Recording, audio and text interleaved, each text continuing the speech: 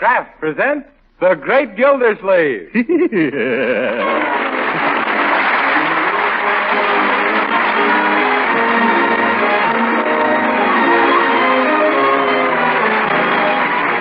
Kraft Cheese Company, who also bring you Bing Crosby every Thursday night, present each week at this time Harold Theory as the Great Gildersleeve, written by Leonard L. Levinson.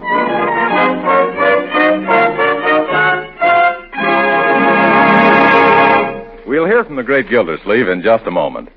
But first, let's consider that great American dish, macaroni and cheese. Do your folks like it with the macaroni fluffy, light, and the cheese goodness all through and through? Well, I can tell you how to make it just that way. Cook it in only 7 minutes. Get a thrifty box of the product called Kraft Dinner. In the package, you'll find a special quick-cooking macaroni. Also, there's an envelope of Kraft Grated that puts cheese goodness on every tender morsel. All in all, you do just 7 minutes cooking and get a swell, thrifty main dish. Now, particularly when you're watching the food bills, now when you're especially busy, Kraft Dinner is a big help. You'd better get several packages of Kraft Dinner and be ready to make delicious macaroni and cheese whenever you're in a hurry.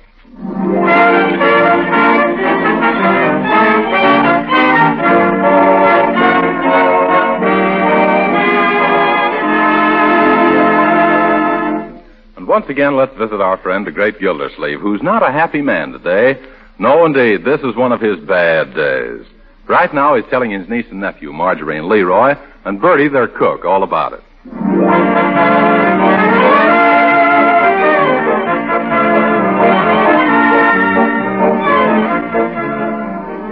Yes, and there I was, peacefully driving along, when suddenly I heard a bang, and then a bumpity-bumpity bump.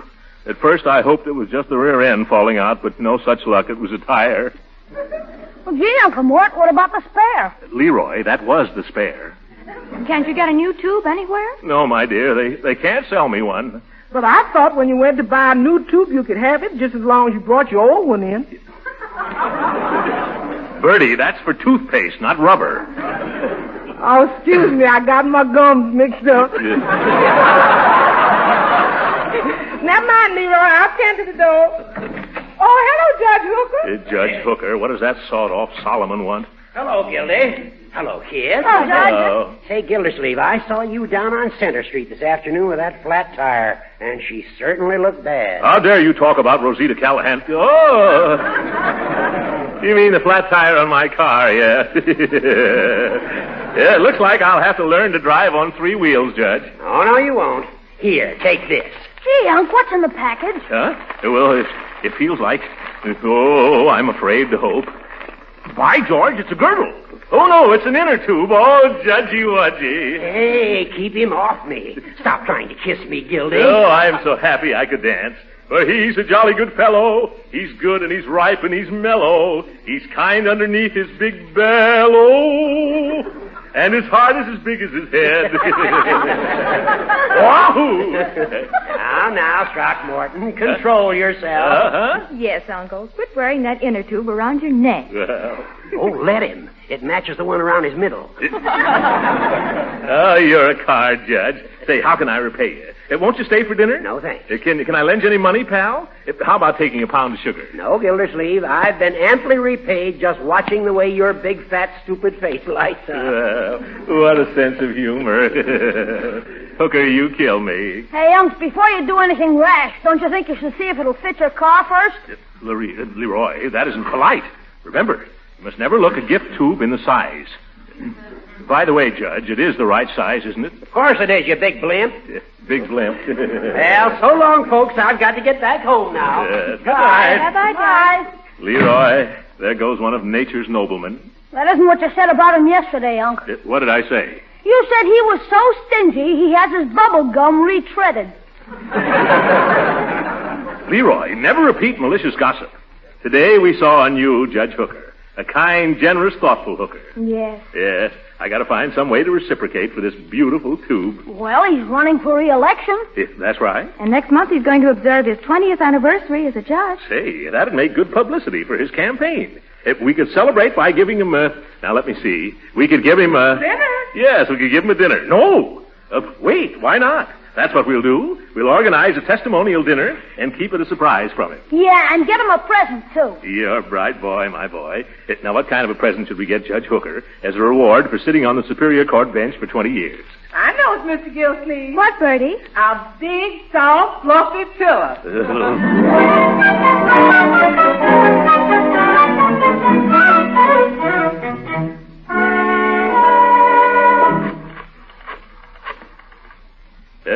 Hello, Mr. Corbett? Gildersleeve speaking. We're holding a testimonial dinner for Judge Hooker, and I'm calling to see how many tickets you want. Now, Mr. Corbett, he always spoke well of you. Don't you feel you owe the judge something? How? Why, during the last election campaign, didn't he kiss your baby? And right after that, didn't he come down with the mumps? What's that? Oh, your baby got the mumps from him. Oh, excuse me. Goodbye. Say, maybe you shouldn't have brought that up, Uncle Mort. Mr. Corbett controls a lot of votes. Oh, Hooker's going to win in a walk, my dear, and a good thing, too. The little stiff is getting a little stiffer. Hey, Unc, look, I printed all the tickets on my printing press. Oh, fine, my boy. Thank you. You owe me $2 for paper. All right, here's one of the tickets. They're worth $2. Go out and sell it. Jeepers, why didn't I think of that? Yeah. I'm getting you Mrs. Twitchell, Uncle. Oh, thanks, Marjorie. There she is. Hello, Mrs. Twitchell. This is Mr. Gildersleeve. I'm on the Judge Hooker Testimonial Dinner Committee. You know the judge, don't you? Now, Mrs. Twitchell, he always spoke well of you. Oh, hello, Judge Hooker. Mr. Gildersleeve's in the study. How many tickets do you want, Mrs. Twitchell? Uncle Mort, here comes the judge. Oh, my goodness. Hide the tickets. Quickly now. Yeah. Don't let that old baboon see him. Huh? No, not you, Mrs. Twitchell. The other baboon. Hello, Gildersleeve. Who's a baboon? Me. See you later, Mrs. Twitchell. Goodbye. A charming woman, that Mrs. Twitchell, isn't she? Only with snakes. She and her husband are still sore at me because of something that happened in my court years ago. What was that, Judge Hooker? I married them. Say, what are these tickets doing on the floor? Tickets? Oh, never mind, Hooker. I'll pick them up. Quit hitting me with that thick skull of yours, Gildy. Did you get them all right, Uncle? Yes, I think so. What's so important about those tickets, Gildersleeve? What are you hiding them for? Who, me? Hiding? What pockets are you thinking about? The ones you're stuffing in your pocket. Nothing against the law, are they? Oh, no, Judge. Quite the contrary. Yeah, that's right. They're for one of the most contrary... Uncle. Excuse him, Judge Hooker. He's just organized a benefit for a very deserving man. Yeah, so there. Oh, poor fella. Anyone I know, Gildy? Oh, brother. Well, I'd be glad to buy a couple of tickets. Let's see them. Oh, I don't think they want you to buy any tickets for this, Judge. Oh, I see. I'm not good enough to go, huh? You just want to invite your Ritchie friends, is that it? All right. I know where I'm not wanted. All some people want out of you are your inner tubes. After they got them, they toss you aside like a worn-out casing. Uncle, your face is getting terribly red. Say something before your eyes pop out. Oh!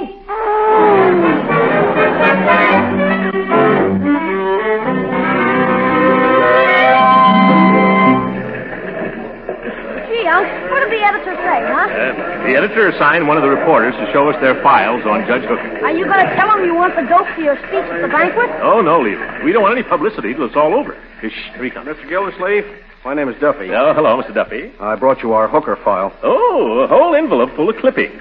Suppose we spread them out right here, huh? Okay. Let's see what we got here. Yeah. Look, Unc, here's a picture of the judge when he was first sworn into office. Gee, I never knew he had hair. Yep, of course, my boy. You think he was born bald? Well, wasn't he? Quit changing the subject. Look at this. Judge foils jailbreak by conking crook with gavel. Prisoner loses hearing. And listen to this one. Taxi company defaults drunk driving suit as Hickey Hackey plays hooky from Hooker. Oh, look at here. Here's a picture of him in Army uniform. Corporal Hooker returns from guarding Niagara Falls as Spanish-American war ends. Say, excuse me, but why all the interest in the judge? Well, you see, Mr. Duffy, he's coming up for re-election, and I've got a little surprise for him, that's all. Thanks for showing me these. Come on, Leroy. If we're going to make the judge's office, we'll have to run. Run for office, huh? Hey, Toots, give me Mr. Cornell. Boss, this is Duffy. You know that guy Gildersleeve? Well, after he dug around into Judge Hooker's past, I heard him say he's going to run for the judge's office. Now, look, we're out after Hooker, so what do you say we endorse Gildersleeve? Good. I've been gunning for that Hooker ever since he hit my brother over the head with his gavel.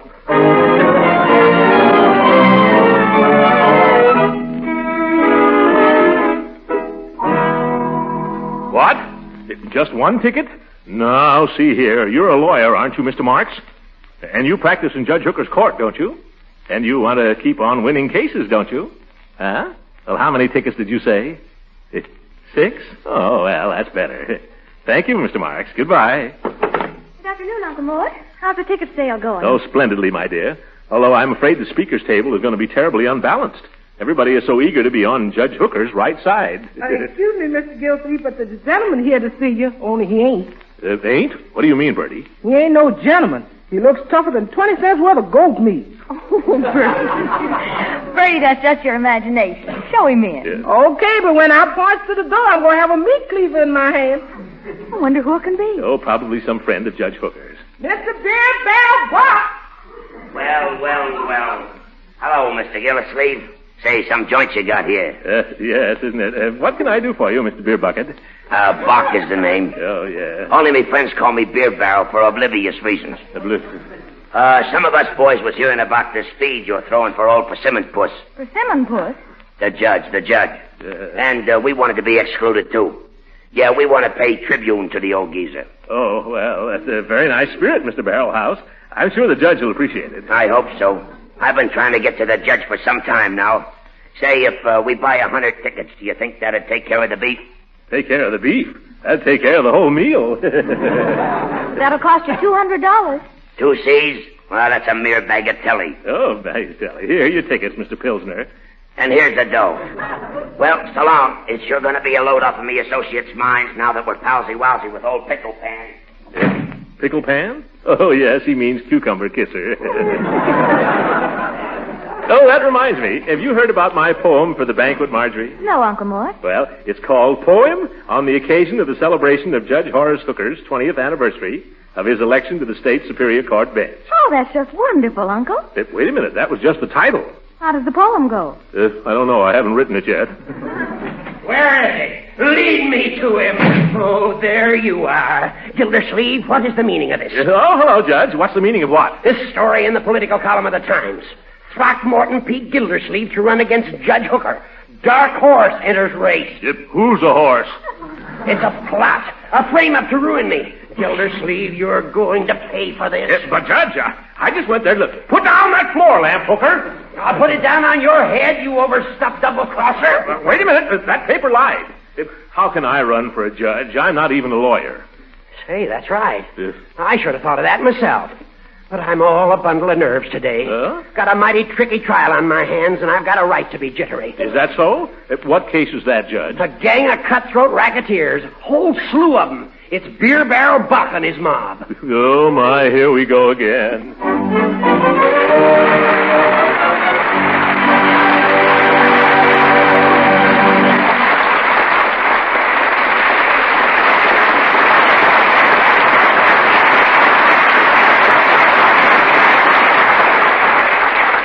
The Great Gildersleeve will be with us again in just a few minutes.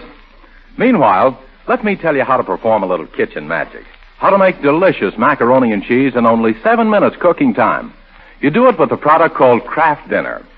In every box of Kraft Dinner, there's a special macaroni. You plunge it into boiling water, cook it not more than 7 minutes by the clock, and it's finished. Fluffy, tender as any macaroni you ever baked in your life. You drain the cooked macaroni, whisk in a little milk and butter, and then sprinkle cheese goodness through and through with the Kraft grated that also comes in every Kraft Dinner box. Isn't that easy? And wait till the folks taste this fluffy macaroni drenched in cheese goodness. Kraft Dinner served as a main dish is downright thrifty. At your grocer's tomorrow, see that for yourself. And get several packages of Kraft Dinner so you can stock the pantry shelf.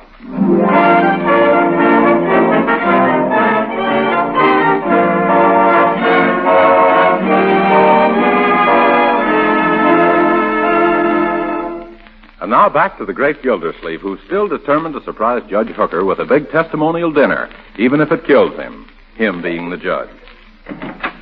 Oh, hello, Bertie. Good afternoon, Mr. Gildersleeve. I've just come from the Summerfield Biltmore. The chef and I arranged the menu for the banquet. Listen to this.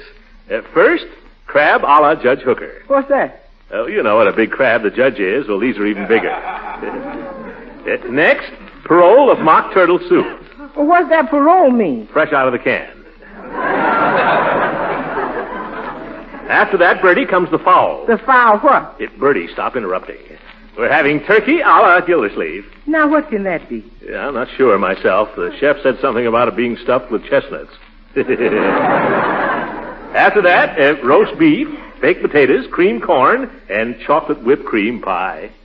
All sounds mighty rich. Judge Hooker usually sups on milk toast and a cup of hot water, diluted. Bertie, the only reason we're giving this dinner is so the judge can get a good square meal. Hello, Uncle Mort. Say, did you order a lot of flowers for the speaker's table at the banquet? Well, yes, but why not? Well, doesn't Judge Hooker suffer from rose fever? Rose fever? Now, Marjorie, a few American beauties aren't going to hurt his Yankee noodle. Uncle Mort, you look worried. Yes, why not? All the details of that dinner on my shoulders, arranging for speakers, trying to find a suitable present for the guest of honor, worrying about that gangster and his mob showing up. You mean that fellow who came in and bought 100 tickets? Yes. If Beer Barrel and his gang come, the decent people will think they're pals of hookers, and the judge will be washed up like seaweed. Well, why don't you give them their money back? Oh, Marjorie, I refuse to have any dealings with crooks. Besides, I've already spent the money for a string ensemble. String ensemble? Yeah. You mean a lynching party? Oh, Marjorie. Well, the only thing to do is sell another 100 tickets and get the money back that way. I thought of that. Only we've already sold almost 800 of them, and I just found out the banquet room only seats 250. Oh, my goodness, what are we going to do? Well, we can either feed them in relays, or else I can arrange a lap supper in the lobby. You spluttering spigots, that's Beer Barrel now. Bertie, don't let him in. Tell him I've gone away. Where to? To Shangri-La. Uncle, you'll never squeeze under that sofa. Hey, let me in. Who wants the door? I'm coming, Leroy. Oh, get up, Uncle Mort. It's just Leroy. You don't have to hide. Who? Leroy? Who's hiding? I was just playing air raid shelter. Hey, Unc, you don't have to worry about that big gangster anymore. How do you know? It says so right here in the paper. Look. Let me see. Judge Hooker sentences hoodlum mob to 20 years apiece. Beer Barrel bought dragged from courtroom, shrieking, "I want my money back."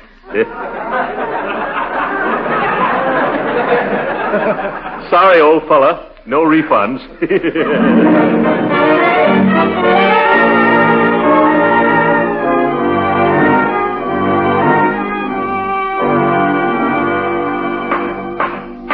Court will now take a recess for 5 minutes. That's what we've been waiting for, Leroy. Now, you know what you're to do, don't you? Yeah, sure, Unc. We're going up to talk to Judge Hooker, and when he isn't looking, I'm going to swipe his gravel. It's not gravel, my boy. Gavel. Okay, I'll swipe his gavel then.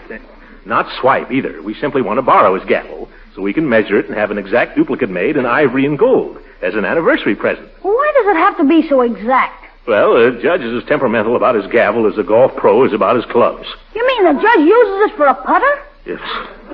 No, my boy. He's just finicky about the size and weight. He never leaves it around. He probably takes it home nights to crack nuts. Oh, hello, Judge Hooker. Oh, yes. Hello, Judge Hooker. Hello, Leroy. Hello, Gildersleeve. What do you want? Oh, I just dropped in for a visit. How's your election campaign coming along, Judge? Badly. Very badly. I can't understand it at all. 3 weeks ago, I was as good as re-elected. Today, I have a tough fight on my hands. Gildersleeve, I believe there's a conspiracy against me. No, who'd ever do such a dirty trick? Well, there's some sinister figure trying to cut my throat behind my back. You mean something underhanded is hanging over your head? I don't know what I mean. Half the crooks in town come up to me now and slap me on the shoulder and say, "I'll be seeing you, Judgy." People keep winking and whistling at me. I'm being persecuted, I tell you. Oh, no, maybe it's just some friends planning a surprise, Judge. Friends? You mean fiends? Why, if I ever... Excuse me, Judge. Time to resume court. Thank you, Silsby. I'll be right there. Look, Gildersleeve, keep your eyes and ears open. If you see or hear anything suspicious, please let me know. Oh, sure, Judge. Just leave everything to me. Unc. It's coming, Leroy.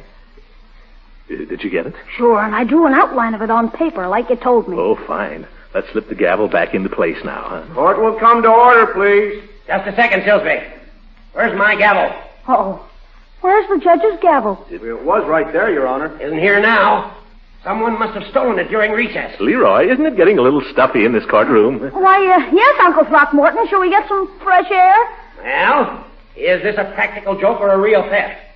All right, bailiff. Lock the doors. We'll search everyone in the courtroom till we find the culprit. Leroy, get rid of that gavel. Don't worry, Unc, I did. Splendid, my boy. Where'd you hide it? In your pocket, Unc. Leroy, never do that again. The judge won't like me if he finds this. We gotta get out of here. Oh, Judge Hooker, can I whisper something to you? What is it, Gildy? Judge, I've got an important engagement with the governor. You wouldn't want to keep him waiting, would you? No, go ahead, go ahead. I've got enough trouble without you, you big buffalo. Beat it. Oh, thanks, Judge. Come on, Leroy. Silsby, let Mr. Gildersleeve leave. It's okay. All right, Judge. Gee, Unc, that was fast thinking. What are you going to do with the gavel now? The gavel? Oh, I haven't got it anymore, Leroy. While we were talking, I stuck it into Judge Hooker's pocket.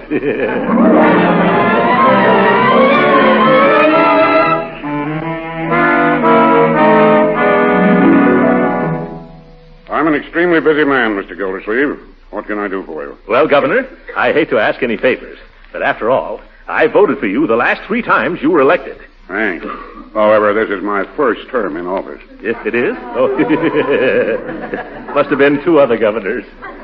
Please get to the point of your visit, Mr. Gildersleeve, if your visit has any point. Oh, it has, definitely. I just want to invite you to be the principal speaker at a dinner we're giving for Judge Horace Hooker. Hooker? Why, that little... Governor, he's always spoken well of you. No, he has he? Oh, absolutely. Except maybe when you pardon some crook he's just sent up the river, or pass some law that he has to declare unconstitutional, or to get involved in some shady deal with the forestry department. And what does he say then? Oh, he still sticks by you. He says our state has the best governor that money can buy. See here, Gildersleeve, I didn't come to Summerfield to be insulted. I know it. Judge Hooker said you came here to make a couple of sharp horse trades so you can stay in office. Well, after that, I'm certainly not going to make a speech in favor of any political nincompoop. But I'm not asking you to talk about yourself, Governor. I wasn't talking about myself, Gildersleeve. I was referring to that miserable little travesty on justice. That anemic habeas corpuscle. That blithering judicial blunder named Judge Hooker. Did you get that? No, Governor. Would you mind repeating it again? There's a couple of dandies I'd like to remember.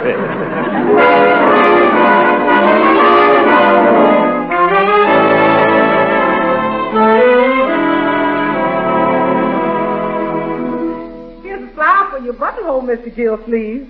My, but you look tonsillected me tonight. Thank you, Bertie. Thank you. It's Leroy. Yes, Unc? Stop shining your shoes on your stockings.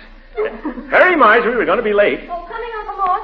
Is Judge Hooker here yet? No, but I'm expecting him at any moment. Has he found out about the surprise yet, Unc? No, Leroy. It's been a terrible strain keeping it from him all these weeks. He thinks the 4 of us are going to the Summerfield Biltmore for a nice, quiet dinner. I can hardly wait to see his dyspeptic dial light up when he walks into the banquet room and sees all those people. Oh, that must be him now. I recognize the ring. I'll answer, Bertie. Well, come in, Judge. Gildersleeve, on the way down here, I was stopped by a motorcycle officer. Oh, my goodness. That's too bad, Judge. Yeah, police department's in a perfectly rotten state. I agree with you. Imagine that cop. He offered me my choice. Either a $5 ticket for speeding, or else I could buy a ticket for some political shindig for $2. A political shindig? Oh, well, I hope you took your medicine like a good citizen. I did. I gave him the $2. No. Didn't even look at the darn thing in the dark. Wonder what racket it is. Oh, well, there's no time to waste, Judge. Let's get going. Marjorie! Hurry up, Marjorie! Plenty of time, Gildy. Now, where did I put that ticket? Marjorie! Hurry up! I found it. What's this? Marjorie, never mind hurrying up. Testimonial dinner honoring 20th anniversary of Judge Horace Hooker. Entertainment, music, speakers. Uncle Mort Gildersleeve, chairman. Uncle Mort. Leroy, why did you do that? Gildersleeve, why did you do this? Oh, now the surprise is all spoiled. But I hate testimonial dinners. Now, he tells me. Why couldn't you have mentioned it 3 weeks ago when you gave me that tube? You could have saved me all the time and trouble I put in. But no, you have to surprise me at the last moment. You've been working on this campaign clam bake that long? What do you mean, clam bake? This is the season's swankiest civic soiree. There's nut cups and everything. But what's the idea of having cops flag people down and then hold them up? Hey, do I get my $2 back? All in good time, Hooker. Let's wait and see if we have a deficit first. Well, I'm all ready. Well, come on, what are we waiting for? Oh, yeah, that's right. What are we waiting for? Let's hurry up. I wish I'd have known about this before. I'd have gotten a haircut. Come on. You haven't needed a haircut since you came back from Niagara Falls, Corporal. Hurry, everybody. Now, hurry. Mustn't keep the crowd waiting. All right. Judge, when all those hundreds of people stand up and start cheering, now you've got to pretend that this is all a big surprise. You understand? Don't worry. I'll know what to do. Say, I think I'm going to like this. Yeah? Well, you better like it after all the trouble. Oh, great jumping jeeps. What was that? As if I didn't know. Well, what was it, Gildy? Remember the tube that brought on this little celebration? Yes? Well, it just had a blowout all of its own.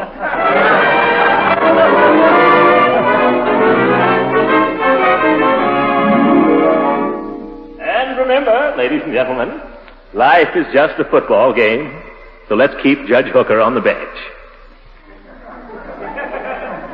We should also honor him for his military services to his country. A brave soldier in time of war, an officer beloved by all who served under him, and a gentleman who flinched not at his post. And it is with this thought in mind that I ask your indulgence while I read a little poem of my own composition, especially written for this occasion as a tribute to that prince of good fellows, George Horace Hooker. H is for honesty. You can see it in his mug. O is for offenders, who he puts right in the jug. O's also for the office he's held for 20 years. K is for the knowledge hidden between his ears. E is for the energy that always has been his. R's for re-election. Let's keep him where he is. Put them all together, they spell Hooker, a name that fits him like a glove. Yeah. And in conclusion, ladies and gentlemen, if any of you have been lavish in your praise of Judge Horace Hooker, it's only right. For remember, he always spoke well of you. Thank you, Marjorie. Thank you, Leroy. Too bad you printed the wrong date on the tickets, Leroy. Otherwise, we surely would have had a bigger crowd.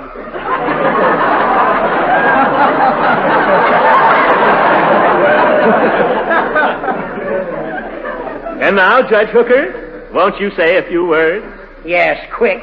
Get me some bicarbonate of soda. This dinner's killing me. This is going to be one of my bad days.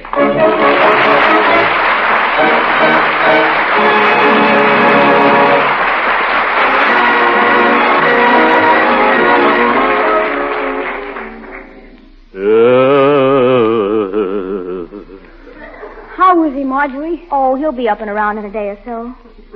How are you feeling, Uncle Mort? Is that lump on your head any better? What happened? Last thing I remembered was presenting Judge Hooker with that gold and ivory gavel. What caused the blackout? Gee, Unc, he presented it right back to you. He did? Good night.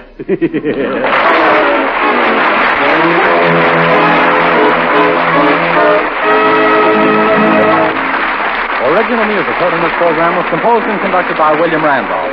This is Jim Bannon speaking for the Kraft Cheese Company and inviting you to tune in again next week at the same time for the further adventures of the Great Gildersleeve. We all want to eat the right foods these days, the nourishing foods that help give us energy and health. So it's good news that the right foods need not be expensive, and that they can be mighty appetizing, too. Now, a good example is wholesome, nourishing Parquet margarine, the delicious spread for bread made by Kraft. You see, Parquet is the margarine that tastes so wonderfully good, and it's an economical source of important food elements, too. Energy. Parquet is one of the best energy foods you can serve. Vitamin A. Winter and summer, there are 9,000 units in every pound. So you see, Parquet margarine is as nutritious as it is delicious and economical. Now, if it isn't there already, put Parquet margarine on tomorrow's shopping list. Remember, it's Parquet, P-A-R-K-A-Y. Parquet margarine made by Kraft. This program has reached you from Hollywood. This is the National Broadcasting Company.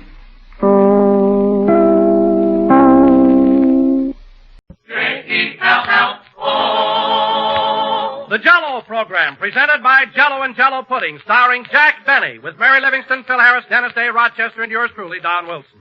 The orchestra opens the program with Salute to Gardner Field.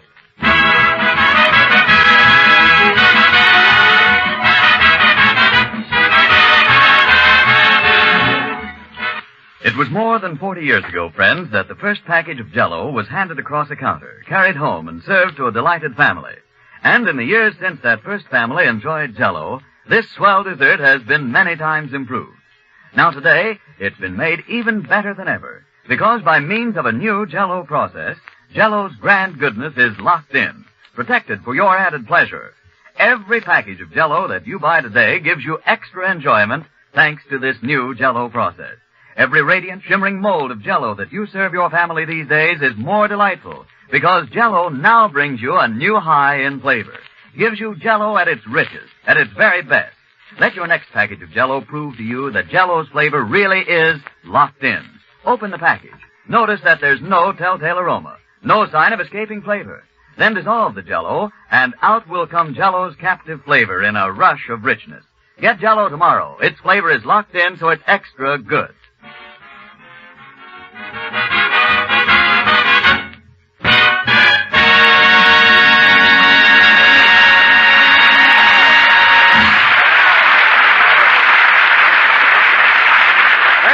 Salute to Gardner Field, played by the orchestra. And now, ladies and gentlemen, on his final appearance for Jell-O, we bring you that delicious comedian with the locked-in bankroll, Jack Benny.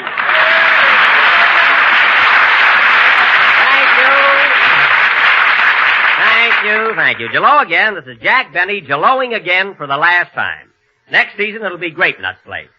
And, Don, I guess you've got a right to be silly on our final broadcast. After 35 weeks, I'm a little slap-happy myself. You're right, Jack. People don't realize how strenuous radio can be. I tell you, I'm worn to a frazzle. Well, Don, you're the biggest frazzle I ever saw. Anyhow, we've got a very important sketch tonight, so let's get started. Is everybody here? I am. I don't know about Dennis. I'll go out and get him. You're here now. Say, where's Phil, our proud father? He's over in the corner practicing. Practicing what? Making three-cornered pants with his handkerchief. Oh, yes. Hey, Phil, come over here. Okay, Jack, I'll be right with you. And take those safety pins out of your mouth. My goodness, you're certainly getting domestic all of a sudden. Now, fellas, the reason I wanted you here early tonight is because we're going to do a very important sketch. A cavalcade of 8 years with Jell-O. Gee whiz, Mr. Benny, have you really been 8 years with one product? That's right. Remember when you first started out, you had 8 products in 1 year? They hated me then. No kidding, Jackson. Did you have 8 different jobs your first year in radio? Yep. I went on the air for Bixby's Biscuit Batter, Belcher's Buggy Whip, the You Walk Up and We'll Come Down Clothing Company, Happy Hour Auto Courts Incorporated, Corrigan's Classy Corned Beef, the Easy Pull Zipper Company, and Moxley's Mucilage. Those were the days. Moxley's Mucilage. I use that all the time on my hair. Mucilage? On your hair? Yeah, mine's not going to fall out like yours did, by golly. Now, wait a minute. Mine hair didn't fall out. It was pulled out by a beautiful waitress in Lincoln, Nebraska. You want to know. Well, let's get going with our big production, fellas, so everybody pay attention. You too, Dennis. Okay, hold my grunion. Put that fish back in your pocket. And now, ladies and gentlemen, since this is our final appearance for good old Jell-O, we have prepared a cavalcade of 8 happy years with America's favorite gelatin dessert. Some of the highlights which we hope you will remember. Take it, Don Wilson.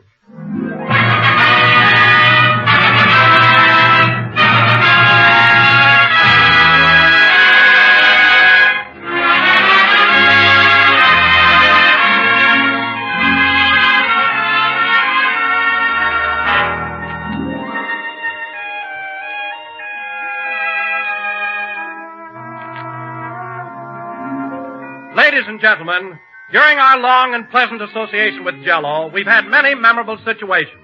And one of the outstanding among them was the first time Jack Benny met Rochester. A few years ago, Jack and the whole gang were en route here by train from New York, and Rochester was a Pullman porter. A Pullman porter, if you remember, who didn't know where Albuquerque was.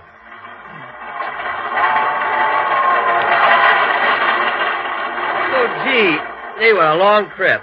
Say, Jack, look out the window.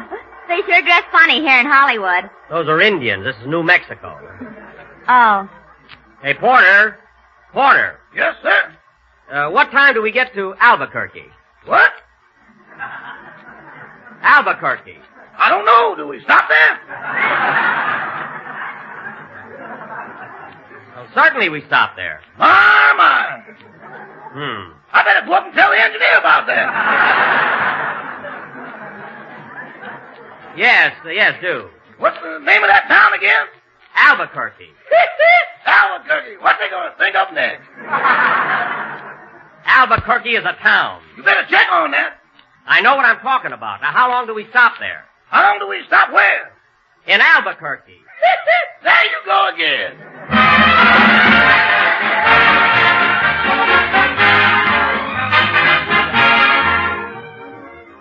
And of course, many of you will remember the series of sketches we used to do called Buck Benny Rides Again. Mary was Daisy Carson, Phil was Frank Carson, her father, and Jack was that rootin', tootin', shootin', galootin' Sheriff Buck Benny. Well, here's the Carson house. Woo, partner, woo.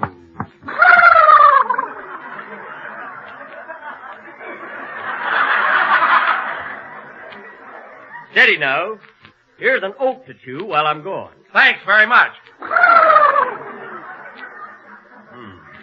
I got a talking horse, and vaudeville has to be dead. I hope Daisy's home. Come in. Hello, Daisy. Hello, tall, dark, and bow-legged. Well, gal, you wouldn't exactly have any trouble straddling a barrel yourself.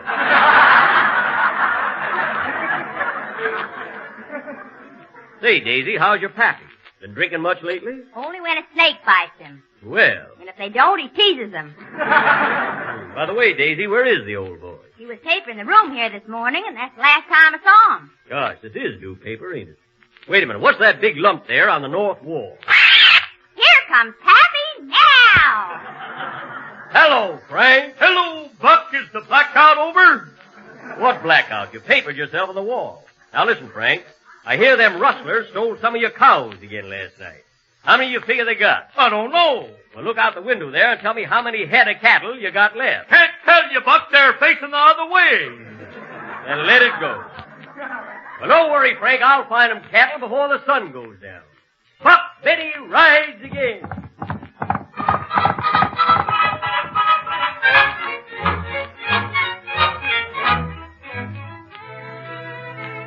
Folks, do you remember the time gravel-voiced Andy Devine took a trip up to San Francisco to join us? And the next day he told Jack all about it. Well, Andy, I didn't expect you up here in San Francisco. You told me you couldn't make it. Well, I didn't think I could, Buck, but Ma and Pa wanted to come, so I thought I'd treat them to a little vacation. Oh, what did you do, motor up? No, we took the night train. Ma slept in the lower berth, and Pa and me shared the upper. Well, two of you in an upper berth. You must have had trouble getting undressed. Undressed? We couldn't even get our hats off.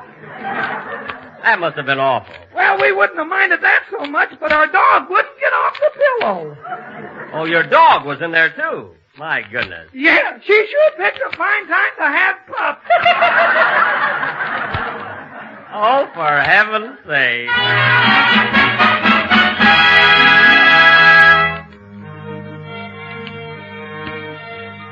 And, of course, the cavalcade of Jell-O would be incomplete without some mention of the Benny Allen feud. It all started when Fred Allen accused Jack Benny of being unable to play the bees. On one of our most memorable programs, it occurred when Jack explained how he had once saved Fred's life years ago in vaudeville. Allen had been rushed to the hospital, and the doctor was telling Jack that his condition was critical. Mr. Benny, when Fred Allen was juggling that cannonball and it dropped on his foot, it severed the femur and part of the tibia. Well, heavens to Betsy. And there's only one thing that can save his life. He must have a blood transfusion immediately. A blood transfusion? Thank you, Butterball. Well, Doctor, if my blood can save Allen's life, I am ready.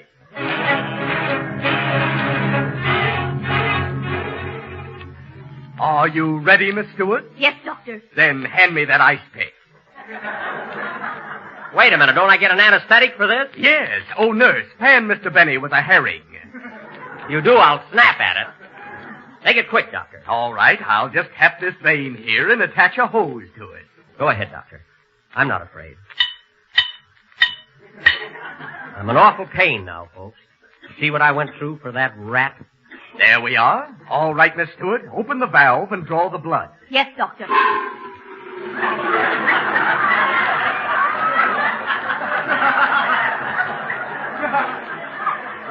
Oh, my goodness.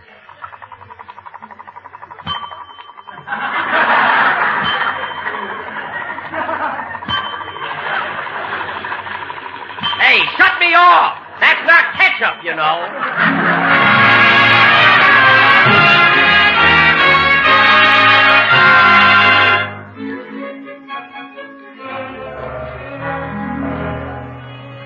During the last 8 years, the Jell-O program has satirized many great motion pictures.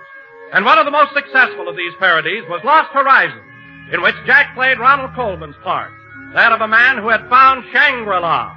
Remember the scene where Jack met the Grand Lama? Come, my boy, it's growing late, and I promised to present you to the High Lama. He's 900 years old. 900 years old. Isn't he awful wrinkled? No. We have him pressed once a week.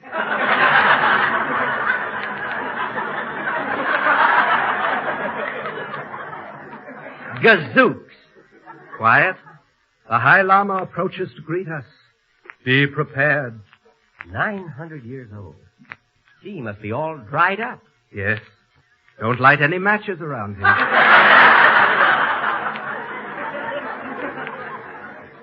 Oh, boy, am I nervous. He will not harm you, my son. Here he is. Behold, the High Lama. Your Excellency, I beg to present Jack Benny. Your Excellency. Hello, stranger.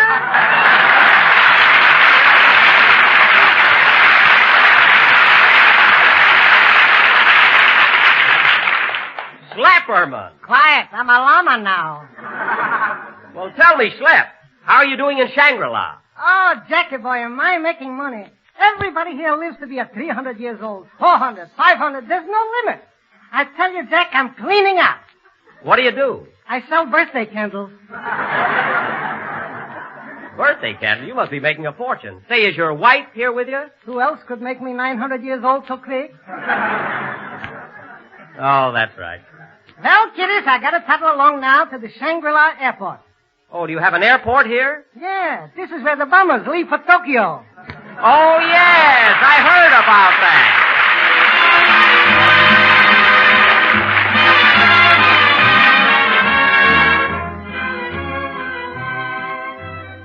About 3 years ago, a young man named Dennis Day joined the program. Dennis didn't say much in those days. His mother handled most of the conversation. Perhaps you remember his first appearance.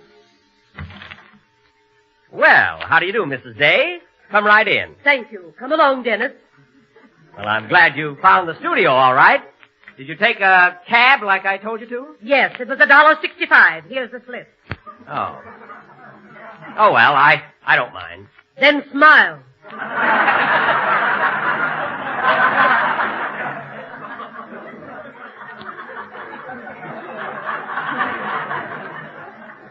How can a baritone have a tenor for a son?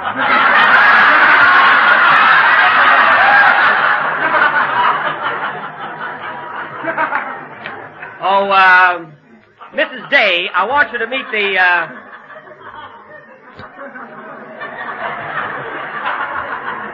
Mrs. Day. Yes. I want you to meet the members of my cast. How do you do? And this is her little boy, Dennis. Say hello to the people, Dennis. Hello to the people. Oh, fine.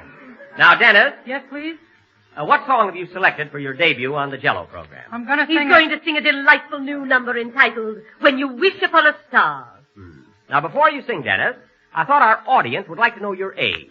How old are you? 59, including mother.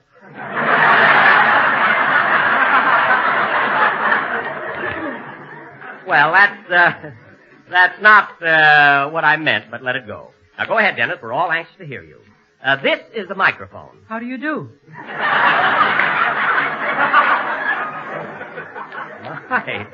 My, you are nervous.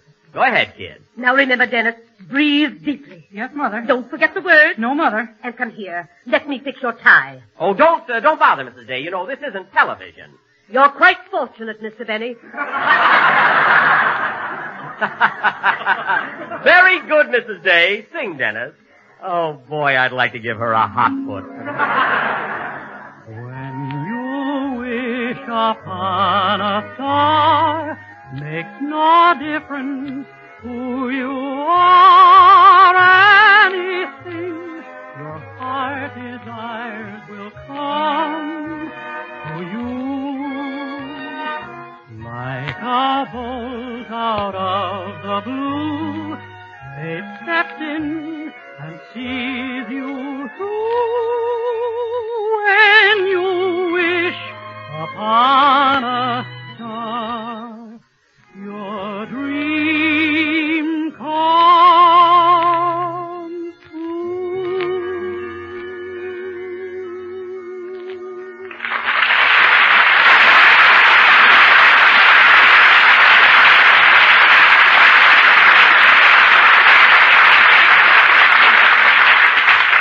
That was swell, Dennis.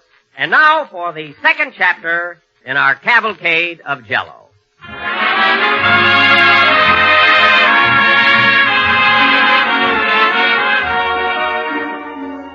I'm sure, ladies and gentlemen, most of you remember the letters and telephone calls that Mary used to get from her mother. One of the most amusing of these calls occurred about 4 years ago when... I'll take it. Hello? Who? Plainfield, New Jersey? That must be for you, Mary. Oh, gee, I'll bet it's Mama. Yeah, Tugboat Annie is on the wire. Oh, hello, Mama. Gee, this is a surprise.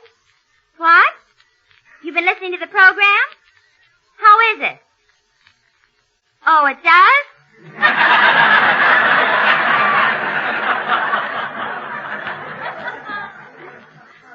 She should be critical. What, Mama? She was thrown out of the Floridora Sextet for having an anchor tattooed on her leg. Look, Mama, we're going to Waukegan in a few days, so why don't you and Papa come to visit us? You can see the premiere of Jack's new picture. Oh, I don't know. I'll find out. Jack, are they going to... No, certainly not. No, Mama, no free dishes. Tell her to stay home, Mary. I'll be busy enough this week. Your mother is a character, if I ever...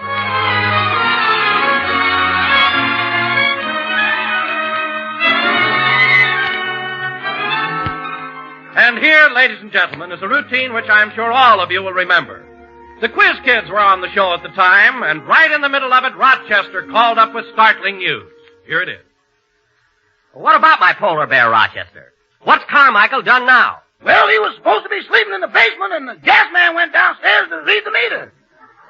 Yes? And all of a sudden, it sounded like feeding time at the zoo. Oh, my goodness. Well, what happened to the gas man? I don't know, but I doubt if we get a bill this month. Now, that's silly. Carmichael wouldn't hurt a fly. He was just playing, that's all. Yeah, but where's the man? Stop being so pessimistic. Now, look, I forgot to feed Carmichael this morning, and he must be pretty hungry. Uh-huh.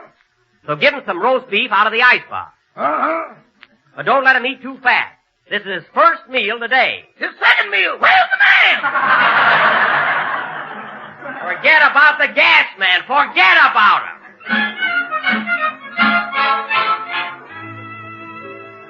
We of the Jell-O gang have made a lot of trips to New York, Palm Springs, Yosemite, and various naval and military posts.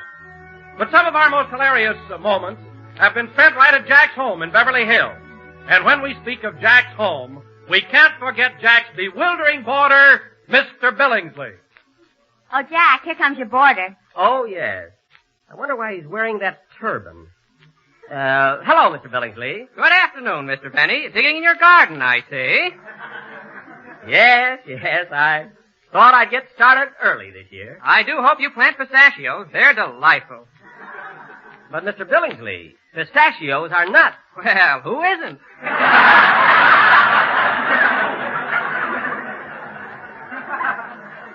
Oh. I didn't look at it quite that way. Well, goodbye, Mr. Benny. I'm going out for a little stroll. Goodbye. Oh, by the way, Mr. Billingsley, you look just like a Hindu. Is that a turban wound around your head? No, that's a bed sheet. I slept like a top last night. Oh, well, we've got to run along to the studio. See you later, Mr. Billingsley. Goodbye. Goodbye. Oh, thanks. I never touch it. I wish I could figure him out. Oh, well.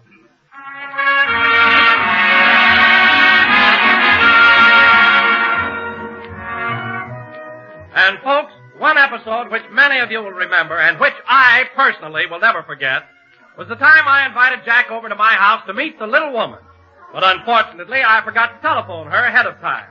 And for weeks afterward, Jack kept saying to me, "Call her up, your wife. Call her up," I said. If I said it once, I said it 5 times. Let's not barge in on the little woman.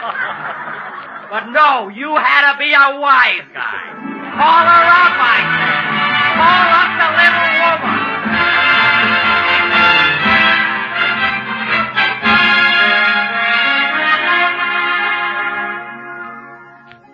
And now, ladies and gentlemen, as our sentimental journey approaches its conclusion, many of you may like to hear again a portion of one of our popular New Year's fantasies. Jack, you remember, always plays the old year in these annual playlists. And as we tune in now, it's almost midnight, December 31st, 1941. And the little New Year is waiting to make his entrance. There's the 4th stroke of midnight. Come in. Hello, young feller. Are you the little New Year? This ain't a sarong I'm wearing. That's good. You're going to need a sense of humor, kid. Come on in. I want you to meet Uncle Sam and his wife, Columbia. Glad to know you, folks. Hello, Sonny. Hiya, Bub. Make yourself to home. Well, son, I hope you brought some good things with you. You'll like staying in this house. It's the finest home on the block. Oh, I'm glad to hear that. Well, you better be moving along, old-timer. I've got work to do. Yep. Might as well be moseying along. But before I go, I want to give you a little advice. First, take good care of Uncle Sam here. Let him get mad when he wants to, but see that he don't fly off the handle. Them gall-darn pesky. See what I mean? And take care of his friends, Mexico and Brazil, and all his good neighbors in the South, too. And don't forget that Dutch uncle of his. Leave it to me, old-timer. And look, you may have to put out the lights here in the house once in a while, but see that that porch at the front gate is always burning. And say, before I forget it, Uncle Sam's got a nephew named Franklin that's taking mighty good care of the old boy. Ain't he, Sam? Darn tootin'. So keep an eye on him, son. And give him all the help you can. Franklin, huh? I'll write that down. As long as you're writing down names, here's another one for you. Put down Winston. Winston? Yep. Franklin and Winston. What are these two fellows' last names? Ain't necessary, son. Everybody knows them. Anyone else? Well, let's see. You can put down Chiang Kai-shek and Marshal Timoshenko. Nice fellas, believe me, they're just as tough as they are to pronounce. Oh, no, there's a lot more of them, but Sam will give you their names later. Well, got to be leaving. So long, Sam. So long, old-timer. Here I go. So long, 41. So long, Columbia. Keep 'em flying.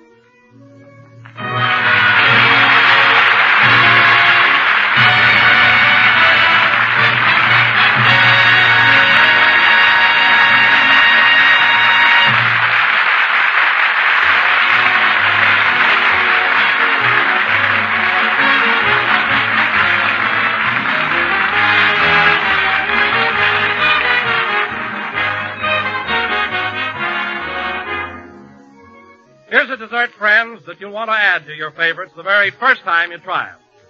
The name of this treat is Cherry Fruit Pudding, a tempting blend of juicy red cherries, golden grapefruit, and rich tart cherry jello. And what an easy dessert it is to make.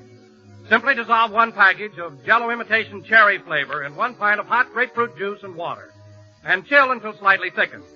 Next, fold in 1/2 cup each of diced grapefruit sections and seeded fresh cherries halved. Then mold and just see what a hearty welcome this swell dessert gets from the whole family. The tang of fresh juicy cherries and the sunny flavor of grapefruit combine beautifully with the delightful goodness of bright crimson cherry Jell-O. So try it soon. Tomorrow order cherry Jell-O and be sure you get genuine Jell-O, because Jell-O's flavor is locked in for your added enjoyment.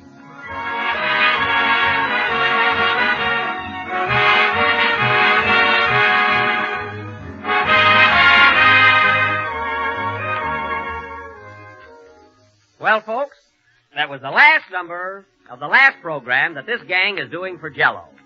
And we'll be back on the air the first Sunday in October at the same time on the same network, but broadcasting for Grape Nut Flakes. In the meantime, have grape nuts for breakfast and Jell-O for dessert. Now, before I go, I'd like to thank all of our listeners, my cast, my sponsors, and my writers, Bill Morrow and Ed Boulogne, for their splendid cooperation and support. Good night, folks. See you in October.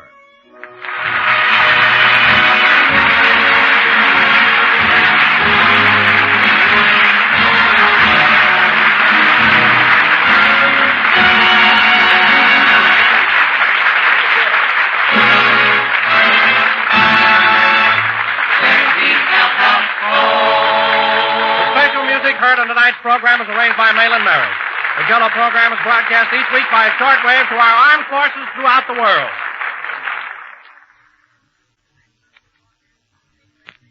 The same folks who make Jell-O make Jell-O puddings. Rich, luscious puddings with a real old-fashioned homemade flavor. There's Jell-O vanilla pudding, a wonderful dessert, smooth, creamy, and mellow, and simply brimming over with the flavor of real vanilla. This delicious pudding makes a grand creamy filling, too, for pies, tarts, and cakes. And it requires no additional sugar to make. When you order Jell-O, ask for Jell-O pudding. Jell-O puddings are just like Grandma's, only more so. This program came to you from Hollywood. This is the National Broadcasting Company.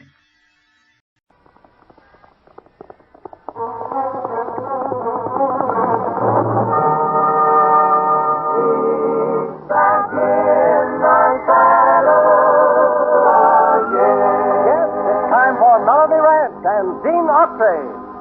I'm back in the saddle again, out where a friend is a friend, where the longhorn cattle feed down the lonely I'm back in the saddle again. America's favorite cowboy, Gene Autry. I had me a gal in Tulsa, and I thought she was my own. But she up and left me for a waddy from San Antone. She didn't even tell me that she was leaving me.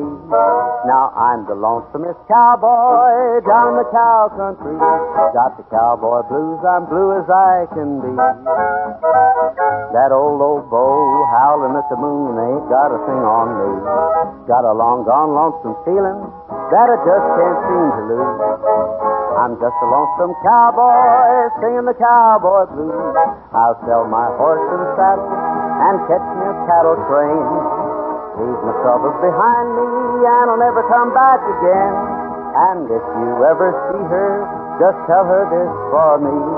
She made me the lonesomest cowboy down in the cow country. Got the cowboy blues, I'm blue as I can be. That old oboe howling at the moon ain't got a thing on me. Got a long gone lonesome feeling that I just can't seem to lose. I'm just a lonesome cowboy singing the cowboy blues.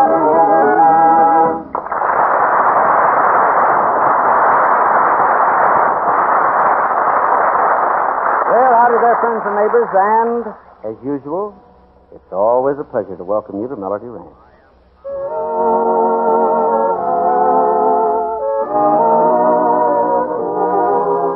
It happened in Monterey a long time ago. I met her in Monterey in old Mexico. Stars and steel guitars and luscious lips as red as wine broke somebody's heart and I'm afraid that it was mine. It happened in Monterey without thinking twice. I left her and threw away the key to paradise. My endless sweetheart longs for the sweetheart that I left in old Monterey.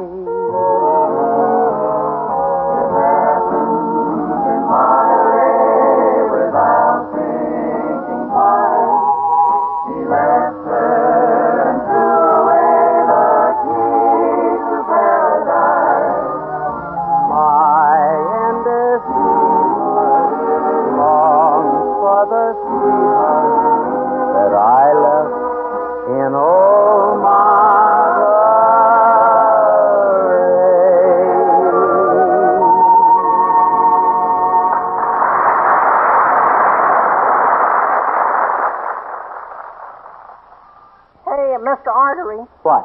I just been practicing with my six-shooter, and I want to show you how good I am. Oh, brother. But this I gotta see. You know, you couldn't hit the broadside of a barn. Is that so, Johnny Bond? Well, I'll have you know I'm an expert. In fact, you know how some fellers shoot from the hip? Yeah, what about it?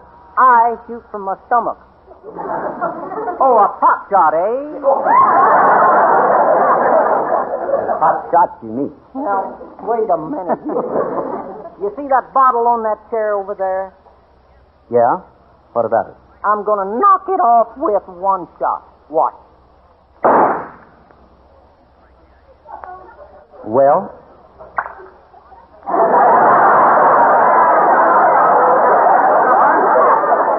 If I don't get them going, I get them coming back. Now I've seen everything, brother. Say, by the way, Buttram. Yeah? How come you're so interested in becoming a crack shot all of a sudden anyway? Are you kidding? Why, it runs in my family. Why, for 25 years, my grandpappy spent every day out in the backyard shooting at empty bottles. Did he ever get to be a good shot? No, but he sure had a lot of fun emptying the bottles. He must have been from county court. Very funny. Yeah, you won't be laughing for long. Here, Johnny. Here, take this quarter. What for? When I count 3, I want you to throw it up in the air. Oh, now wait a minute, Buttram. You don't think you can actually hit this quarter, do you? Look, Bud, you just throw it up. I'll take care of the rest. Now, you ready? Ready. Okay. 1, 2, 3. There it goes. And here I go.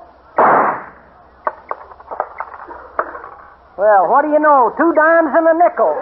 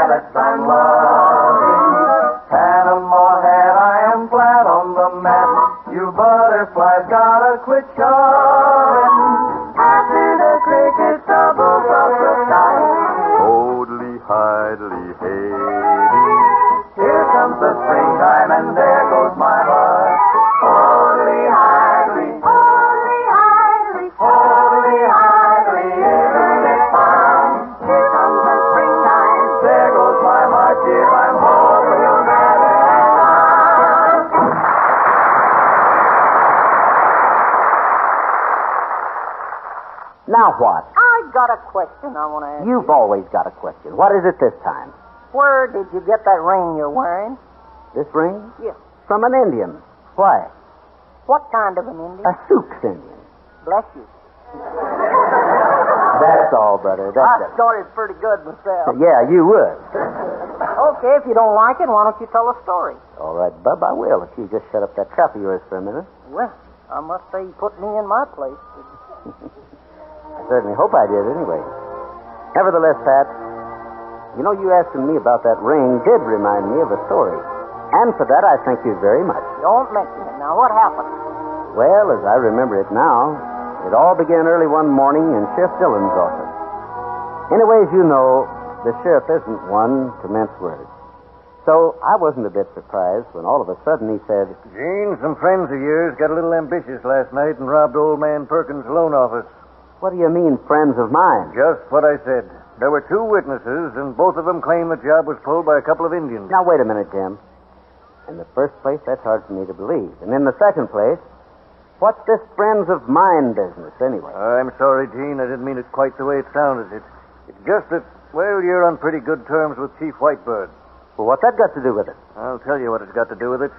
A lot of bad talk is starting to float around town. Talk about going up to the reservation and maybe starting a little trouble. Oh? So that's it? Yeah. That's why I thought it might be a good idea if you went on out there and had a little talk with Chief Whitebird. You know, sort of feel him out. Okay, Jim. But I'll make you a little bet. Oh, what kind of a bet? A new hat for you against a new pair of boots for me. That no Indian was anywhere near Perkins' land office last night. I'll take it.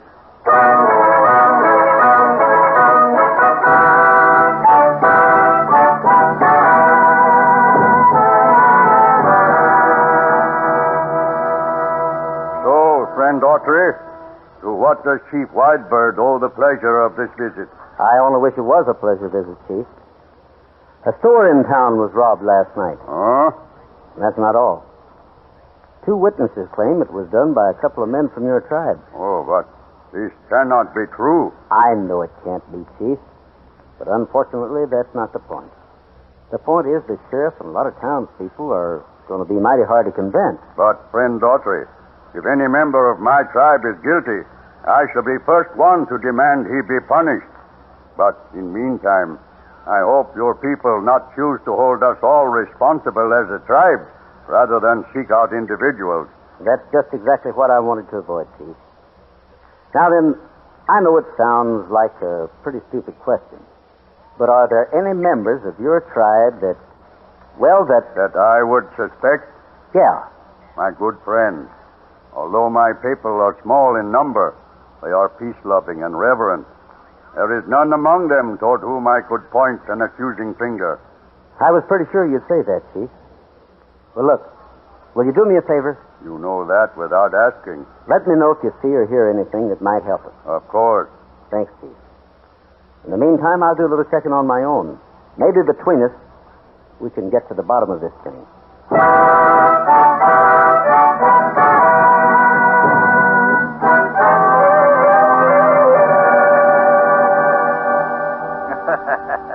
You know, Vic, I sure got to hand it to you. Dressing up in those Indian outfits was plenty smart.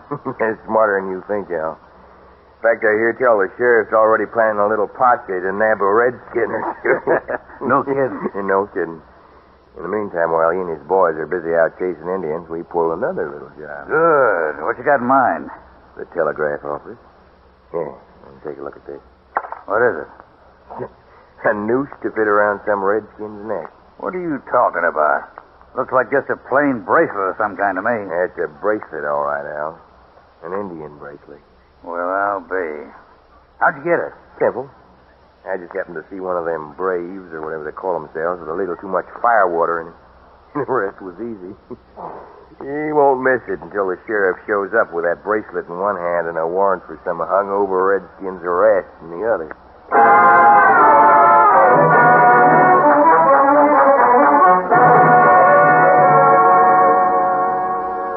Of course, Pat, at the time I didn't know anything about the little frame-up that was taking place in town.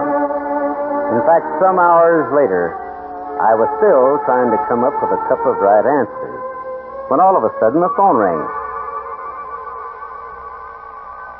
I'll get her, Johnny. Probably for me anyway. Okay. Hello? Hello, Gene. Sheriff Dillon. Oh, hi, Jim. What's up? Plenty. The telegraph office was just held up a few minutes ago. And this time, don't waste any words defending those Indian friends of yours. What do you mean? Just what I said. This time, we found a bracelet one of them lost in their getaway. But that's not all. Tonight, a clerk was killed.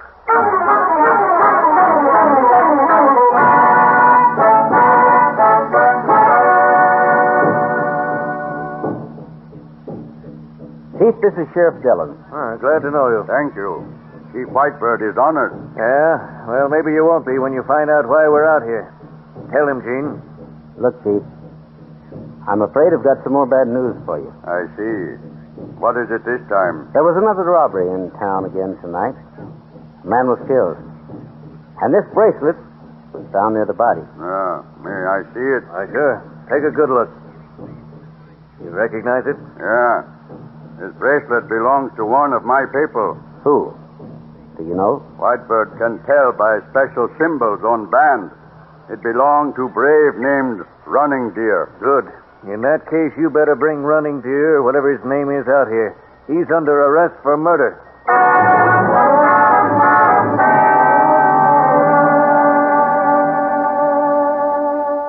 And so, Pat, the sheriff locked Running Deer up in a jail.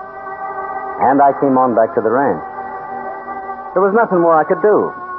At any rate, I didn't sleep well.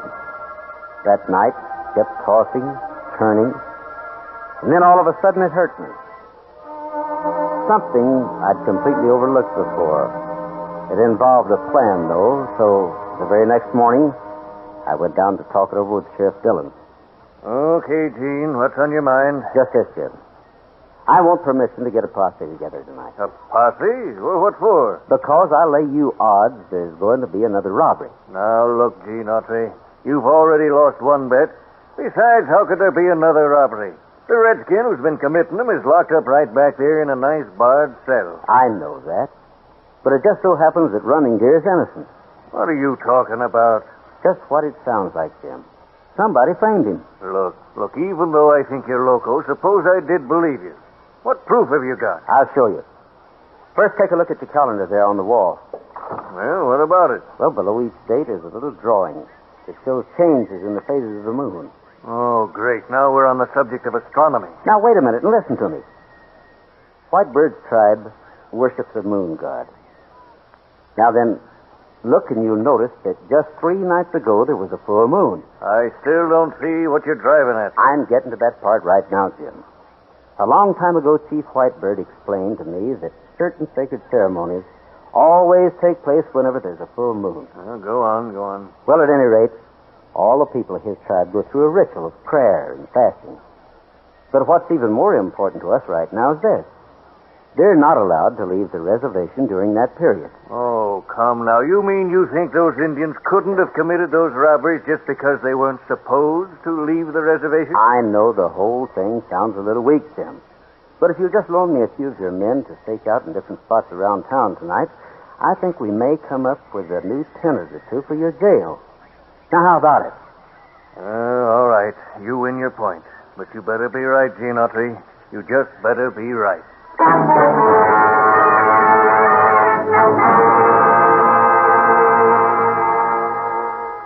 And so, Pat, that night, I had 15 men hidden out in different parts of the town. All of them with orders to keep their eyes open for anything that looked in any way suspicious. In the meantime, I waited with the sheriff in his office. Finally, though, when 1 o'clock had rolled around and still nothing had happened, I began thinking that my hunch was all wet. But then, just as the clock in the City Hall tower struck 1:15... Hey, Gene! Sheriff! They just broke into the bank. Come on, hurry! Huh?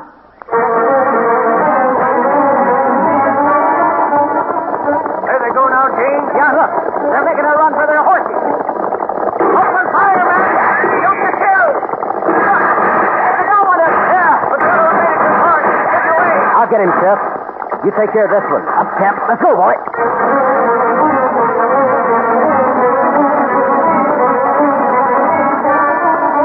Stay with it, boy. Stay with it. We're gaining on him, Cap. Keep going, boy.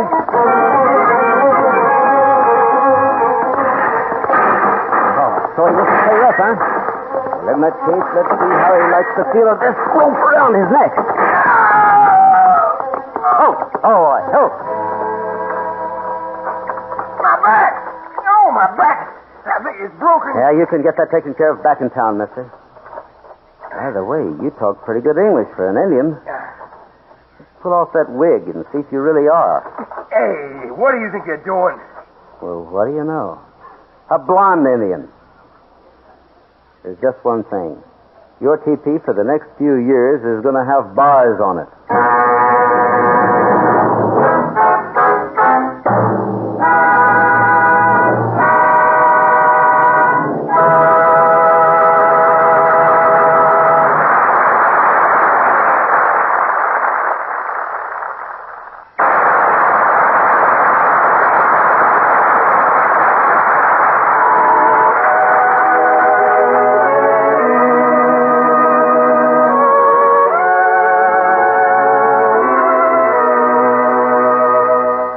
Now, folks, here for all the moms the world over is a song we hope will just half say what's in our hearts.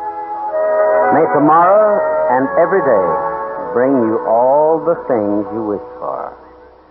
My mom, I love her. My mom, you'd love her. Who wouldn't love her? My mom. That sweet somebody thinks I'm somebody. My pal, my buddy, my mom. Anything I do, she's my only inspiration.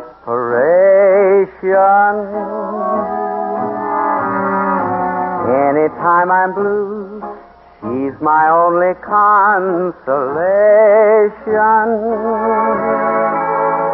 As years grow on her, I gaze upon her.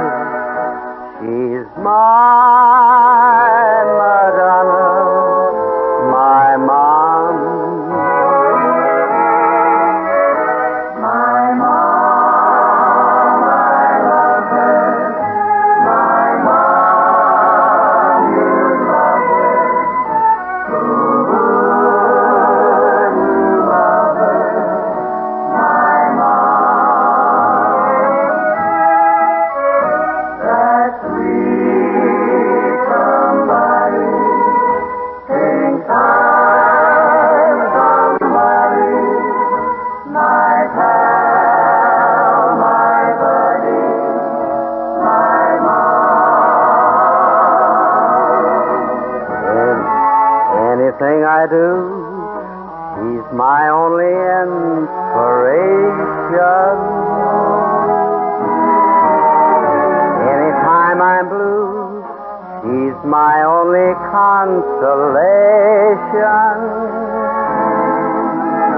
As years grow on her, I gaze upon her. She's my Madonna, my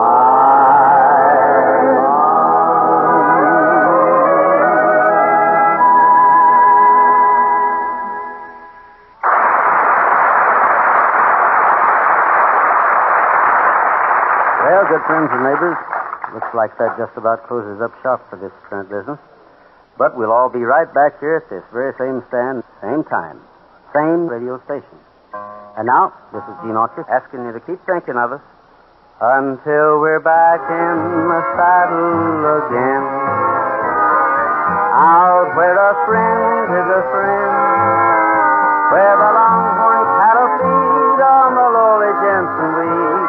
I'm back in the saddle again, riding the range once more, holding my old 44, where you sleep out every night, and the only law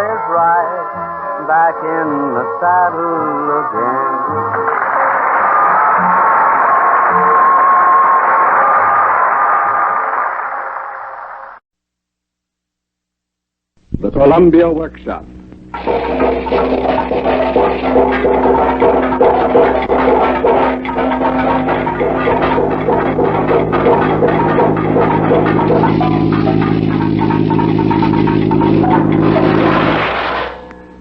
Today, the Workshop presents The City Wears a Slouch Hat by Kenneth Patchen. The score is for Sound Orchestra by John Cage. The City Wears a Slouch Hat.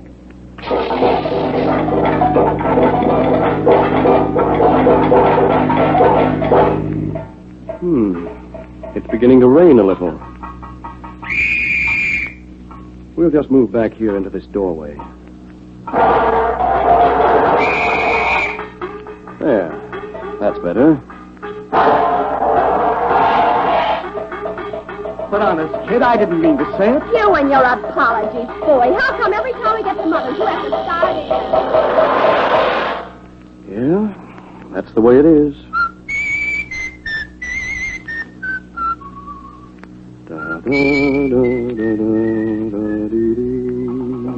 Say, buddy, you got something to spare a fella? I ain't eaten since yesterday. Sure. Here. Thanks. I hate to bother, but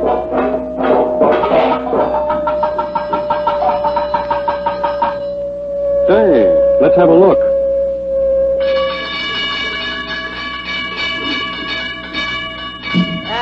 it's just a pile of old rags in the alley. Can't be too careful around these old buildings. Yeah. Say, that rain's really beginning to come down. I'm going to duck back under this awning. And a dozen oranges. Mm-hmm. These are the navels. I want them for juice. Oh, a dozen, you say? Yes. And I want a bunch of celery. 3 pounds of your best tomatoes.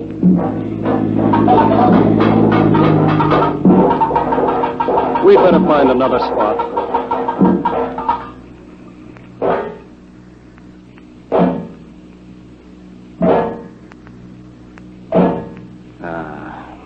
This looks well out of the weather. Stick 'em up, Jack. They're up. Walk over. Here we are. My wallet. My wristwatch. Now, don't try anything fancy. I'd as soon plug you as breathe. I bet you would. Here. I think that's all. You're a smart fella. Well, be seeing you. Just a minute. You won't have any use for the cards and the photograph in my wallet. Return them to me, please. Okay. I have no use for them. Here you are. Thank you very much.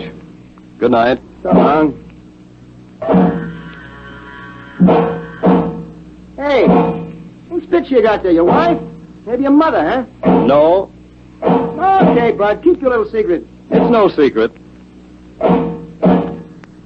It's your picture. What? Hey, what are you handing me? Here, look for yourself. Jeez. Hey, look, out here, take your money. I don't want to get mixed up in nothing like that. Like what? Don't be a fool. I can't stand all night here in the rain talking to you. Good night. But I don't want... I can't help what you want.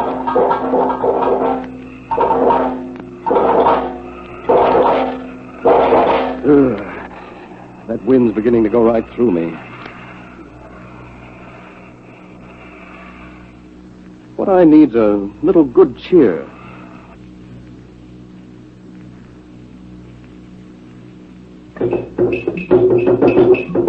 Yes, sir. Nice crowd tonight. Pretty good. Good evening, sir. Good evening. Wait, I'll take my cigarettes out of the coat first. Here's your check, sir. Thank you. Evening. Table? No, I'll just stand here. What'll you have? Oh, let's see. Give me a bit of that. This, sir? That's right. Go easy on the lemon. Listen, well, that nanny goat couldn't win a race if they put snowshoes on the other team. Have it your way. And now, ladies and gentlemen, I'd like to introduce a little lady.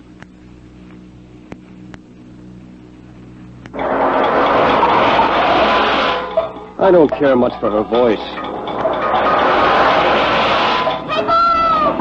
Paper, mister? No, I don't want a paper. Here, give me one. Here you are. Now, Ed, you know as well as I do that a thing like that can cause a lot of trouble. Yeah, but I still think you could make something out of it. Why, it was like... That sounds like it might be interesting. We'll see. A dog, maybe, but not a horse. What's the matter with a horse? There ain't nothing the matter with a horse. But if it was a dog, I'd feel a lot better. Okay, you'd feel better. But that horse ain't a dog. Ed, go ahead. Bite your own first. What's I to think? What's I to think? What do you think she thinks? There we are in the kitchen, playing cards with the neighbors in the front room. It don't make no difference to him. He'll just mosey in and start talking. What's he say? What's he say? What don't he say? That horse just pops out with the first thing that comes in his head. Yeah, I still think you could make something out of it. Oh, well, they walk too fast. It might be nice to stroll along the river for a bit.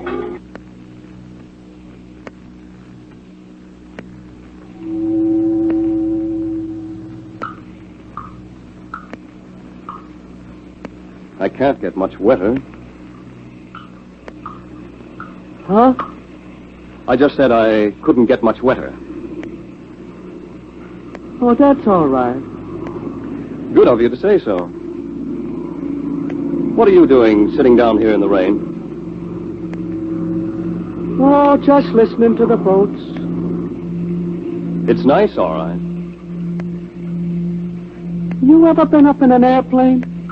Yes, several times. Why? I always wanted to see what things looked like from up there. Pretty good, huh? Pretty good. You ever been in Mellyburg? Where's Mellyburg? I'm not just sure. I think it's somewhere along the dam. The dam? What's the dam? Oh, it's a lake near Blodgett City, up near the border. Well, I hope you get your wish. What wish? To go up in a plane. Yeah, I do too. You ever been in any of them creameries near Mellyburg? Yes. I went all through one about a week ago. The Johnson boys still work there? Which one? Tom? No, Freddie. Freddie quit the day before I went there. Oh. Was that a Wednesday? Friday. You ever plant any rice? No, I never did. Do you see the light in that big apartment house over there? Up about 6 floors? Sure, I see it. I think I'll go up and answer the phone.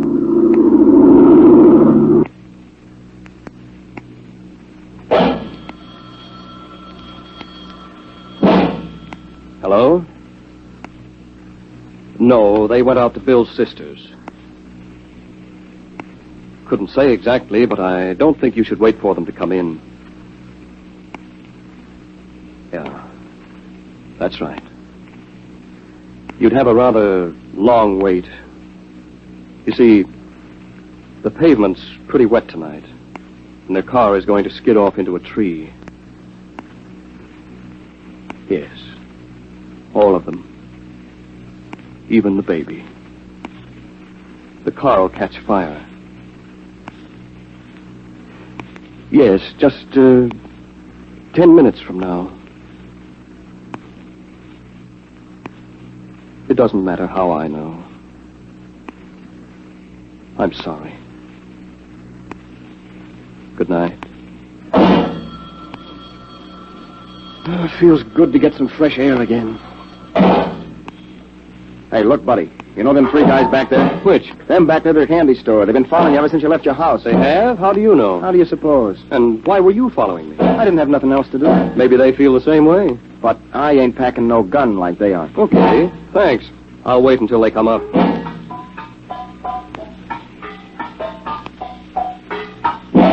Hello, boys. Anything I can do for you? Not a thing. What did he tell you? Who? What did who tell me? The guy you were just talking to. Oh? Why, he said you three were following me. He told you that, huh? Come on, Spool. The first thing you know, he'll give us a slip. Right, the dirty rat. What's he done to you? If we wanted you to know, Dickie Boyd, we'd tell you. Cripes. Out like a light. Why'd you hit him? I don't like to be called Dickie Bird. Pick up your friend and get on your way. Why, we ought to plug you. You can't very well do that with empty revolvers. Empty? Now, how's the... Come on, let's get out of here. So long, Tinkins, Sloan, and O'Malley. Wait a minute. How'd you know our names? Are they? Jeez. Say, them ain't our names.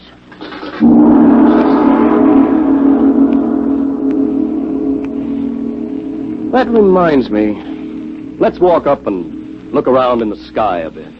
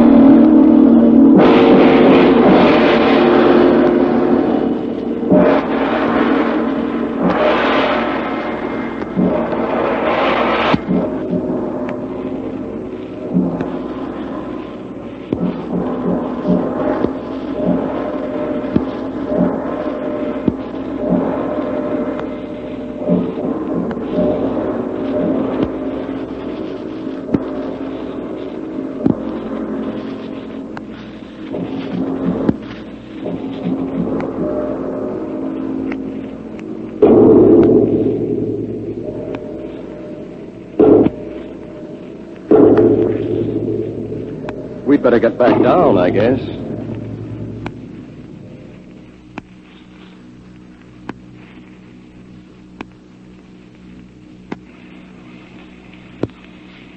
Hello. Hello. Do you mind if I talk to you? Not at all. But perhaps we should get in somewhere out of the rain. There's a lunchroom just across the street. No, I like it here. I don't want to go anywhere where there's light, where people can see me. But why? I'm ugly. I'm ugly. I've nothing to live for now. Everything, all of it, our plans, the life we could have had together. Does he know where you are? No. Well, don't you think... No. He must never know. It'd kill him if he knew. But if he loves you... Love? How long do you think his love would last? When he... When did this happen? 4 months ago. I was moving a plate glass mirror in my apartment. I fell and the glass... Can't the doctors help you? There have been some wonderful developments in surgery during the past few years. No. Nothing can be done. Please don't light your cigarette. I see. Now are you satisfied? But why? Do you begin to understand now why I can't go back to him? Why I can't? Why did you lie to me? Why did you tell me your face was scarred, disfigured? I knew it was useless to talk to you. No one can understand. Blind. You're blind fool.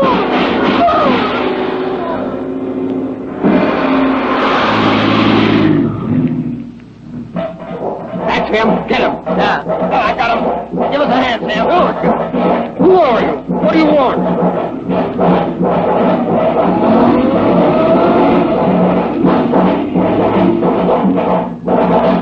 My body lies over the ocean.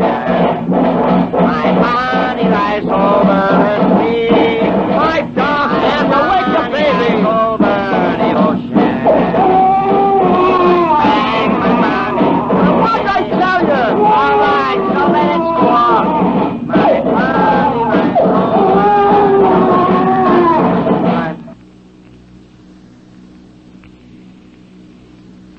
Okay, Bub. Here we are. Get out.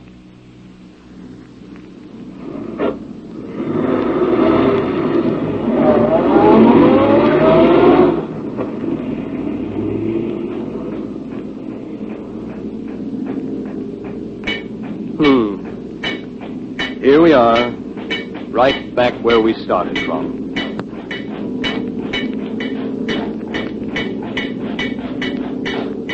I wonder what they're doing over there. They're here. Be careful. Keep on. Stand back. You want to get hurt? But what's that for, that machine with all the big gold pipes? Why, it is a mirthogram. Here, watch. Look what we can make it do. Now listen. There. Didn't I tell you? But what use is it? What use is it? Did you ever hear a machine laugh before? No, I suppose not.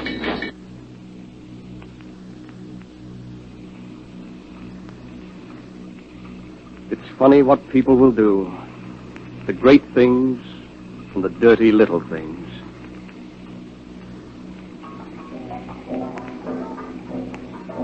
Come live with me and be my love, and we will all the pleasures prove that hills and valleys, dales and fields, or woods, or steepy mountain yields. And we will sit upon the rocks and see the shepherds feed their flocks by shallow rivers, to whose falls melodious birds sing madrigals.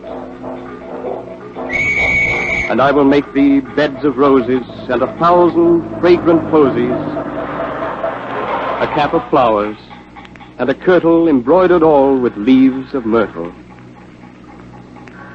A gown made of the finest wool, which from our pretty lambs we pull.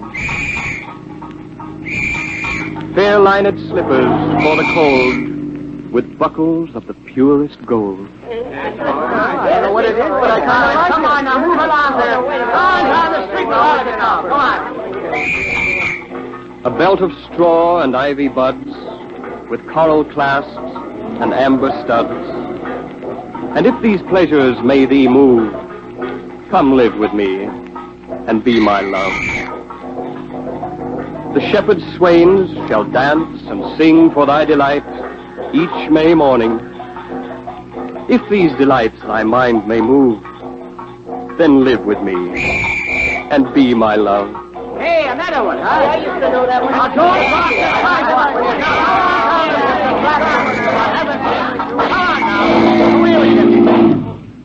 Death! Be not proud, though some have called thee mighty and dreadful, for thou art not so.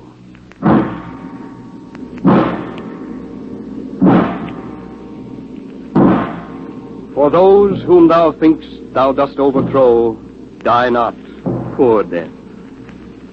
Nor yet canst thou kill me. From rest and sleep, which but thy picture be, much pleasure. Then from thee much more must flow. And soonest, our best men with thee do go, rest of their bones and soul's delivery.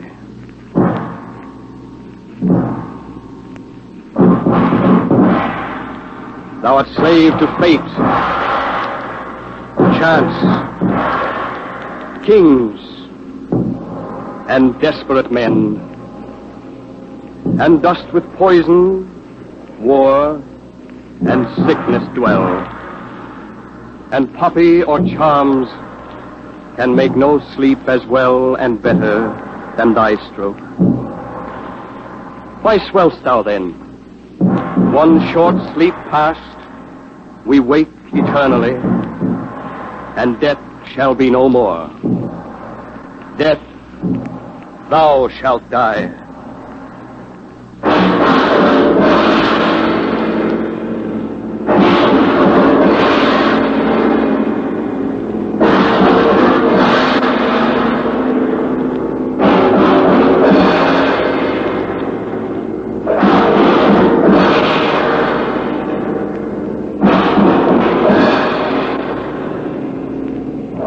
I'd like to be off somewhere listening to the ocean right now.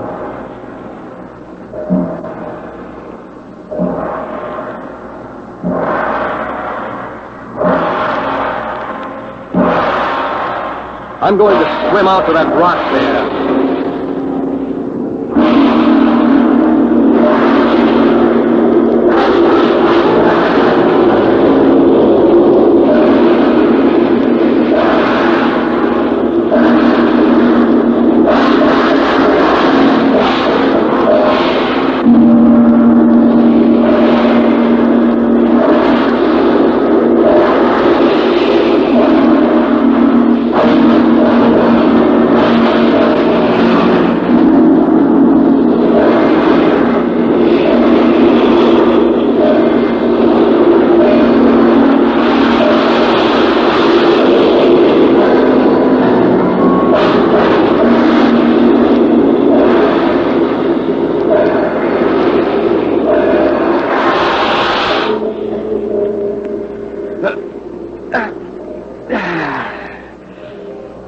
I'll enjoy being alone, sort of tasting the juices of the night.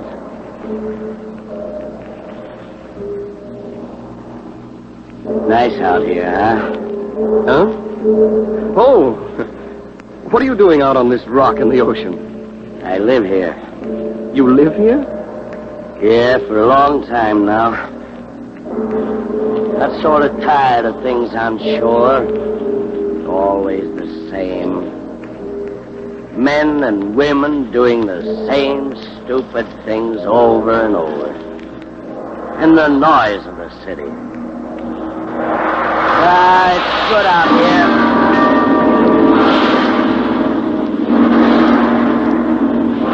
Listen to her beating in.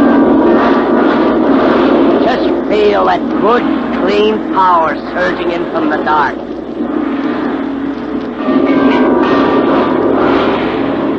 Cruel, ruthless, old as time. But listen to her. She's driving in. She knows what she wants. There's no hero or devil on earth can talk back to her. Your little cardboard Napoleon. Bah! Come on in, girl. Roll them under. Push it to her. Knock them down. Oh, she'll be moving in here like a beautiful queen. When all the little pains and death and conquest we know are forgotten.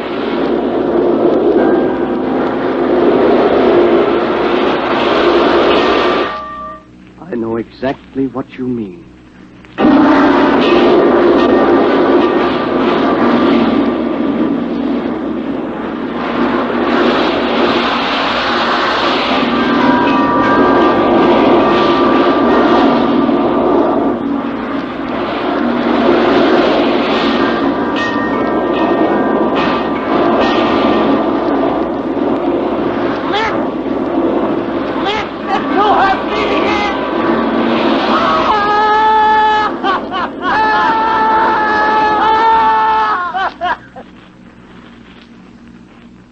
think we need more love in the world, more understanding.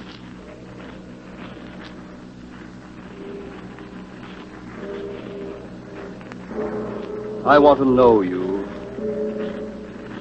what you believe, what you feel, what things, among all the things you've heard about and known, mean something to you. We were not meant to be strangers to each other. We have the same fears, the same hopes, joys, and sorrows. We must not be suspicious. We must learn to love each other. If one man fails to believe, then there can be no faith in the world. For all men are finally one man. You, me. We cannot stand apart from each other.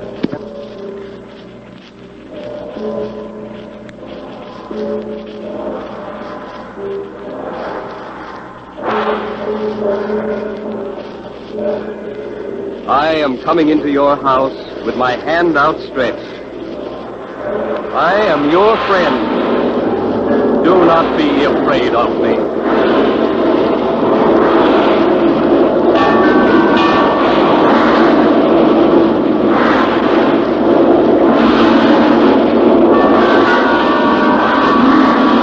You have been listening to the Columbia Workshop presentation of The City Wears a Slouch Hat, a radio play, his first, by the distinguished American writer Kenneth Patchen.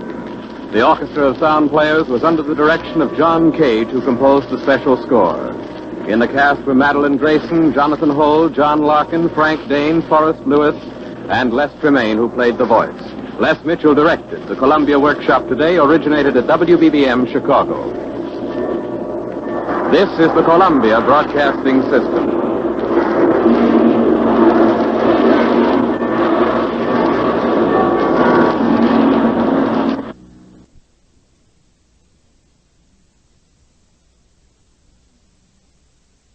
Ladies and gentlemen, here now is your early morning world news roundup with reports from staff reporters in the news capitals of the world. First, here is John McVane, who reports today from somewhere in Northern Ireland. This is Belfast. In the short time since I arrived in this capital of Northern Ireland, I've seen about as many American uniforms as British uniforms in the streets. From all you hear, the American soldiers are well liked and respected by both the Irish people and the British Army men. Officials say the American boys don't try to throw their weight around, and they seem genuinely anxious to win the liking of the people they work and live with. From well-informed sources here, you get an impression that Ulster is glad to have the Americans. Northern Ireland seems to be doing all it can in the war, considering the fact that a neutral state with influence on at least a section of the population is just next door. Some things here seem strange to the casual observer. You have the strange case of leaders of the pro-era nationalist element in Northern Ireland. They're anti-German. They believe Britain should win the war, and they quietly support the war effort. But they're afraid to be too open in their support because nationalist opinion in their era in Ulster might damn them as pro-British. Then there's the IRA, the extremists. You're told here that the IRA is a very small pro-German organization, and that De Valera and the bulk of nationalist opinion on both sides of the border condemn it and fight it in every way possible. The 200-mile border between Eire and Ulster is still open. There's so much commercial interchange between the two areas that a closed border isn't possible, and anyway, they'd have to literally line the border with troops. Definite evidence is said to exist that IRA agents go back and forth continually between Northern and Southern Ireland. They come here, collect information about the American and British forces, then slip back into Southern Ireland to give it to agents of the German embassy. Presumably, the Axis diplomatic missions have the diplomatic privilege of keeping in contact with their governments, as Eire has probably become the most important Axis listening post. While Eire stays neutral, it doesn't seem that much can be done to check the flow of information. When any IRA leaders are caught here, they're interned. But it's not possible to get the more obscure members of the organization unless they're found in the act of committing some crime or treason. And on occasion, the IRA hasn't hesitated at using women sympathizers as links in the information service. The few Ulster people I've talked with warn you not to confuse the IRA with either the great bulk of the Arab people or with the nationalist minority in Ulster. The feeling here seems to be that even though Ulster leaders differ bitterly with De Valera on political questions, they believe that he doesn't want a German victory and that he's the bitter enemy of that tiny fraction of the Irish population who do. A strong force of British bombers last night attacked the Nome Rhone works near Paris. Docks at Cherbourg and Dieppe were bombed, and a successful attack was made on a German convoy off the Frisian Islands. Hits were made and ships were set on fire. In all, the British lost 13 bombers, 6 of them from the convoy attack. 4 German raiders were shot down in attacks on Britain last night. The big battle is still raging in the Libyan desert, and more hard fighting is expected. Yesterday, there was fierce fighting east of the British main positions near Knightsbridge and west of Acroma. Enemy tanks succeeded in reaching the coast northwest of Acroma and shelled a coast road from the escarpment. Information doesn't trickle in very fast from units that are moving fast and fighting hard in the desert, but it's known that many enemy tanks have been destroyed. The RAF was busy all yesterday attacking enemy planes and supply columns. This is John McVane in Belfast, returning you to New York. Now we bring you a direct report from the Soviet capital. Go ahead, Mr. Magadoff.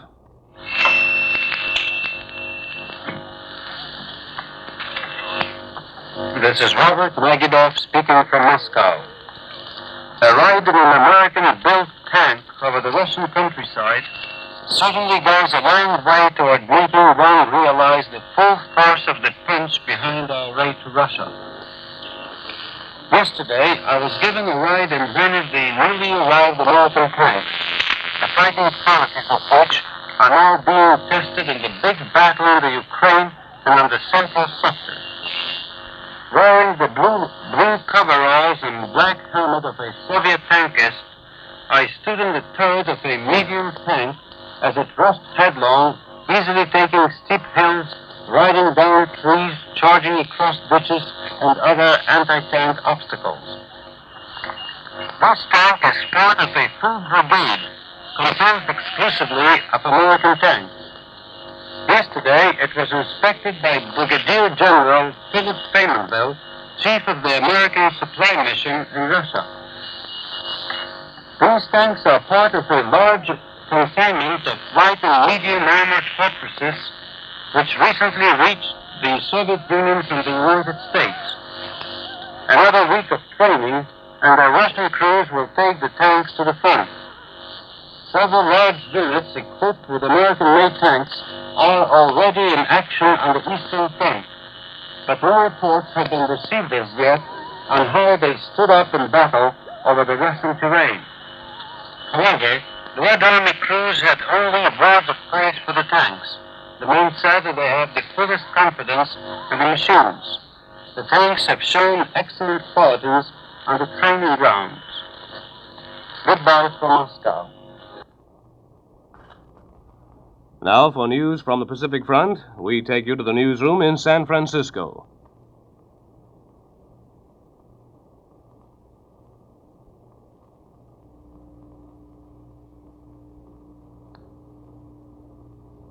For news from the Pacific Front, we take you now to United Nations headquarters in Australia. This is Martin Agronsky, somewhere in Australia. Our fighters yesterday scored a considerable victory over the Jets. They intercepted a flight of 18 Jap Zeros about 60 miles southeast of Port Moresby, and destroying 5, damaged 3 more, with a loss of only 1 of our own planes. The Jap planes were the new type of Navy Zero, recently brought into action in the north. They provide the Jap pilots with considerably more armor plate protection than the old Zeros, being made so that the pilot sits inside a bucket-type seat, providing a 4-sided protection. The fact that in addition to this new protection, the new Jap Zeros have an extraordinary rate of climb, and in the past have seemed at least as fast, if not faster, than our own pursuit planes in victory even more encouraging. It's becoming apparent now from a study of fighter combat reports that many of our fighter losses in the early days of aerial warfare, both here and in Java, were in a good part attributable to the comparative inexperience of our pilots.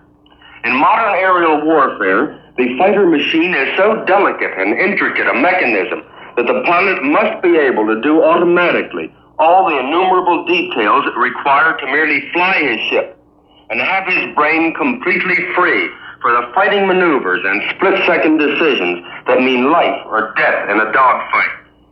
Once in a conversation with Buzz Wagner, probably one of our most able and best-known fighter pilots, I asked what he thought was the most important requirement for a good fighter pilot.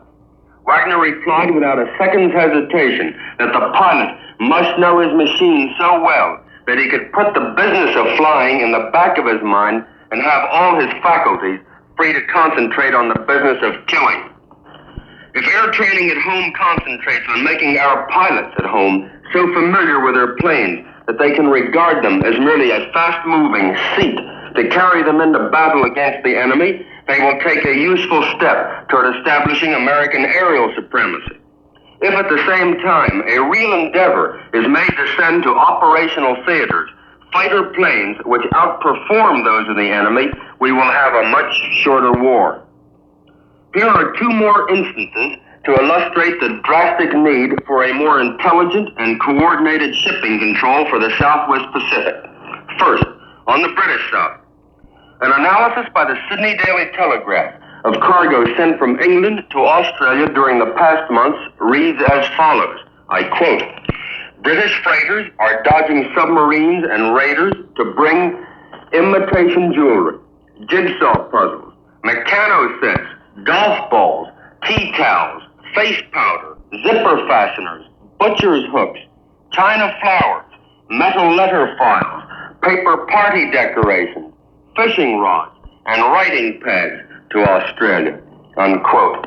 Now, second, on the American side, an American ship bringing supplies for our troops in Australia arrived here some time ago carrying no less than 70 tons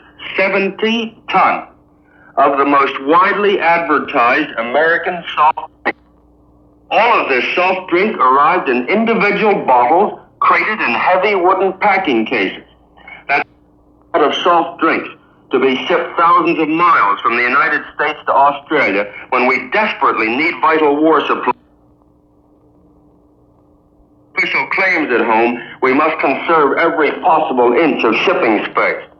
The best comment I can make is to repeat the remark of the American general, who said of this fact, I quote, "I'd like to have had that many tons of ammunition instead," unquote. This is Martin Agronsky returning you now to San Francisco. And now, across the continent to Earl Godwin in the newsroom in Washington.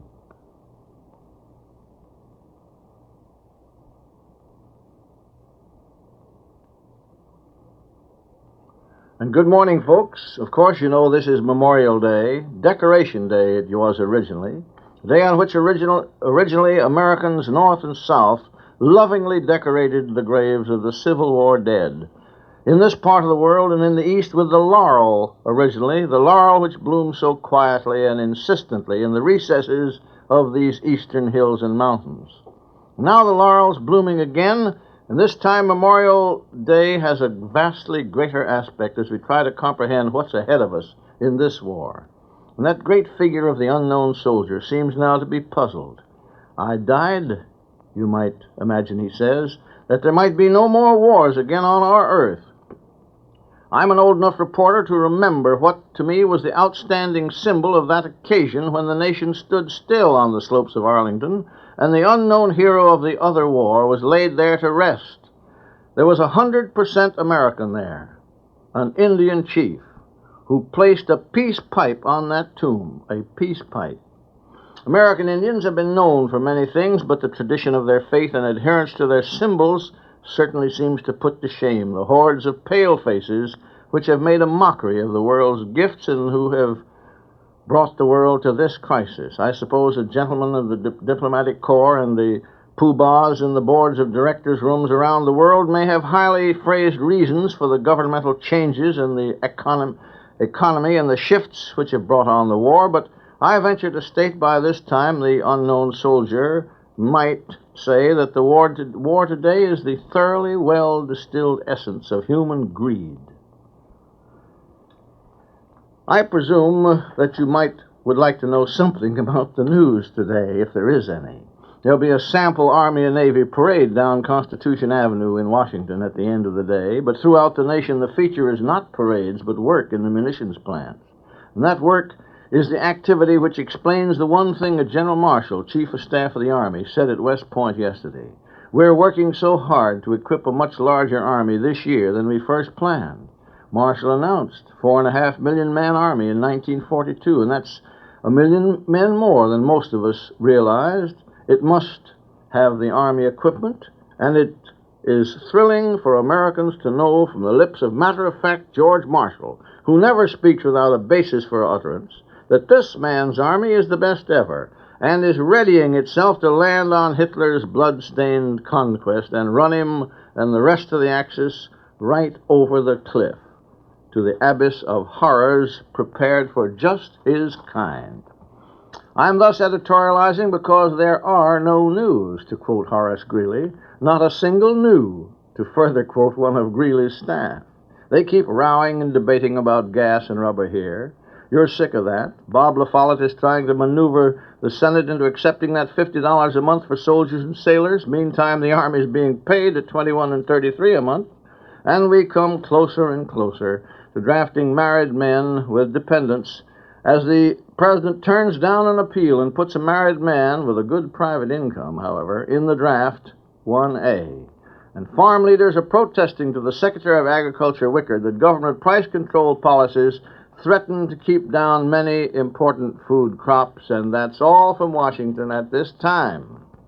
Thank you, Mr. Godwin. Your reporters this morning have been John McVane from Belfast, Ireland, Robert Magadoff from Moscow, Martin Legronsky from Australia, and Earl Godwin from our own capital. For the latest news, keep tuned to this station.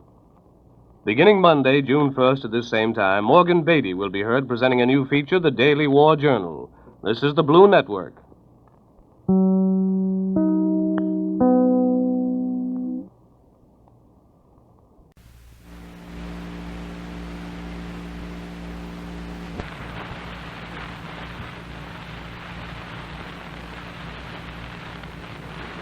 The National Broadcasting Company brings you a portion of the annual Memorial Day exercises from Arlington National Cemetery across the Potomac from your nation's capital.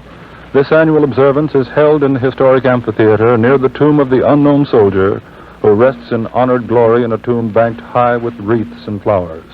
The principal speaker of the day will be the Honorable Sumner Welles, Undersecretary of State. There will be music by the United States Marine Band under the direction of Captain William F. Santelman, and the gifted young tenor Jan Pierce will sing. We introduce now Mr. James G. Yaden, the president of the GAR Memorial Day Corporation, who is the presiding officer today. Mr. Yaden. We'll now have the pleasure of listening to the Star-Spangled Banner, sung by Mr. Jan Pierce, accompanied by the United States Marine Band.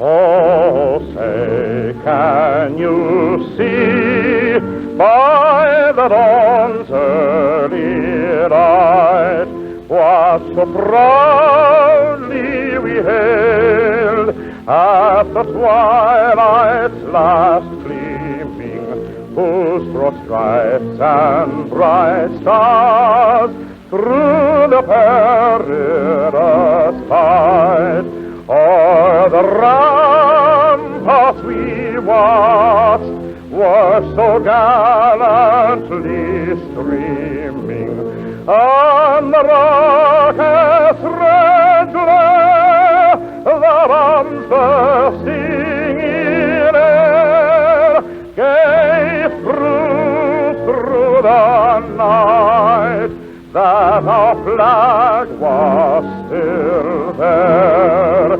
Oh, say does that star-spangled banner yet wave o'er the land of the free and the home of the brave.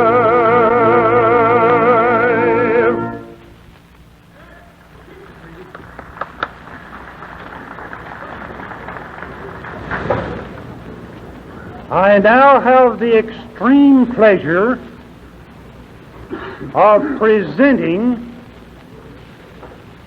the able, efficient, plain-spoken Undersecretary of State of the United States, the Honorable Sumner Welles.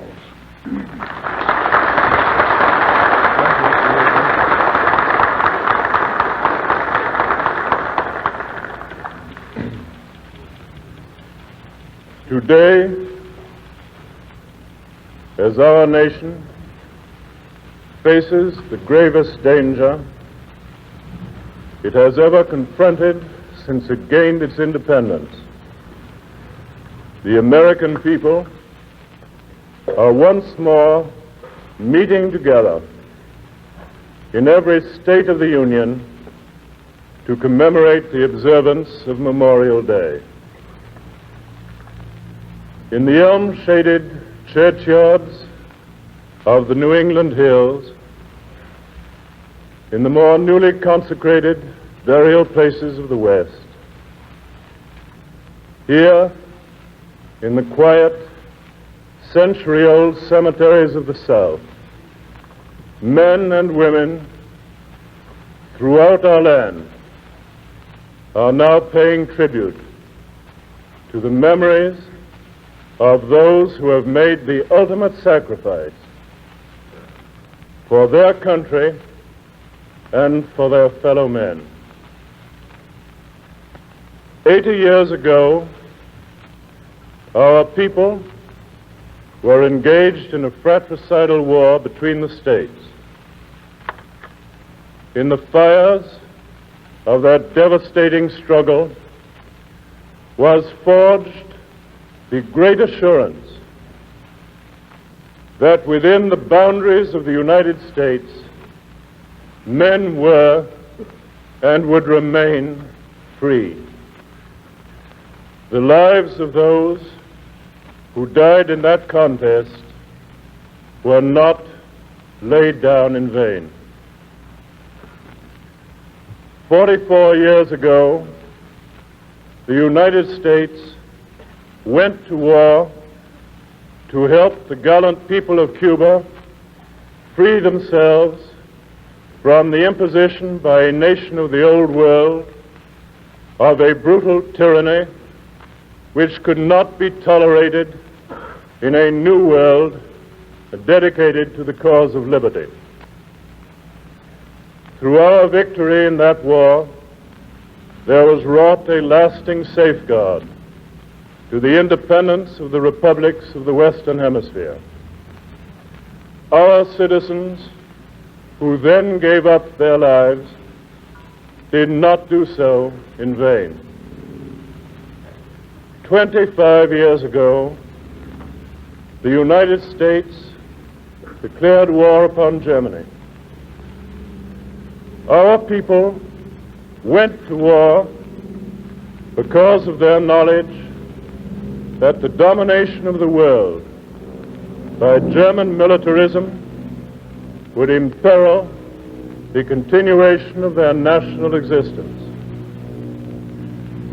We won that victory.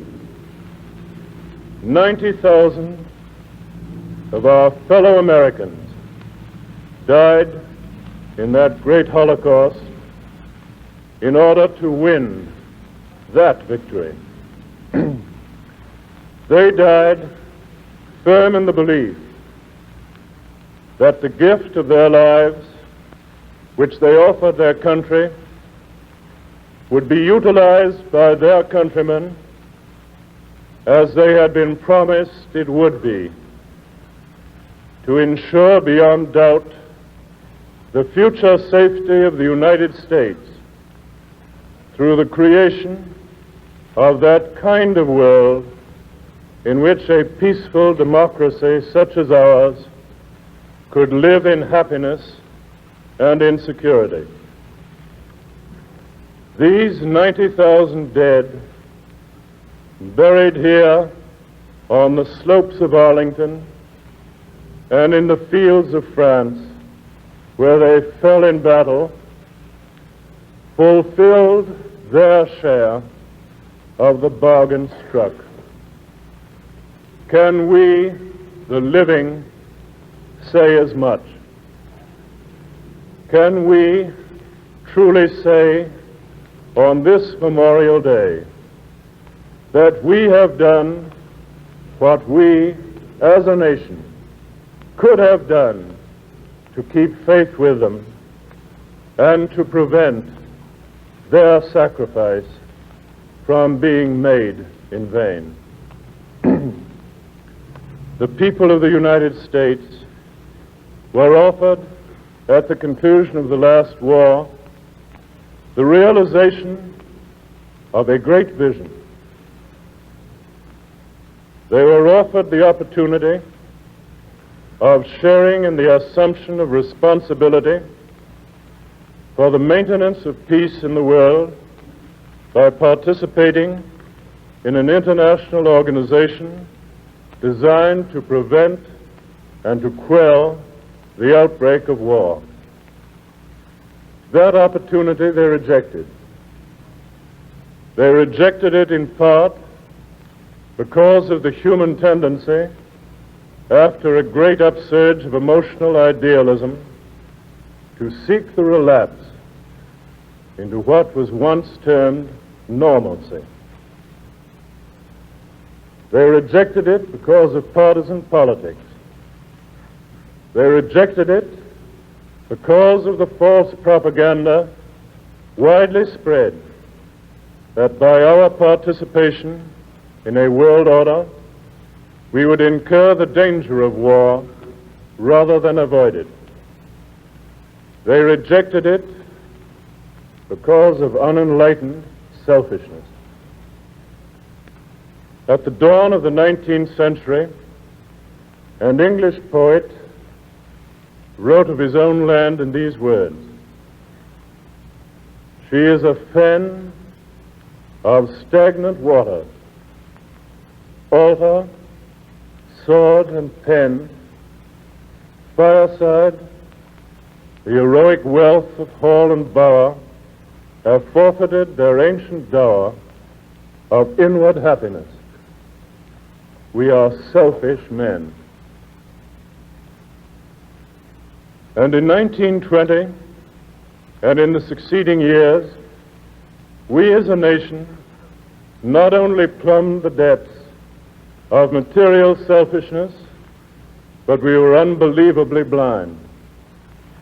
We were blind to what constituted our own enlightened self-interest, and we therefore refused to see that by undertaking a measure of responsibility in maintaining world order, with the immediate commitments which that might involve, we were ensuring our people and our democratic ideals against the perils of an unforeseeable future, and we were safeguarding our children and our children's children against having to incur the same sacrifices as those forced upon their fathers.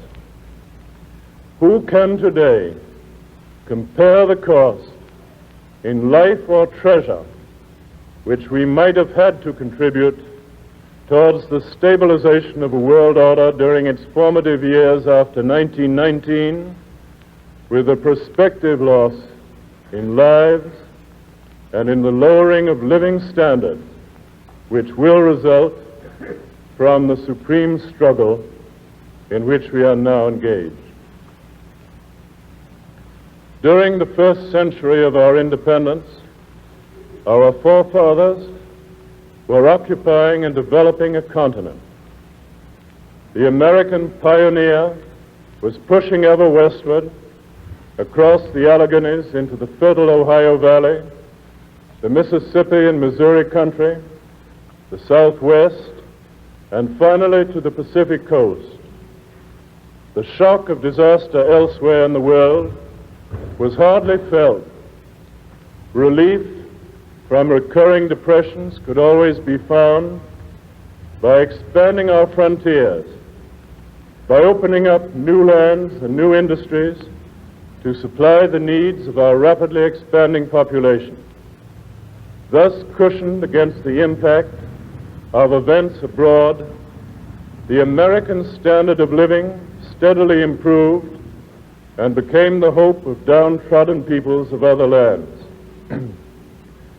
Protected by two great oceans to the east and to the west, with no enemies to the north or to the south, the 19th century imbued into the minds of our people the belief that in their isolation from the rest of the world lay their safety. But the ocean shrank with the development of communications, and the security which we enjoyed by reason of our friendly neighbors vanished with the growth of aviation. And even in our earlier days, our industries became increasingly dependent upon raw materials imported from abroad. Their products were sold increasingly in the markets of the old world. Our urban industrial areas in the east became more and more dependent on our agricultural and mining areas in the west, and all became increasingly dependent on world markets and world sources of supply. With the close of the First World War, the period of our isolation had ended, neither from the standpoint of our physical security, nor from the standpoint of our material well-being could we any more remain isolated. But as if by their fiat they could turn back the tides of accomplished fact, our leaders and the great majority of our people in those post-war years deliberately returned to the provincial policies and standards of an earlier day, thinking that because these had served their purpose in the past, they could do so again in a new and in a changed world. And now we are engaged in the greatest war which mankind has ever known. We are reaping of our own folly and of our own lack of vision. And we are paying dearly as well for the lack of statesmanship and for the crass errors of omission and of commission, so tragically evidenced in the policies of those other nations which have had their full share of responsibility for the conduct of human affairs during the past generation. What can we now do to rectify the mistakes of these two past decades? The immediate answer is self-evident. We must utterly and finally crush the evil men and the iniquitous systems which they have devised that are today menacing our institutions, our existence, and that of free men and women throughout the world. There can be no compromise, there can be no respite until the victory is won. We are faced by desperate and powerful antagonists. To win the fight requires every ounce of driving energy, every resource and initiative every sacrifice, and every instinct of devotion which each and every American citizen possesses. None of us can afford to think of ourselves. None of us can dare to do less than his full part in the common effort. Our liberty, our Christian faith, our life as a free people are at stake.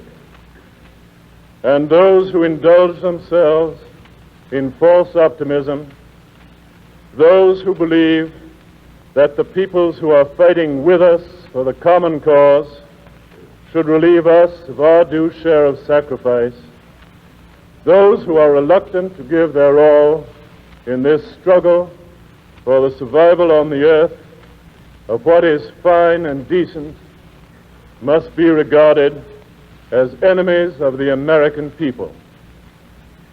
Now, more than ever before, must we keep the faith with those who lie sleeping in this hallowed ground, and with those who now at this very hour are dying for the cause and for the land they love.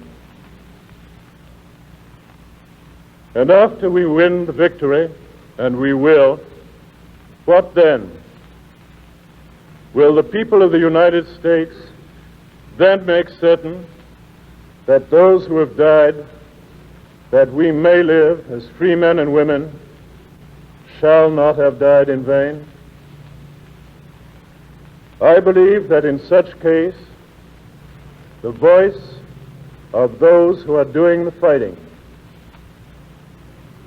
and the voice of those who are producing the arms with which we fight must be heard and must be heeded. And I believe that these voices of the men who will make our victory possible will demand that justice be done inexorably and swiftly to those individuals, groups, or peoples, as the case may be, that can truly be held accountable for the stupendous catastrophe into which they have plunged the human race. But I believe they will likewise wish to make certain that no element in any nation shall be forced to atone vicariously for crimes for which it is not responsible, and that no people shall be forced to look forward to endless years of want and of starvation. I believe they will require that the victorious nations joined with the United States undertake forthwith during the period of the armistice the disarmament of all nations as set forth in the Atlantic Charter, which may threaten aggression outside of their frontiers. I believe they will insist that the United Nations undertake the maintenance of an international police power in the years after the war to ensure freedom from fear to peace-loving peoples until there is established that permanent system of general security promised by the Atlantic Charter. Finally, I believe they will demand that the United Nations become the nucleus of a world organization of the future to determine the final terms of a just and honest and a durable peace to be entered into after the passing of the period of social and economic chaos which will come inevitably upon the termination of the present war and after the completion of the initial and gigantic task of relief, of reconstruction, and of rehabilitation, which will confront the United Nations at the time of the armistice. This is in very truth a people's war. It is a war which cannot be regarded as won until the fundamental rights of the peoples of the earth are secured. In no other manner can a true peace be achieved. In the pre-war world, large numbers of people were unemployed. The living standards of millions of people were pitifully low. It was a world in which nations were classified as haves and have-nots, with all that these words imply in terms of inequity and hatred. The pre-war world was one in which small, vociferous, and privileged minorities in each country felt that they could not gain sufficient profits if they faced competition from abroad.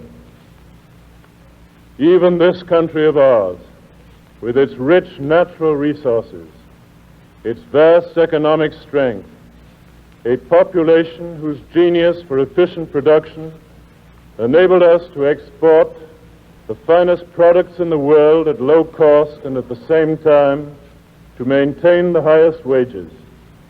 A country whose competitive strength was felt in the markets of the world. Even such a nation was long dominated by its minority interests, who sought to destroy international trade in order to avoid facing foreign competition. They not only sought to do so, but for long years following the First World War, largely succeeded in doing so. The destruction of international trade by special minority interests in this and in other countries brought ruin to their fellow citizens by destroying an essential element upon which the national prosperity in each country in large measure depended. It helped to pave the way through the impoverishment and distress of the people for militarism and dictatorship.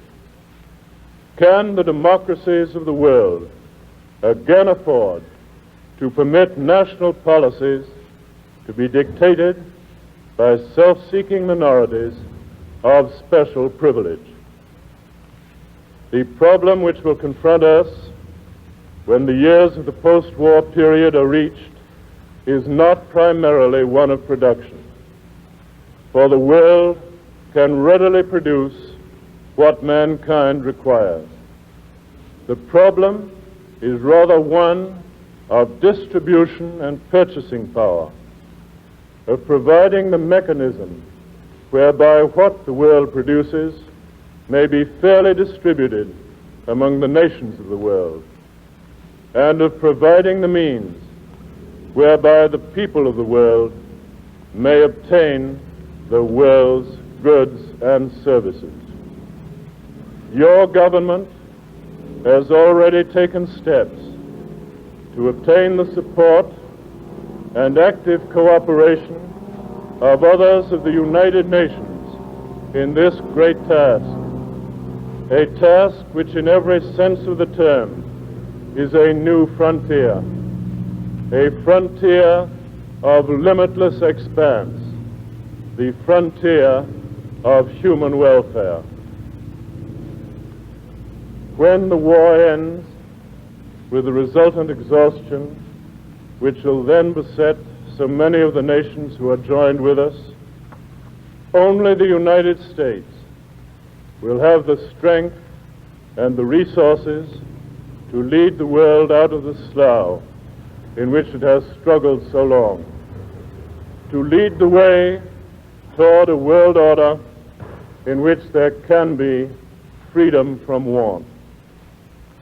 In seeking this end, we will of course respect the right of all peoples to determine for themselves the type of internal economic organization which is best suited to their circumstances. But I believe that here in our own country, we will continue to find the best expression for our own and the general good under a system which will give the greatest incentive and opportunity for individual enterprise. It is in such an environment that our citizens have made this country strong and great, given sound national policies directed toward the benefit of the majority and not of the minority, and real security and equality of opportunity for all, reliance on the ingenuity, initiative, and enterprise of our citizens rather than on any form of bureaucratic management will in the future best assure the liberties and promote the material welfare of our people. And in taking thought of our future opportunities, we surely must undertake to preserve the advantages we have gained in the past. I cannot believe the peoples of the United States and of the Western Hemisphere will ever relinquish the inter-American system they have built up, based as it is on sovereign equality, on liberty, on peace, and on joint resistance to aggression. It constitutes the only example in the world today of a regional federation of free and independent peoples. It lightens the darkness of our anarchic world. It should constitute a cornerstone in the world structure of the future. If this war is in fact a war for the liberation of peoples, it must assure the sovereign equality of peoples throughout the world, as well as in the world of the Americas. Our victory must bring in its train the liberation of all peoples.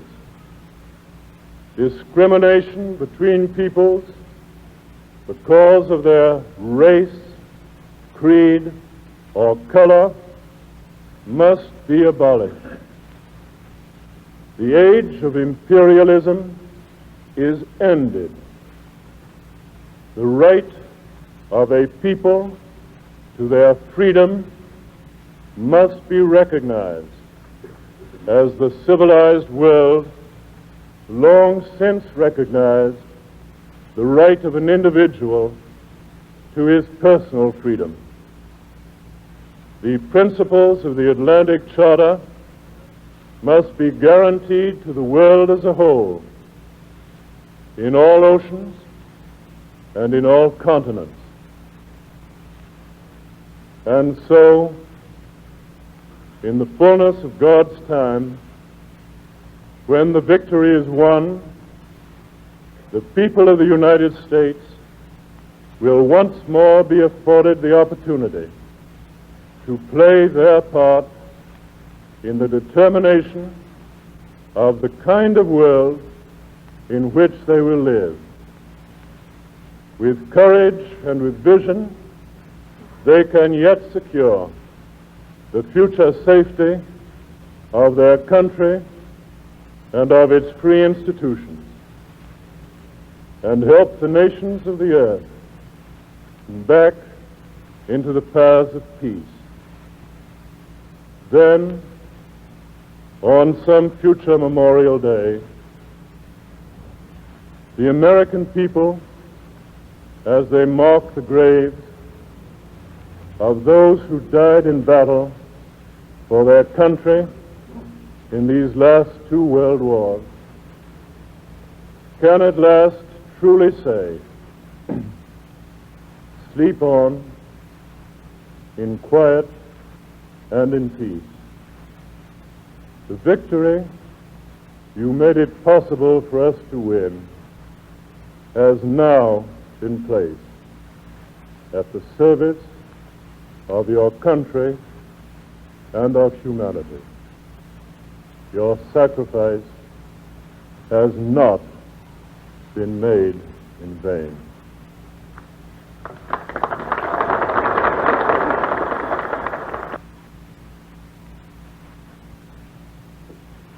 You have heard the annual observance of Memorial Day held at Arlington National Cemetery. The principal address was made by the Honorable Sumner Welles, Undersecretary of State. The presiding officer was Mr. James G. Yaden, President of the GAR Memorial Day Corporation. The program came to you from Arlington National Cemetery in Arlington, Virginia. This is the National Broadcasting Company.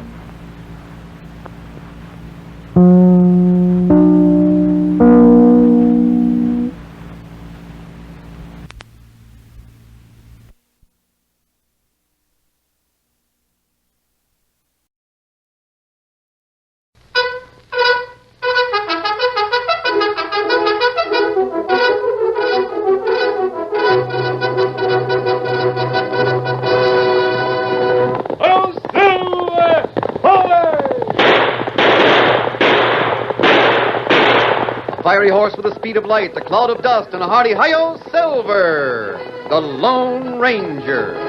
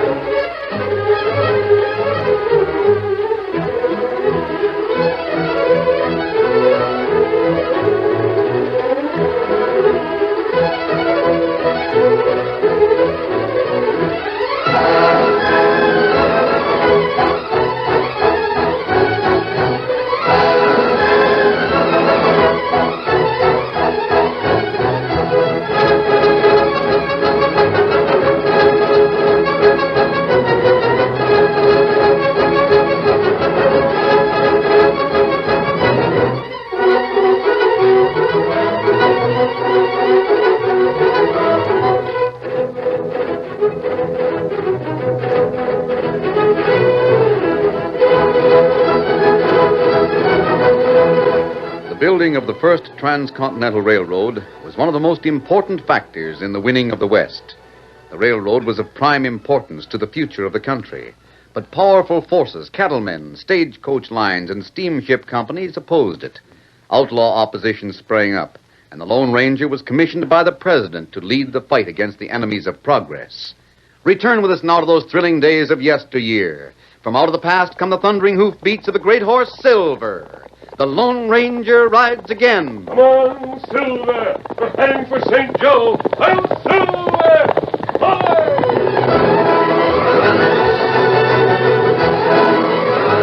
The government was building a railroad straight from Omaha west across the plains and the Rocky Mountains all the way to the Pacific coast. A ribbon of steel to tie the country together. And all over the country, railroad men were busy getting workers to do the grading, to lay the rails and hammer the spikes into the ties. Just outside the sprawling town of St. Joseph, Missouri, close to the river, a railroad agent named Dan Kincaid was talking to a group of men. Yes, sir, that's what I'm telling you. You'll get good pay and good food. Sign up to work for the railroad and you'll see the West, clear out to the Buffalo country. Yeah, mister, but what about Indians? Don't you worry about Indians, partner. Colonel Parkman's in charge of the construction job. He's had plenty of fighting experience, and he's got specially trained soldiers to handle the Crow or the Sioux or any band of redskins. You tell him, Kincaid. Who cares about Indians anyhow? I fought at the Battle of the Wilderness. Reckon I can drop a pickaxe and use a rifle anytime. Mister, you're the kind of hombre we want. Come on now, everybody. Just step right up and sign. Work for the railroad. Reckon you can count me in, mister. Now, how about the rest of you? The main outfit is up at Omaha. The tracks are already laid as far as Fort Kearney. Sign up now, and you get a steamboat ride on the River Queen up to Omaha. Then you ride by train to the end of the line. Mister, it takes cash to ride the steamboat. I can't afford it. Afford it? Partner, it's free. Every man who signs up here now doesn't pay a copper to ride the River Queen. The railroad pays all transportation. I think you gents are local. Me, I'm heading for California. There's gold in California. A man can dig up more gold in an hour than he can make in a year swinging a pick on the Central Pacific. Don't be a fool, mister. If you chase after gold, you chase a shadow. There's more men starved to death looking for gold than was killed in the whole Civil War. Now sign up with the railroad. Good food, good pay, and you get paid every week. Sign up. Come on. Sign up for the railroad. Hey, look out, gents. Here comes a flock of cowhands looking for trouble. What's going on here, camp meeting? Rein up your horses. Get away. This is a peaceable meeting. We don't like peaceable meetings. Yahoo! We're on the prowl. Gangway! Gangway! We're loaded for bear. We're stampeding wildcats, and we're showing our claws. All right, turn over that table, gents. Write them down. Make them dance.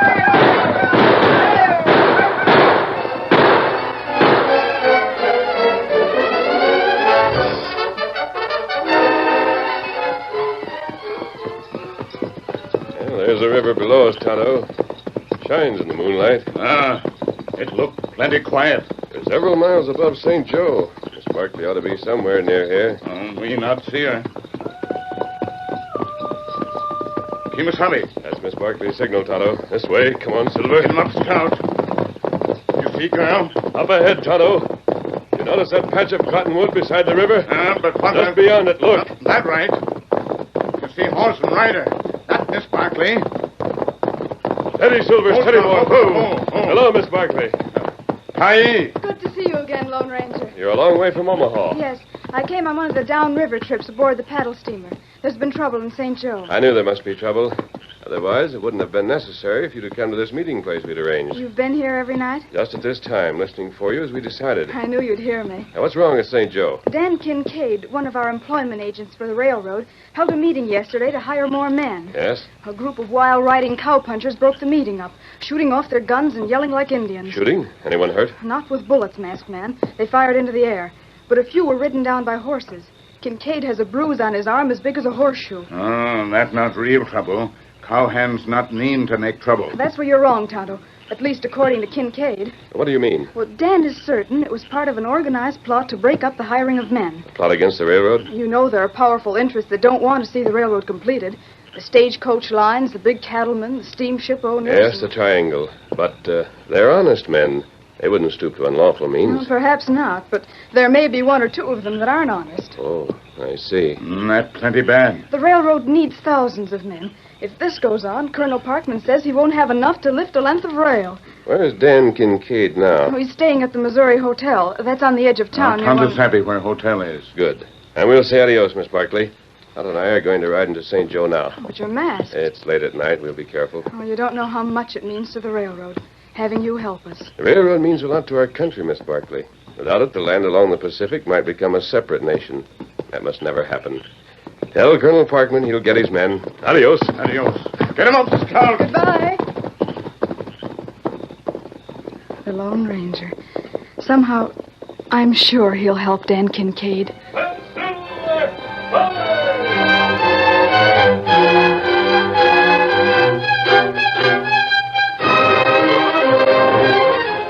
Sure gave me a start waking me up in the dark, mister. But from what you say, I reckon you're a friend. Tonto's below the balcony with the horses. Tell me the rest. There isn't much time. Keno, like I was saying, I've got a feeling that little raid by those cowhands was planned in advance. Who was their leader? I don't know. It all happened too fast. Then what makes you suspect? The way one of the gents listening to me was acting.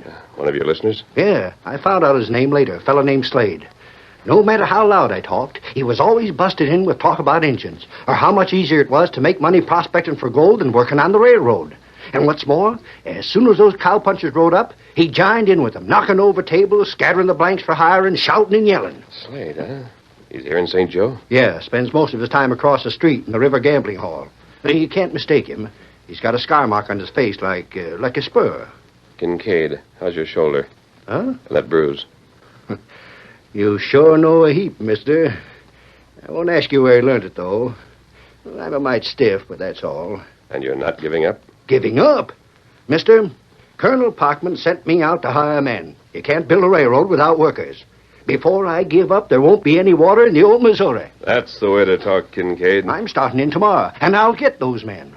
I'll make right certain I hold the meetings where they can't be busted up anymore. And you can forget about Slade. I can? You can leave him to me. Oh, I savvy. The way you talk, I'd sure hate to be in Slade's boots. Thanks again, and... Yes? Who are you, mister? There's a little moonlight coming in. I can make out your mast. Perhaps this will answer you. Oh, what's this? A bullet. I don't savvy. Why, jumping fireboxes. It's a silver bullet. You're the Lone Ranger. We'll meet again, Kincaid. The Lone Ranger. Mister, it's sure an honor to... Outlaws, get him! Hurry! What in blazes? Tonto, he's in trouble. Where's my guns? I'll help you. Ow! I'm as stiff as a dead center drive wheel. Adios, Kincaid. Give him what for, masked man! Tonto! Hurry! There's the outlaw! Up on the balcony! Look out, he's jumping! Good. You land right in saddle. Right for it, Tonto. There are too many of them. Don't let him get away! Pour a light at him! Get him up! Come on, Silver!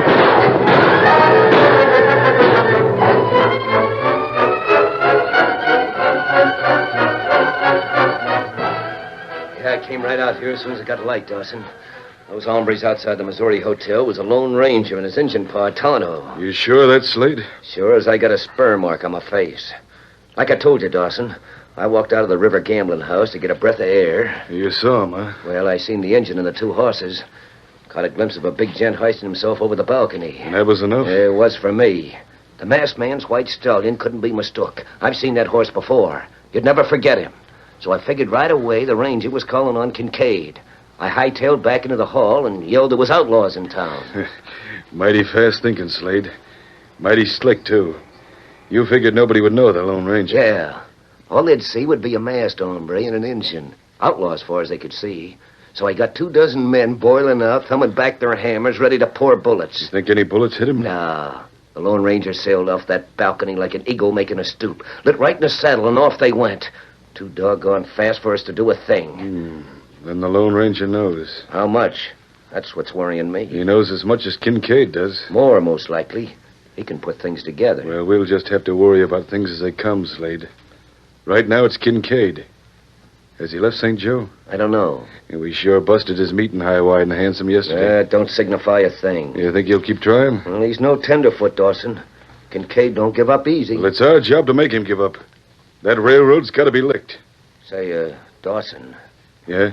Who's paying us? Huh? I said, who's paying us? What do you care? I'm handing you cash to do your best to prevent men from hiring out to the railroad. You got the cash, that's enough. You're being paid, too, aren't you? Sure. Me and this whole crew of hombres dressed up like cowhands. What of it? Well, I'd like to know who the boss man is. Slade, get this and get it straight. Don't ask questions. Oh, now, Dawson. You hear me, or do you want your neck twisted some more? Oh, let go. You savvy? Yeah. No more questions. Keno, I ain't curious no more. Besides, Slade, I don't know myself who's paying the cash. I just pick it up at a certain spot with orders, and that's all. Keno, I reckon I better head back to St. Joe and see what Kincaid's planning next. Yeah, mosey in it. What in tarnation? It's a steamboat whistle, the River Queen. This must be one of Kincaid's tricks. Hey, you gents, hit the saddle. Ride your horses. We're heading for St. Joe.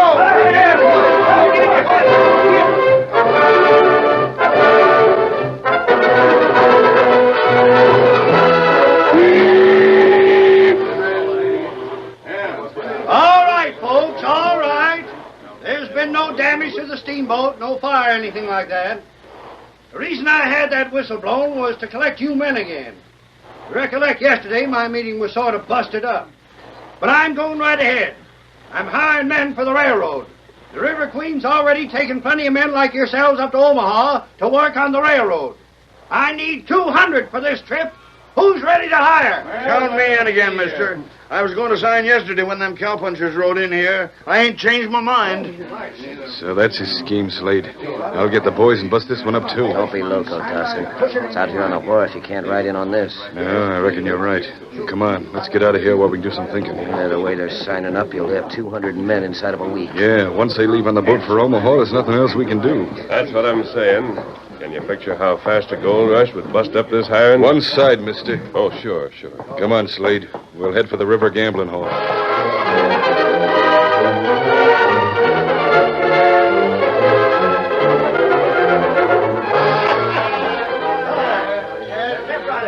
I've been puzzling my brain, but I can't get any ideas about... Why, Jingo, Dawson. What's eating you, Slade? Just thought of something. Huh? Don't you recollect what that stranger said as he was leaving the meeting? Stranger? Yeah. Fellow you bumped into as we walked off the wharf. He said, can you picture how fast a gold rush would bust up this hiring? Well, so what? I don't savvy how you...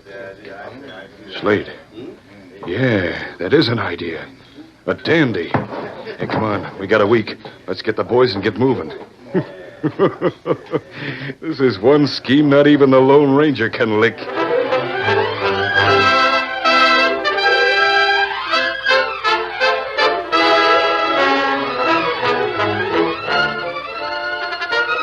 The curtain falls on the first act of our Lone Ranger story. Before the next exciting scenes, please permit us to pause for just a few moments.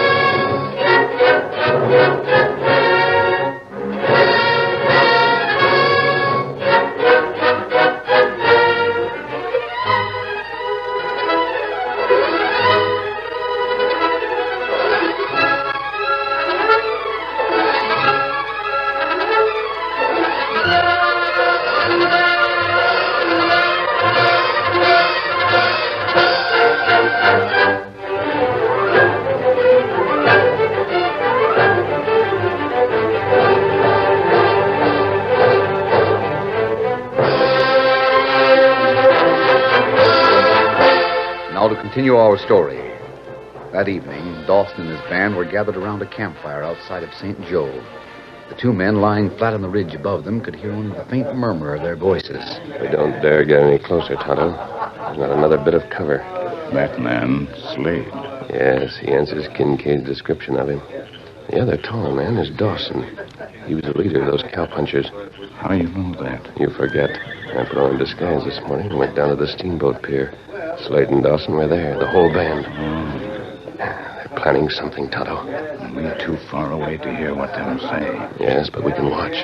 Look there. Dawson go for a horse. Then it's all settled, Dawson. Right. I'll be back in 3 or 4 days, and we'll be all ready. Adios. Adios. Kimasabi, him head south. We're going after him, Tonto. Hurry up, back to the horses.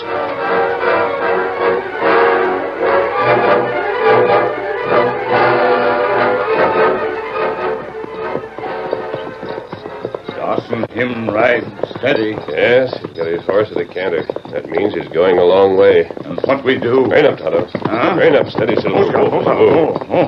But why we stop? We not follow Dawson? I'll keep track of Dawson myself, Tonto. Someone must stay here near St. Joe to keep an eye on the rest of them.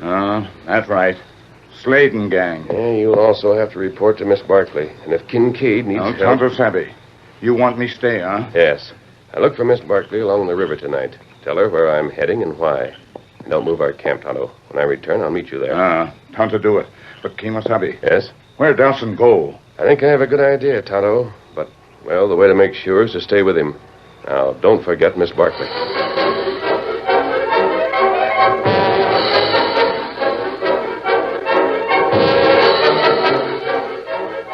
And that's where the Lone Ranger is going, Tonto? That's right. He didn't tell you what he suspects. No. Him say, wait till later. Well, suppose Dawson mixes up his trail and loses the Lone Ranger. Lone Ranger got eye like eagle. Him follow Dawson anywhere. Oh, I'm worried, Tonto. Huh? That gang is up to something. And they've got money behind them, unlimited money. And they're gunfighters, too. That's right. But if the Lone Ranger says... Oh, well. I've got to see Dan Kincaid in the morning. I hope he's hiring plenty of men. We'll need them.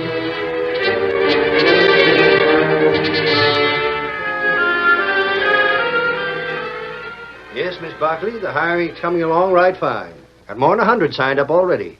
As soon as we get 200, off they go to Omaha. You've had no more trouble? No, ma'am. That Slade gent looks like he's licked. Only... Yes? Well, I better tell you something. Do you see this? Why, it's a silver bullet. Yes, ma'am. The Lone Ranger's bullet. A Lone Ranger? Yep. I saw him a couple of nights ago. He said he'd be around just in case. In case there was trouble? Uh-huh. There hasn't been any trouble. But the Lone Ranger's gone. And I've got no idea where to. It puzzles me a little.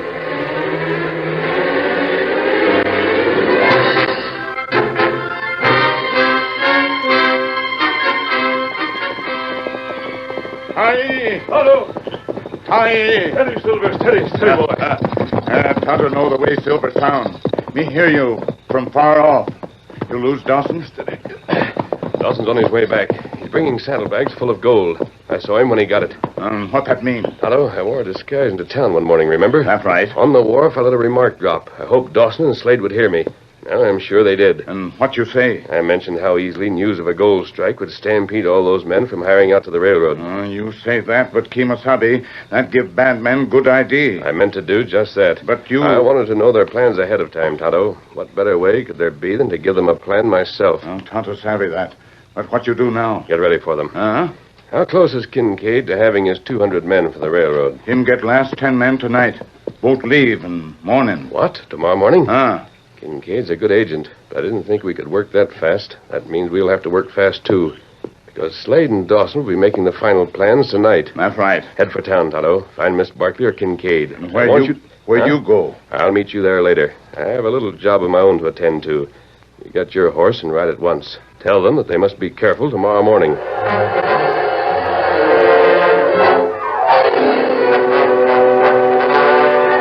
Tomorrow morning? What do you mean, Tonto? That's when the men leave for Omaha. And that's what masked men say. Well, what's this all about, Dan? Is this Indian... He's the Lone Ranger's partner, Miss Barkley. I put my trust in him. Well, so do I, then. Go on. Masked men say you get sheriff. Get 15, 20 men for deputy. Tell sheriff him have men on wharf before boat sail. Tell him to watch for men with mark of spur on them. Mark of a spur? But Slade's the only hombre who's got a scar that looks like a spur. Well, this mark may be not scar. You tell him. All right, Injun. If you say so, I'll do it. Now tell the Lone Ranger I'll attend to everything. Get him up. Get him up, Scout.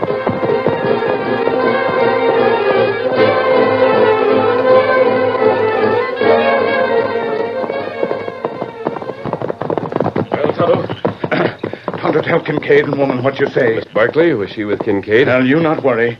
She pretends she not know me. Good. It wouldn't do if she let it be known that she's working for the government with us. And you take care of where you go. Yes, look, Tonto. Kemosabe, that...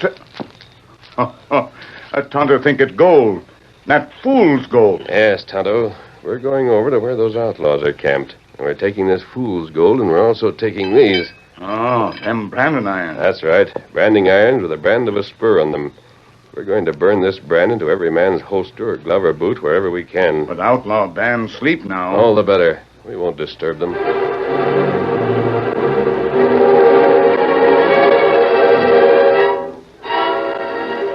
Here, Tonto. These are Dawson's saddlebags. Spread that blanket. Pour these gold nuggets out on it. Good. Now put the fool's gold in its place. All done now. Now we put gold in our saddlebag. Yes. Careful. Don't want to make too much noise. That's all there is. Good. Put Dawson's saddlebags back. We get branding irons now. We put them in the fire as soon as we came, Tonto. They'll be hot enough to leave a good, strong brand now. Follow me. Careful. Tonto, stop. I do. All right. He's gone back to sleep again. Come on.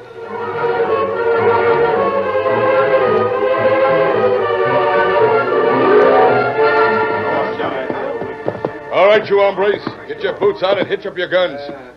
You all savvy what we do? We'll ride down near the wharf. You gents will get off your horses and mingle with the crowd, sort of natural like. Then when you come riding up on your horse... Yeah. I'll come riding up on my horse shouting for all I'm worth. Shouting that gold's been discovered 200 miles south of St. Joe. And I'll yank open my saddlebags and show them those gold nuggets. Dawson, when you do that, we'll start yelling ourselves. We'll yell, never mind the railroad, I'm going looking for gold. And the gold rush will be on. And inside of 5 minutes, Kincaid will be left with an empty riverboat and an empty wharf. His 200 men will be bitten with gold fever. Keno, that's it. Now get ready to ride, you hombres. The sun's coming up and Hey, I don't... Dawson, what's that mark on your holster? Huh? Looks like it's been burnt with a branding iron. Well, I'll be. So it is. And Jensen's boot, look at it. Hey, and mine too. Hey, what kind of a joke is this? Slade, this here brand looks like a spur. Just like that scar you got in your face. Have you been playing games? Dawson, I had nothing to do with it. Well, then who did? Not that it means anything. Dawson, there's a steamboat whistle. The men will be flocking the river. We ain't got time to lose. Yeah, never mind those brands. Never mind nothing. Get your horses. You gotta be there.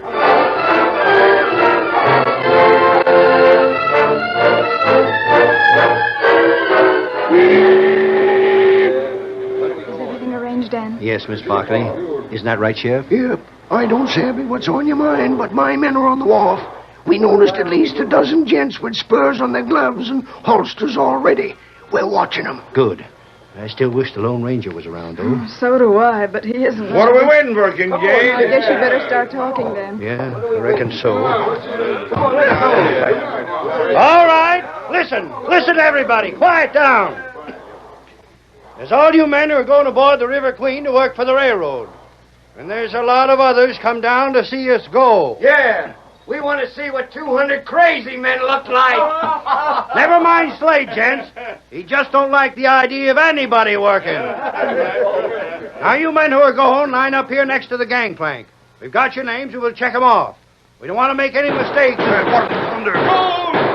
Gold! What in thunder? What's that hombre yelling? Gold, he's yelling gold. Discovered 200 miles south. You're lying. I just come from there, gents. The Delray Creek. Nuggets as big as your fist. Hey, I heard there might be gold at the Delray. Stranger, you heard right. I got saddlebags full of it myself. You can pick it up with your bare hands. Here, look at my saddlebags. Look at them. Look at them sparkle. Gold. That's gold. You better get there fast, gents. The claims will be all gone. Wait, it's a trick. There's no gold at the Delray. Well, I believe my eyes, ma'am. Go ahead, go to your railroad jobs. Me for the gold rush. Barkley, there's no holding them. Oh, Dan, what are we going to do? What in blazes? Look who's coming now. Come on, Silver! It's the Lone Ranger. Steady, Silver, steady, boy. Listen to me. Listen, everyone. This man's not telling the truth. Don't touch your guns or I'll blast them out of your hands. You better do like he says. He's the best shot in the West. Sheriff, will you come here and take a closer look at Dawson's saddlebags? I'd be glad to, mister. Sure, go ahead. It's gold. Gold? It's fool's gold. That's what it is. Fool's gold. It ain't worth a red cent. Fool's gold? What? I've been tricked. No, we're the ones who were almost tricked. How about it, you men? Are you working for the railroad? Yeah, of course. Slade, Jensen, Harris, the jig's up. Pull out your guns and start shooting. Men with the spurs, got them. He gets plenty. As the bad men scattered through the crowd, tried to obey Dawson's order and use their guns, the sheriff's deputies were right behind them. The struggle was sharp and brief. In a few moments, the bad men were disarmed, and the Lone Ranger himself had Dawson with his hands raised in the air. Here's the ringleader, Sheriff. Thanks, mister. These hombres will go behind bars. Half an hour later, as the railroad workers were filing aboard the River Queen... You've done us a great service once more. Tonto and I did our best, Miss Barkley. Here's the gold that was in Dawson's saddlebag. You can give it to Colonel Parkman. He'll know what to do with it. I will. And when you need us, call on us again. I will. Goodbye and thank you. Not goodbye, but adios. Come on, Silver. Hit him up. Come. Miss Barkley, are they leaving? Yes, Dan. Look at them ride. They sure save the railroad a heap of trouble. We're all ready to head upriver in the paddle steamer, Miss Barkley. You coming along? Yes. Yes, Dan. I'm coming.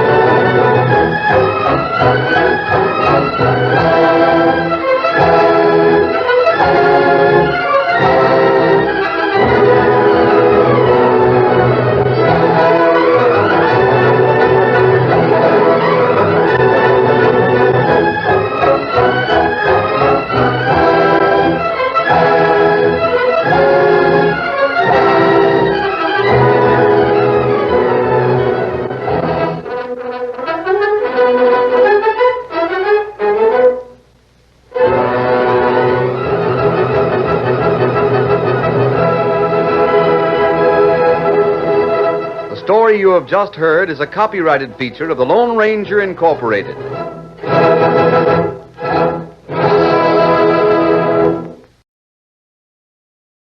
This is Cecil B. DeMille speaking to you from Hollywood, where 2 stars and a stage full of fine actors are at your command tonight.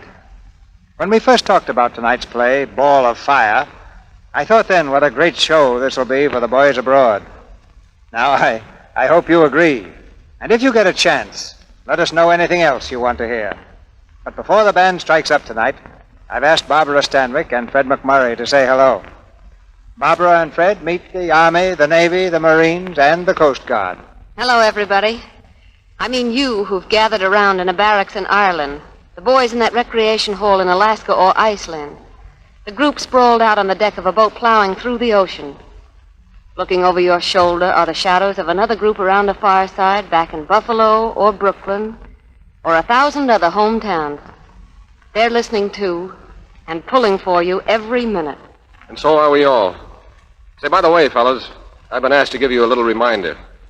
Have you written home to your mother lately? She wants to know how you are and how you're getting along. It won't take but a minute. Good luck. And now, from Belfast to Melbourne, on with the show. Lux presents Hollywood.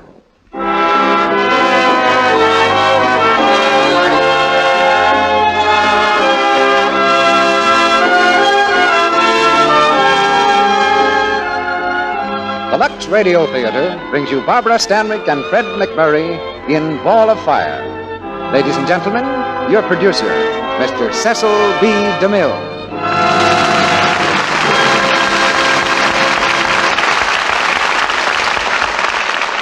Greetings from Hollywood, ladies and gentlemen.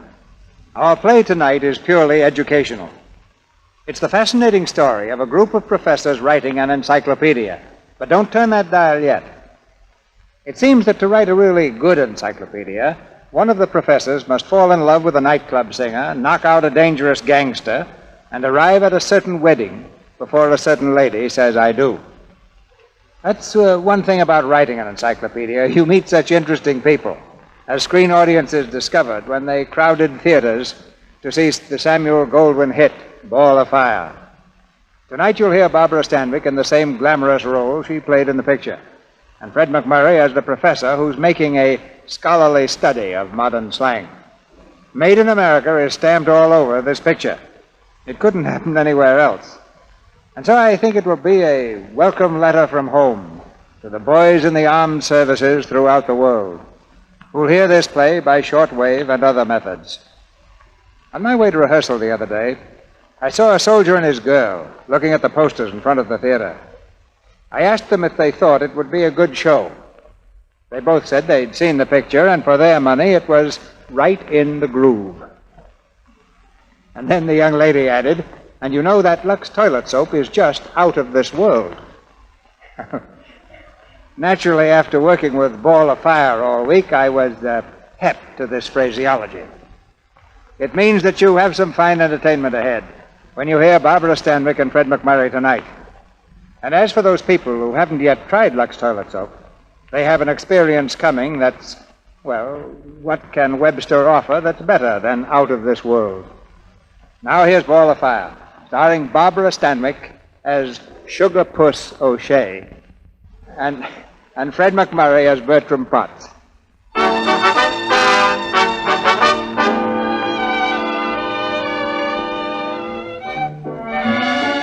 In a very old-fashioned house in New York live 8 very old-fashioned gentlemen.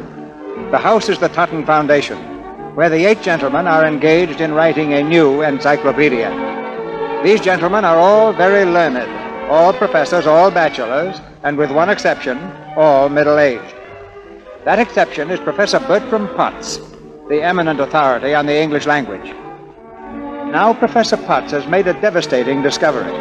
As the professors bend low over their desks, Potts enters the book-lined living room and clears his throat for attention. Gentlemen. Yes, Potts? What's the matter, Potts? Why aren't you at your desk? Gentlemen, I am going out. Going out? At 9 o'clock in the morning? Yes, gentlemen. Miss Bragg, my hat, please. Yes, Professor? Professor Gurkakov, what's your prognosis on the weather? Light showers toward evening, but I don't think... My galoshes, Miss Bragg, and my Macintosh. Yes, Professor Pollock. What in Sam Hill Potts? Where are you going? Research, gentlemen. What research? Gentlemen, I have just made an astounding discovery. I was at the back door when the garbage men arrived for the garbage. We had a long conversation. You and the garbage man? The garbage man. What did he say? I don't know. What? I don't know what he said. Sit down, Potts. Sit down. I am perfectly well, Professor Robinson. But you don't know what the garbage man said. Did he speak English? Yes, but colloquial English. He spoke in slang. Gentlemen, it's catastrophic. I have just finished my article on slang. 23 pages compiled from a dozen reference books. Everything from the idiotic combination abso-tiddly to the pejorative use of zigzag. I traced the evolution of hunky-dory. I tracked down skidoo. I might as well throw it all in the wastebasket. 3 weeks of work. Potts, you're hysterical. My work on slang is outmoded, based on reference books 20 years old. Now take smooch, take dish, take hoy-toy-toy. Not one of them included. Do you know what smooch means, Professor Odley? No. Do you know the meaning of mouse, Professor Morgenbruch? A mouse? A mouse is a member of the rodent family. Wrong. A mouse is a young lady. So is a smooch. Money is moolah, and a dollar is a smackaroo. Who said so? The garbage man. Gentlemen, living in this house off from the world, I've lost touch. That man talked living language. I embalmed some dead phrases. But where are you going? Out to collect new data.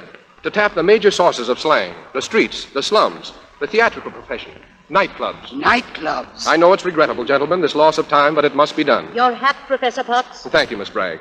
Just put the key under the mat. I won't be home tonight before 9. Good morning, gentlemen. Good morning.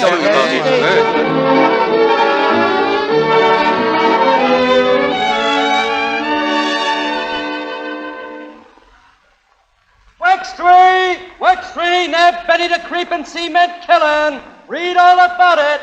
Corpses, dogs, Duncan, Cement. Wextree. Hey, brother, what are you hanging around me for? Disregard me completely, please. I'm just making a few notes. Well, beat it, will you, buddy? You give me the memes. The memes? The screaming memes. Extremely picturesque. I must add that to my list. Hey, listen, what goes? Young man, could I interest you in a research project in which you could be very helpful? If you would come to this address at 9:30 tomorrow morning, you will be doing a definite service to society. Hey, what are you promoting? Some kind of reform school?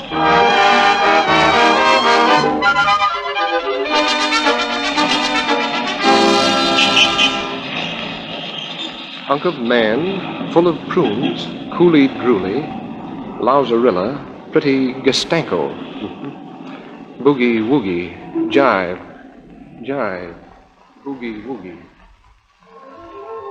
I want to look keen so my dream will say, ain't I the lucky feller, so keen that he'll scream. Baby's in technicolor, so make a brown gown with a top, with a hip slip, and a laced waist in the sharpest taste to see my Sunday man.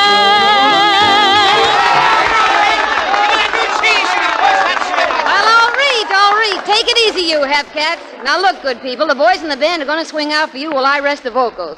I'll be back later with a little more jive, brute, zoot, and solid debut. How's about it?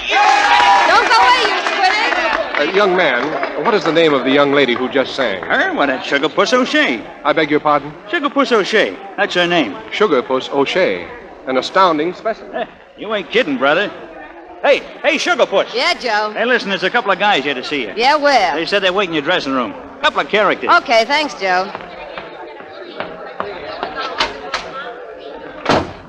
Hiya, Shuggy. Hi, Shug. Well, hello, Pastrami. Hello, Asma. What are you boys doing here? Come on, Shuggy, we're leaving. Leaving? Who is? You are, and quick. Yeah, quick is right. What's the fever? Listen, Shuggy, you've got to take it on the lamp. Yeah, they're looking for you. Who's looking for me? The district attorney. Why? Come on, we'll talk about it in the taxicab. Well, why can't you tell me now? What is all this? Well, it's on account of Benny the Creep had an accident. I never heard of Benny the Creep. Who is he? One of the boys. Yeah. He was on kind of an errand when he grazed into a police car, the dope. And for that, I've got to hide out? That don't make sense, Pastrami. No. You see, when the bulls give Benny a ticket, they seen Dave Kinnick in the back of the car. Yeah, dead. In the accident? That's what Benny was trying to tell him. Only they seen Kinnick's feet. Yeah, they was in a cake of cement. Benny was gonna dump him in the East River, see? That was the errand, get it?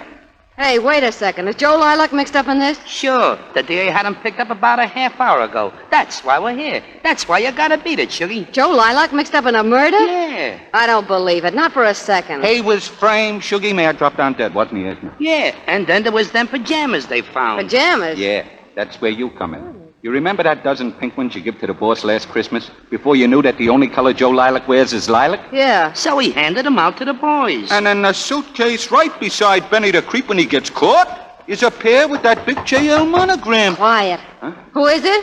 I'd like to speak to Miss O'Shea, please, regarding an investigation I'm conducting. It's a copper. Get behind the curtain, Pastrami. Listen, Sugie. Shut up, Asma. Get over there in the closet. Okay. Just a second. Well? How do you do, Miss O'Shea? My name is Potts. I hate to intrude like Come this, on, but... cut the corners. What do you want? Well, this inquiry is one of considerable importance. Listen, stop beating up with a gum, see? What was that? Get this. I don't know from nothing. Oh, but you do. Every word you say proves as much. Yeah? Well, suppose you tell the DA to take a nice running jump for himself. A running jump? Bewildering. Say, how many of you are on this job? The entire project? 8. Oh. The other 7 waiting outside? Oh, no, they're at home. Sound asleep, I imagine. Asleep? Yes, they go to bed at 9 every night. You mean to tell me with crime what it is? Say, are you a bull or aren't you? Well, if bull is the slang word for professor, then I'm a bull. A professor? Yes, a professor of English. Oh. You see, I'm conducting an investigation on current slang. Would you object if I used you for observation and study? Yeah, I would. Well, if I could have your assistance for just a few days... Outside, Professor, outside. Then you won't help me? No, out. Shove in your clutch. Shove in your clutch? That's exactly the kind of thing I want. Perhaps if I could come back Save again. the guess. I won't be here after tonight. Well, here's my card with the address of the foundation if you should happen to change your mind. It's my residence as well. Listen, not now. Well, I'll just leave it here by your person. Okay, now scrow, scram, scraw. The complete conjugation. All right, I'll scrowl. Good night, Miss O'Shea. All right, boys, you can come on out. Okay, Sugie, let's go. Listen, I gotta change my clothes. I can't go like this. No time. Come on, Sugie. Through the window and down the alley. Give me my coat and purse. At least let me... Read the purse, Esma. Come on, Sugie. Okay, only I think you're a pair of cracked ice.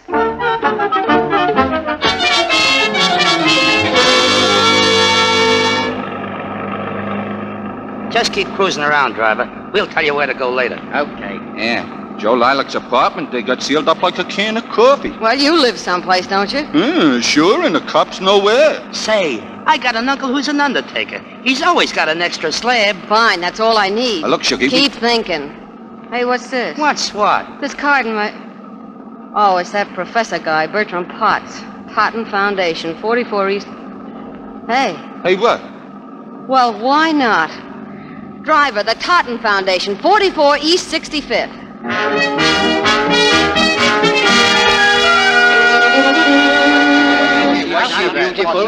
want to hear all of it. There's one thing I still don't understand, Potts. This girl you were talking about, her name you said was Sugar Puss? Yes, I was just about to explain about that, gentlemen. You see, the word puss means face. Yes, go on. As, for instance, sour puss, pickle puss.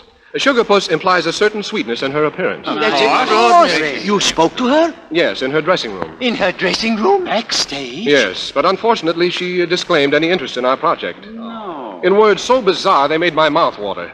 Shove in your clutch, for instance. Why, it's amazing. Potts, could you tell us, what is it like backstage? Very vivacious, I imagine. And perhaps ballerinas giggling up and down iron staircases? Round and round. Possibly wearing tights? Oh, I'm sorry, I didn't notice. Oh. Listen, it's the doorbell. And at 12:25... Strange. See who it is, oddly. Oh, in my nightshirt? I seem to be the only one dressed. I'll go, gentlemen. It must be the figures on San Salvador, Saltpeter. I asked them to send it over. Yes? Heidi-ho, Professor. Don't tell me I'm too late for class. Miss O'Shea. It's a female. Oh. Say, what's all that going up the stairs? Those are my colleagues. Oh. I must apologize for the lack of costume. Oh, that's all right, Professor. And the fact that I haven't got my tie on. Oh, think nothing of it. You know, once I watched my big brother shave. Well, won't you come in? Why not? Frankly, your coming here was the last thing I expected. Your no was so explicit. Well, I got to thinking it over, and fool, I said to myself, who am I to give science the brush? Then I take it you've reconsidered? Yeah, that's a big idea. That's a lot of books you got there. All of them different? I trust. Uh-huh. May I have your coat? Yeah, thanks. If you'll just slip it off, I'll... Miss O'Shea! What's the matter? Well, your costume. Oh, do you like it? It's rather abbreviated. Is it? I never noticed. Are you sure you don't want your coat? No, I'm fine. Well, how do we start, Professor? You see, this is the first time anybody moved in on my brain. Have you got some kind of a machine, an X-ray, or a vacuum cleaner, maybe, that sorts out the words you want? What's your method, Professor? Well, it's quite simple. If you will be here tomorrow morning, not later than 9:30... Tomorrow morning? Oh, yes. I have arranged a roundtable discussion with a number of people of various backgrounds. Oh, you don't think we could sort of begin the begin right now? Why, it's going on to 1 o'clock, Miss O'Shea. Oh, fool, Professor. Let's get ourselves a couple of drinks, light the fire, and you start working on me right away. Why, I wouldn't think of imposing on you at this hour. Uh-huh. Okay, then, where do I sleep? Well, I don't know. Where do you live? Up on Riverside, but I'm going to sleep here. Here? Oh, you don't understand, Miss O'Shea. You see, we're bachelors. Why, no woman ever, even Miss Bragg, who takes care of our needs, goes home every night at 7:30. Listen, if you want me tomorrow morning at 9:30... Oh, I do, Miss O'Shea, but even the most free-thinking people must respect the... Come here, Professor. Take off my shoe. What? Take off my shoe. Come on, go ahead. What? Yeah, that's right. Now feel that foot. Okay, Tootsie Bell, what do you say? It's cold. It's cold and it's wet. Oh, Potter, may we come in? Sure. Come on in, kids. Just step right over here. I want you to see something. Yes? Come here. Look down my throat. All right, what do you see? I don't know what to look for. There is possibly a slight rosiness in the laryngeal region. Slight rosiness? It's as scarlet as O'Hara. Who are you? This is Dr. Magenbusch, our physiological expert. Oh. How do you do? And Professor Robinson, Law. Professor Gurkakov, Physics. Dr. Pegram, History. How do you do? Professor Audley, Biology. Very Professor happy. Quintana, Fine Arts. Hiya, boys. Come here, physiology. Feel my head. For all I know, I've got a fever.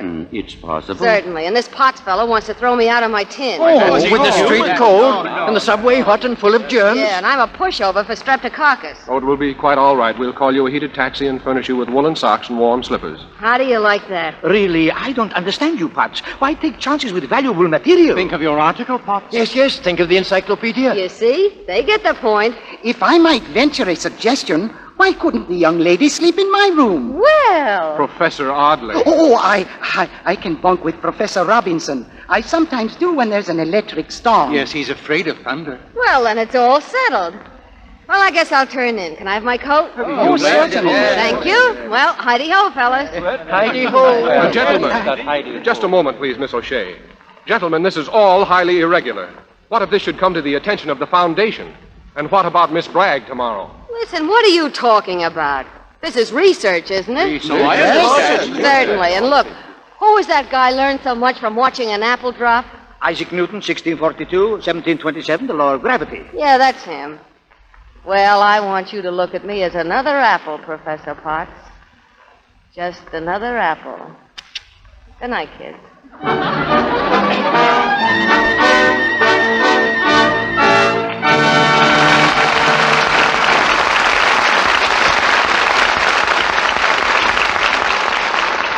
In just a few moments, Mr. DeMille and our stars, Barbara Stanwyck and Fred McMurray, will return in Act Two of Ball of Fire. And now, in a busy department store... Well, Mary, hello. Jane, what luck meeting you. You're just the person to help me decide about this blouse. Look, would you take it in the aqua shade or in the coral? It's for my black suit. Well, either shade will go then. It's just a question of which is more becoming. Hold this to your face. Now this. Oh, goodness, I don't know. You look lovely in either, with a skin like yours. Isn't it the truth? The lady with a lovely complexion can wear just about any color she pleases, and always be told it's becoming. Yes, perhaps there's nothing that makes a woman seem more beautiful than soft, flower-like skin. That's why it's so important to give your precious complexion gentle, protecting care. To neglect it a single day, you know, is to take chances with good looks. Screen stars realize this. Madeline Carroll says, complexion beauty should be cherished, so it's important to use a real beauty soap. I never neglect my daily active lather facials with Lux toilet soap. Any woman can give her skin this simple care that helps it stay lovely. now there's a tip worth taking. This beautiful blonde star is famous for her smooth, creamy skin. Why not try her Lux toilet soap beauty care for 30 days? Here's the way Madeline Carroll takes an active lather facial. I pat the wonderful creamy lather lightly in. I rinse with warm water and then with cool, and pat my face gently with a soft towel to dry. And when I touch my skin, it feels so smooth. Yes, when you use Lux toilet soap, you know its rich, active lather removes stale cosmetics, every trace of dust and dirt thoroughly, but gently, too. Gives your skin real beauty care. You'll enjoy the caressing touch of that creamy, abundant lather on your skin. And because every satin smooth cake of Lux toilet soap is hard milled, it's truly economical to use. Get 3 cakes of this luxurious white soap tomorrow. Now, our producer, Mr. DeMille. Act 2 of Ball of Fire, starring Fred McMurray as Professor Potts and Barbara Stanwyck as Sugarpuss O'Shea.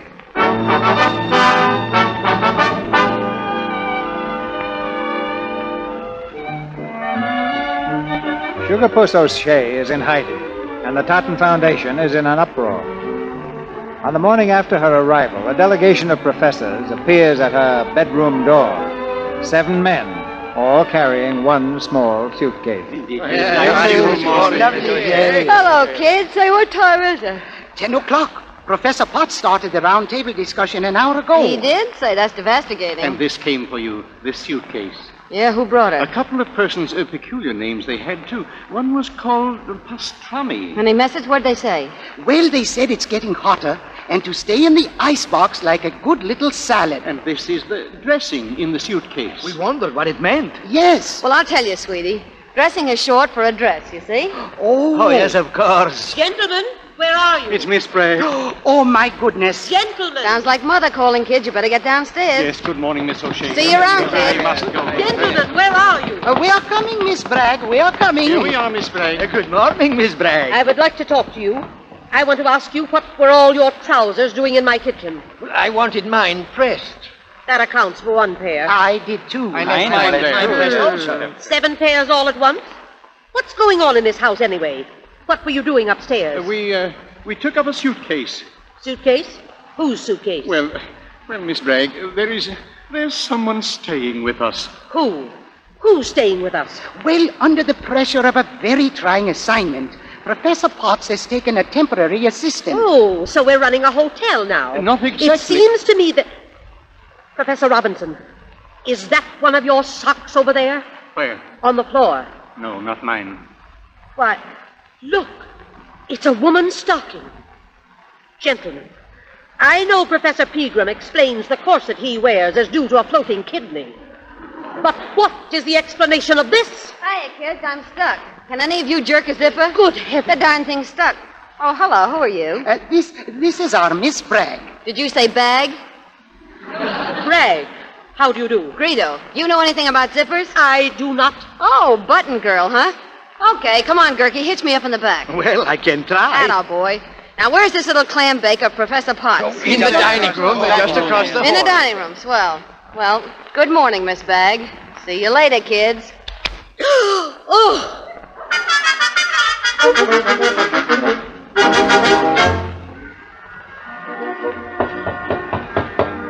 Come in. Oh, yes, Miss Bragg. May I have a word with you, Professor Potts? Oh, yes, certainly. Miss Bragg, that music, is it from next door? No, from this door. From the library. And that's what I want to talk to you about. Well, what's going on in there? It's that woman, Professor Potts. She's in there with the rest of the gentlemen. Really? Well, what are they doing? They have just formed a La Conga line. Well, what's that? I refuse to describe it. Professor Potts, that's the kind of woman that makes whole civilizations topple. And I warn you, either she goes or I go. I don't like ultimatum, Miss Bragg, but I shall look into the matter. Don't look into the matter. Look into the library. Very well, Miss Bragg. Snap it up, Gerke. 1 and 2. 1 and 2. That's it. That's it.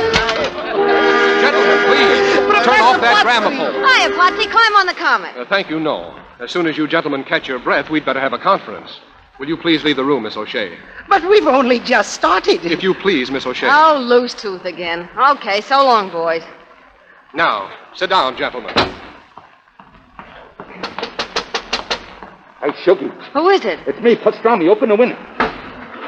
Hi, Shuggy. Hello, Sugar Well, Puss. it's about time. I thought you two had amnesia and forgot where you parked me. Hold it, Shuggy. Quiet. Dropping me on the doorstep like a throwaway for a credit dentist. You said it was for one night. Hold it, Shuggy, for Pete's sake. You're as hot as a pistol. The DA's got 100 men on the job. You tell her, Pastrami. Yeah. They're tailing us, Shuggy. It'd take us 3 hours to get here from 48th Street. Okay, stay right there. I'll get my things together in 2 seconds flat. Hey, wait a minute, Shuggy. We got a surprise for you. Yeah, you're not leaving, Shuggy. Not right now. I'm not. Joe's out, isn't he? Well, for how long? They're laying for you so as they can get him back. That's the surprise. I'm supposed to stay in this old man's home till the moths eat holes in me. Say, when I say a surprise, I mean a surprise. Go on, Pastrami. Flash it to her. Put on your sunglasses, Shuggy. We got a kind of little ring here for you. A kind of diamond ring. Oh, boy. Let me see it. $7 grand boiled into that rock, Shuggy. Oh, Joe doesn't have to bribe me just because I do him a little favor. Let him try and get it back, though. Oh, say, it ain't your size, is it? It'll do if I have to whittle down my finger. Third finger, left hand, Shuggy. Who do you think you're kidding? The future Mrs. Joe Lilac. Come again? Wedding bells, sweetheart. Joe and the lawyer have got it all figured out. Yeah. A wife cannot testify against her husband, see? Don't put it like that, you dope. Huh? Shuggy, Joe's been that way about you ever since he first picked you out. Yeah, but it took the DA to make him pop the question. He sent you a love message. He said to tell you he gets more bang out of you than any dame he ever knew. And he's the top, Shuggy. You realize that. He's the top. Yeah, Mrs. Joe Lilac. 3rd Avenue girl in the major league at last. Look, Shuggy, the wedding's got to be a fast one. Over New Jersey someplace. Now, here's the application for the license, and you sign right here. Will I? You got a pen? Yeah, here. Unscrew it for Mrs. Lilac. Right here. Go ahead, sign. Oh, boy, were those pajamas a good investment. You'll get the final dope by tomorrow morning. Joe will phone around 10 o'clock. Now, meantime, lay low and stick close to the Amici. The what? The telephone. Oh, Miss Sugar Puss. Oh, duck, you guys. 10 o'clock. I'll be waiting. Okay.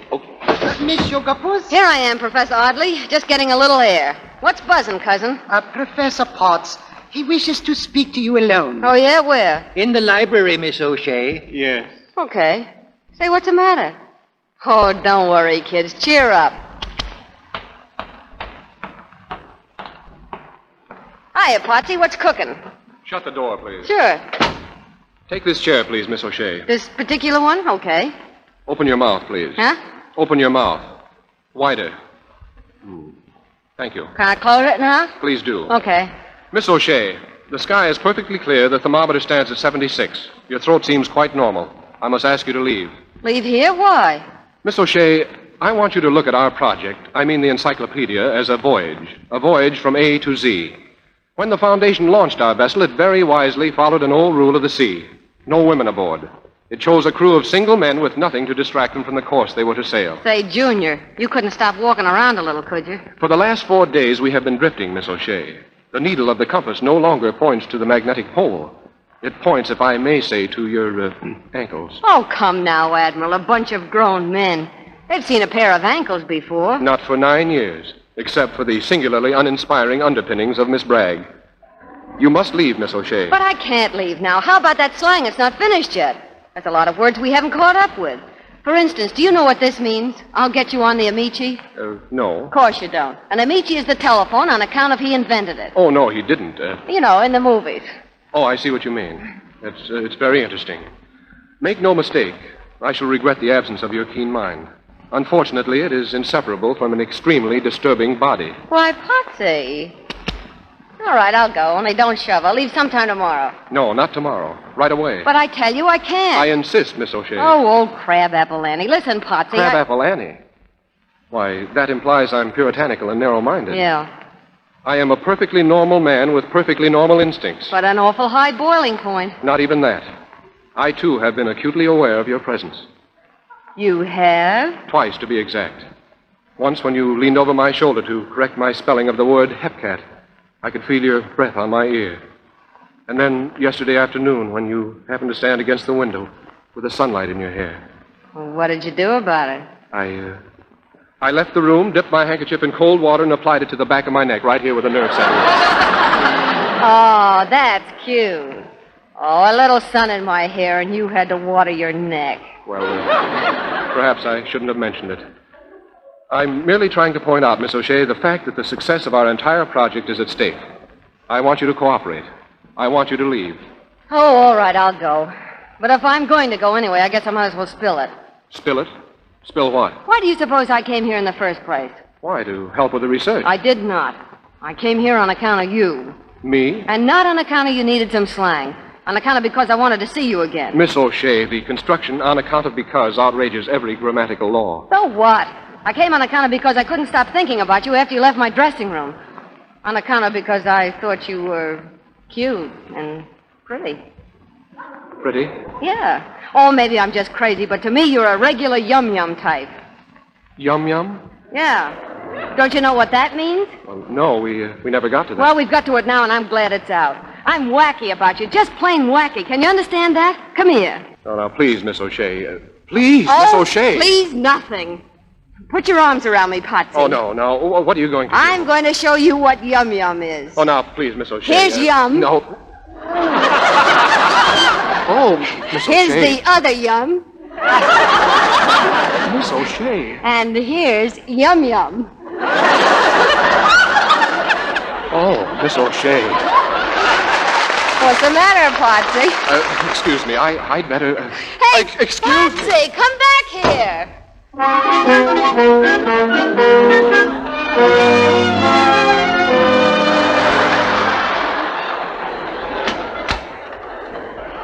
Well, come in. What, Miss O'Shea. What's the idea of running out on me like that? Oh, nothing. I just... Come over here. Just a moment, please. Oh, Miss Bragg, Yes? will you call a taxi from the corner for Miss O'Shea, please? I certainly will. Oh, I'm leaving, huh? Miss O'Shea, the last few minutes have only confirmed my former decision. Your further presence here would be fatal. You must get me out of your mind just as I must get you out of this house. Your hair's wet. Well, never mind, please. Well, it is wet. Well, what of it? Nothing. I just happened to mention it. Well, forget it, please. Okay. Now, to get back to the subject under discussion. All right. It would be idle of me to deny that I, too, feel the affinity that you mentioned a few minutes ago very strongly. Perhaps after 3 years, when my work is finished, we can take up where we left off. In the meantime, I hope we may keep up some kind of correspondence. Would you, Miss Sugarpuss? Oh, Patsy. I know. That's the way I feel, too, but it has to be. And Miss Sugarpuss, before you go, would you yum me just once more?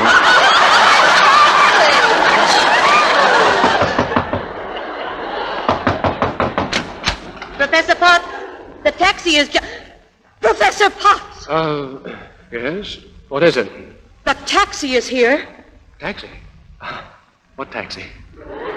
Miss O'Shea's or mine? It's all yours, Crabapple Annie.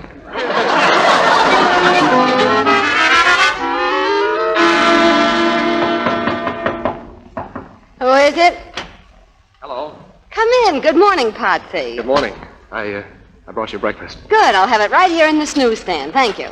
How do you take your coffee? Oh, just Jav. No cow. Just what? Black. Oh. Sugar? Straight. Toast? No thanks. You're sure you don't want some toast? Uh-uh. Well, there's some jam to go with it. It's very good. Never used it. Not just one bite?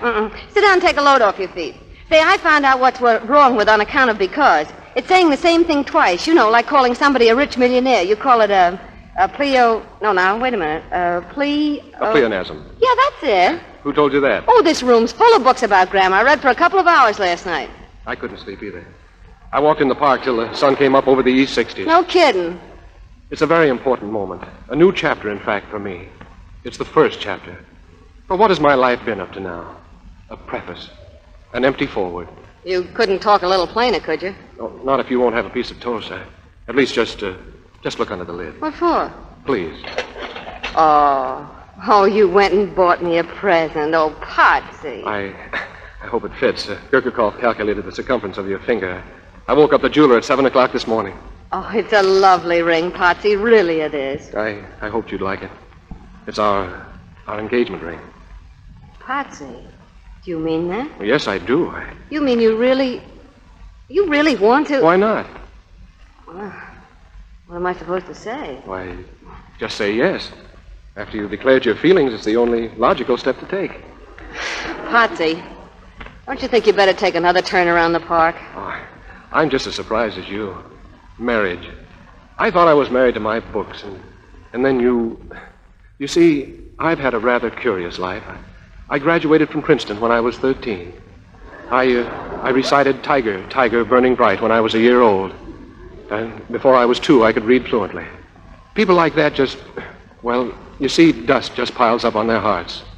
And it took you to blow it away. Yeah, but I didn't mean to blow it smack into your eyes. Hello, kids. There's a telephone call for you, Miss O'Shea. For me? We didn't want to interrupt, but the man on the wire said it was from your daddy. Daddy? That's what he said. Oh.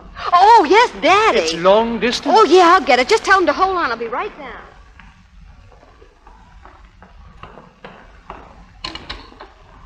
Hello? Hello? Hello, Shuggy. This is Asma. Listen, Joe Lilac wants to talk to you, only we're relaying the call so it won't be traced. Dig me? I got it. Here she is, boss. Okay, Shuggy. Don't use no names, though. Put him on. Hi, Sugar Puss. Oh, boy, did you call at the right minute. Where are you? Some whistle snort, New Jersey. Red Cocos it's called. How you been, Shuggy? I hear you're hiding out with the 7 dwarves. 8, and it's kind of indicated I better get out of here quick. Yeah? Why? Oh, one of the professors got off the beam a little. A slight case of Andy Hardy. Oh, listen, Shuggy. Everything's all set. The license comes through this afternoon, and I got the justice of the peace all lined up. Yeah, well, how am I going to get there? That's what we're trying to figure out. I don't want you to take a train. It's spot you like a lead dime. I don't care if I have to hook a ride on a hearse. I want to get out of here. I don't like it. May we come in a moment? Oh, what other news is there, Daddy? Huh? How is Mama, Daddy? Hey, what are you talking about? Oh, that's fine. Just a minute, Daddy. Potsy, I won't be long. Just wait in the library. Do you mind if I have a few words with your father first? Oh. Oh, well, sure. Daddy, this is the professor I was telling you about. Are you nuts? Here he is, Daddy. Hello, listen. Hello, Mr. O'Shea. My name is Bertram Potts. I judge your daughter has already told you of my aspirations in her regard. Hey, what's going on there? Oh, you're quite right, Mr. O'Shea. It's inexcusable for one to introduce oneself to one's future father-in-law over the telephone, but before entrusting your daughter's future happiness to my care, I'm sure you want to know all about me. Oh, sure, why not? Well, as character reference, you might get in touch with the head of the Rockefeller Institute, the foundation, and the president of Princeton. And I may say I am in excellent physical condition, except for occasional trouble with my left sinus. Uh-huh. How's your digestion, son? Oh, very good. Very good, sir. And I draw a salary of $3,200 per year. Oh, that's fine. And, Mr. O'Shea, I'd like to marry your daughter as soon as possible. Oh, yeah? Say, wait a minute.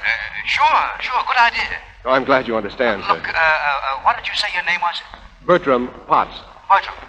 Well, Bertram, I don't know if Sugar Puss told you, but she's our only child. Oh, I'll do everything I can, Mr. O'Shea, to make her happy. Good. And one thing more, Bertram. Mama's kind of an invalid. Doesn't do any traveling, But it would just break her heart not to see Sugar Puss married. You understand that? Oh, of course, sir. Sure. So suppose you just bring the kid right down here. We want to see you, and let's have the ceremony in our hometown, Rancocas. Why, of course, Mr. O'Shea. May I call you Father, Mr. O'Shea? Sure, I like it. Oh, thank you, Father. Now, let me speak to my daughter. Oh, certainly, sir. Here, he wants to speak to you. Hello, Daddy. Well, Shuggy, this solves your transportation. That jack was made to order. I don't get it, Daddy. Look, who's going to stop the Rockefeller Foundation at Princeton University? I'll get a couple of the other old beavers to come along in the car. Yeah, well, maybe there's some other way. I don't want to take them for that kind of a ride. Oh, that's quite all right. I'll take a couple of days off. No, listen... Cut out the mankanky, Shuggy. This gets you there in Caucus. Now, once you're here, we'll give the professors the boot easy like, where it won't blind them. Yeah, but I don't like... Just one thing. Watch out for the Washington Bridge. It'll be swarming with cops. So long, Shuggy. Wait, listen, you... What's the matter, dear? Oh, he's always in such a rush. Which is my great good fortune. The sooner the better.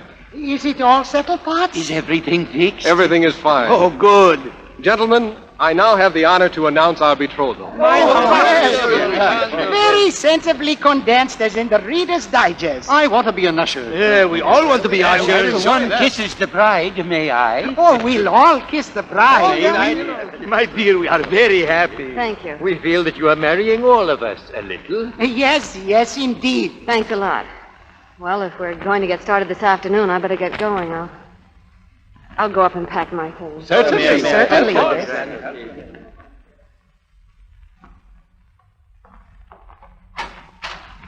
Oh. What are you doing in my room, Miss Bragg? I came up to show you the morning paper.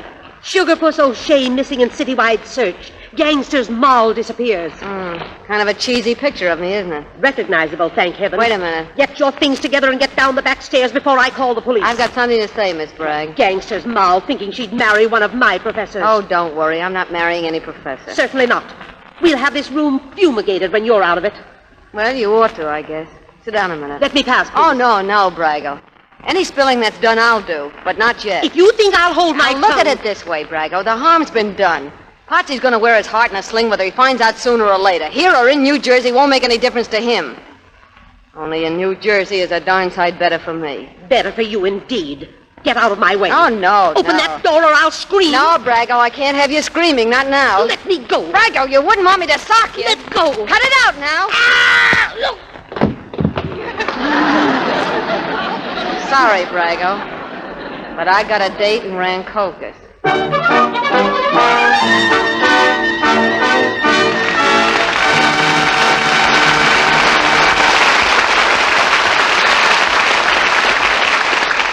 We pause now for station identification. This is the Columbia Broadcasting System.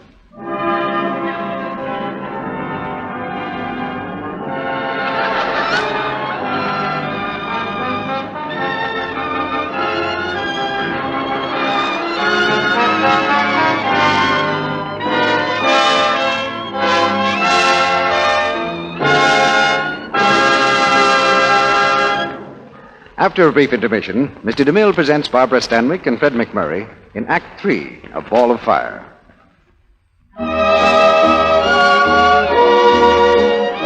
And now for a moment, let's drop in at a party where boys in army uniforms are dancing with girls dressed in their prettiest. Sweet and lovely, sweeter than the roses in May. I like that song, Betty. Sweet and lovely. You know something, Betty? That's the way I always think of you. Sweet and lovely. Now, there's about the nicest compliment a man could pay a woman. And it's the way a man likes to think of the girl who's captured his heart. So it's a clever girl who does everything possible to live up to that ideal. It's a clever girl who knows the importance of sweet, fragrant skin and never takes chances with the charm that wins, the charm of daintiness. Especially when it's so easy to make sure with the Screen Stars Beauty Soap, Lux Toilet Soap.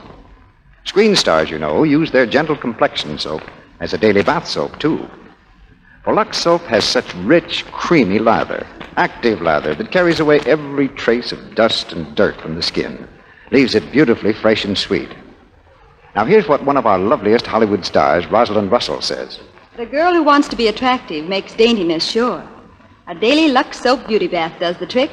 Leaves skin delicately perfumed, too, with a wonderful fragrance that clings. If you haven't tried it, why not make this luxurious perfumed bath part of your daily beauty routine? You'll find Lux Toilet Soap lathers easily and quickly. Gives a creamy, soothing lather that's like a caress to the skin. So take a tip from Hollywood. Make sure you're sweet and lovely. Make sure of daintiness the easy, delightful Lux Toilet Soap way. Now, Mr. DeMille returns to the microphone. Act 3 of Ball of Fire, starring Fred McMurray and Barbara Stanwyck.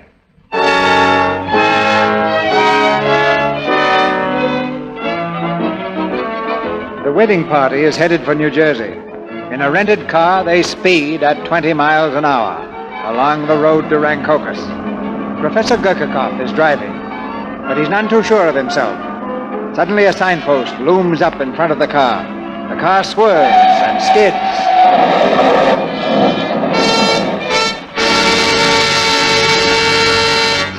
Hello, Joe. Shuggy, where are you? Listen, Joe, we had an accident. An accident? Oh, nothing serious. It just shook the old boys up a little. I couldn't get to a phone before. Well, where are you? Oh, I don't know. It's in some kind of an auto court near Kingston. Poplar Grove, it's called. What's the number of your bungalow? What's the difference? In case I want to reach you. Wait a minute, I'll look. Huh. Lucky me. It's 13. 13, huh? Okay. Listen, Joe, don't call me here. There's a midnight bus. I can grab that. Midnight bus, what are you talking about? I'll have Esmond Pastrami pick you up in about 40 minutes. Oh, Joe, why not do the thing right? I want to wait until the old boys have gone to bed. I can't walk out on them cold. Maybe you'd like to sit down and knit them 8 sweaters to remember you by. Well, I've told you how it's going to be. Now stop barking orders. So long.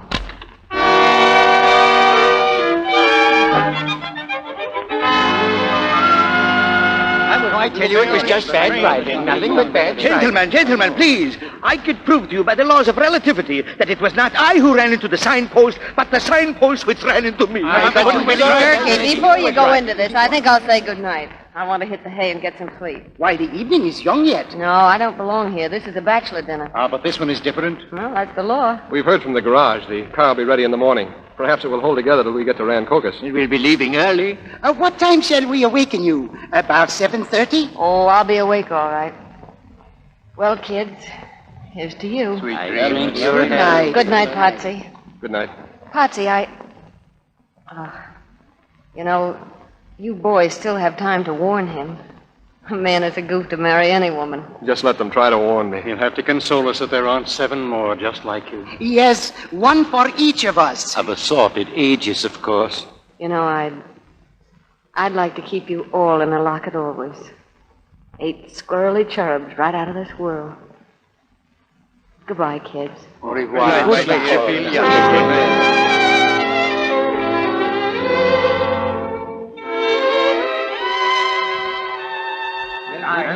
Good night, Doctor. Good night, gentlemen. Gurkakov. Yes, Potts. Did you hear what Audley was saying about marriage? Yes. Well, I'm a little worried. I think I ought to talk to him again. What's his bungalow number? Let me see. Audley is in 13. 13. That's right over there. His light is out. He's probably ready for bed. Oh, I don't think he'll mind. Good night. Good night, Potts.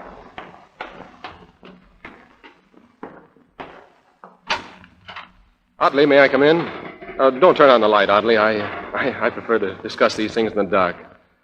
Audley, the things you were telling me before, I recognize the beauty and delicacy of the relationship you described, but, well, I don't trust myself. I'm afraid I'm a lot bolder than you are, Audley. You see, I'm a man in love. It's the first time in my life. I want to take her in my arms. I think of her every waking moment. Why, if this marriage had been delayed, should have been delayed. Should be. Listen to that, Audley. I don't know my tenses anymore. I've gone goofy, completely goofy. Potsy. What? Oh, I'm sorry. Oh, don't leave, Potsy. Well, I don't know how I could have made such a mistake. You'll have to forgive me, please. Oh, don't apologize, Potsy. It was illuminating. Would you kiss me, Potsy? Well, if you think. Oh, yes. Yes, I do. Professor Potts. Somebody's calling me. Are they? Yes, maybe it's just as well.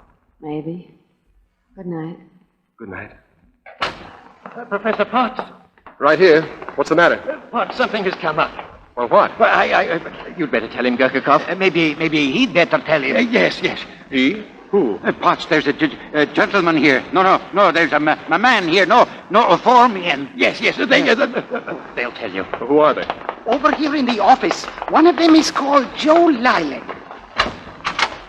Come on in, gents. Pastrami, cover that door. Sure, boss. Esmond, watch the window. Okay, boss. Oh, so you're the bridegroom, huh? Yes, this is Professor Potts. Hiya, Bertram.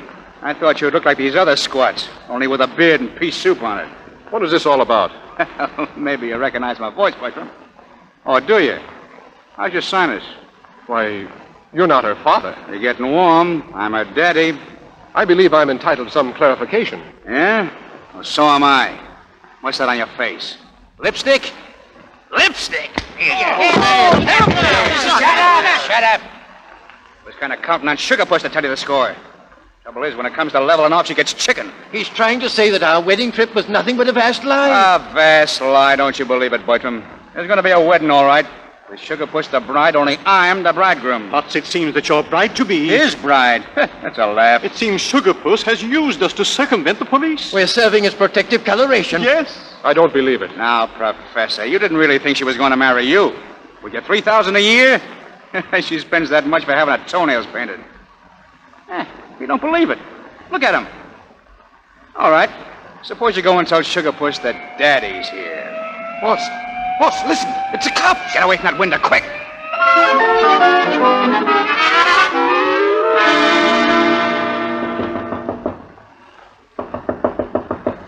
Come in. Patsy. There's a Mr. Lilac waiting for you. Yeah, I know. The situation has been explained to me in simple terms. You don't have to worry about the police. I told them you and he left a half an hour ago. Probably we're in Trenton by now. Thanks, Patsy. Thanks. For what? You've given us all a fine course in the theory and practice of being a sucker. It was a very small tuition fee. Perhaps it wasn't quite worthy of you choosing us as the subjects of your demonstration. 8 pushovers, like shooting fish in a barrel. I didn't want you to get it this way, not right in the face. I've been sitting here trying to write you a letter. Here are all my excuses. This page is blank. That's right. The handwriting of a... What would be your word for it? My word? A tramp.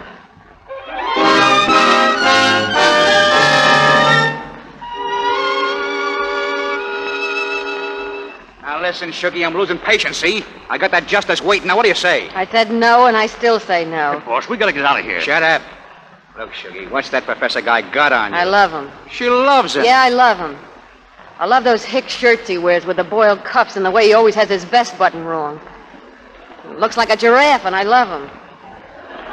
I love him because he's the kind of a guy that gets drunk on a glass of buttermilk. I love him because he doesn't know how to kiss. Oh, I'll never see him again. But I'm not going to marry you.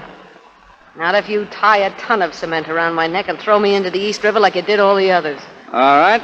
I guess you'd better talk to your professor. Get him on the phone, Harry, that foundation joint. Leave him out of this. Imagine that big giraffe at the bottom of the East River.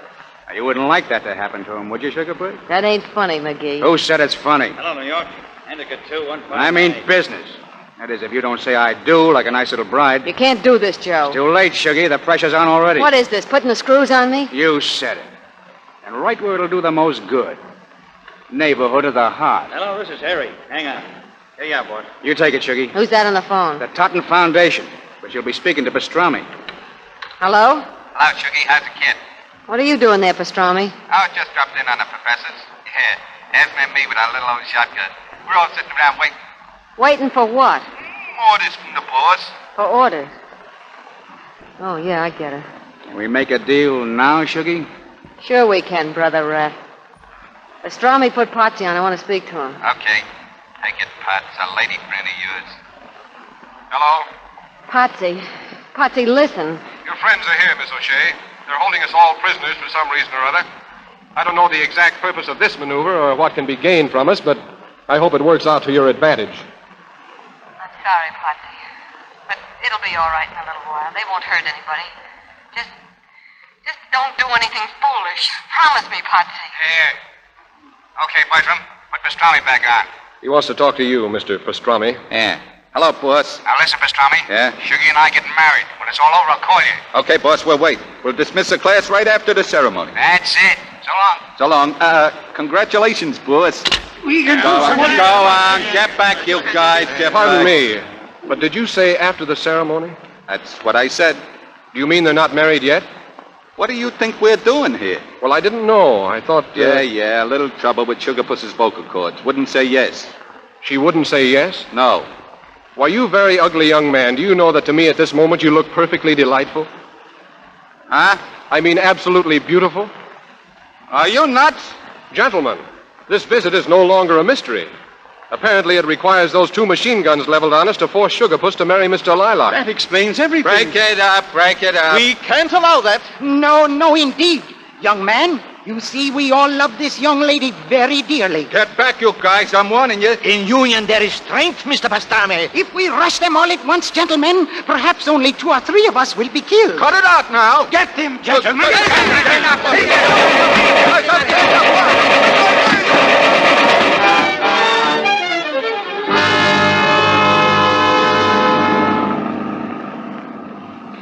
Hurry. Mr. Pastrami said the ceremony was to be at Fulham, New Jersey. Gentlemen, I've been meaning to ask. Was anybody shot?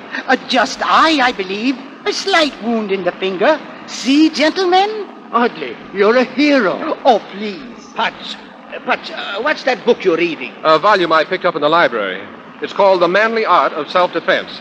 A very interesting maneuver in here, gentlemen, is called the Old 1-2.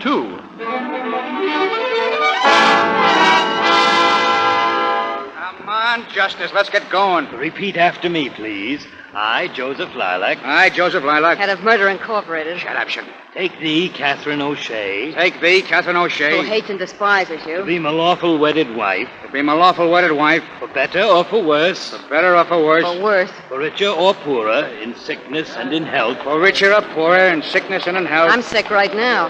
For heaven's sake, what's all that? Forget it. Keep going. Huh? Keep going. Keep going.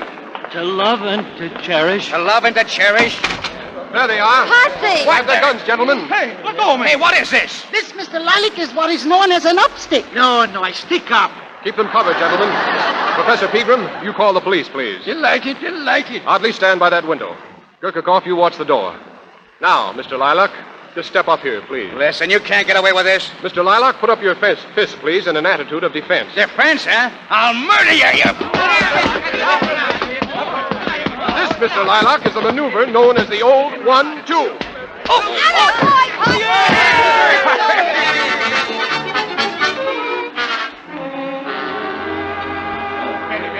Where shall we hold the ceremony? Right here? Gentlemen, I suggest that Professor Potts and Miss Sugarpuss be married at once in Rancocas. Oh, no. Listen, you squirrely cherubs, you eight-wise idiots. It wouldn't work. Remember, Potsy, no women aboard. And now, above all women, you want to take a dizzy dame like me. If you'll allow me, I can prove to you the inevitability of this step by higher mathematics. I can cite examples from history. Or But I from tell you geography. Two rivers converging irresistibly. Oh, it wouldn't work. I can prove it to you by examples from literature. Yes, in biology, too. Well, all of them. Gentlemen, as a grammarian, I know when words cease to be of use. There remains one argument. Come here, dear. Kiss me, please. Oh, no, please, Potsy. No,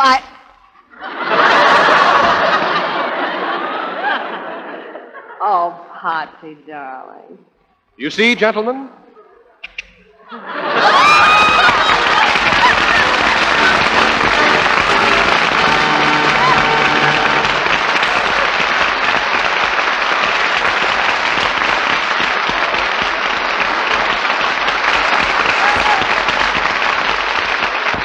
Leaving the professor and Sugarpuss O'Shea to live happily ever after, we return to the Lux Radio Theater and a curtain call for Barbara Stanwyck and Fred McMurray, who gave Ball of Fire quite a whirl tonight. It's a pleasure to come back, C.B.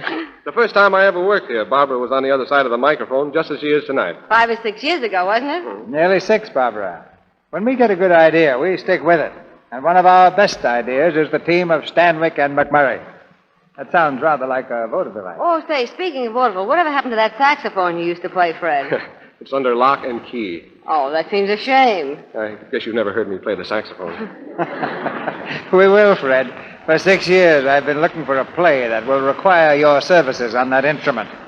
I haven't given up yet, so you'd better start root tooting. How are you going to fix it up with the neighbors? Well, I'll tell you, Fred. Just send over a few cakes of Lux soap and everything will be all right. You know, there's something about Lux soap that makes friends for life. I've used it for years. I think you're practically a charter member of the Lux Soap Fan Club, Barbara. Have you picked out a play for next week yet, C.B.? The audience picked it, Fred. They've been asking for this Paramount hit for weeks. The play is Arise, My Love. And our stars will be Loretta Young and Ray Milland. Arise, My Love is a romantic comedy with a background of exciting adventure. The adventures of an aviator and a newspaper woman caught in Europe as war sweeps the continent. Perfect parts for Ray Milland and Loretta Young. Well, that's perfect entertainment for us next Monday night. Got so excited. That's got everything it takes to thrill an audience, C.B. Good night. Good night, C.B. Good night. Good night.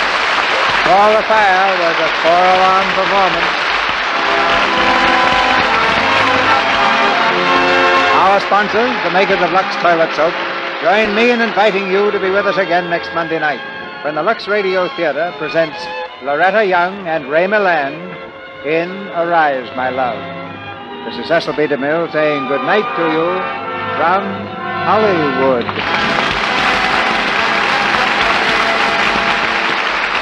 Barbara Stanwyck will soon be seen in the Warner Brothers picture, The Gay Sisters. Fred McMurray's next picture is the Paramount production, Take a Letter, Darling. Heard in tonight's play were Felix Valley, Griff Barnett, Leo Cleary, Bruce Payne, and Norman Field as professors, Warren Ash as Joe Lilac, Verna Felton as Miss Bragg, Edwin Max as Pastrami, Frank Penny as Asma, and Arthur Q. Bryan, Charles Peck, and Tyler McVeigh. Tune in next Monday night to hear Ray Milland and Loretta Young in Arise, My Love. Our music was directed by Louis Silvers, and your announcer has been Melville Ruick. This is the Columbia Broadcasting System.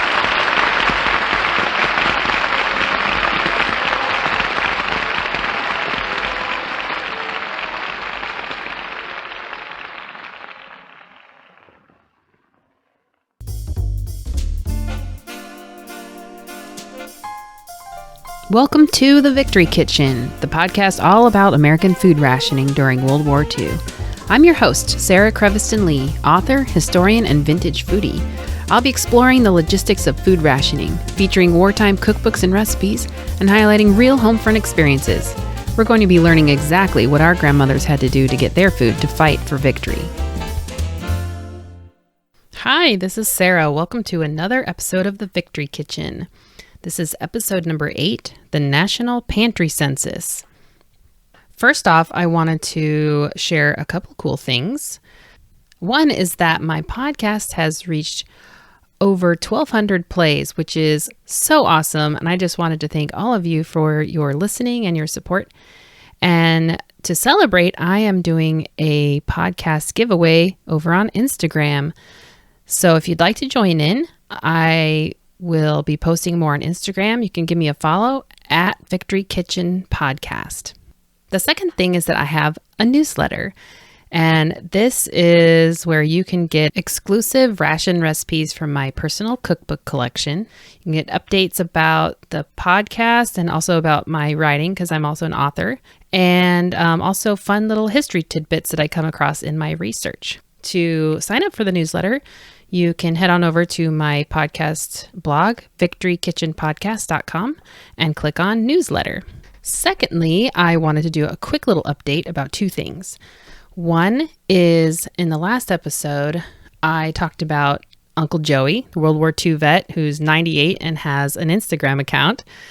And at the time that I recorded, he had come down with COVID-19. But today I am so happy to report that not only did he help to kick Hitler's rear, he also kicked COVID-19's rear. So hats off to you, Uncle Joey. And if that's not an inspiring story, I don't know what is.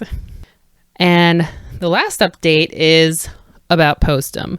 So I think it was back in episode 3, talked about coffee rationing and Postum. And I tried it for the first time then. Well, since then, it has become a fave drink of mine. So it had been cold for a long time, so I was drinking it hot, and it was very delicious. But lately, I looked on the back of my vintage Postum can and took one of the recipes from there to have iced Postum. And so I've been trying that, and it is also amazing. I'll even stir in a little bit of Ovaltine for a chocolatey Postum, and that is also so delicious and super refreshing for hotter weather. If you'd like to give some iced Postum a try, you can check out the recipe on my blog, and you can look back to episode 3, Postum Does Not Equal Coffee. And I've got a picture of the back of the tin on there.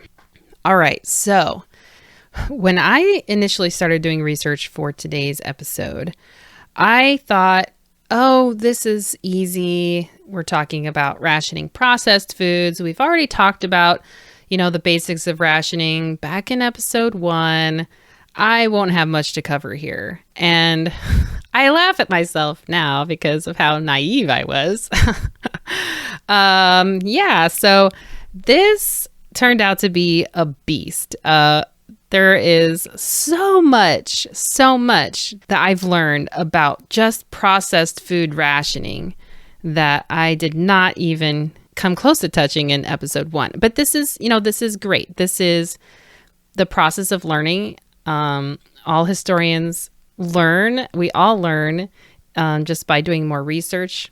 New things are discovered all the time. And in fact, I just read an article about how they discovered some new artifacts at Auschwitz in a chimney of a stove. And they've been at that site for years and years. And so even they have found new things. So that is just the natural process of research.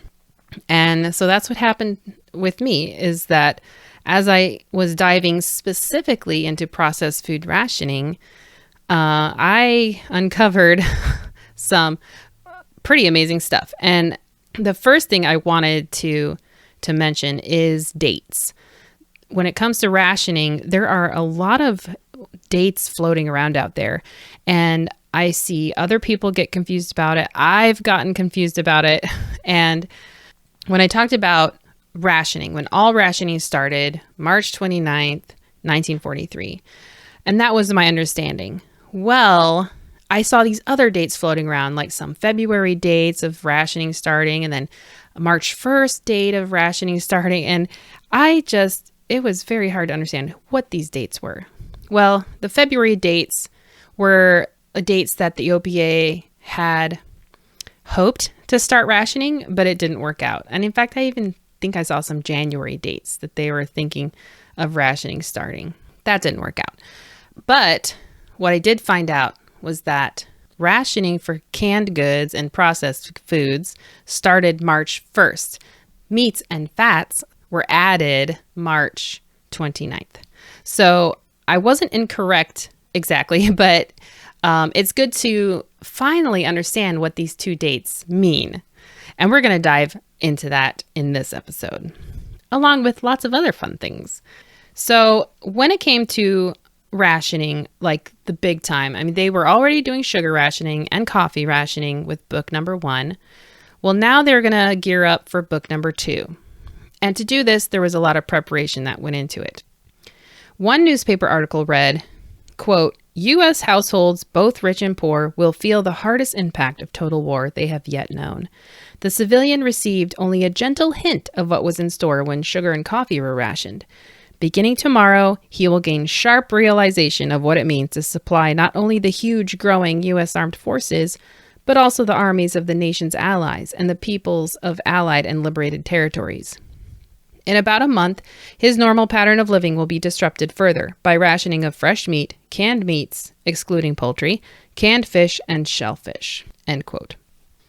I really like how this article talks about the beginning of this rationing, about how sugar and coffee were Americans just got a mere hint of what rationing was to come and what it really meant to support growing U.S. armed forces and our nation's allies and the allied troops and liberated countries. I mean, there was just so much going on that we were helping to support. Like this article says, they were going to get that full impact soon. In order to prepare the country for this new rationing, the OPA took some measures. One newspaper article stated, quote, retail sales of foods to be rationed will be suspended on midnight, February 20th, and registration of the entire civilian population for War Ration Book 2 will be conducted from Monday, February 22nd to February 28th. Exact dates to be determined locally, end quote. So sales of processed foods to be rationed were frozen for 8 days and couldn't legally be sold. During this time, grocers stocked up and prepared their stores for the start of rationing. Now, during this time, with all these rumors of rationing, in order to protect consumers from booming prices in fresh vegetables that were in heavy demand as a result of the rationing program, the last week of February, the OPA slapped price ceilings on 7 staple items: tomatoes, snap beans, carrots, cabbage, peas, lettuce, and spinach. And this was the fresh stuff. It promised to impose similar price control on other still unprotected foodstuffs as the need arose.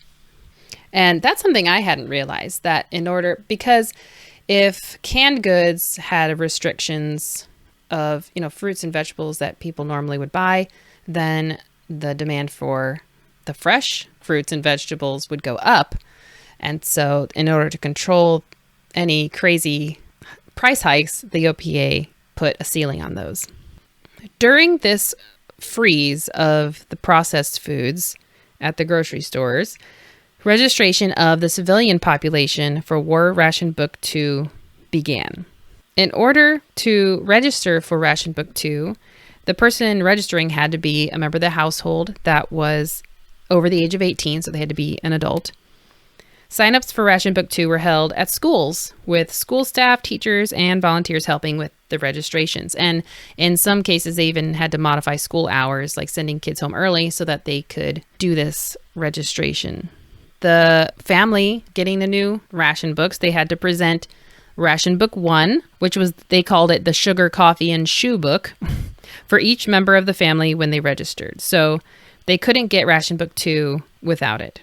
If for some reason they hadn't obtained a Ration Book 1, they had to wait until March 15th to get Ration Book 2. In some areas where the population was widely scattered and weather conditions made travel difficult, because remember, this is like February, local boards were authorized to use the mail. Otherwise, this registration needed to be done in person. Now, with coffee rationing and sugar rationing before, they had to declare how much of each that they had. This was also the case with their processed foods. So they had to fill out a form called the Consumer Declaration, which one newspaper so cleverly coined as a pantry census. And it was to include all persons related by blood, marriage, or adoption who regularly lived in the same household. Domestics, which were servants who lived with the family, or anyone living in the household not related, had to make their own declaration. This form was available at the grocery stores, registration points, so places of registration, and in the local newspaper, which they could clip, fill out, and turn in during the registration period.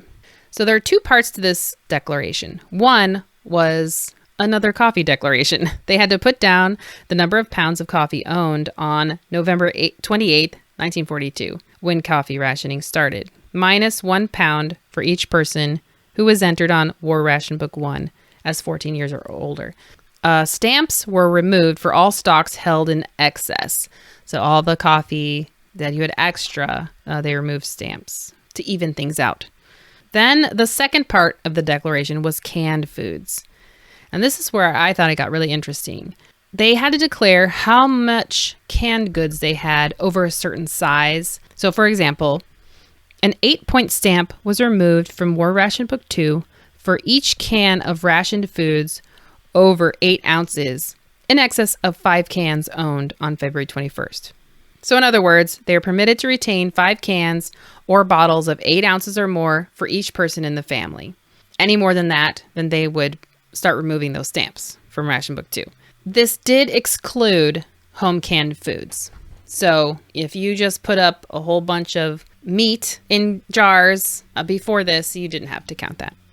What they did have to include on the Consumer Declaration was all commercially canned fruits, including spiced, canned vegetables, canned fruit and vegetable juices, canned soups, chili sauce, and ketchup. It did not include canned olives, canned meat and fish, pickles, relish, jellies, jams, and preserves, spaghetti, macaroni, or noodles. On the declaration, you also had to include how many people, the names of each person, and the number of his or her War Ration Book 1, because each one had an identification number. Then they had to sign it, address it with their city and state. Whew, that's a lot of stuff.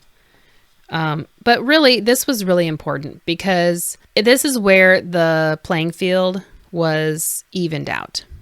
So rich or poor, or somewhere in between, everyone got ration books, including the President of the United States and his wife, down to the poorest person in the country. It was meant to make things even. So with this Consumer Declaration, there were penalties if you were not honest about this and you were caught.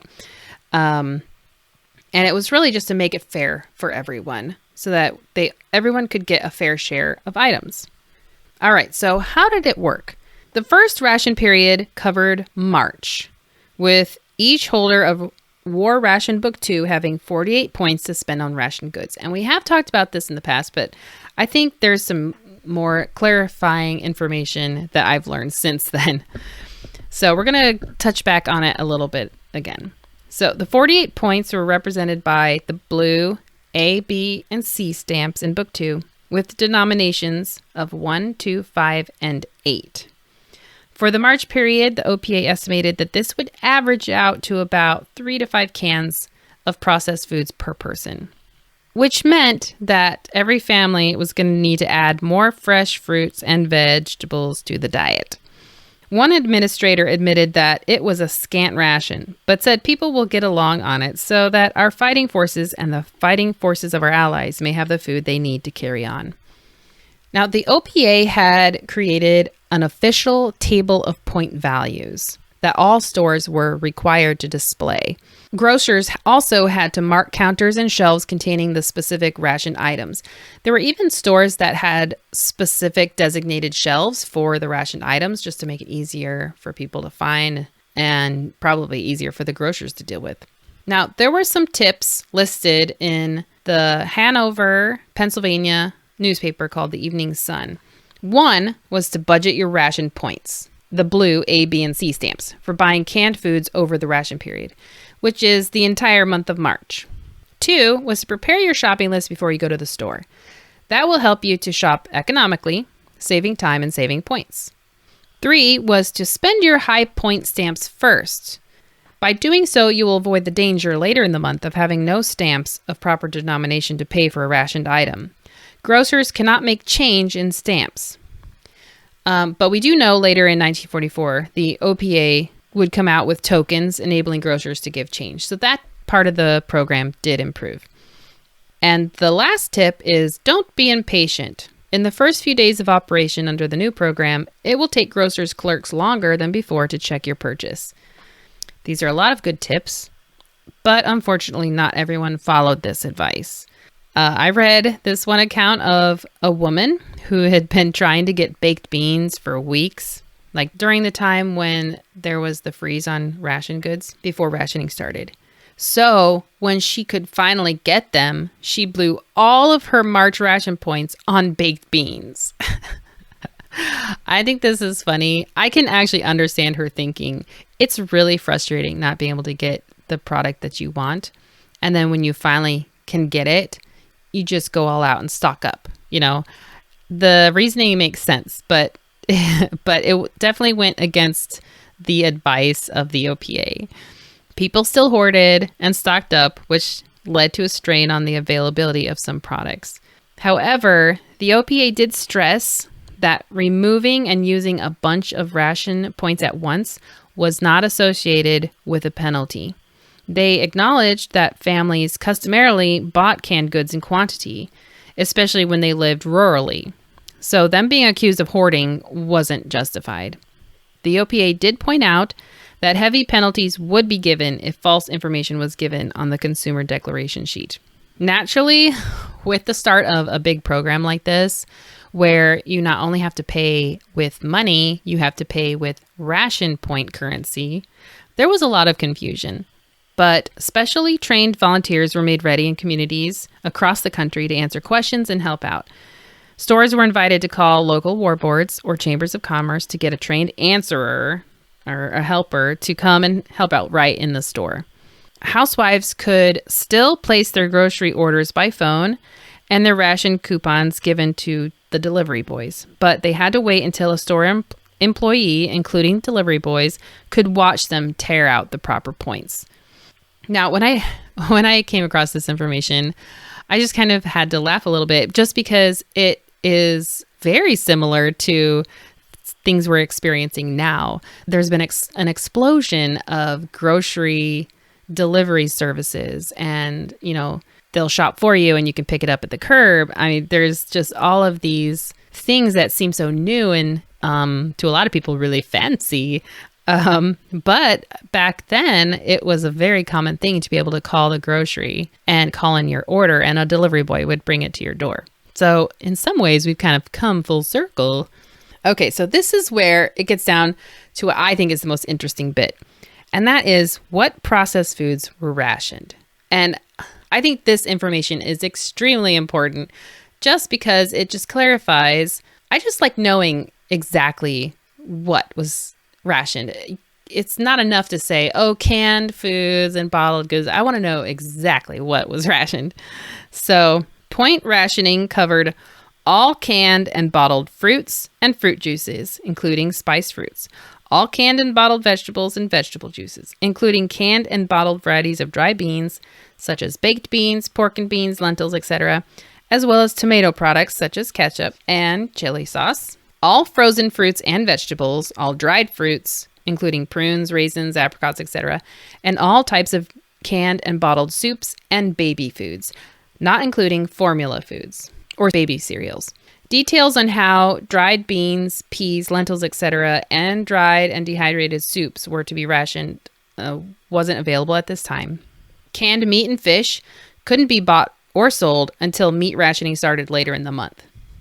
So those products were still under the freeze order from February. Now, this definitely wasn't a perfect system, and there was some complaining. And by some, I mean probably a lot. I don't know. Some women shoppers in New York noticed that a 15-ounce box of raisins was 20 points, while 10 to 14-ounce boxes were only 15 points. Keep in mind, though, that the OPA was regulating the rationing of over 200 processed food items. It was a nightmare. So we have to cut them some slack. And I think as people adjusted to the ration point system, they got used to it, and they probably better understood. Well, at least I hope they understood that it was a complicated process to ration all this stuff. So what kinds of items were not rationed? Because there are a lot of other processed foods during that time that I was curious if they were rationed or not. When I was digging around on eBay, I came across this really cool marketing kit for grocers. And it was in the kit was a sign that had a no point food feature. So they could feature a processed food that was not rationed that they could buy and not have to use any of their points. So among these things were breakfast cereals, crackers, enriched bread, orange marmalade and other jams and jellies, peanut butter, soy flour and grits, spaghetti, pickles, relish, and Jell-O. So now we need to do a recap of why all of these things were rationed. One reason was because civilian demand had been increasing for canned goods products as a result of higher incomes, and this was particularly true among lower income groups. Part of this trend, experts believed, was attributed to advances in the understanding of nutrition, accompanied by a conscious attempt on the part of the consumers to eat more fruits and vegetables. Another factor equally important to the demand for better nutrition was the part played by the processed food industry in developing its products. So the quality, reliability, and palatability of canned fruits and vegetables had improved steadily during this time. So they had more technological advances, improved processing methods, as well as seed and growing conditions, along with increased mechanization and improved equipment. This all meant lower production costs, which made the end product cheaper and better quality for consumers. So this would naturally make them way more popular. And if we look at women's magazines during wartime, you can see there was a huge push in marketing from processed food companies, from Del Monte and Libby canned fruits to Bisquick and dromedary mixes to luncheon meat in a can, aka Spam, and even I've seen a lot of Green Giant ads for canned peas.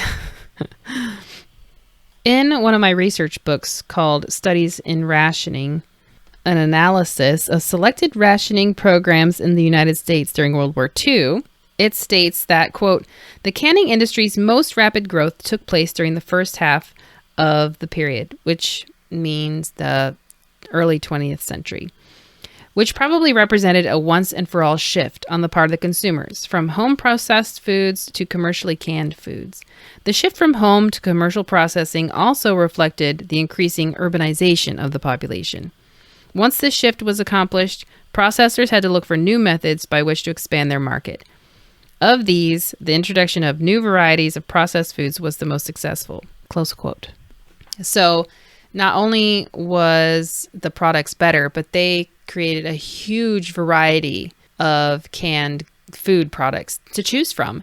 And I've got some great wartime cookbooks that are produced by like the Libby company. It just shows an entire shelf stocked full of all the different fruits and vegetables that they offer. And I'm going to have a picture of that on my blog that you can have a look at. I also have to mention fruit juices. This is super fascinating to me because we just take, at least I know I do, I take fruit juices for granted. They're just at the store. The fruit juice concentrates are awesome and they're so convenient to use. In wartime, they were especially popular. In many wartime menus, they call for fruit, citrus, or tomato juice, especially during breakfast time. Canned fruit juices were a relatively new thing, starting with a few varieties like grape juice in the very early 1900s to 1920s, with the variety and quality increasing in the 1930s with orange, grapefruit, pineapple, and apple juices. So by the 1940s, fruit juices were firmly entrenched in American society as something to be served at meals and other times. When nutrition became a hot topic during the war, it increased their importance even more. So 2 other processed foods in their infancy, pre-wartime America, were canned baby foods and frozen foods. Both were extremely convenient, so it's understandable why their popularity would increase during wartime when so many women were working. And these 2 particular things have enough cool information about them that I will be talking in greater detail about them in their own separate future episodes. Even before rationing started, consumers tended to buy a lot of canned goods because they relied on them so much more due to working more and having less time to prepare meals. So when rationing was instituted, people tended to buy all the canned goods that they were allowed, which also increased the demand on the limited products. In addition to this, the demand of institutional users for processed foods increased as restaurants did a larger business. And also in-plant feeding and canteens were developed, and those places also used canned goods. So these were additional reasons why there was a larger strain on the supply of canned goods. But that's not all, folks. Now, we're coming to the more obvious things that I thought of when I was thinking of why canned goods were rationed during the war. One was that canned foods were excellent for shipping to our soldiers and allied nations, and those were purchased through government procurement agencies. Government procurement was heaviest in 1942 to 1943, and then 1944 to 45. And the increase over demand in 1942 to 43 over that of the previous year was almost 300%. So 300% increase from before the war started to after the war started. That's huge. A huge demand on the available stocks of canned goods. Tin was also needed for military purposes, and tin and steel were used in making canned goods. So steel, from what I understand, steel was coated in tin, and that served as a very convenient and sturdy container to ship and store food in. Another thing I noticed was that I found an ad for coffee being switched from cans to paper bags. So that was another way that companies were working with the shortage of metal for their cans. Another reason for the rationing, which we've talked about before, it begins with the letter T, and that would be transportation. It was restricted. And in some newspapers, they talked about this transportation bottleneck.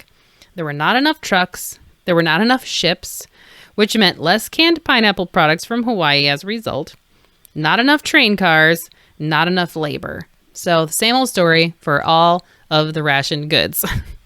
So how did companies cope with this? They made tin thinner for certain cans. They also they restricted output of certain less essential processed foods.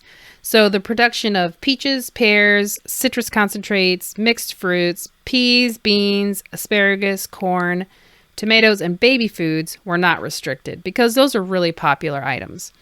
But can sizes were reduced in number, so the can size was made smaller, and the output of other fruits and vegetables were confined to a percentage of previous production. So things that were not as popular, they just didn't make as much of. There were also some products that could be dried instead of canned, like apricots, and then also specialty items like ripe olives, pumpkin, and sauerkraut could be drastically reduced without any huge hardship on consumers. Canneries had a hard time getting equipment, repairs, and maintenance, but they were given high priority ratings to solve this problem. There were also arrangements made to provide labor from Mexico for processing. And when wages were raised in the industry by order of the War Labor Board, certain processors were given subsidy payments to cover the increased costs.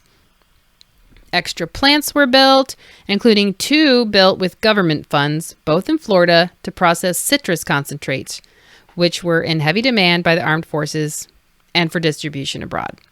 Some companies switched from cans to glass when possible.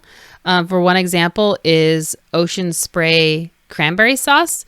We're all familiar with the canned cranberry sauce that's like a log in the can.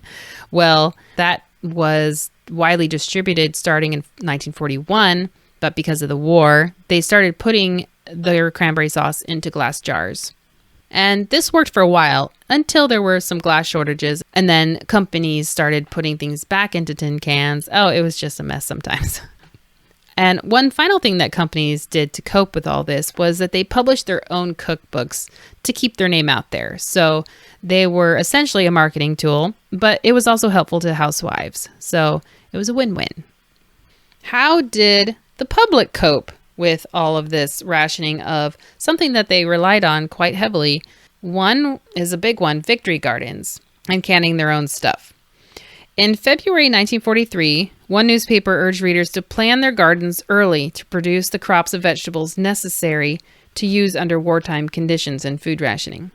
So this included being wise in successive planting in intervals that wouldn't provide too much of a surplus at once, which is hard. I'm guilty of this. They stated that under rationing, families were permitted only a little more than an ounce of processed food per day. Quote, "Folks who want more than 10 ounces of fruit and veg a week this year will have to acquire them from a home garden. We need 125 quarts of vegetables and fruits per person each year." Close quote. That's a lot. It's really cool that they've got a number there, that each person per year needs 125 quarts of fruits and vegetables. And they weren't going to get it from rationed food. So a victory garden was pretty essential if you wanted to have a balanced diet. Another thing that the public did to cope was to purchase canned goods locally. So if a woman wanted to can or bottle foods like fruits and vegetables, she could do so. And if she wanted to sell it, though, she had to fill out a special form saying that she was a seller. She had to collect ration points and turn them into a specific bank account. So it was kind of a headache, and you had to be really serious if that's what you wanted to do. But that way you could keep food local and support your neighbor. So in conclusion, even though it was a very difficult transition to go from just a taste of rationing with sugar and coffee rationing to full-on processed food rationing, and then later meat and fats rationing. I mean, it was a huge undertaking, not only to organize on the part of the OPA and all the local ration boards and everything, but to be able to cope with it all down the line, from the companies to the public, and then even the military. They all had to deal with this headache. But we really have to give them so much credit. I mean, they did it. There was confusion and complaining a little bit at first, but in the end, they figured it out. They made do, and they got creative. And I think that is an awesome lesson to learn.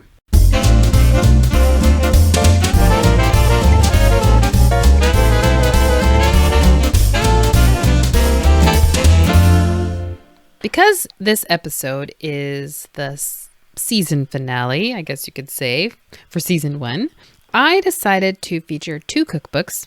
And I picked these 2, well, one, because they deal with canned foods, but also because I found them to be a funny pair. The first one is called Cooking Without Cans by Betty Wason. And the second one is called Wartime Recipes from Canned Foods.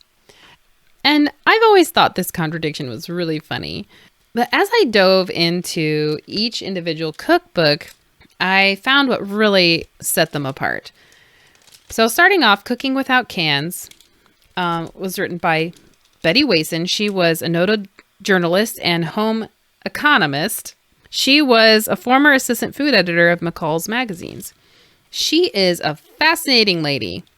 From her little author bio at the back, it says that she went to Europe in the winter of 1939, where she covered a long series of war fronts from Finland and Norway down to the Balkans. And as those countries began to suffer the food shortages that always accompany wars, she studied with great interest the way they met their problems. Returning to America, Miss Wason brought with her a great number and a unique variety of recipes from the countries either on the point of war or already plunged in the conflict, which she then proceeded to adapt to the needs and tastes of this country, the United States. What's really fascinating is that she was in Greece when it fell to the Axis powers, and so she experienced firsthand what it was like to be in a country occupied by the enemy, and it actually took her a while before she was able to make her way back to the United States.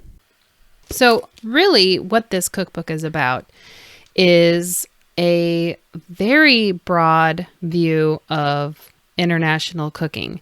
And the fact that it's called Cooking Without Cans is really just, this is a book about cooking from scratch.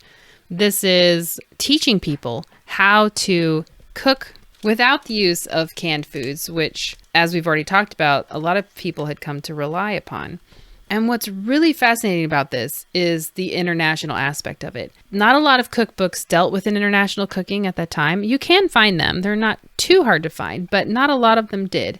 And she really has very strong opinions about certain things. My favorite is that she is very anti-gelatin salad. She says that is not a salad. And I would have to agree with her. So the topics that she covers are soups, meat, fish, and fowl, meat substitutes, vegetables, salad and hors d'oeuvres, desserts, and culinary pointers. I really love this section about culinary pointers because she's got some really great advice, including planning the menu, meatless menus, saving fats, and also she teaches how to use wine for meals and wine in cooking. She also teaches imagination in cooking and how to buy economically. I wanted to read a little section from her chapter about meat substitutes, and that's about pastas. And I feel like a lot of the stance of this book is really just educating the American public about things because so much of her book is drawing from her international experience. So she says, pasta is the Italian name for all forms of flour and egg pastes, such as macaroni, spaghetti, etc. In Italy, the shapes and sizes of these pastas are almost without end, and nearly every meal starts off with a pasta of some sort as the first course. In most American grocery stores, the only such pastas available are macaroni, spaghetti, and egg noodles. However, if there is an Italian grocery in the neighborhood, it would be well to visit it and try some of the lesser-known variations. The Italian cuisine is the second best in Europe, French being, without question, the best, and all kinds of inexpensive delicacies are to be found on the shelves of a true Italian shop. Particularly in these days of meat scarcity, the Italian cuisine is worth studying, for very little meat is eaten even in the most prosperous of times in Italy, and consequently they have a wide variety of good meat substitutes. And what's funny is that the very first recipe is for macaroni and cheese, which we really associate with classic American food, but at this time, maybe it wasn't. What she says about macaroni and cheese is actually pretty fantastic too. She says, this simple, inexpensive dish can be ambrosial if properly prepared. Is that how you feel about macaroni and cheese? So in her cookbook, I I've been wanting to try some soup recipes because I don't get very adventurous about them. So I wanted to focus on soups this time. I tried her mushroom and sweet potato soup. This has sweet potato, mushrooms, minced celery, chives, thyme, marjoram, bay leaf, parsley, fat, flour, and 3 cups of prepared stock. Already, I can tell that she knows what she's doing. I've cooked so many ration recipes, and so many of them don't make the use of very many herbs, but you can tell her experience with a lot of international recipes just because of her use of so many herbs in so many of these recipes. So when I made this, it looked like a modern soup recipe to me. It could have come out of some modern blog highlighting some awesome autumn soup, and it was very tasty and filling. I really enjoyed this soup. And the thing that she emphasizes is that the great thing about this soup is that you can really sub in any vegetables that you have on hand, which is great. When you've got a victory garden, you can add or subtract any of the things in this and still have a pretty good soup. All right, the second cookbook, Wartime Recipes from Canned Foods. This cookbook is an example of companies producing a cookbook to keep their name out there. This was published by the American Can Company out of New York. So, of course, this cookbook has you using canned foods. And I always thought, why would they be emphasizing that? If canned foods are hard to get and they're so expensive ration point wise, why would they be encouraging housewives to use canned foods? You'll have to go to my blog to see the cover of this cookbook. It's pretty fantastic. It's got a woman dressed for factory work, a woman in uniform, and a housewife with an apron on. And they're all like marching off to do their war jobs. This cookbook was not like anything I expected. I am actually a huge fan of this cookbook, and there's a lot of recipes in here I want to try. The premise of this cookbook is how to use your canned goods sparingly, how to make them stretch for a family. This got me really curious, and so I tried a corn bisque recipe. It has you use half of a number 2 can of cream style corn. So that's just like your standard size can. 3 cups of milk, a small onion, butter or margarine, flour, salt, pepper. Super simple, basic soup recipe. It was so good. This was a very light soup. It was perfect for spring or summer. And it's really definitely a milky soup because there's 3 cups of milk in here. But if you think about it, half of a can of cream corn was able to feed 4 people. It's for 4 servings. If you doubled this and used the whole can, you could feed 8 people soup. That, to me, is amazing. And that is what this cookbook is all about. So I will be posting pictures of this cookbook and the recipes that I talked about on my blog, victorykitchenpodcast.com.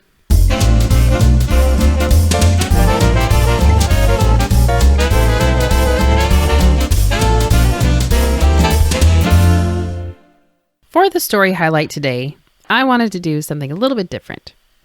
So I went to my collection of Farm Journal and Farmer's Wife magazine, and I found the issue for March 1943 because, appropriate, that's when rationing started. This magazine is super cool. It combined the Farm Journal, which was geared towards farmers, and the Farmer's Wife magazine, which was geared towards women. And they combined this into one magazine. So you'll see ads for tractors and tractor tires and crop yields and all kinds of agricultural, political articles. And then you'll have a sweet story and recipes and dress patterns in the other half, which I think is so fantastic. There was this column called Farm Kitchen News by Miriam Williams. And there's all kinds of like little tips and questions. She answers questions, has recipes. And so this was one that I thought was appropriate for today's episode. She says, quote, "What to do with empty jars is a timely question now that point rationing of food is close at hand and your supply of home canned food looms even more important.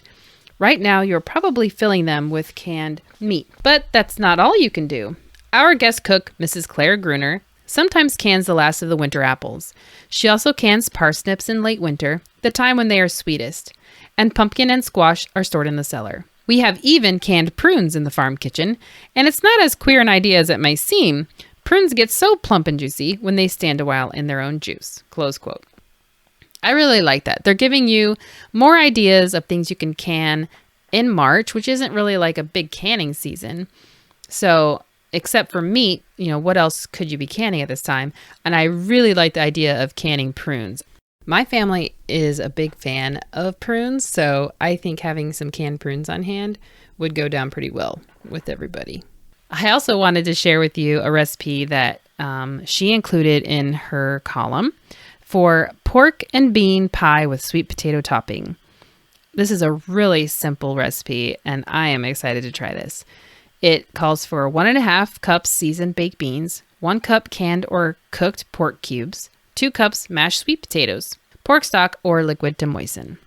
So you combine the pork and beans, arrange in individual little casserole dishes, top with a ring of mashed sweet potato. Then you bake until heated through and browned, about half an hour in a moderate oven of 350 degrees Fahrenheit. What's really cool is that there is a picture of this in the magazine, and I will include that in my blog post that corresponds with this episode. That's it for today's episode. This is the last episode in this season. I'm going to be taking a short break to work on a book I'm writing, but I'll be back in a couple months with an all-new season 2. Don't forget, you can follow me on Instagram at Victory Kitchen Podcast. You can subscribe to my newsletter by going to victorykitchenpodcast.com. And if you'd like to support me and my work, you can go to anchor.fm/Sarah Creviston Lee and click on support. Thanks for listening, and I'll talk to you next time. Bye.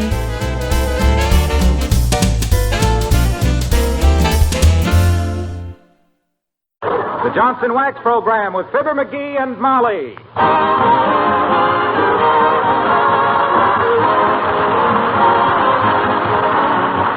The makers of Johnson's Wax and Johnson's Self-Polishing Glow Coat present Fibber, McGee, and Molly, written by Don Quinn with songs by the King's Men and music by Billy Mills Orchestra. The show opens with You Do Something to Me.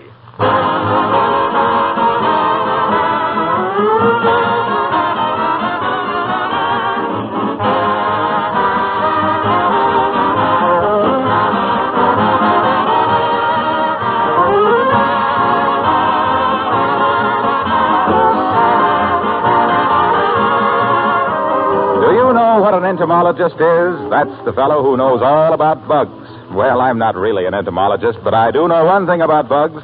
They hit your windshield and the hood of your car with a bang at this time of year, and they do a lot of damage to the finish if you don't remove them. Washing won't take them off as a rule. What you need for that job is Johnson's Car New, the sensational new polish that cleans and polishes your car with one application, that does 2 jobs at once in short order. Car New is not only a wonderful time and labor saver, but it's the easy way to keep your car looking its best. Car New is a liquid. You rub it on, let it dry, wipe it off. Car New brings back your car's original showroom shine. If you want to give added protection to the finish and save money on car washings, you can apply a coat of wax. Use either the special Johnson's Auto Wax or the regular household wax. Ask your auto supply store, service station, or regular wax dealer for a package of Johnson's Car New, spelled C-A-R-N-U.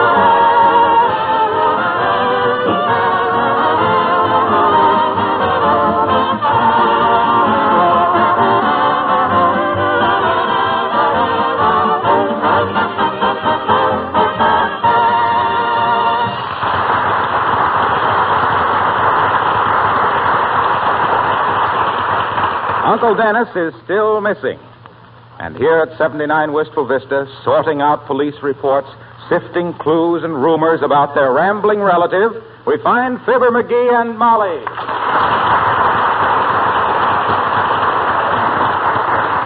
Well, McGee, it's been 9 days since Uncle Dennis disappeared, and I'm awfully worried. Me too. I'm getting kind of nervous about him myself.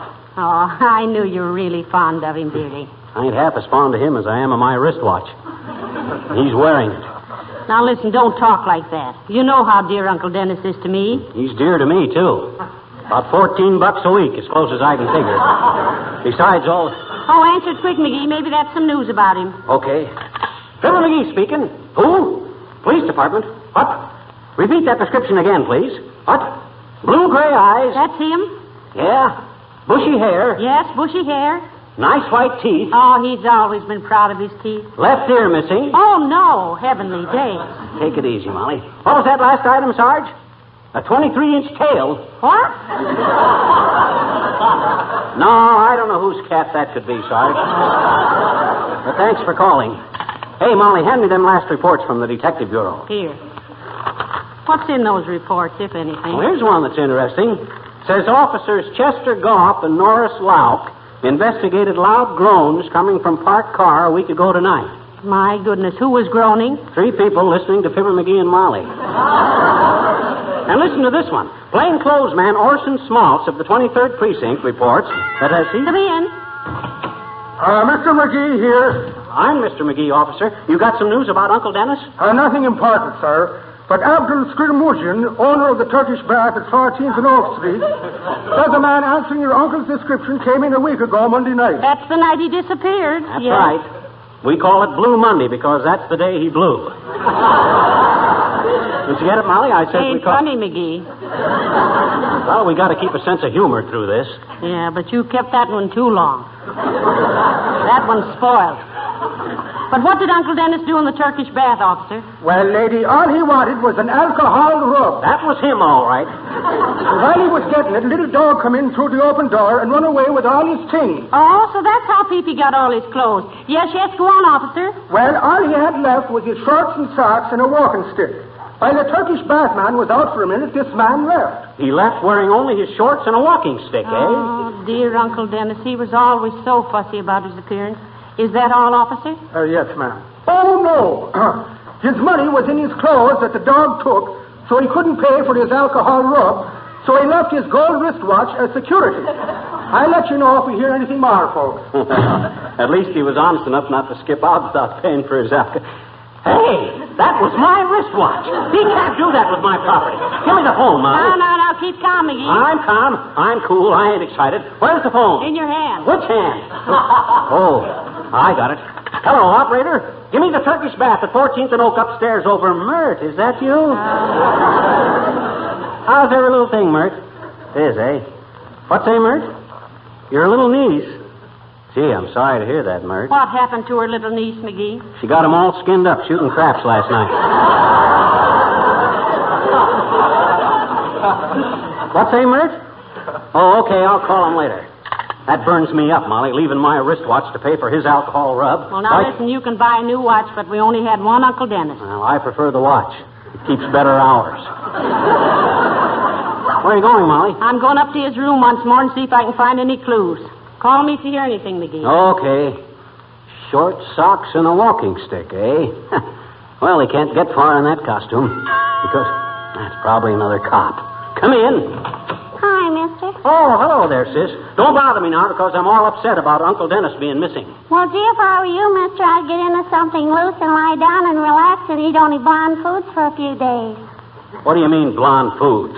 You mean bland foods. Soft foods like milk and eggs and milk. I know it. All us nurses recommend that when you're upset about something. Oh, now, wait a minute, sis. What's this about us nurses? I guess you don't read the papers or listen to the radio much, mister. The government is calling for 54,999 women to enter schools of nursing and prepare themselves for national defense. How many? 54,999. The way I heard it, it was 55,000. I know it, but my application is already in. You're a little young to be a nurse, aren't you, sis? Well, they said on the radio they want young women, and I've been practicing all week on my dolls. Oh, you have, huh? I said you have, eh? Have what? You've been practicing all week on your dolls. How do you know, mister? Never mind. Hey, by the way, do you know how to treat a case of certified whimsy, sis, with a compound franus of the portocran? I'm serious, sis. What would you do in a case like that? I'd give him 2 teaspoons of brow for I gave it half hour. You got me, sis. I says you got me. Yeah, but I don't want you, I bet you. And I'm serious about being a nurse, too, mister. Here, now, read this. What? Oh, okay. Nursing always furnishes great opportunities for service, and never more than at present, when the nation's armed forces need the assistance of every person in this country. We strongly urge qualified young women to consider nursing as a career and to think also of the great opportunities offered by the Nurses Corps of the United States Army and Navy. There, you see? Oh, sure, sis, I knew that, but I still think you're just a trifle on the underdone side to be volunteering your services. What could you do? I bet you I could drive an ambulance, I bet you. Oh, yeah? Sure. And us women are better drivers than men, too. That's so. How do you figure that? Well, you show me just one man that can powder his nose in the rearview mirror, straighten the seams in his stockings, talk to 3 friends, signal for a left turn and then make a right turn, and drive through traffic all at the same time. Just show me, mister. What'd you say, mister? Nothing. I know it, and I'm proud of you. So long, mister.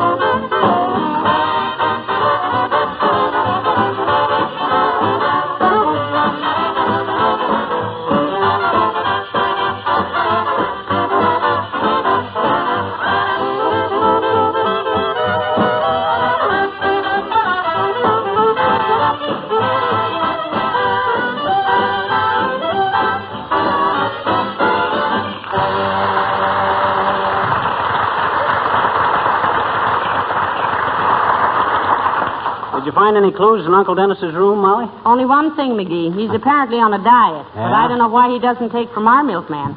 Milkman? What are you talking about? Well, look, I found a bill for a dozen bottles of Teacher's Highland Cream.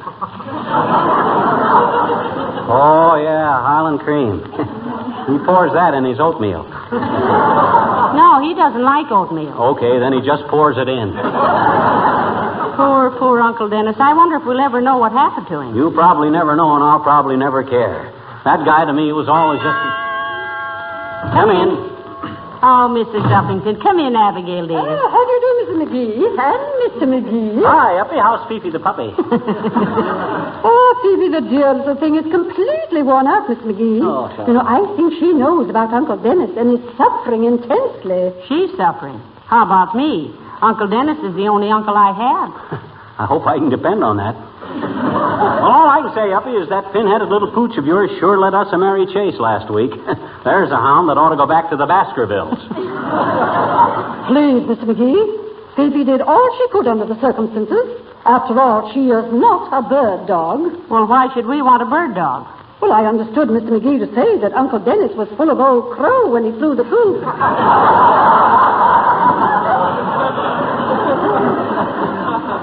Hey, didn't you have a kind of a yen for the old corkscrew at one time, Uppy? Say, listen, don't you call Uncle Dennis an old corkscrew, McGee. Oh, all right. The old tavern trotter, then. How about it, Uppy? Wasn't you and him slightly on the goo-goo in the quite recent? If that is the King's English, Mr. McGee, please extend my sincere sympathy to the Queen. You know what he means, Abigail. Weren't you and Uncle Dennis flinging a little woo? Well, if you mean to convey that Uncle Dennis and I were very good friends at one time, I might even say romantically attached. Yes. But we quarreled. I never did know what happened, Abigail. Though if it's any of my business, and I know it isn't, but I hope you'll tell me anyway, even if I haven't any excuse for asking. Except for mere curiosity, which you've forgiven anybody, but after all... What did I start out to say? You started to ask Uppy which of them flattered the high notes in their song of love. Oh, it was all so foolish, Miss McGee. As I look back upon it, the whole incident was simply ridiculous. I merely told him I didn't like the way he parted his hair. And he resented a little thing like that? Indeed he did. Wow. Why, he flung his knife and fork down and stalked out of the dining room. Just because you didn't like the way he parted his hair? Yes. We were having a rabbit dinner, and his carving was atrocious. Oh, now let me know if you hear anything. Goodbye.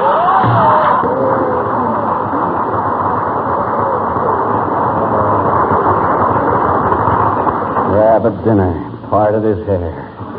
Oh, brother. Now listen, don't sneer, McGee. Oh. Heavenly days, when I remember what you've been quoted as saying in that pocket magazine, I marvel. You marvel at what? At what those readers digest. Oh, gee whiz, the guy can't... Hello, folks. Hey, have you heard anything about Uncle Dennis? Not a word, Mr. Wilcox, except that he was last seen in a Turkish bath. Yeah, he was getting an alcohol rub, Harlow, which would be anybody's first guess. You heard anything? No, but I just thought I'd stop in to tell you how my aunt found my uncle when he turned up missing. Oh, how, Mr. Wilcox? Tell me. Easy there, Molly. Anytime this guy volunteers any information, you always wind up at your nearest dealer's buying a container of guess what. Well, I don't care. I want to know how Mr. Wilcox found his uncle. Not that I ever knew he had one. Me either. I knew he had aunts, but not uncles. Well, it was a pretty snappy idea at that. The minute my uncle had been missing 5 days, my aunt dashed out to the store and bought some Johnson's wax. Yes. Then she dashed home again and used the Johnson's wax on her floors, furniture, woodwork, windowsills, lampshades, everything that required a protective, beautifying finish that would keep out the dampness, keep off the dust, keep everything looking smart and bright, keep the... Oh, keep. How about your uncle? Well, sir, her house looked so cheerful and clean that all the neighbors were raving about it. The gossip finally got to my uncle, and he came home out of sheer curiosity. He was an inquisitive old cuss. But where had he been all this time? He wouldn't tell us, and you know why? I'm a fool. I'll bite. Why? Because he said if my aunt ever stopped using Johnson's wax, he was going back there again. Just think that over, Molly. But now listen, McGee, I do use Johnson's wax. That won't bring back Uncle Dennis. Quiet, or it'll bring back Uncle Harlow. Hey, give me the phone. Who are you going to call now? Mayor Latrivia. He promised us he was going to have his police force drag out the throw net. Throw out the dragnet. Yes, he promised. Give me the phone. Here. Thanks. Hello, operator. Give me the office of Mayor Latrivia on the top floor of Mert. How are you? Oh, dear. How's every little thing, Mert? It is, eh? What's say, Mert? McGee, we've already done one of those. We have? Oh, yes. Hold everything, Mert. We've already done one. Yeah. What say, Mert? No, I wanted to talk to the mayor about... Come in. Hello, Mr. McGee. Hello, McGee. Oh, hi, Latrivia. Run upstairs and grab that extension phone. I've been trying to get you. McGee, you don't need the phone. He's right here. Where? Oh, yeah. Hello, Mert. Never mind. Thanks anyway. Hi, Latrivia. Hello. Tell us, Mr. Mayor, have you heard anything about poor Uncle Dennis? Mrs. McGee, I regret to say that up to date we have had no really important clues, but don't give up.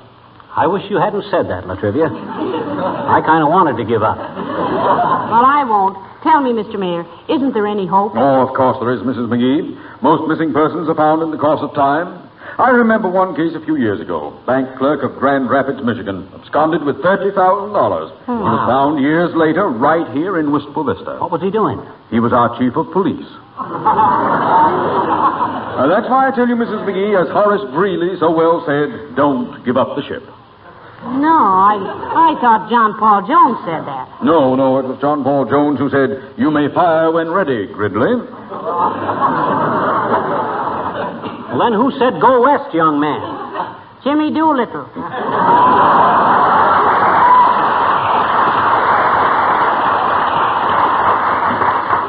No, that was Patrick Henry, I believe. No, it couldn't have been. He couldn't fly an airplane. Who said he could? Well, if he went with Jimmy Doolittle, he'd have to. But that's ridiculous. Patrick Henry was born in 1736.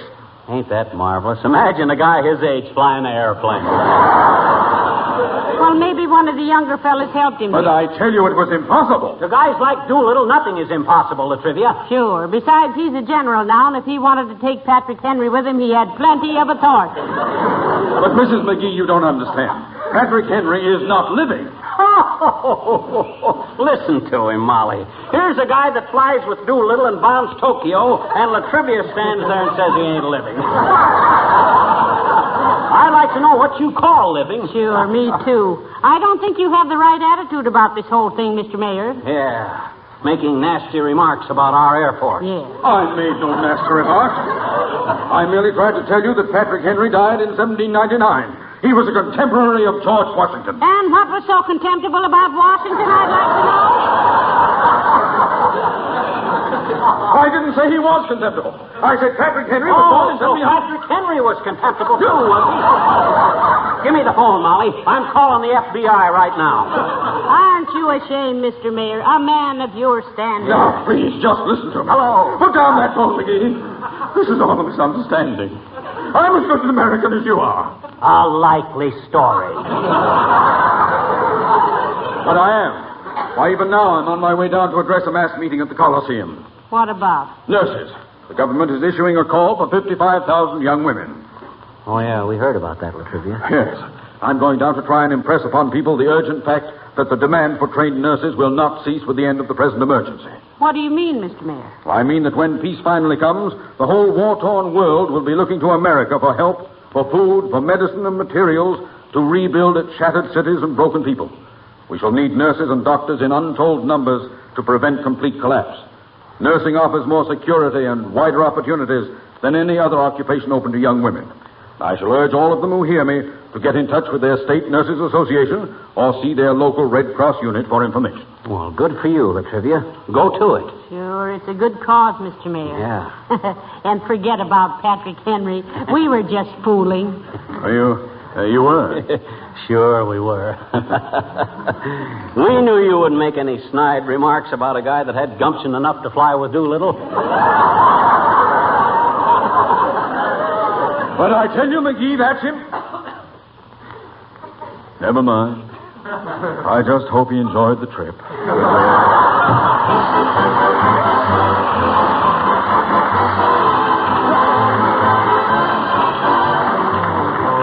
The King's Men sing Chucklehead.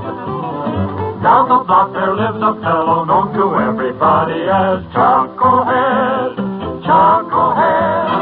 Other people's business is the business of his busybody. Chucklehead. Chucklehead. You no doubt have heard of him. We should give the bird to him. Junior's Chucklehead, the axe's pride and joy. He's always got a lot of real inside information. He's sure that all the big boys are ruining the nation. He warns that all our allies are gonna pull a fast one. He says that he hates rumors, then gives out with our last one. He'll give you inside dope on his brother in the service. Explain to any stranger our soldiers are so nervous. He buys a dime defense stamp, then brags all over town. Oh, somebody oughta smack him down. Oh, Chucklehead, you know Chucklehead, Junior's Chucklehead, the axe's pride and joy. His tongue is always wagging, keeps going night and day. Whenever he hears rumors, he helps them on their way. He says he hates all hoarders, this patriotic fella, but you should see what's hidden away down in his cellar. His great big ears are waving and catching all that's new. He'll tell you all the gossip and never miss a cue. So if you ever meet him, be careful what you do, or you'll be another chucklehead too. Oh, chucklehead, you know chucklehead, Junior's chucklehead, the axe's pride and joy. Oh, chucklehead, you know chucklehead, Junior's chucklehead, the axe's pride and joy.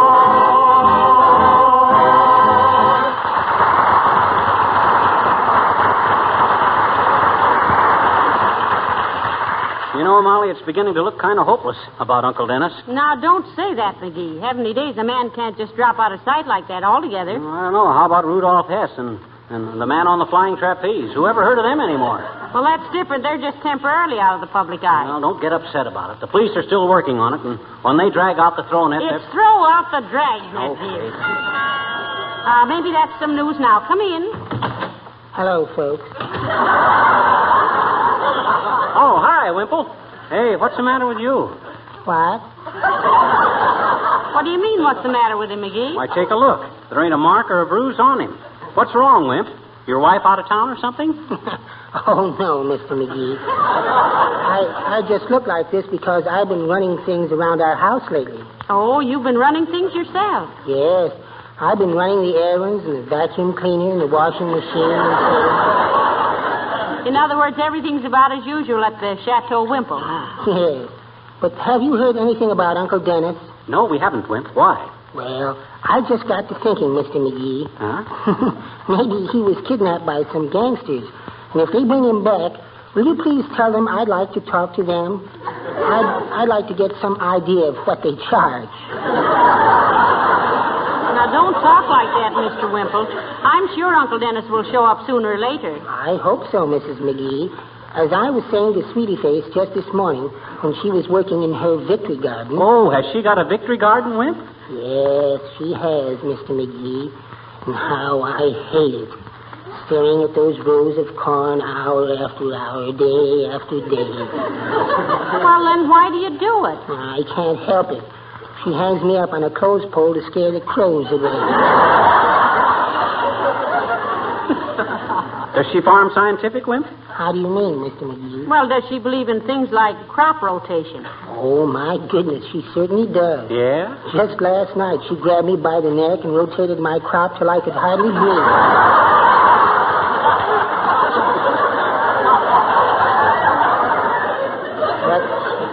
I've got to be going now. I really hope you find Uncle Dennis. Yeah, what's your hurry? Where are you going? I have to meet Sweetie Face at the insurance office. Oh.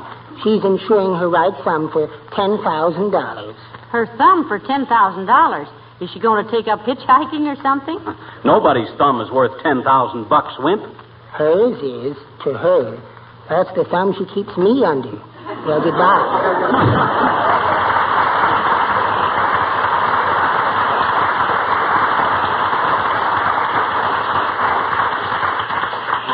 Poor little fella. What a life he leads. Yeah, as a matter of fact, I think he enjoys it. Don't you get it, Molly? I says as a matter of fact.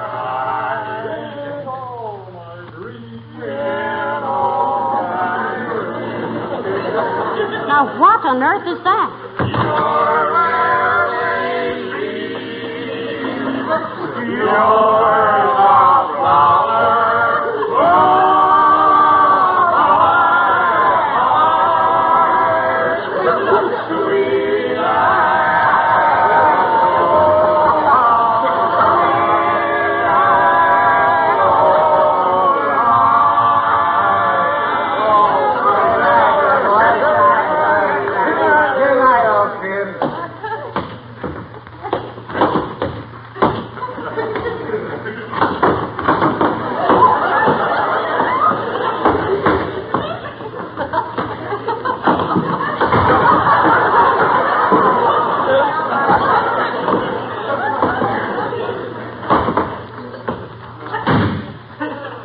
There goes the best baritone we ever had.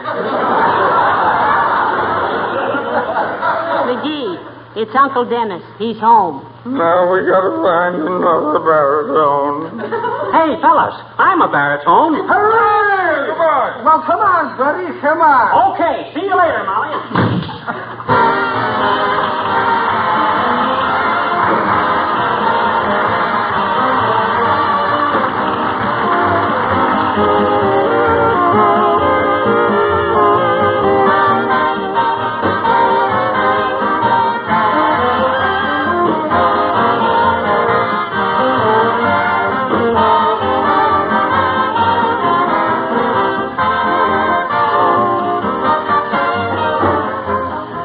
out today about conservation. To many people, it seems to be a new idea. Certainly an important one now with the war to win. But to a great many housekeepers, conservation isn't anything new. They've been practicing conservation every time. The Raleigh Cigarette Program, starring Red Skelton, with Ozzie Nelson and his orchestra, Harriet Hilliard, and Wonderful Smith.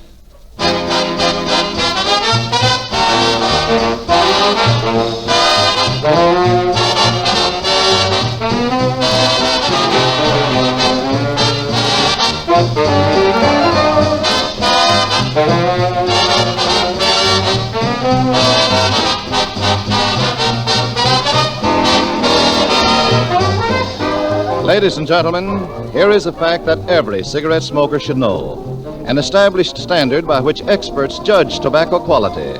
The lighter, more golden tobaccos are, without exception, choicer, more expensive. And this trade-accepted truth proves beyond a dispute the superiority of Raleigh cigarettes. Compare the open ends of a pack of Raleighs with any other brand. You'll see at a glance the tobaccos in Raleighs are unmistakably more golden in color. Here is proof you can see, proof that Raleighs do give you the more golden tobaccos, the tobaccos experts insist on when buying for quality.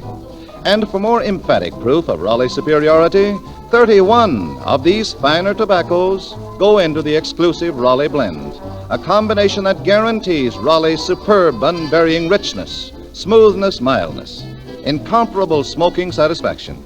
Raleighs give you valuable premium coupons, too, redeemable as well for United States war stamps. Yes, it pays in many ways to smoke Raleighs. So get the pack with the coupon on the back, Raleigh cigarettes.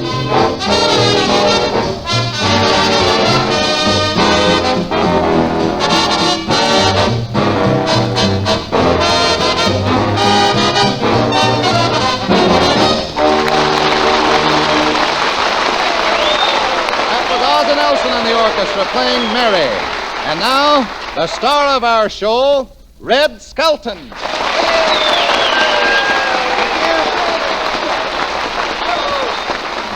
Thank you very much, and good evening, ladies and gentlemen. Say, that's the Army and the Navy in the audience tonight. Nothing but, come on, boys, say ho. Yay, come on.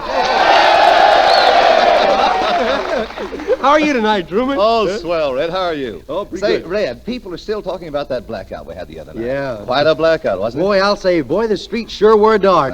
You should have seen the Scotchmen taking their wives shopping.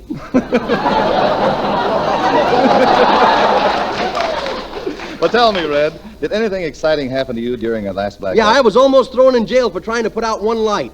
That's funny. What kind of a light was it? I don't know. There was a bunch of soldiers grouped around it, and they kept shining it up in the sky. Well, sure is hard to see in a blackout. Yeah, I'll say. You know, some wise guy was trying to kiss all the pretty girls as they were stumbling along the sidewalk during the blackout. Now, that was a mean, low trick. Yeah, my case comes up tomorrow, you know. Say, Red, isn't your brother an air raid warden? Yeah, I'm his assistant. What do you do? Well, I bring back the pocketbooks he thinks he found during the blackout. Boy, what a night for pickpockets. Yeah, us wolves didn't do bad either. The trouble was, all we could find was other wolves. Hello, Red. Hello, Harriet. Say, wasn't that blackout awful? All the traffic was stopped. Yeah, I was stopped, too. I stopped my car in a blackout once. Say, where were you when the traffic stopped, Ozzie? Well, I was driving along in back of a woman driver who was going to make a left turn when the blackout came. Yeah? Well, what did the woman driver do? Well, she waited until it was nice and dark. Then she put out her hand and turned the corner. Yes. Well, I don't see how any cars could move. Don't kick it around. Just leave it lay there. Red, I don't see how any cars could move. How could you see the traffic lights? The traffic light? In California, who looks at the traffic lights? Everybody drives by instinct out here. What do you mean, drives by instinct? Well, you just watch the other guy figure out which sidewalk he's going to drive on, then try to beat him to it. Dark scares me. I keep seeing horrible sights walking Yeah, around. I know. Some of those girls in slacks don't look good in the daylight either.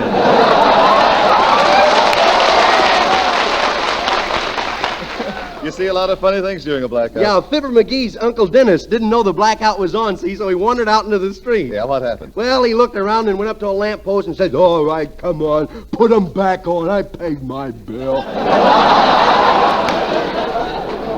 I was lit up once. You were, Ozzy? Yeah, I was so lit up, the air raid warden had to take me home under an umbrella.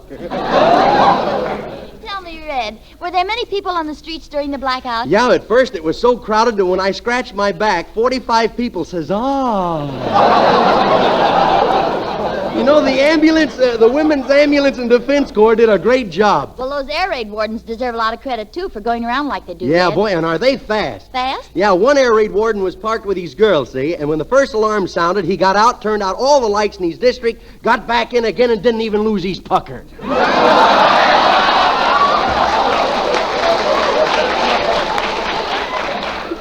I was an air raid warden once. What happened, Ozzy? Well, as soon as the alarm sounded, I ran up to Hetty Lamar's house to put her lights out. Yeah, what happened? I met 39 other guys with the same idea.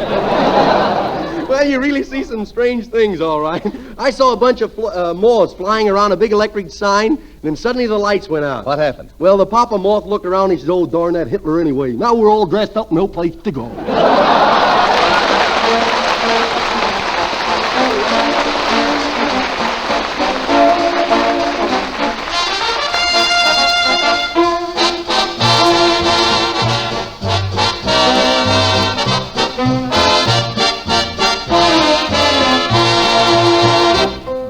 One dozen roses, put my heart in beside them, and send them to the one I love. She'll be glad to receive them, and I know she'll believe them. That's something we've been talking of. There may be orange blossoms later, kinda think that there will.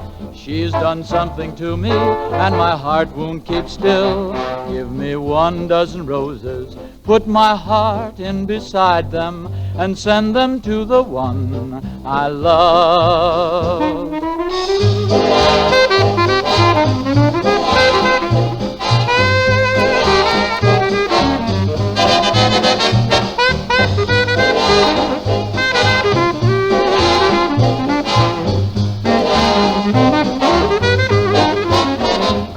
Here is 1 dozen roses, and my heart is right beside them. Just a little gift for you, my sweetie pie. Well, I hate to seem suspicious, but the truth of all of this is there's something slightly more than meets the eye. Well, how can you say that? There's blonde hair on your shoulder, and that isn't your hat. There's lipstick on your collar, and it's cheap lipstick at that. So take your 1 dozen roses with the long stems and the thorns on them and give them to that blonde, not me.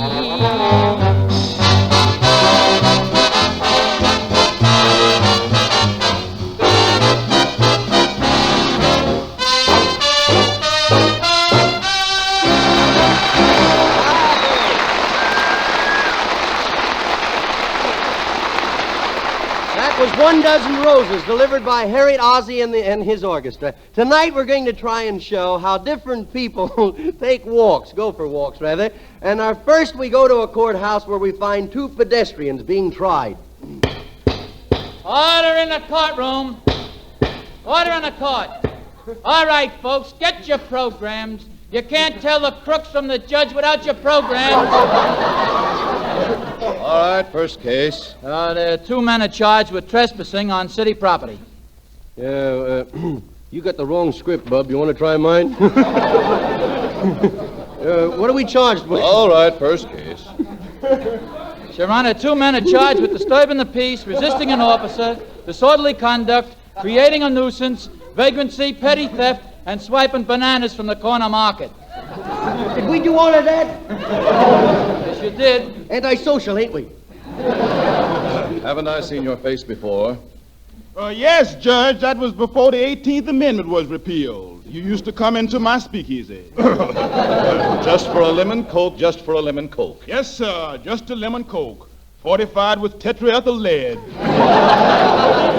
You've been in this court before. Yes, When you divorced your first wife, weren't you? That's right. I divorced her because she ate peanuts in bed. She ate peanuts in bed? Yeah. What's so wrong with that? I didn't mind the peanuts, but she had an elephant cracking them for her. Are you sure I haven't seen your picture in the post office? No, sir. It hasn't been released yet. Tell me, Smith, what's your occupation? Well, Judge, I'm a joiner. A joiner? What's a joiner? Well, I hang around the bar until someone offers to buy drinks for the house. Then I join them. Tell me, where do you live? Well, for the past 2 years, we've been living in a manhole at Hollywood and Vine. We were very happy till this morning when we got arrested. You mean to say that you live in a manhole? Yeah. Can't you afford a room? Sure, but you meet a better class of rats in the manhole.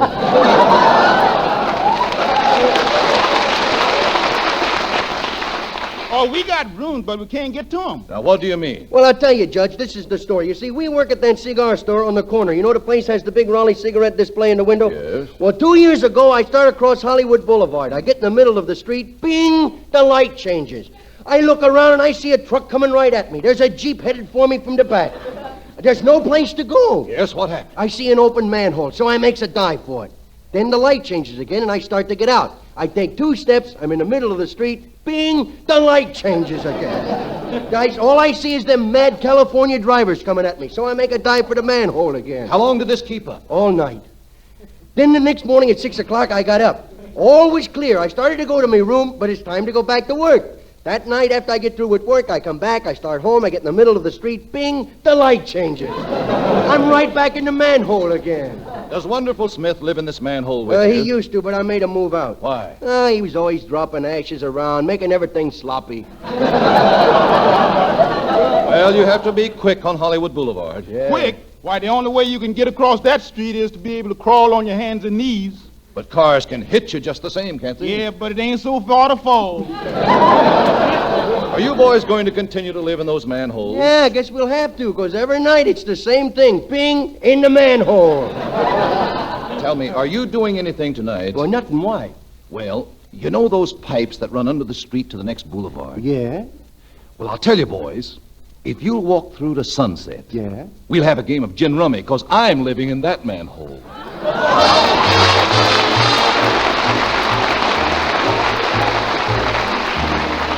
Then we have Clem, the fella from the country. He's walking along the road without a care in the world.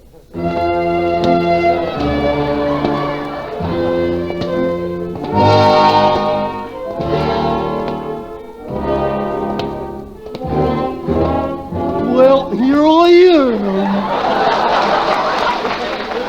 I don't want to walk without you, baby. Do, do, do, do, do, do, do.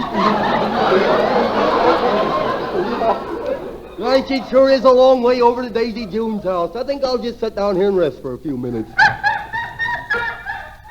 Must have set on a frog. Boy, it sure feels good just to sit down and let my toes spread out like the spokes of a wagon wheel. That ain't in here. Hello, Clem. Well, dear.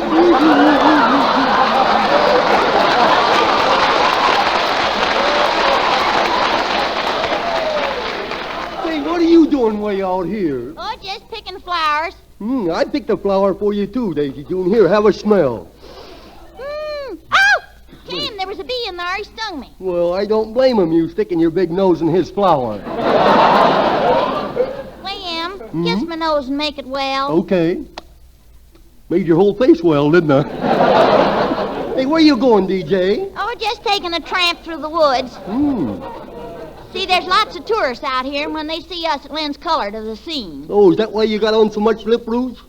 That ain't rouge. I'm just unnaturally healthy. Oh. Just unnaturally healthy, huh? Well, don't look now, but you're unhealthier on this side than you are on that one.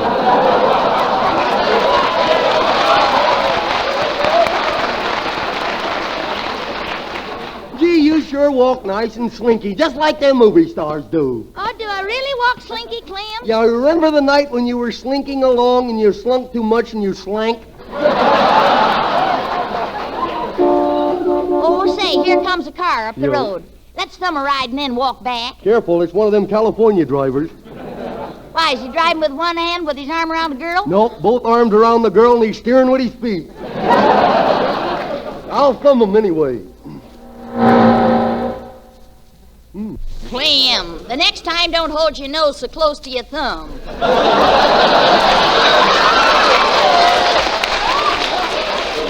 Brother, when we get lost, don't we?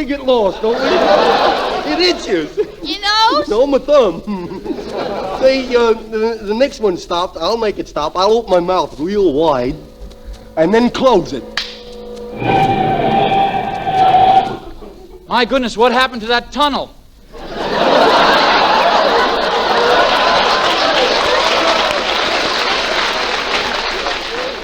Hey, you going to town? Yeah, Clem, you going to town? Well, wait till I find my place and we'll all go to town. Yep, I'm going to town.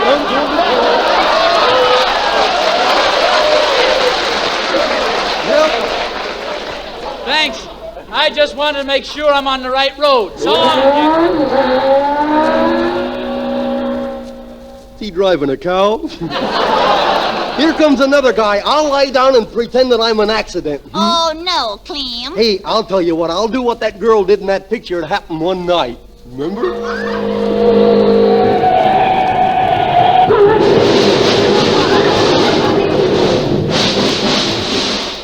I guess they never seen legs with buffalo fur on them before.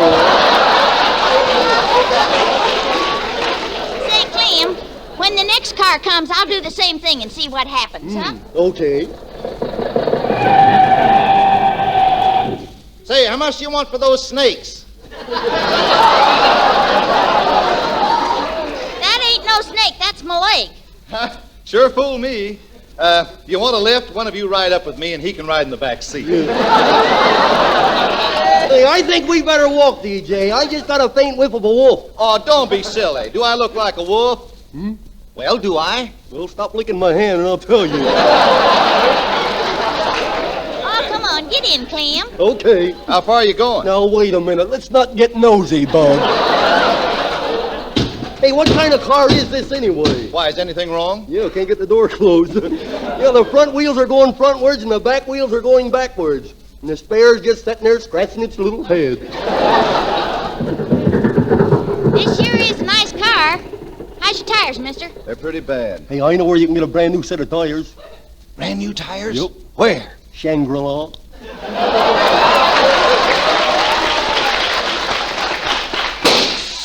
Oh, shucks, a blowout. Well, mister, don't you move. You were nice to us, so we'll be nice to you. Fix the tire, Daisy Jones. Never mind, I'll fix it. Oh, no, you won't. We were just kidding you. That weren't the tire, Clem. I just overdid my bubble gum a little. We'll get out here, mister. Well, thanks an awful lot. Thanks a lot, mister. Thank you very much. Do you do much walking? Yeah, we walk all the time. Really? Oh, say, I'm a traveling salesman for the shoe concern. Would you like a pair? No, this is the summertime, you know. Now, that's all right. People wear shoes in the summertime. They do?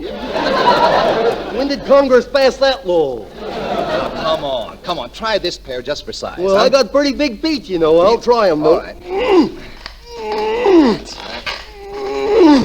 There.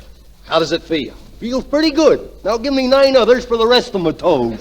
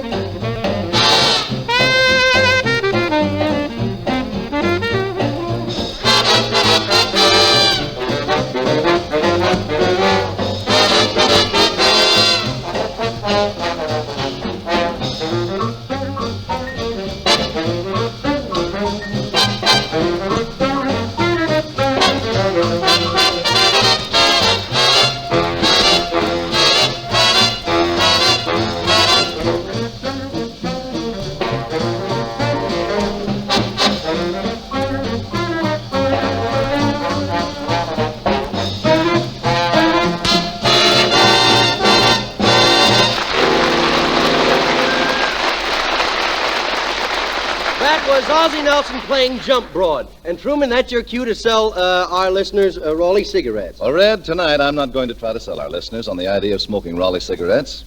Oh, Mr. Raleigh's not going to like you. I know he'll approve of this, Red, because what I have to say is in interest of all American boys serving on foreign battlefronts. Ladies and gentlemen, now, for only 75 cents, you can send a full carton of Raleigh cigarettes to any serviceman stationed outside of the United States or possessions. Well, you can take my order right now, Truman. I have friends in Australia, Iceland, and Ireland, and I know each one will appreciate a carton of Raleighs. Well, fine, Harriet. And ladies and gentlemen, many of you have friends and relatives fighting for you on foreign battlefronts. Here is a great opportunity to give them hours of pleasure. Yes, extra smoking pleasure, because you'll be sending Raleighs, the cigarettes that are made with the choicer, more expensive golden tobaccos, for the very best in smoking enjoyment. Well, how do we go about it, Truman? That's especially simple. Just see your tobacco dealer. He'll take care of everything. Remember, the gift most welcome by any fighting man costs you only 75 cents. Tonight or first thing tomorrow, send him a carton of Raleigh cigarettes.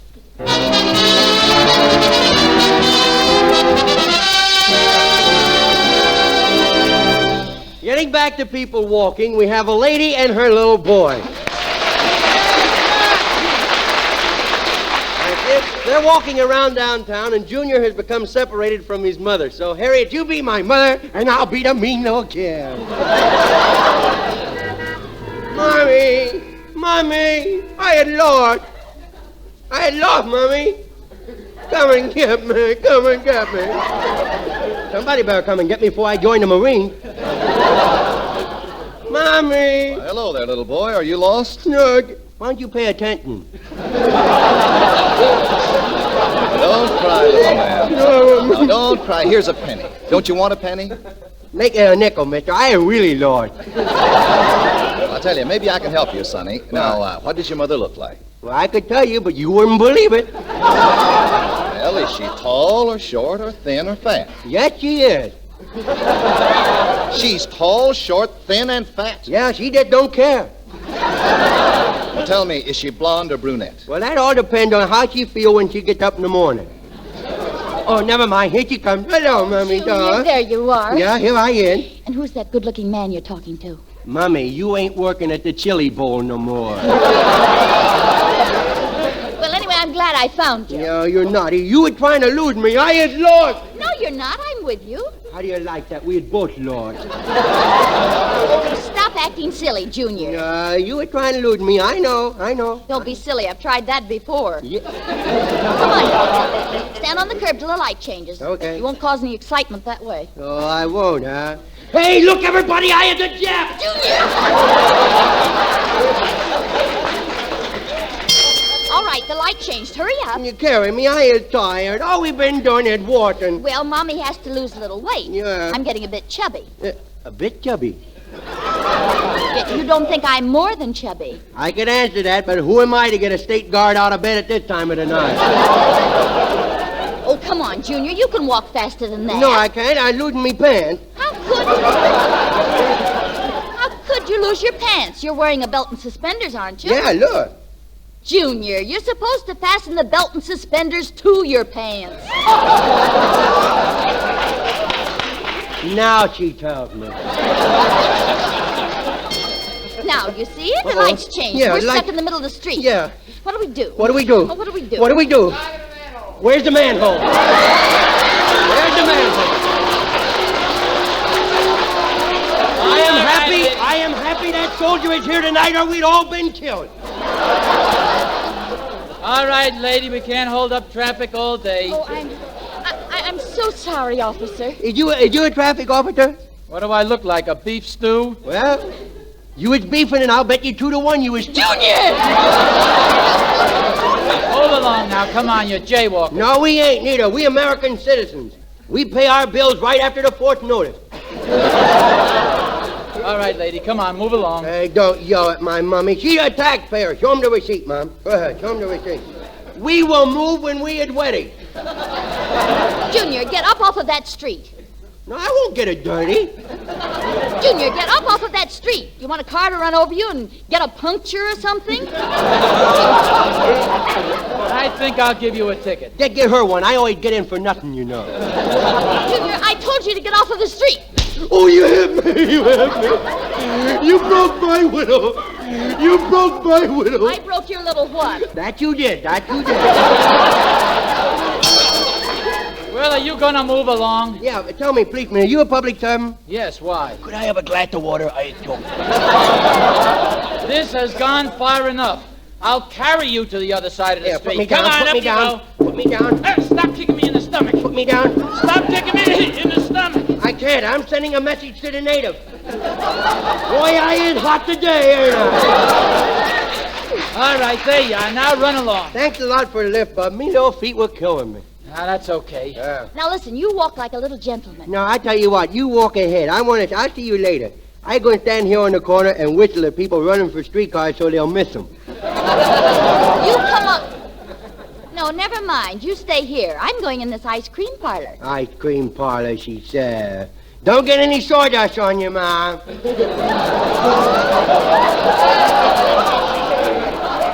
Junior, this is an ice cream parlor. Oh, so it is. All right, it's me own little self again. Come on, let's go. That's what I thought. Now let's go home. No, let's go into the ice cream parlor. No. Now, you buy me a Tutti Frutti or I will tell. You'll tell what? I would tell everybody you were kicked out of the Campfire Girls because you had no spark plug. That's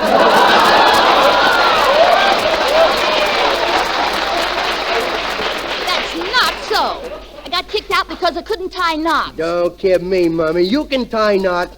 Either that or pop the yogi. Now, you listen to me. Are you going to walk, or am I going to have to carry you like you were a helpless little baby? Would you? Oh, look, there's a bakery shop. Can I look in the window? Yes, but don't flatten your nose out too much. Okay. Hey, get me out of this banana pie before I curdle the whipped cream. You just stand here. I'll go inside and pay the man for the window. Okay. Well, here I is, all alone. If you folks are smart, you'll all move back. Oh, look, there's an office building with a revolving door. Gee, I just got time for a couple of rounds. Here comes a man with an armful of bundles. If I do, I get a weapon. I do this. I will get the door going real fast. Oh. Well, drunk again, eh? Oh, I do believe you did that on purpose, didn't you? Oh, no. Oh, my goodness, I'm so sorry, sir. Junior, get away from those bundles. I'm just looking over his stuff he bought. Nope, nothing there we can use. Get away from me, you little pest. I ought to give you a sound thrashing. You touch a hair of his head and I'll scratch your eyes out. Oh, boy, a fight. Had a boy. Stick him on. Get him. Don't worry, madam. I wouldn't touch that brat of yours with a 10-foot pole. Goodbye. Hey, Mummy, what? Maybe I shouldn't have got the door going too fast, huh? Oh, don't worry. He probably deserved it, the big brute. Yeah? Come on. I'm going to buy you all the ice cream you can eat. What? Ain't it marvelous what a woman will do for somebody she loves?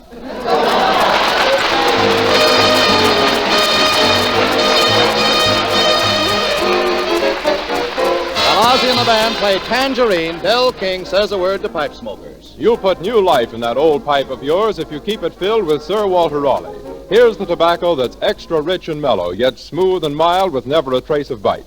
Sir Walter Raleigh is expertly blended from selected burleys, carefully cured and aged to accent the tobacco goodness. Crimp cut for cool, even burning. And Sir Walter Raleigh's fragrant aroma is welcome any place. Tonight, get the quality pipe tobacco of America. Sir Walter Raleigh. Remember, we'll all be back again next week at the same time. Red Skelton, Ozzie Nelson and his orchestra, Harriet Hilliard, Wonderful Smith, and your announcer, Truman Bradley. Until next week, then. This is Red Skelton saying goodbye now, and thanks for listening. Red Skelton is presented by arrangement with Metro-Goldwyn-Mayer Studio. This program is broadcast to our armed forces abroad and came to you from Hollywood. This is the National Broadcasting Company.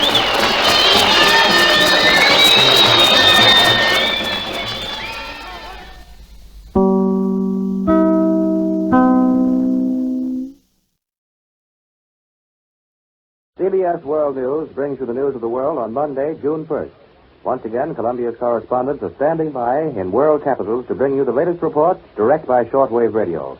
This morning we shall call in Australia and London and will attempt to bring you a report from Moscow. But first, here are the highlights of this morning's news.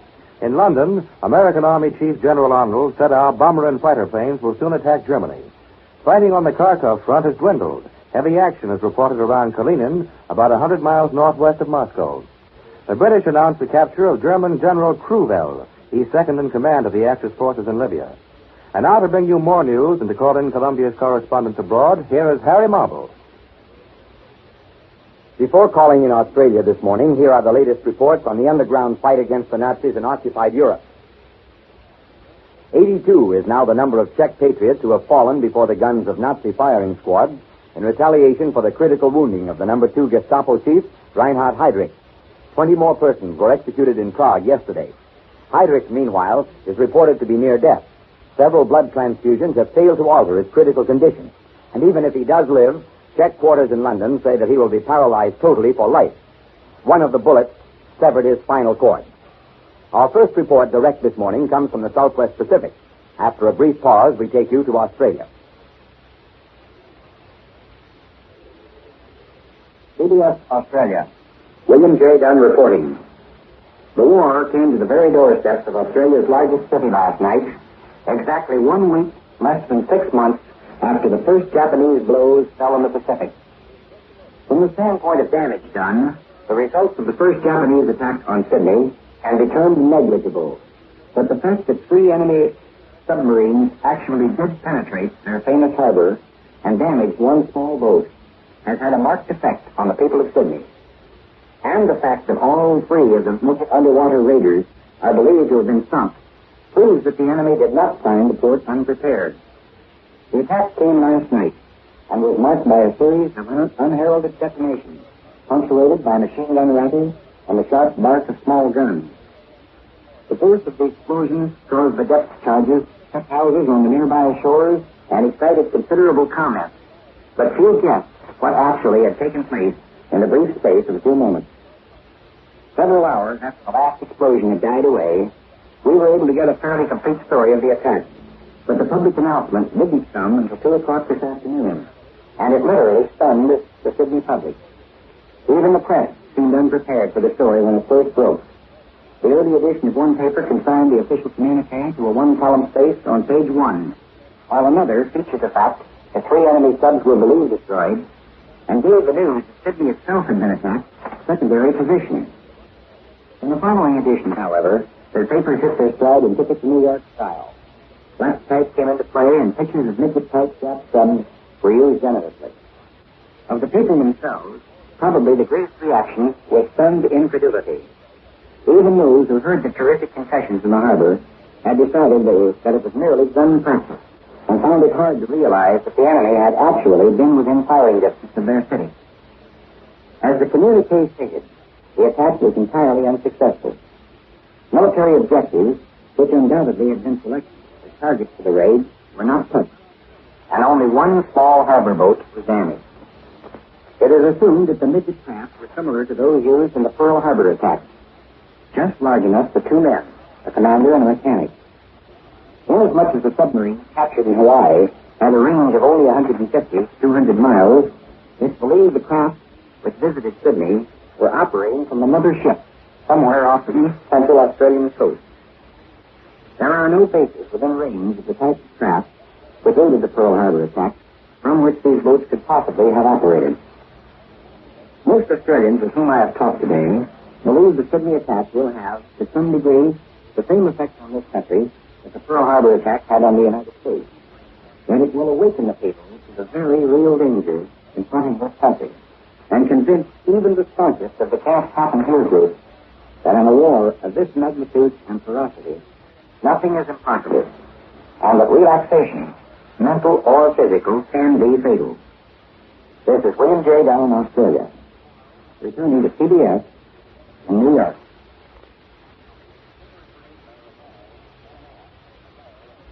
Next, across the Atlantic to the British capital, we take you now to London. CBS London. Charles Collingwood reporting. London is still jubilant this morning over Saturday night's mass air raid on Cologne. We still don't know the extent of the damage which was caused at Cologne, but the information that comes trickling in suggests that the 1,000 British bombers brought off the most destructive single raid in history. Last night, the RAF did not raid Germany. Another big raid was planned to follow the Cologne attack, but at the last moment it was called off. The RAF is now committed to a policy of large-scale attack, and last night's weather was not suitable for a mass operation. The Germans, however, carried out a vicious reprisal raid on Canterbury, the first cathedral town of Britain. The Germans didn't use a big force of bombers in this attack, but then Canterbury is not a very big town. 3 waves of raiders attacked the cathedral town early this morning. Apparently, considerable damage was done, much of it by fire. The British say that 2 churches were destroyed, but there's no news of the cathedral itself. The British are assuming that the main German objective was Canterbury Cathedral. It would be, they say. But under the old plea of not giving information to the enemy, they're not saying whether the cathedral was damaged. 3 of the German bombers that came over Britain last night were shot down. There have been a good many hints in London that American flyers and planes participated in the Cologne raid. There's no official confirmation of this, but General Arnold, commanding the United States Army Air Forces, did say in London this morning that United States planes and personnel would be operating with the British in the near future. General Arnold also sent a message to the British Bomber Command congratulating them on the Cologne raid. The British Bomber Chief, Air Marshal Harris, replied saying, "We look forward to the time, now so near, when the United States Army Air Forces will commence operations at our side in this theater of war." In Libya, the Battle of Knightsbridge has ended, and it looks as though it's ended in a British victory. The Axis tank forces are withdrawing from the Knightsbridge area to the west. Yesterday, it was announced that the Germans had swept 2 channels through the British minefields for the purpose of bringing supplies up to the battlefront. Today, they are using those channels to extricate their armored forces. What seems to have happened is that the British have pinned, or had pinned, the Axis forces in the Knightsbridge area and were hammering them from all sides. The British had also succeeded in stopping the flow of Axis supplies. General Rommel's forces were in a precarious position. They had to get out or be overwhelmed. So they took the desperate chance of going through the 2 narrow gaps in the British minefields which extend down the desert from Gazala south to Bir Hakeim. The Germans have set up anti-tank guns at these gaps to keep off British tanks, but the passages are under continuous artillery fire and air attack. Rommel must be losing heavily in his attempt to get through, but part of his forces have passed through the gaps to the west. But today's British communique says that a large proportion of the remaining enemy tanks and transport is still to the east. It's being attacked by British troops and air forces. Today's communique also reports the capture of General Rommel's second-in-command, General Ludwig Kruwell. General Kruwell commands the German Africa Corps under the supreme command of General Rommel. His reconnaissance plane was shot down behind the British lines. This is Charles Collingwood in London, returning you to Columbia in New York. For a report direct from the Soviet capital, we take you now to Moscow. Lux Radio reporting. The German counteroffensive south of Kharkov appears to have been stopped. This morning's Soviet communique states that there are no essential changes on any front. Both Hitler's design to extend the other side of his Crimean pincer through Rostov to the Caucasus has been missed. Although the operation may have been costly for Marshal Timoshenko's forces, it seems clear that after advancing so many miles into the heart of Russia, Hitler's forces are going to destruction, like Napoleon's Grand Armée. Russia's great preponderance in manpower over Germany makes this mathematically clear. Just as in the game of checkers, if you have one less checker than your opponent, and you exchange pieces, you are certain to lose by it. Therefore, Hitler must avoid exchanging checkers or armies. Because of the number of German armies are exchanged for Soviet armies, Russia's military strength eventually will be many times stronger than the German field forces. The most salient real news in Moscow today was the Titanic British air raid on Cologne. This history-making raid was announced for the first time this morning. It was the news on a Soviet internal radio system, which has loudspeakers on street corners and outlets in many houses.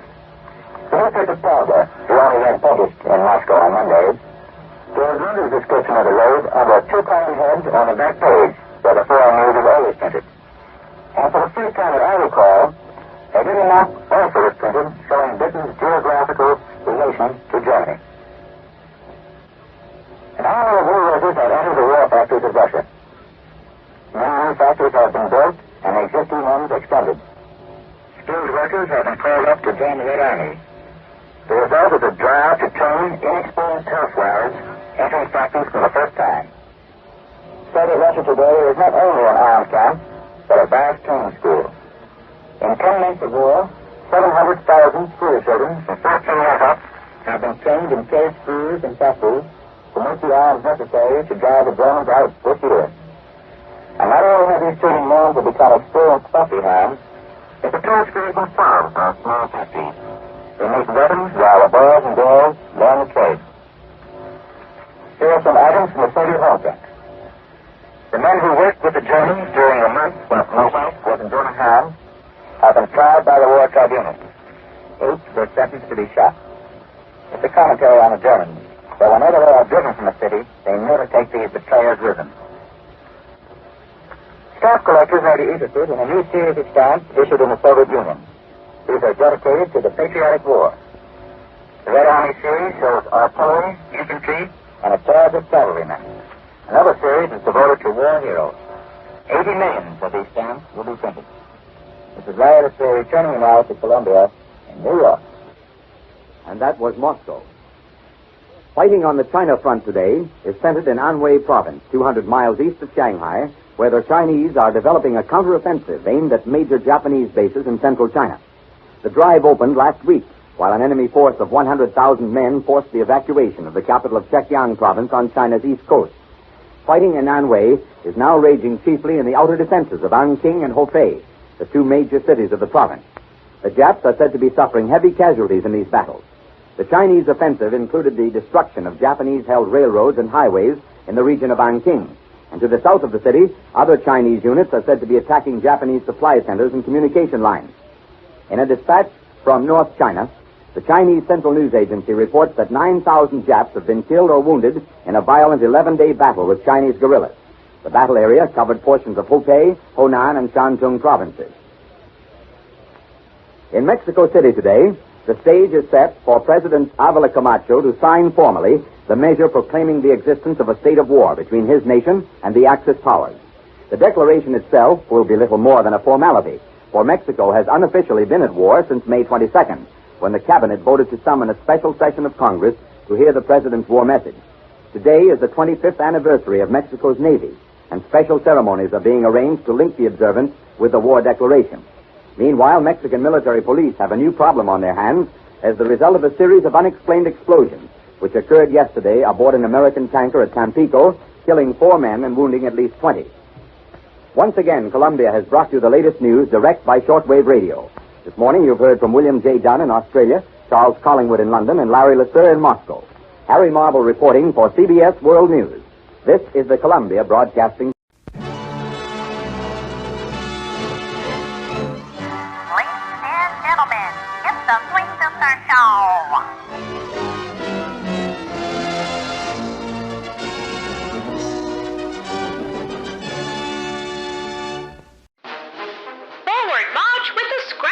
House cleaning this spring is giving Mrs. America the opportunity to make a vital contribution to the war program. She can help feed our factories the scrap they need by turning all the old junk that has been kicking around her house for years. Basements, attics, garages, closets are now yielding up vast hoardings of old rubber, scrap, metal, rags, waste paper, scrap materials that can help provide vital war material. Metals will soon be going into guns, tanks, ships, shells. Old rubber will become tank treads, gas masks, lifeboat rafts, pontoon bridges. Typical statistics released by our government show how much this activity by the Home Front Scrap Brigade can help. 29 pounds of old rubber will make 1 life raft for a Navy plane. 12 pounds of scrap metal will provide half the steel required for a small machine gun. Do your part, ladies, and clean that house. Hello, everybody, and welcome back to another hour of the Swing Sister Show. I just got done doing my bit cleaning up around the house. We hope that today's music will get you in the mood to do your bit as well.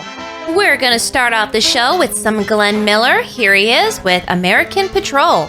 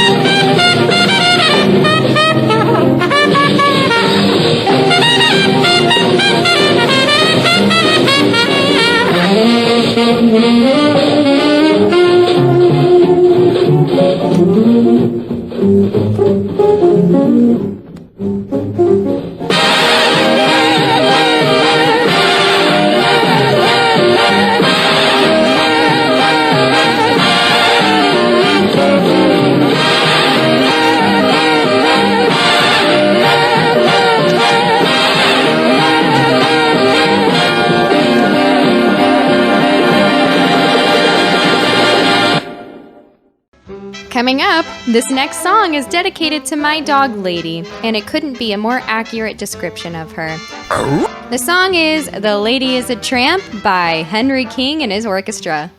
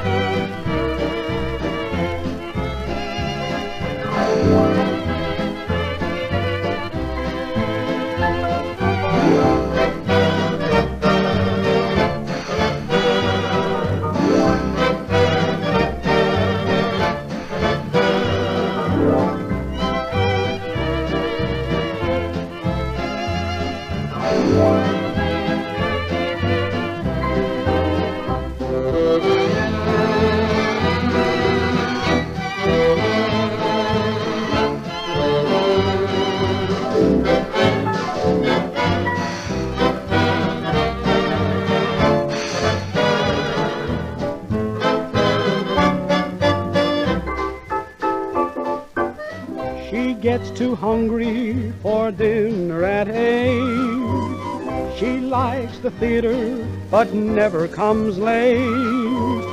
She never bothers with people she hates. That's why the lady is a tramp. She don't like crap games with barons and earls. Won't go to Harlem in ermine and pearls. Won't dish the dirt with the rest of the girls. That's why the lady is a tramp. She likes the free, fresh wind in her hair, life without care. She's broke, it's oak, hates California, it's cold and it's damp. That's why the lady is a tramp.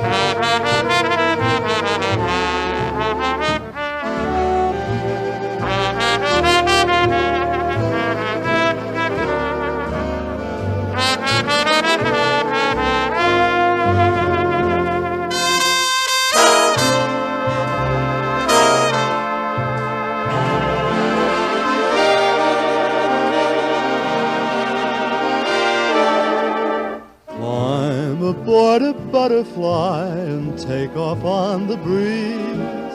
Let your worries flutter by and do the things you please.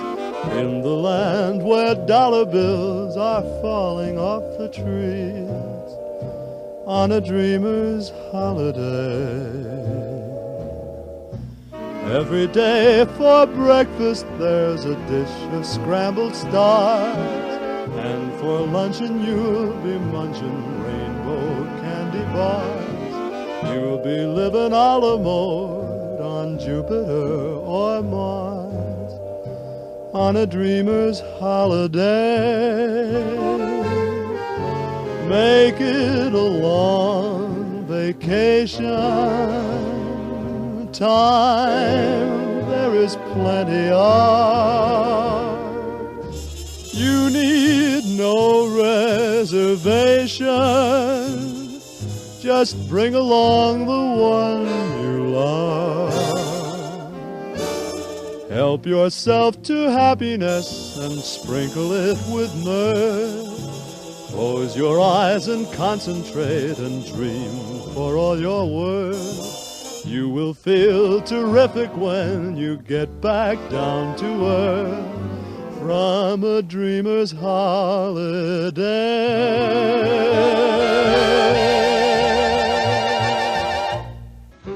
And you just heard Ray Anthony and his orchestra with A Dreamer's Holiday from 1949. Hot dog, what's next? Coming up next, we have some Ella Fitzgerald for you. Here she is with The Organ Grinders Sing.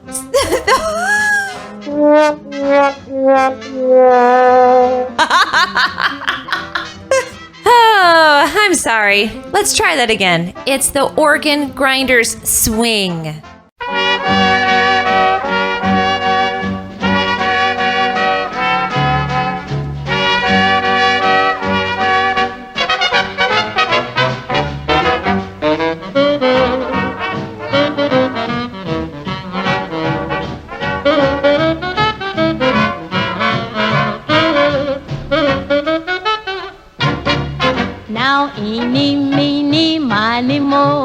Catch that monkey by the toe.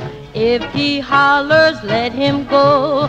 Eeny, meeny, miny, mo. Scared-your-paw swings it, so does ma. Scared-your-ma swings it, so does pa. Scared-your-you swing it, so do I. Scared-your-I swing it, so do you. When he turns that handle down, music goes around and round. Everybody starts to sing to that organ grinder swing. Tra-la-pa swings it, so does ma. Tra-la-ma swings it, so does pa. Tra-la, you swing it, so do I. Tra-la, I swing it, so do you.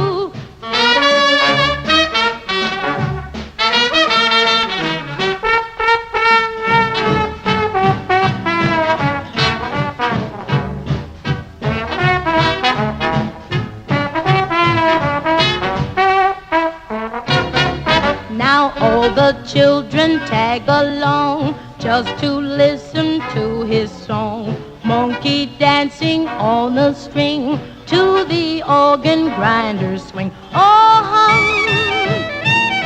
oh, hum, oh, hum, oh, hum, I swing it, so do you.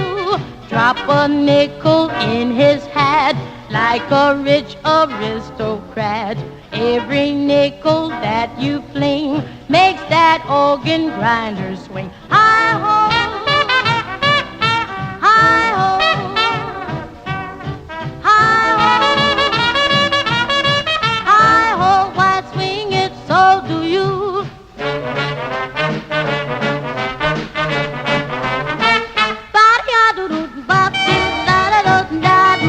Oh, organ, oh, organ.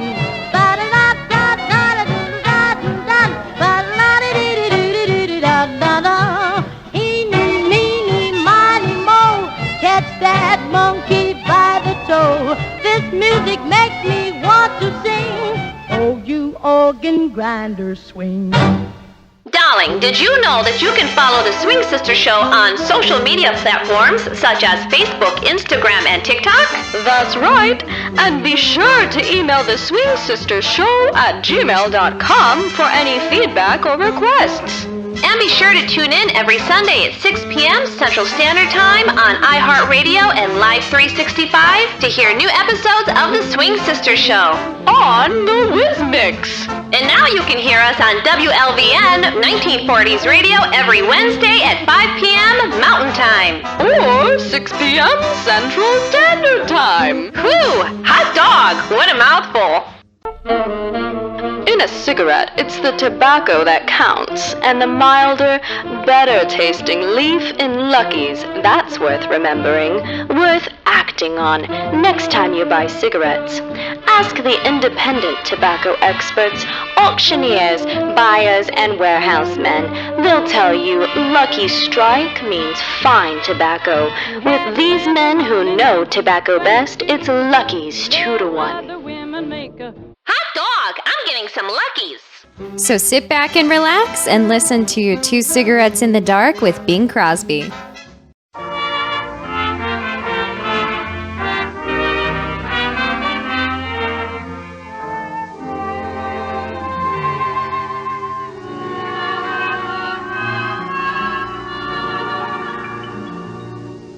Two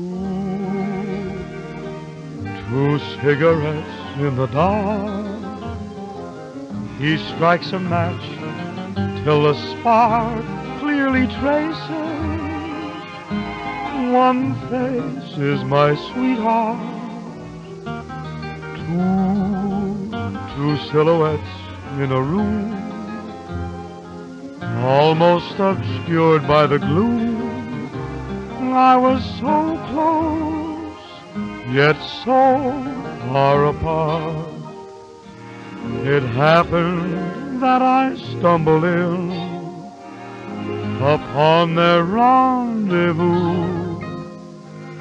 I heard my sweetheart whispering, I love you, I love you, you know that I do. Two cigarettes in the dark.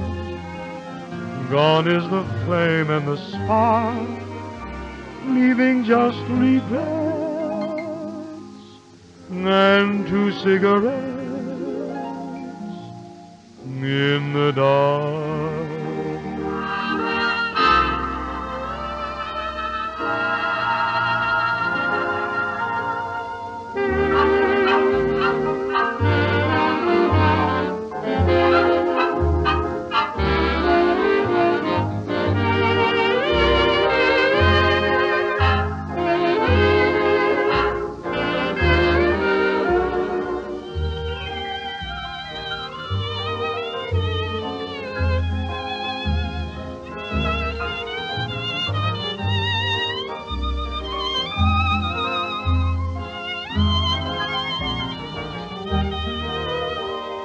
It happened that I stumbled in upon their rendezvous. I heard my sweetheart whispering, I love you, I love you, you know that I do.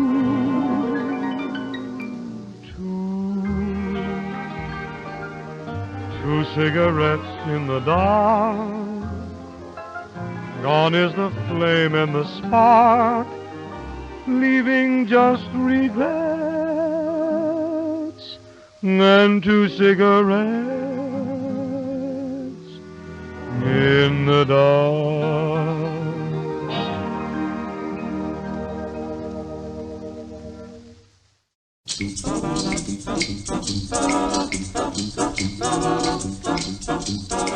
Imagine you imagining that you love me and starting on a family tree. Imagine starting on a family tree. The papa is you and the mama is me. If your heart goes bumpity bump, it's love, love, love. If your throat comes up with a lump, it's love, love, love. If your knees go knockity-knock, it's love, love, love. If you're cuckoo like the cuckoo in the clock, it's love, love, love. Imagine you imagining a cozy flat, complete with running dog and a cat. Imagine having running dog and a cat, and we will have welcome all over the flat. If your heart goes bumpity bump, it's love, love, love. If your throat comes up with a lump, it's love, it's love. If your knees go knock, knock, knock, knock, it's love, love, love. If you're cuckoo like the cuckoo in the clock, it's love, love, love. Imagine you imagining a man and wife. We'll go and buy a fork and a knife. Imagine eating with a fork and a knife. How ritzy we'll be for the rest of our life. If your heart goes bumpity bump, it's love, oh boy, it's love. If your throat feels a lump, it's love, love, love. When your knees go knockity-knock, it's love, it's love, it's love. If you're cuckoo the clock. It's love. It's love. It's love. L'amor. It's love. And that was the King Sisters with It's Love, Love, Love. Coming up next, we've got some Nat King Cole from 1945. It is the Frim Fram Sauce.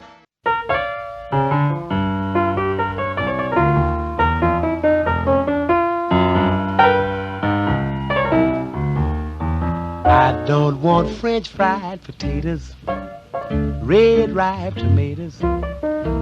I'm never satisfied. I want the fram sauce with the awesome fee, with Pfeiffer on the side. I don't want pork chops and bacon, that won't awaken my appetite inside. I want the fram sauce with the awesome fee, with Pfeiffer on the side. A fella really got to eat, and a fella should eat right. 5 will get you 10. I'm gonna feed myself right tonight. I don't want fish cakes and rye bread. You heard what I said. Waiter, please serve mine fried. I want the fram sauce with the awesome fee, with Pfeiffer on the side.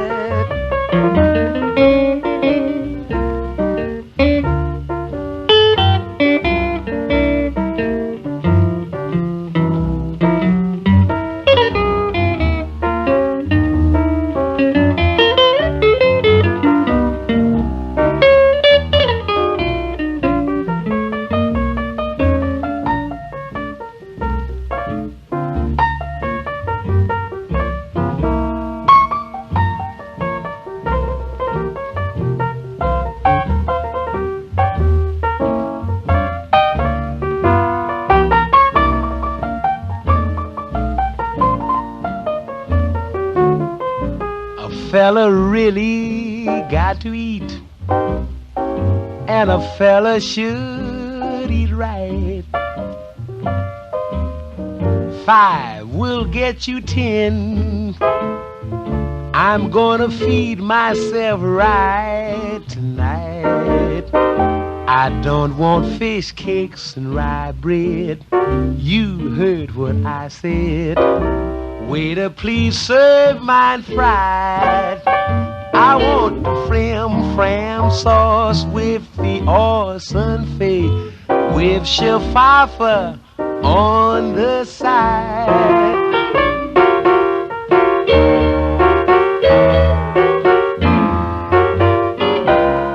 Now, if you don't have it, just bring me a check for the water.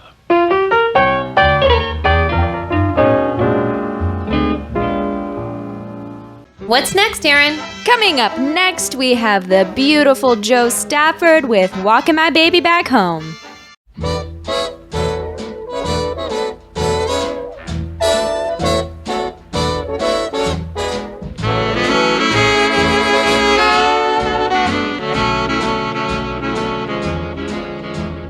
Gee, but it's great after being out late, walking my baby back home. Arm in arm over meadow and farm, walking my baby back home. We go along harmonizing a song, or I'm reciting a poem. Cows go by and they give us the eye, walking my baby back home.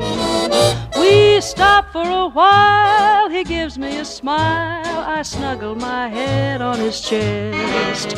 We start into pet, and that's when I get my talcum powder all over his vest. After I kinda straighten his tie, he has to borrow my comb. One kiss, then I continue again, walking my baby back home.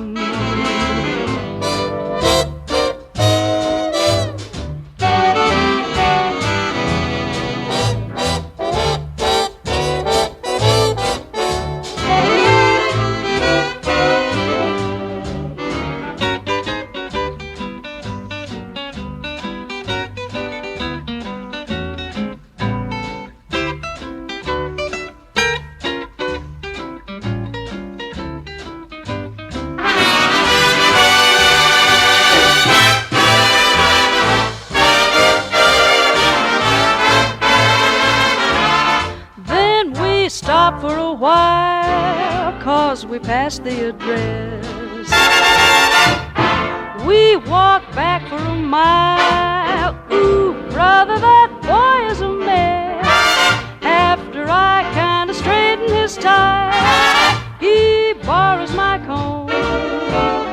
One kiss, then I continue again, walking my baby back home. Hear me talking, we call it walking, walking my baby back home.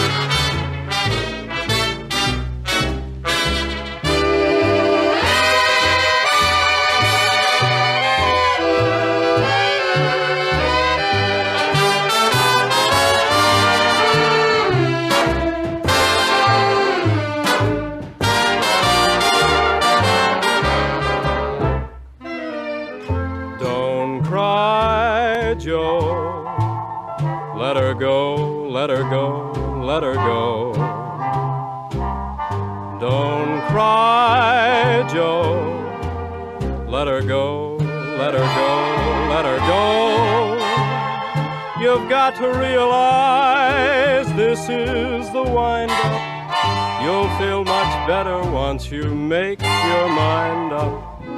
Don't cry, Joe. Let her go, let her go, let her go.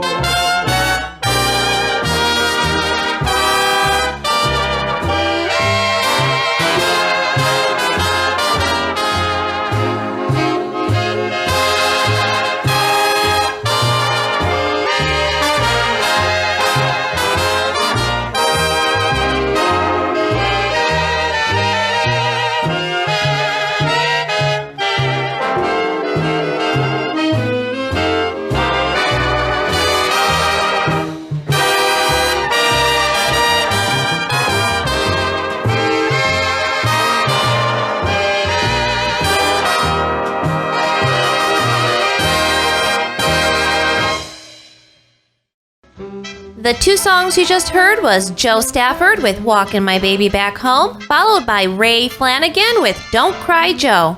Darling, I heard you can help support the Swing Sisters show. If you're enjoying it and would like to support all future shows and upcoming projects, you can donate to their PayPal. That's right. Just put in the swingsistershow@gmail.com. All donations are appreciated and will help keep the show swinging.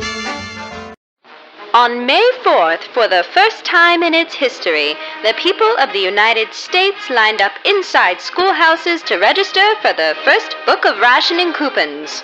Sugar is the first commodity of which War Ration Book 1 will be used. All sugar sales stopped April 27th. They were resumed May 5th, where registration was completed, but only to consumers armed with a War Ration Book. The fixed ration of half-pound a week per person is half what the sweet-toothed U.S. public normally consumes, but is almost twice as much as allotments in France and Italy. commercial users of sugar, such as bakeries, candy, and ice cream manufacturers, received ration books April 28th and 29th, were allotted about 70% normal requirements. The existing sugar shortage, which necessitates rationing so that all on the home front may have a fair share, is due to the fact that 62% of sugar used in U.S. was imported from Philippines, Hawaii, and West Indies. Large amounts of sugar are used in manufacture for alcohol for explosives. Now that you have a sweet tooth, here is Ain't She Sweet with Bunny Berrigan.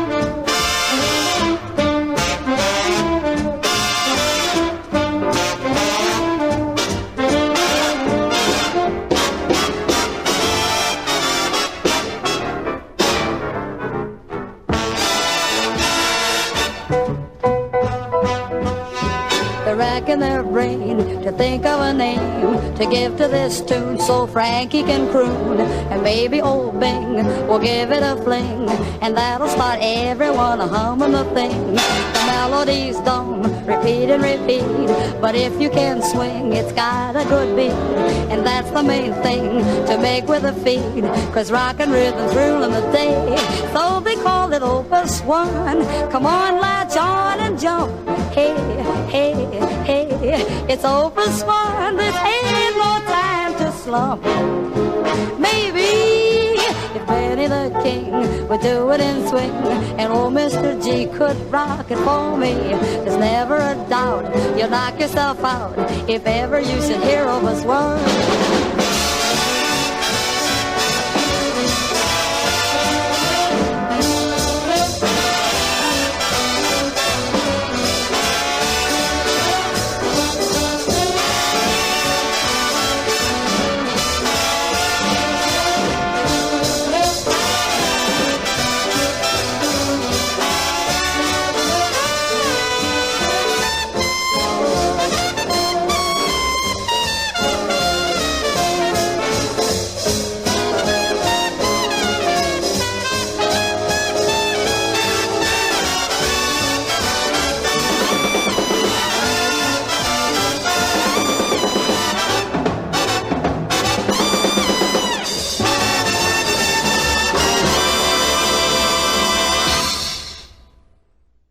And that was Gene Krupa with Opus number 1. What is an opus, you might asking yourself? Well, the opus number is the work number that is assigned to a musical composition. Wow! Let's slow it down just a tad. Here comes the Ink Spots with Maybe.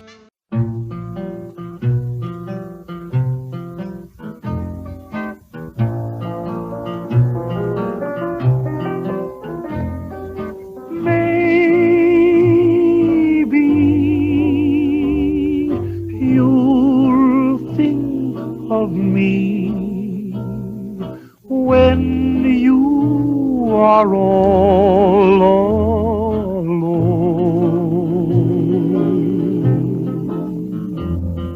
maybe the one who is waiting for you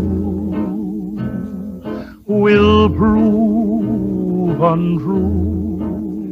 Then what will you do? Maybe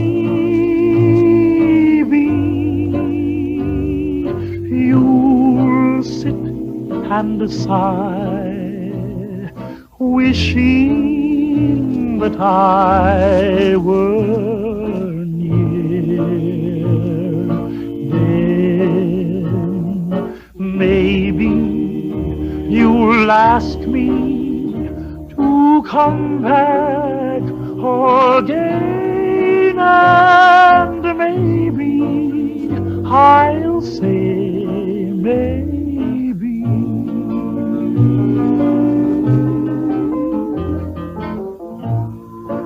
Maybe you think of me when you are all alone.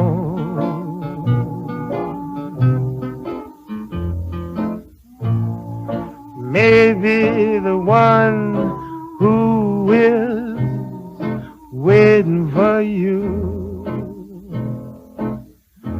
will prove untrue. Then what will I do? Maybe you'll sit inside, wishing that I were near. Then maybe you'll ask me to come back again.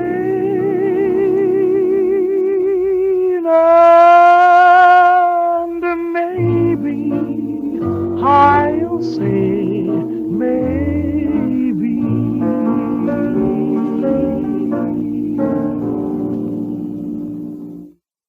Time to get back in the mood with Hamp's Boogie Woogie with Lionel Hampton.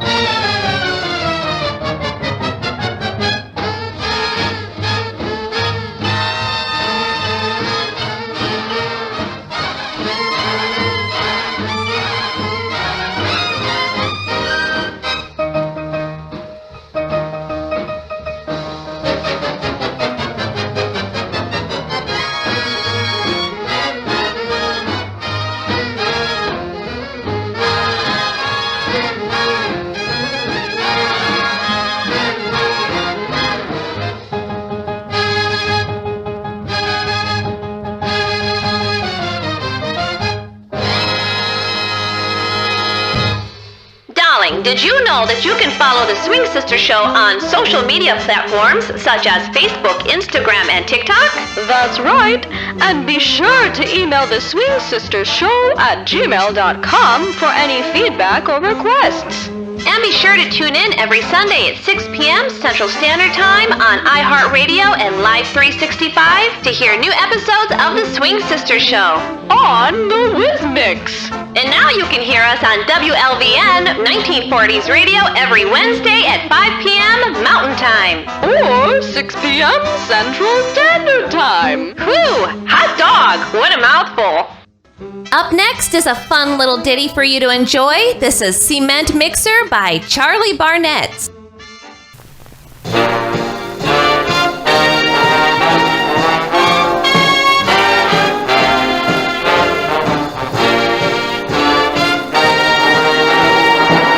Patlety vooty, patlety footy, patlety scooty. Cement mixer, potty potty. Cement mixer, potty potty. Cement mixer, potty potty. Aputty voot, aputty foot, aputty scooty. Cement mixer, potty potty.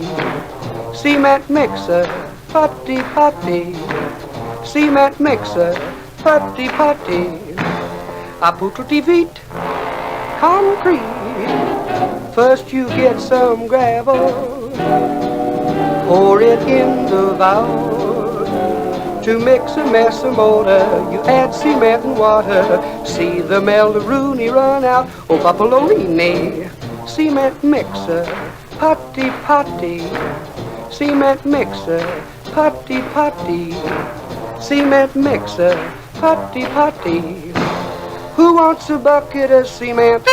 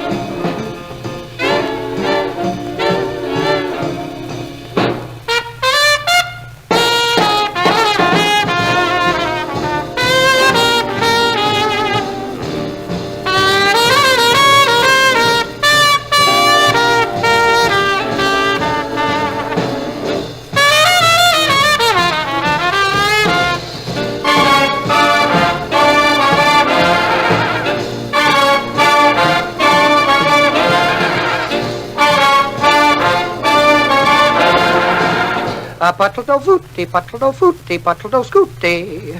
Cement. If it's kissing you're missing, better look to your breath.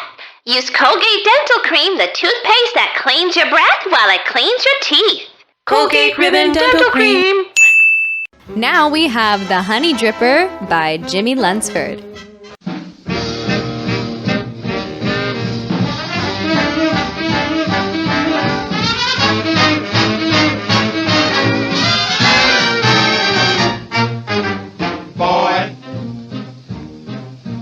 Honey dripper, he's a killer.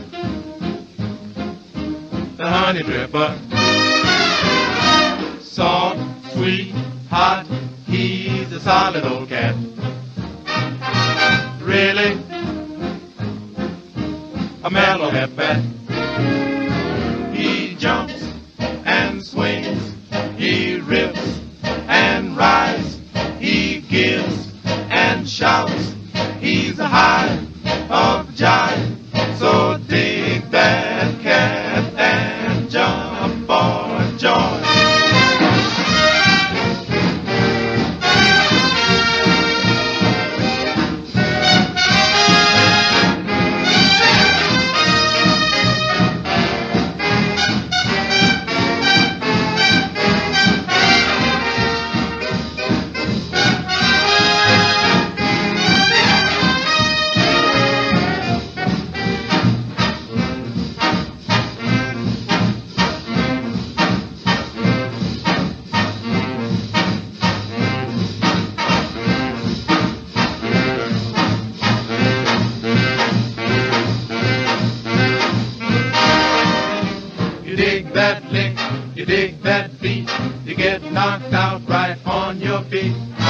1, 2, 3, 4, 5, 6. That cat can jam or rip or swing a hot lick, boy. He sure does jump for joy.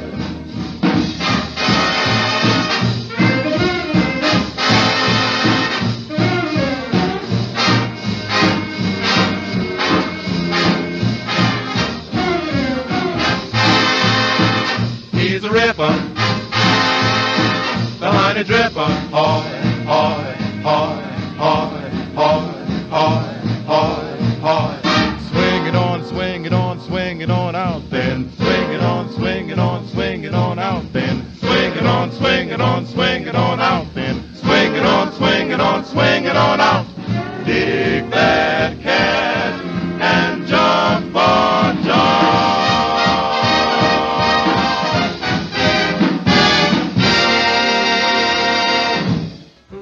We hope you're enjoying tonight's show, but the show's not quite over yet.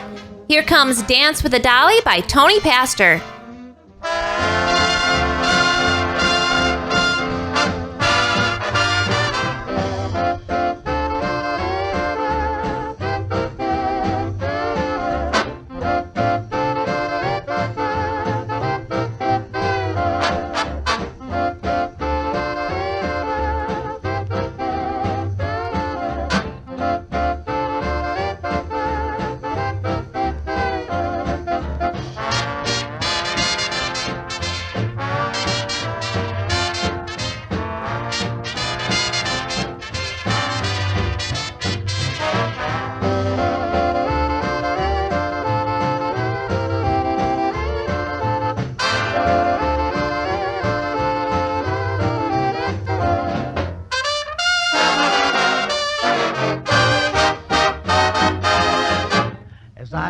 Chizzy prison down the street, down the street, down the street. I met somebody who was mighty sweet and mighty fair to see.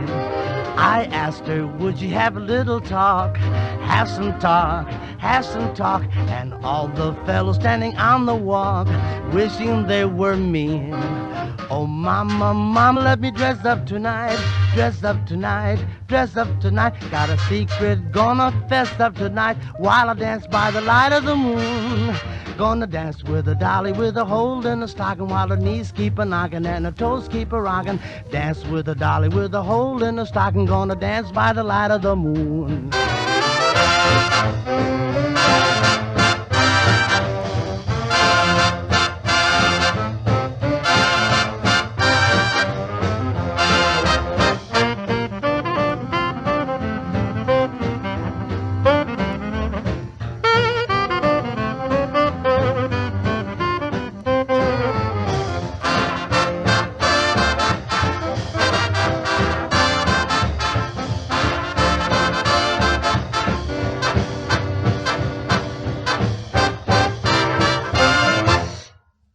If you're enjoying the Swing Sisters show, be sure to follow us on all social media platforms such as Facebook, Instagram, and TikTok.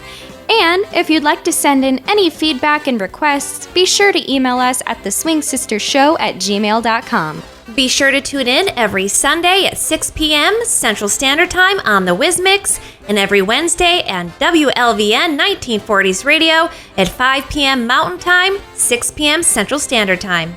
Since this is the last song of the night, we found it perfectly fitting to play The Music Stopped by Woody Herman.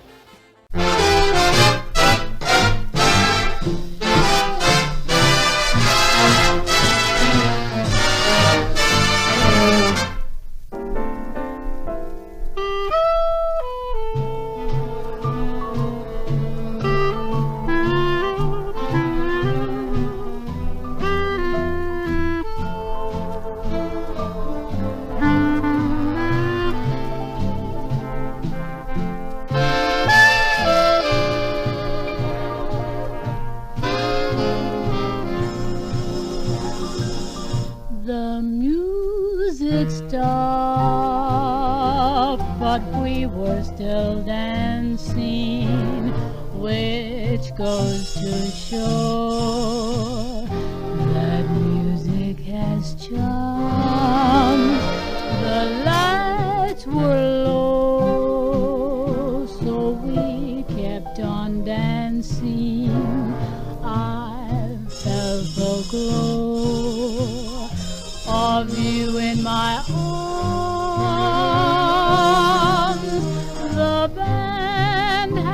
left the stand and we were in heaven,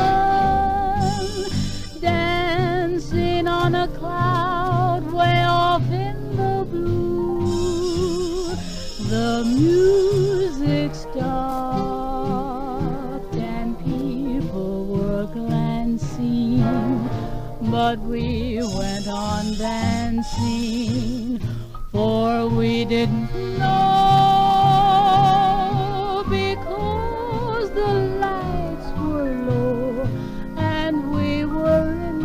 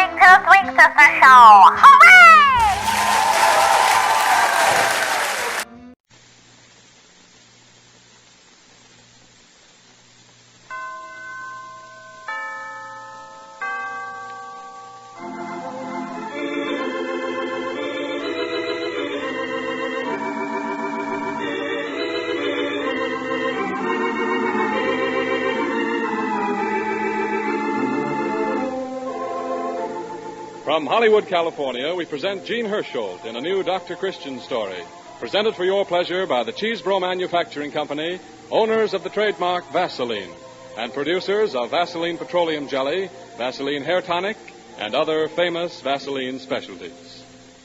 Your skin helps to protect you from all kinds of infection. It helps regulate your body temperature, and by means of its many pores, aids your body in getting rid of waste materials. Because the skin is so important, it is necessary to care for it, to give even minor everyday injuries the soothing, healing protection of Vaseline jelly. For burns, scalds, cuts, and scratches, for chapping, chafing, and irritations, all quickly respond to treatment with Vaseline jelly. This is because Vaseline jelly does three vitally important things for your skin.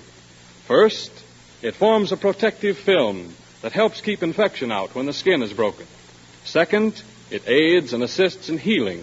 And third, it softens and lubricates the skin by supplementing the natural skin oils. If you haven't a jar of Vaseline jelly in your medicine cabinet, get one tomorrow. It costs only a dime anywhere. And now, let's be on with the show. The star of our program, as you all know, is Gene Hersholt, beloved character actor. He's chosen a story tonight called Corn and Gingerbread. And his supporting cast includes Rosemary DeCamp, who plays Judy Price, the doctor's secretary, Robert Baldwin in the role of our young druggist, Roy Davis, who's a persistent suitor of Judy's. And by the way, you'll see Bob on the screen in the same role in the new Meet Dr. Christian picture, soon to be showing at your local theater. Robert Heller as Clegdon Grant completes tonight's cast.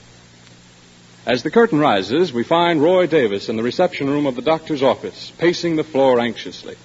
In a moment, the outside door opens, and Dr. Christian comes into the room, returning from a professional call. Well, good evening, Roy. I didn't expect to find you still here. I certainly didn't expect to still be here either. Well, hasn't Judy come back yet? No, and I've been waiting for over an hour, Doc. Ever since you left. That's strange. Are you sure your date was for tonight? Of course I'm sure. It's the first date she's given me in nearly 2 weeks. She said I should call for her at 6 and we'd go right from the office here to dinner. Well, Judy's always been very punctual with me. Oh, sure. She's your secretary. She doesn't have to be with me. I'm only her slave. Oh, now, don't get so excited, Roy. Wait till I take my coat off and we'll see what we can do. Women are all alike, Doc. No matter how late you are, they'll always keep you waiting. Oh, then you were late, too. Oh, Judy knows I always come 10 minutes late. That way I figure I'll only have to wait 20 minutes for her instead of half an hour. Oh, I see. But she's never kept me waiting this long before. Did you call out at her house? 1,000,000 times. There's nobody home. Well, I wouldn't worry. She's probably been detained someplace. She's probably forgotten all about our date. Oh, no, Roy. Judy wouldn't do that. It wouldn't surprise me any, the way she's been acting lately. What do you mean? Doc, I'm afraid Judy's found someone else. Oh, you youngsters in love. You're not happy unless you're making yourselves completely miserable. She wouldn't let me kiss her goodnight the last time I took her home. Well, that is serious. She said she had a cold. Well, did it ever occur to you, Roy, that she probably did? Well, she's got no excuse for breaking this date. She hasn't broken it yet. Well, look at her desk and see if she left you a note. There's nothing here. No, look under those books, Roy. No. Say, Doc, since when have you taken up architecture and city planning? What do you mean? The City Scientific by Henry Astrick. Air conditioning in the modern home. City planning for the future. Well, they aren't mine. They must belong to Judy. What would Judy be doing with books like these? Well, that's just what I'm wondering. She may be the best secretary in the world, but you'd never call Judy a mental heavyweight. Thank the Lord for that. Must be some hobby she's taken up. Wait, Doc. Some man gave her these books. Some man? Look here. Read what's written in the front of this one. To Judy, scientifically and devotedly yours, Skelton Grant. It's written big as life right in Roman motives applied to the house of tomorrow. Well, Roy, I wouldn't call that a very romantic gift. Just the same, some man is giving her presents. Skelton Grant. Oh, of course. He must be the professor Judy was telling me about this morning. What professor? Well, he's a scientist or an author or something. I believe she said he's in Riversend making some kind of a survey for a book he's writing. Well, where did Judy meet him? Through her club, I think she said. So that's why she's been too busy to see me. She's been spending all of her time with this professor, this bookworm, this Roman motives applied to the house of tomorrow. Oh, I don't think you have any cause to be jealous, Roy. Why not? He's a man, isn't he? Yes, but from the looks of these books he's given her, he's probably much more interested in the history of the Parthenon than he ever would be in Judy. Do you really think so? This sounds more like the sort of work a man of my age would be interested in. Someone settled and quiet. After all, he's a stranger in town, and Judy's probably doing what she can to help him gathering his material. Just the same, I don't like the looks of it. Not at all. Help somebody. Judy! Oh, grab these books, please, Dr. Christian, will you, before I drop them? Sure. There. I have them, Judy. Whew, my, but they're heavy. Oh, close the door, will you, Roy? Gee, thanks, Dr. Christian. I just put them on my desk here, will you, please? There. Well, what have you got to say for yourself? Oh, Roy, darling, I'm so sorry I'm late. I've been waiting for over an hour. I know, but Mr. Grant called and he wanted to know if I'd get these books out of the library for him on my card. I couldn't refuse. Mr. Grant? Oh, yes, I forgot to tell you. Mr. Clayton Grant, Judy? Yes, Don't worry, I've heard all about your new boyfriend. Boyfriend? Oh, Roy, please don't be silly. You've been spending all of your time with him. I've been helping him, Roy. He's doing some wonderful work. So I see. Well, he is. He told me. He's writing some sort of a book about River's End. What kind of a book, Judy? Well, I don't know exactly. He's keeping it for a surprise. You're going to forget about this old fogey of a professor and come and have dinner with me. Roy Davis. Clegdon Grant is not an old fogey. He has one of the finest, most stimulating minds I've ever known. And I suppose the fact that my stomach needs a little stimulating right now means nothing to you. Now, don't be vulgar, Roy, please. Did you hear that, Dr. Christian? Since we've met the intellectual Mr. Grant, being hungry is vulgar. Oh, come now, children. You've both been working hard all day. You'll feel much better when you've had some supper. Really, darling, I am sorry I kept you waiting so long. Well, all right. I guess I don't mind so much now that you're here. Oh, but really, when Mr. Grant gets talking, time passes so quickly. He's such a brilliant conversationalist. If you mention his name once more... Oh. Excuse me. Is this Dr. Christian's office? Yes. Clegdon, oh. Oh, Judy, there you are. I was hoping I'd find you here. Oh, Clegdon, this is Dr. Christian. How do you do? A great pleasure, Dr. Christian. I've heard so much about you. No more than we've heard about you, I'll bet. I beg your pardon. Oh, Clegdon, this is my friend, Roy Davis. How do you do? Yeah. Roy owns the drugstore you were looking at yesterday, Clegdon. I see. I hope you won't think we are rude, Mr. Grant. It's just that, well, we didn't expect to see such a handsome young man as you. For some reason, everyone expects me to have long hair, uncombed and unwashed. Oh, Clegdon. Dreadful thing, isn't it, the way people put scientists, professors, botanists, all in one class. It's like expecting all birds to look like the pelican. Oh, no. I think we'd better be going, Judy. As a matter of fact, I've come to ask Miss Price a tremendous favor. Oh, what's happened, Clegdon? They've suddenly asked me to speak at the 20th Century Poets Club tonight instead of next week, and I haven't a thing prepared. Oh, Clegdon, well... Oh, but I have all our books right here. Splendid. Then we can get to work at once. But, Judy... Oh, Roy, please forgive me this one time, will you? Mr. Grant does need my help. After all, it is an emergency, old boy. Yes, I see it is in more ways than one, old boy. May we use the office for a little while, Dr. Christian? Why, yes, I suppose so, Judy. What about supper? Oh, come and have a bite with me, Roy. I'm hungry as a bear. I think I'll do something on the monochromatic or dominant methods in color harmony for the home, Judy. Oh, good. I have something here that may help on that. Oh, thank you so much for the use of your office, Dr. Christian. You're quite welcome, Mr. Grant. I should really be back at my rooms in my laboratory. Yes, in a bottle. Why, Roy Davis! Well, come along, Roy. My car's right outside. We better see what we can do about that supper. Looks like storm's blowing up. Well, let's get along, Roy.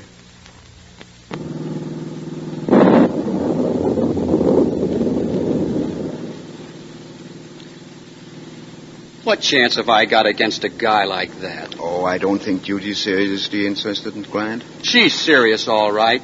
I know, Doc. Did you see that look in her eyes when he came into the room? The look in her eyes? Yes.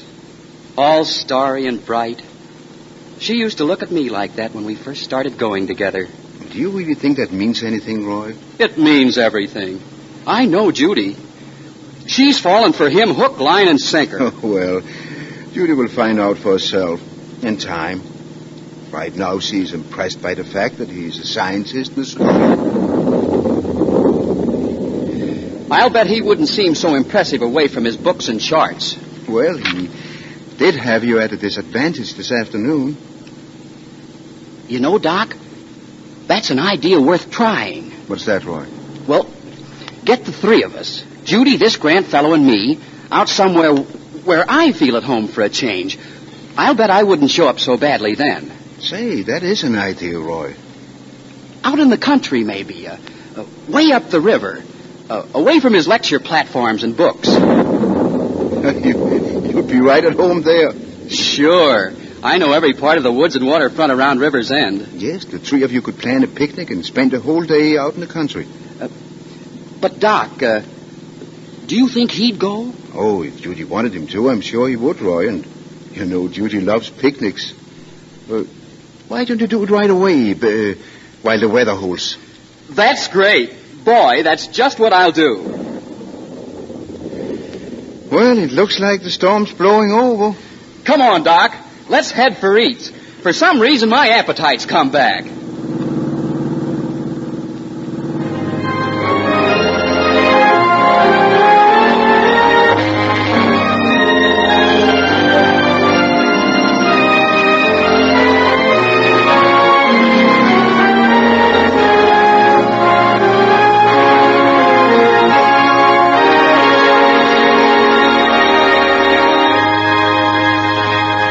Our Dr. Christian story, starring Jean Hersholt in the title role, will continue in just a few seconds.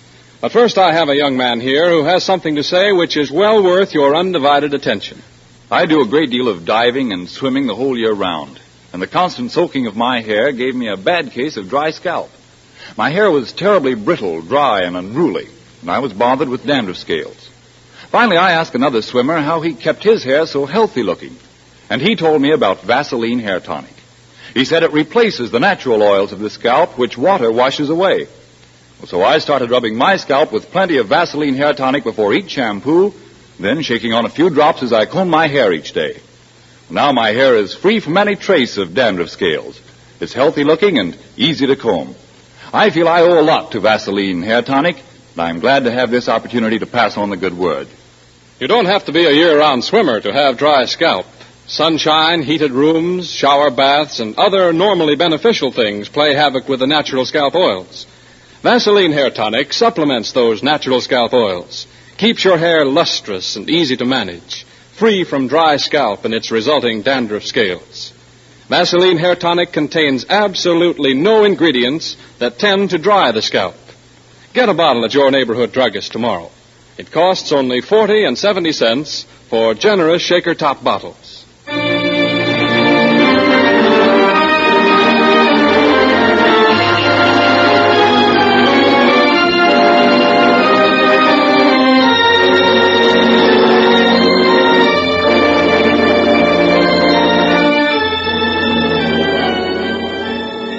As we return you now to Gene Herschel's Dr. Christian drama, we join Roy, Judy, and Clegdon Grant on their picnic. Things apparently haven't been going as well as Roy and Dr. Christian had hoped. In swimming, during lunch, and now on their hike along the river shore, Mr. Grant is still monopolizing the conversation. And Judy... Isn't it heavenly walking along here by the shore at this time of the evening? It's a swell sunset, Judy. Oh, how beautiful. Look, Clegdon, did you ever see such color? Those colors in the sunset there represent the polychromatic system I was telling you about, Judy. Oh, those reds and pinks? Yes, the diverse system may either be analogous or contrasting. Judy! Oh, why, Roy, what is it? I say, old man, you're not getting tired, are you? No, I'm not getting tired, and for the last time, I'm not an old man. Why, Roy, that's no way to talk to Clegdon. I came out here for a picnic, not a lecture. You're just trying to be disagreeable purposely. I am not. Well, I like to have things explained to me, even if you don't. Oh, Clegdon, look. What? What is it, Judy? Look, there's a canoe drawn up on the shore. Doesn't it look inviting? Would you like to go for a paddle? I'd love it. Do you suppose it's all right, Judy? Of course. I learned how to manage a canoe before I learned how to walk. No, I mean, don't you suppose it belongs to someone or something? There's a cottage up there. It probably belongs to the people who own it. Oh, Roy, will you run up and ask them if we might use the canoe for a while? Sure, Judy. I'll take you for a real ride. Wait here for me. I'll be right back. All right. Take your time, old man. We're in no rush. Oh, hasn't it been a grand day, Clegdon? It's been divine for me. You know, Judy, we won't have any more days like this together. You mean your book is finished? It's been completed for days. Why, Clegdon? I haven't told anyone because it means I must leave. Oh, then you've enjoyed being here in River's End? I've enjoyed being with you, Judy. When may I read the manuscript? You know, you haven't told me a thing about it, really. Tomorrow, if you'd like. I'd love it. Judy, are you fond of me at all? Why, of course, Clegdon. I've become very fond of you. Do you mean that? Why, yes, of course. Come to admire you so much for all the things you want to do. Your plans to make everything so much more beautiful. Your ideals. Oh, it's my work, then, and not me that you really like. Oh, no, Clegdon, it's you, too. There's something I'd like to ask you, Judy, before I leave town. Yes? I don't know whether or not I have the right. Oh, why, Clegdon, what do you mean? It's about Roy. Roy? Yes, Roy and you. Are you engaged? No, not yet. I mean, well, we've been going together for quite some time, and... Then I can ask you, Judy. Would you? No, Clegdon, don't. Not now. Tomorrow, then, before I leave? Well, all right. Tomorrow. And you'll give me your answer then? Yes.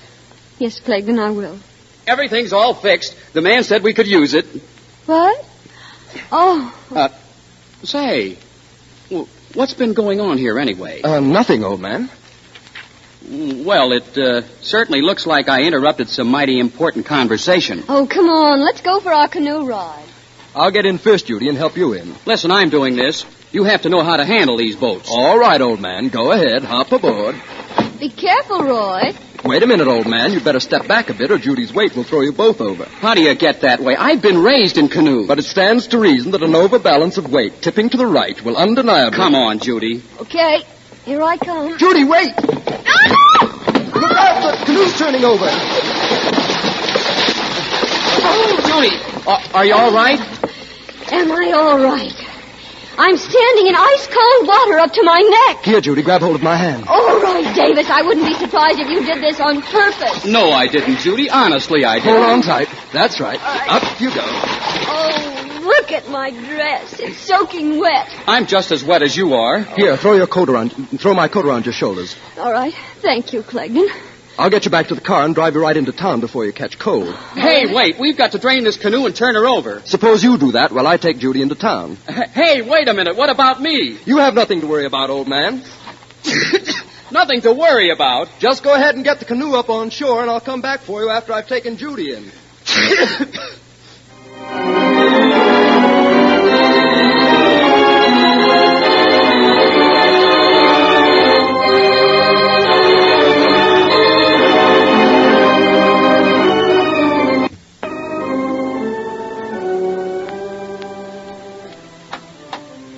Judy?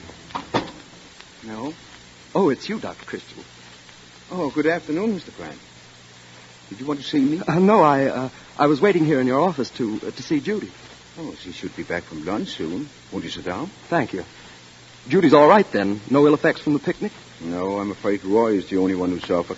He's home in bed with a bad cold. That's a shame. He seems to be a fairly decent chap. That is, as chaps go here in your little town. Oh. Although I haven't met many of them. Thank goodness. Then you don't care much for our people, huh? I'm afraid not. But I will say they're no worse than I expected. Oh, I see.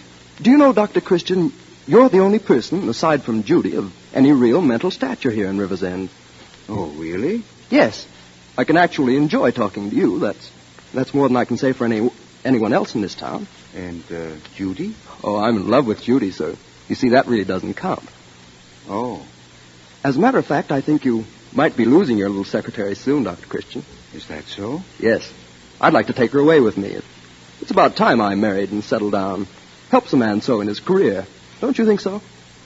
I really wouldn't know, Mr. Grant.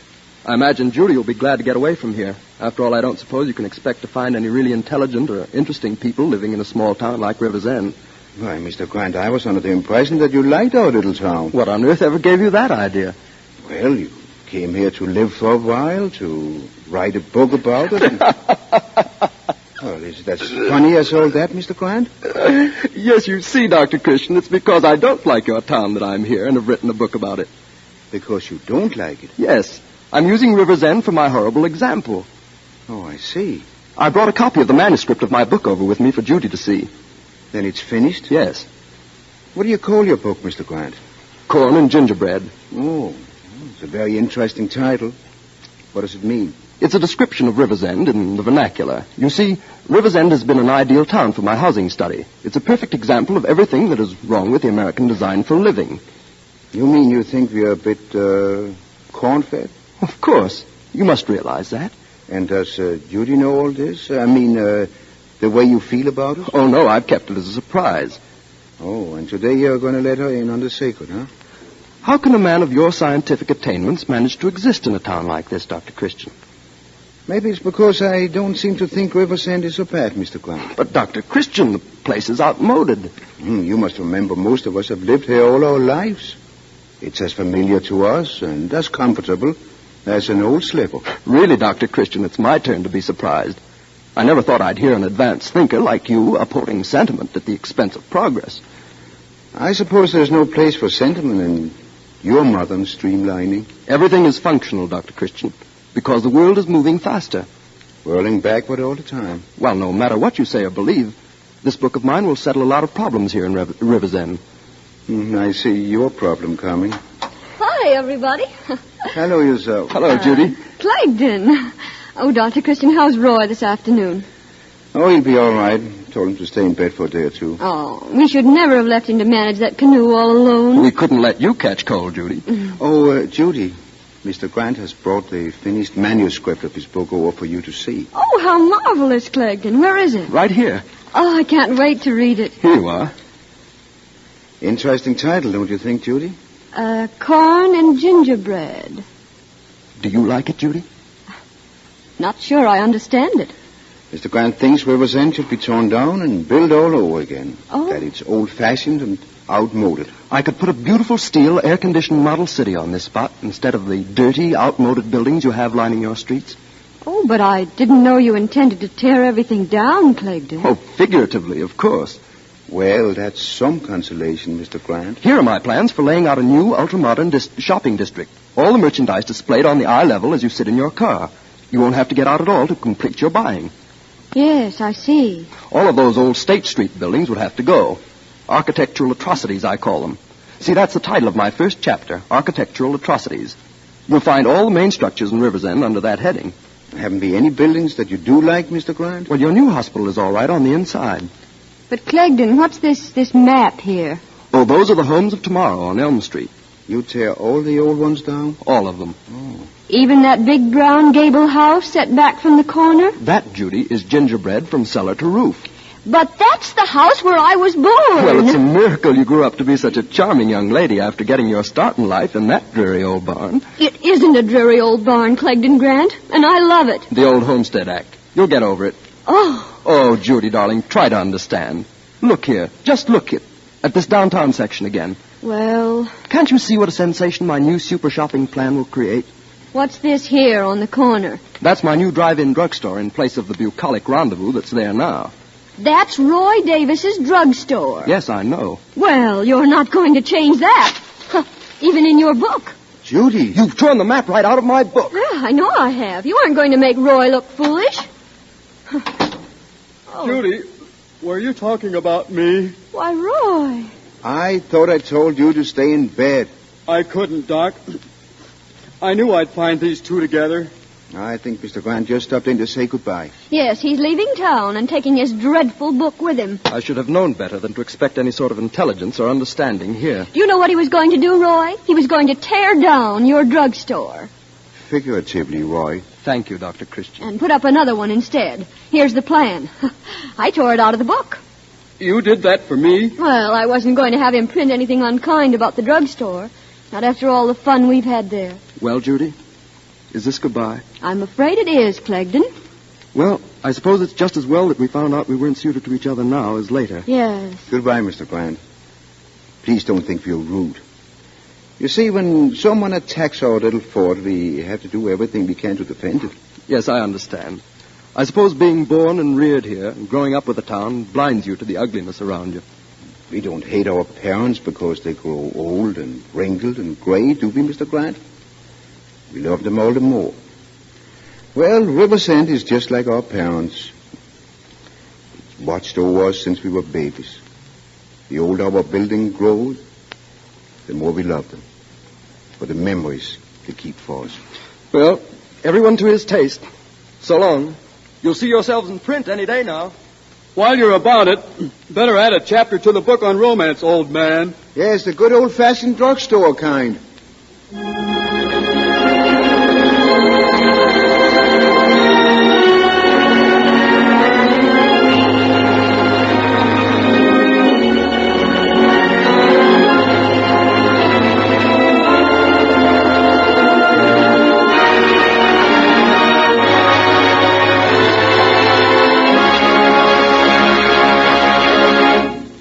Gene Hersholt, our star, wants to say a few words to you about next week's play, and he'll be here in just a moment.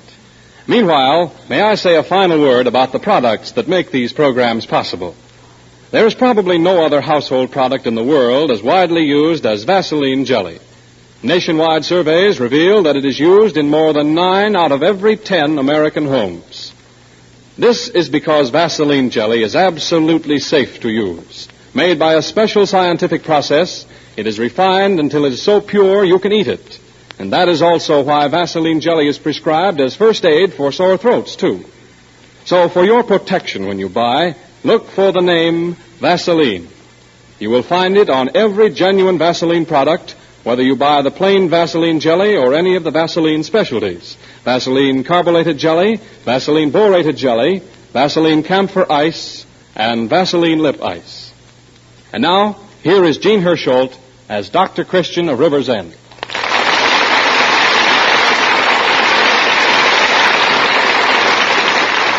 And Dr. Christian, your fans want to hear all about next week's play. Well, next week our play is called Prelude to Thanksgiving. It concerns the Gardner family, who are among the nicest people in our town. Tanny Gardner is 15, tomboy daughter of a beautiful and popular mother. Fanny is mighty scornful of the love affairs of her schoolmates, and what happens to her and to them, well, it makes our next play. I know you're going to enjoy this comedy of adolescent youth very, very much. Till next Wednesday, then, at the same hour, I'll say good night.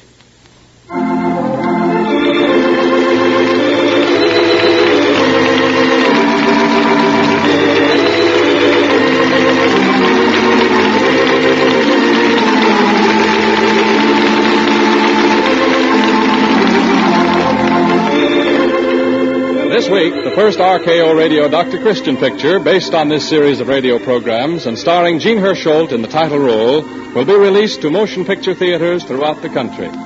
It is called Meet Dr. Christian, and in it you're going to meet a lot of the other folks in River's End, too, including Roy Davis, our local druggist, and Judy Price. Don't miss this fine human picture. It's packed with laughs, and it will pull on your heartstrings, too. This is Arthur Gilmore bidding you all good night for the makers of Vaseline Preparations. This is the Columbia Broadcasting System.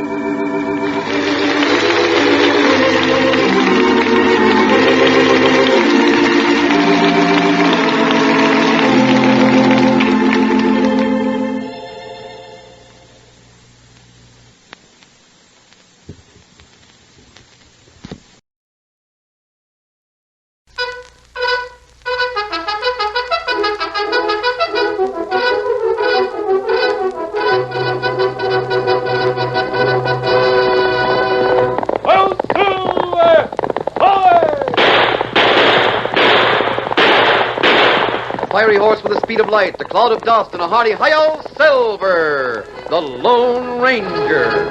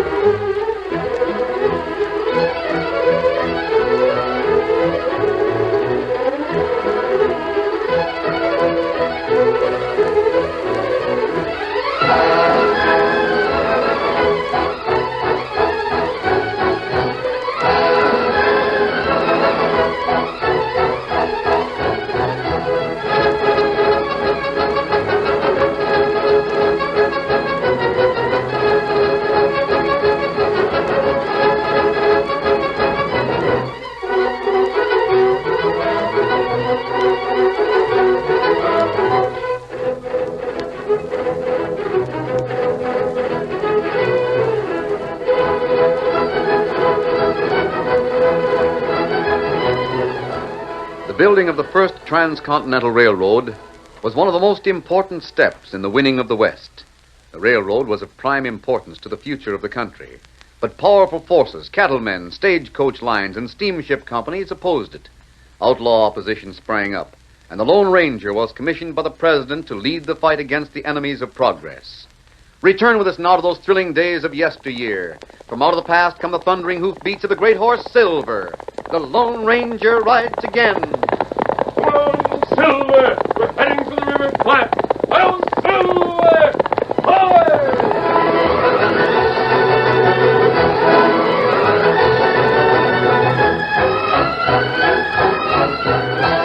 West of the Platte, beyond Fort Kearny, the small herds of buffalo and the prairie gophers raised their noses and sniffed the east wind. There was a scent of man on the wind, the strong scent of many men. And the wind carried sounds, too.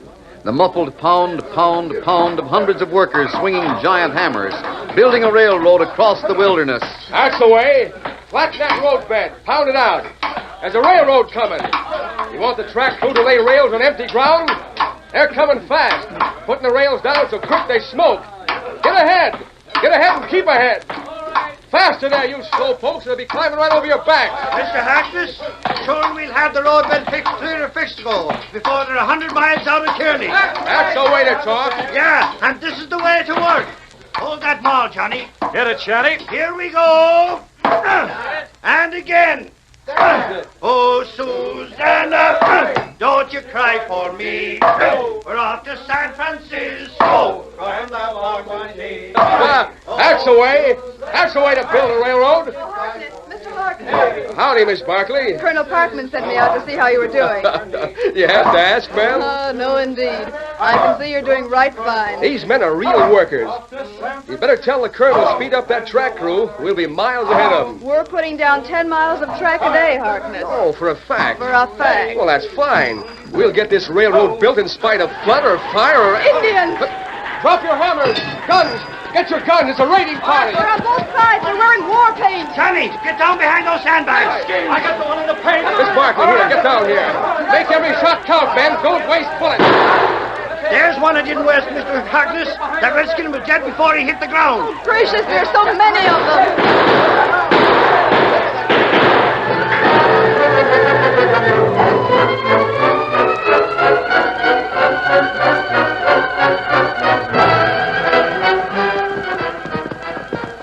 There's a railroad right-of-way below us, Tonto. Left the end of track several miles ago. There's no sign of the grading crew. Them work plenty fast. Get plenty far ahead. I haven't noticed any signs of trouble. Have you? No trouble. How long have we been riding the railroad right-of-way, Tonto? 3 days since we came up from St. Joe, isn't it? That's right. We watch railroad from hill by day and by night. Can't very well show ourselves. An Indian and a masked man. Some of those railroad men might shoot first and ask questions later. Them not know you, Lone Ranger. Only girl know that. Miss Barkley? We haven't heard anything from her, Tonto. She's supposed to get in touch with us if anything goes wrong. That means that everything is quiet, or else girl maybe not know. Well, we can... Tonto. What matter? Rein up, steady, Silver. Listen, Tonto. Me not hear Steady, anything. boy, steady. Listen. Kimasabi, me here now. That sound like Indian raid. Yes, attacking the grading crew. Up ahead of us. Come on, Tonto, gallop. Get him up, scout.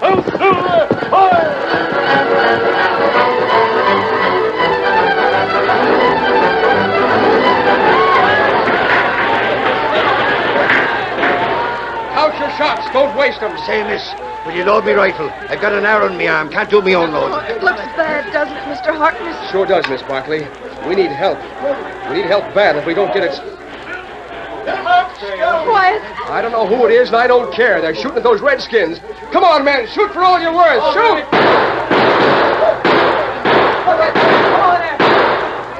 Indians are through. They've had enough. They're riding like the leprechauns was after them. Hold your fire! Hold your fire! Mister, we're sure grateful. You and your Indian pard turned the tide. Well, I'll be a busted tie spike. Mr. Harkness, he's wearing a mask. Yeah. What kind of hombre are you, an outlaw? Let's not go into that. Harkness. We're trying to... Don't lift your rifle. After all, these men saved our lives. Yeah, I reckon they did. Keno, mister, whoever you are, there'll be no gunplay. Shanny, have the boys get back to work. Sure thing, Mr. Harkness. Come on, you bully boys. Show 'em what's a few savages. We've got a railroad to build. Drop your guns and up with your hammers. We're working for the railroad. Too bad your men haven't got horses, Harkness. We can corral that whole band of Indians. Reckon so, mister, but as long as they're held off, we can't hightail after them anyway. We got a road to build. What about... Yes? Well, out there, several of the Indians were killed. When they charged, they asked for that, miss. I suppose they did, but Now, don't still... fret, Miss Barkley. I'll detail some of the boys to give them a decent burial. Now, if you'll excuse me, I've got to get back to work. Tonto with the answer to my prayer. We were following the grade. We heard the shooting. That's right.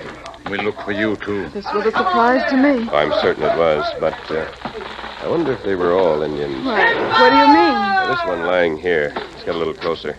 Come here, Tonto. Me rub war paint off face and see if... Kimasabi. This fellow not Indian. No? He's a renegade, Miss Barkley. What's more, look at the gloves he's got shoved through his belt. Do you notice that brand on them? Masked man, it's a brand like a spur. That's right. Why, a week ago when there was that trouble hiring men in St. Joe, those outlaws you helped capture, they had spur brands on their gloves or holsters, too. Yes. Todd and I put those brands on ourselves. That was how the sheriff was able to identify them and take them prisoner. Then this one must have escaped. And that plenty bad. Him come here and make Indian attack on railroad. Then it wasn't just an Indian raid. No, Miss Barkley. It was planned. Planned by the mysterious band of outlaws who were trying everything within their power to prevent the railroad from being built. Who are they? We don't know yet, but, Yes? I was just wondering. This man is dead. He can't trouble us any longer. But he escaped from the sheriff at St. Joe. I wonder how many more escaped.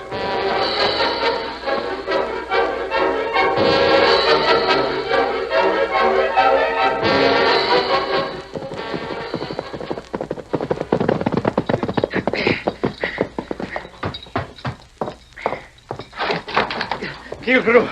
Senor Kilgrew. I see you coming, Brazos. Come all the way in. Plenty tired. All right, plenty far. Where's some war paint, Brazos?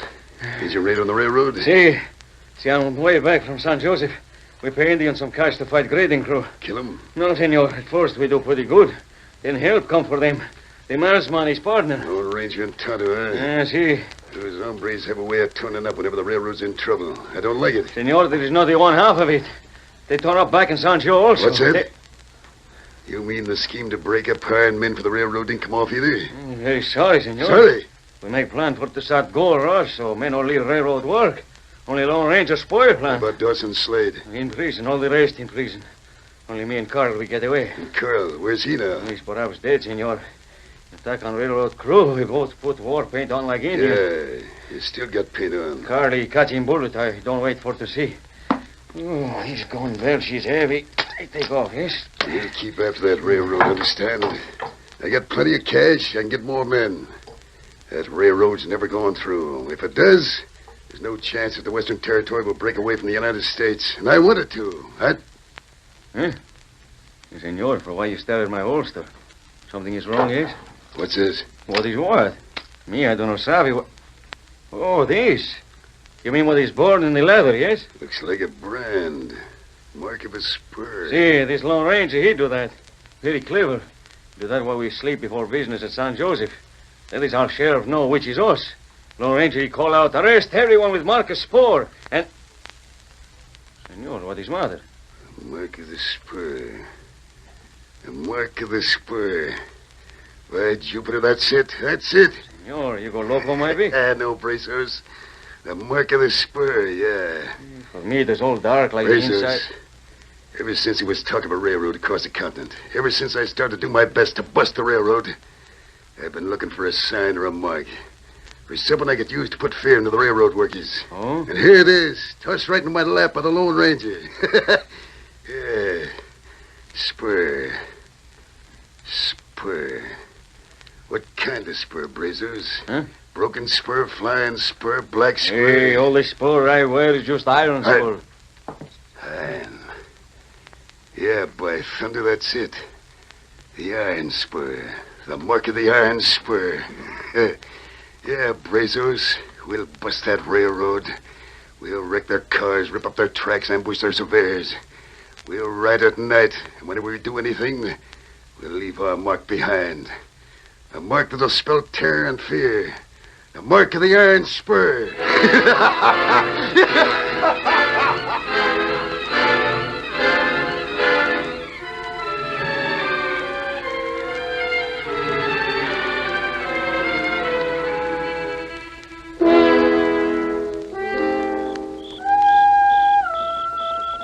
Hello. Hunter here. That girl. Hi! Hello! What is it, Miss Barkley? More trouble with a band that called itself the Iron Spur? Oh, yes, they're everywhere. Just this afternoon, one of the men on the grading crew was shot. He was bringing water by mule. Dead? No, not dead. Badly wounded. Have you found out anything about them? Helen and I have been searching day and night. Band plenty big.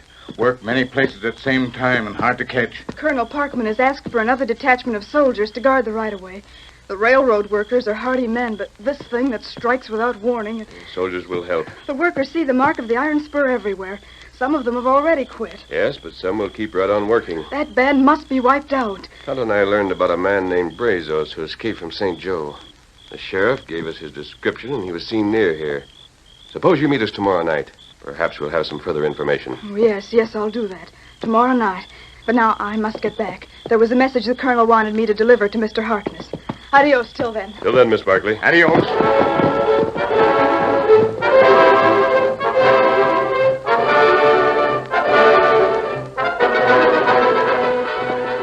Brazos, here she comes. See, the secretary for the colonel department. She will know plenty that will be useful to the iron spur. Get ready. Now, get up. Get up. Hold on. What does this mean? Let go of my reins. Do you know who I am? See, we know. You are Miss Barkley. And we are members of the iron spur. No. Miss Barkley, I give you a choice. I have a gun in my hand. Either you come with us or you are dead woman.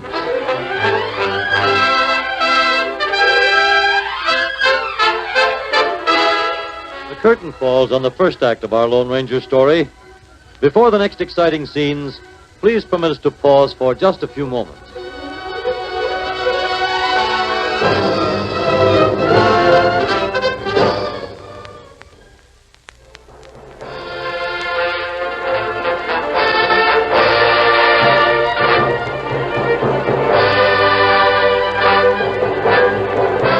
Now to continue our story. The following night, the Lone Ranger and Tonto waited for Miss Barkley at the rendezvous. The moon rose, reached high into the night sky, and set once more. The stars flared, and a coyote howled. It was long past the appointed time, but there was no sign of Miss Barkley. Finally, the Lone Ranger and Tonto headed for the railroad, taking the path she had followed when she left them. As the sky lightened with the approach of dawn, their eyes searched the ground in front of them. Minutes passed in silence, and then... Tonto, rein up. Steady, Silver. Look up, steady. fella. Now, the tracks are old. Must have happened last night. Look, 2 sets of tracks coming out of the bushes. Here are the tracks of Miss Barkley's horse. And hoofs make long marks. That means she stopped quick. And the 3 of them headed that way, west. I know she was taken by surprise. I wonder who it was. Hubby. Look. An iron spur.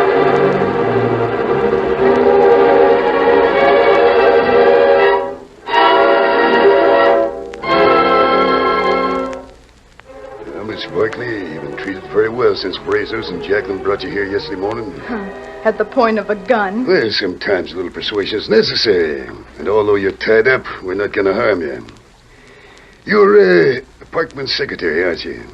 Oh, I needn't bother answering. Perhaps not exactly his secretary, but you work with him and you know plenty about the railroad. You're the leader of the iron spur. Well, I won't answer that. Doesn't make any difference. But I just want you to tell me a few facts. Now, the railroad's got a grading crew pretty far out in front of track. Foreman named Harkness is the boss. They ought to be about, here tomorrow. Will they get their water from this water hole, Miss Barkley? Oh, yes, Thanks, Miss Barkley. Thanks for what? I've told you Never nothing. mind. I figured if I shouted at you real sudden, you'd answer before you had time to think. Oh, it's not that water hole. No? No, water is brought from the end of the track, and Now, save your breath, miss. Brazos, Jacqueline. Come here. Close the door, Jacqueline. Hey, hello, senorita. You are comfortable, no? Oh, but it is so lovely up here in the hills. The air is so sharp like wine. The view is so wonderful. And it's so far from the railroad, eh? Nobody ever come up here, yes? That's enough, Brazos. Si, senor. Miss Barkley's been giving us some news. Oh? Come here, both of you. Take a look at this map. Can you read a map, Jacqueline? No. I figured not. I read the map, senor, and I read it good. Hey, this is map of country where railroads run. Along here goes the tracks. Beyond this grading crew and right near these water holes. You know, Brazos, the water holes. Stop right there. That's as far as we need to know. How many of the boys are outside? Only 3, senor. Durando, he go to Omaha with Scanlon and Pedro and Willie and Carson. Straight Whaley head for Buffalo country where the railroad meat hunters look for meat. More like Never mind. You and Jacqueline and 3 others is plenty. You 5 will get your horses and start out. You go with us, senor? Nah, I got business someplace else. The senorita, she will be here alone. Sure, tied up. You'll be back in a day. Bueno, senor Kilgrew. How you like that, Miss Barkley, eh? While we go on our business, you stay here alone. You have fine time breathing the air, watching the view, eh? It's very lonely up here. Nothing else to watch, only the view.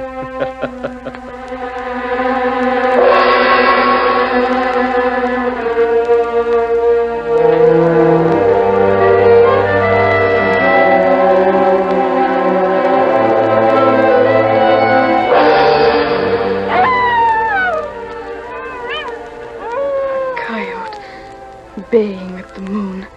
Oh, it's so dark in this cabin. Oh, no, I can't get loose. What's that? There's something there. And I can't move.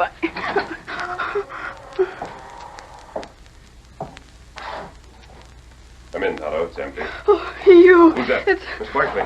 Miss Barkley, we were looking for you. That's right. We followed a trail up in the hills. We lose trail and rock. We saw this cabin and we... Miss Barkley, where are they? Anyone around? No, they're all gone. And where'd they go? All over, Tonto, all over. The leader's gone. Oh, good heavens, I almost forgot. The water hole. Water hole? Yes, get me free. Take it easy. I'll manage those ropes. Go on, tell us. You remember Harkness's crew, the grading crew? Harkness, the outfit that ran into Indians west of the Platte? Yes, that's the one.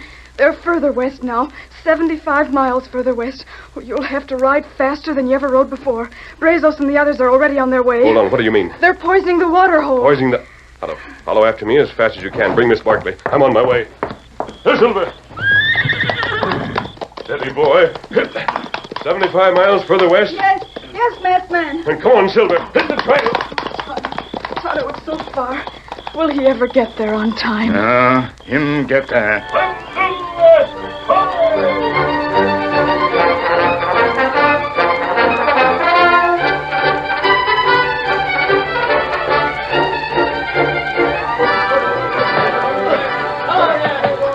Keep pounding, men. You're setting a record that no crew can beat. We'll show them how to build a railroad. Here I am, Mr. Harkness. What the... Oh, Shanty. By the brandy stone, Mr. Harkness, you fair jumped out of your skin, that you did. Who'd you think I was? Some of those men at the Iron Spur? Nowadays, we never know, Shanty. Well, it's the water I've got. I brung back the water. Shall I be after telling them to come and get it? Yeah, I reckon we could all use a drink. Sure, and who couldn't? Rest yourselves. Rest yourselves, me bully boys. Here's me old self shanty bringing you water to drink. Come and get it! Will you be looking at their faces now? Boys, I never thought I'd live to see the day when you'd be crazy about water. Never mind the blarney, Shanty. Pour it out. Would any of you rather have a cup of tea now? And I don't blame you. 'Tis cool, this water. Cool and fresh and swish from the Shanty. lakes. You didn't take a drink already. Oh, not me, Mr. Harkness. Sure, didn't we agree that everyone should drink one and all at the same time? In this blazing sun, it ain't fair for one man to sip water before the others. Hold out your cups, lads. And here we go. Yours, Mr. Harkness. That's fine. Yours, Lepenko. Yours, Dandy Man. Yes, sir. Me boy. Somebody put a bullet right into the water skin. It's leaking out. I'll drink mine. Oh, what in blazes? Knock the cup right out of your hand. Don't drink that water. Don't touch it. Well, I'll be doggone. It's a masked man. Shooting.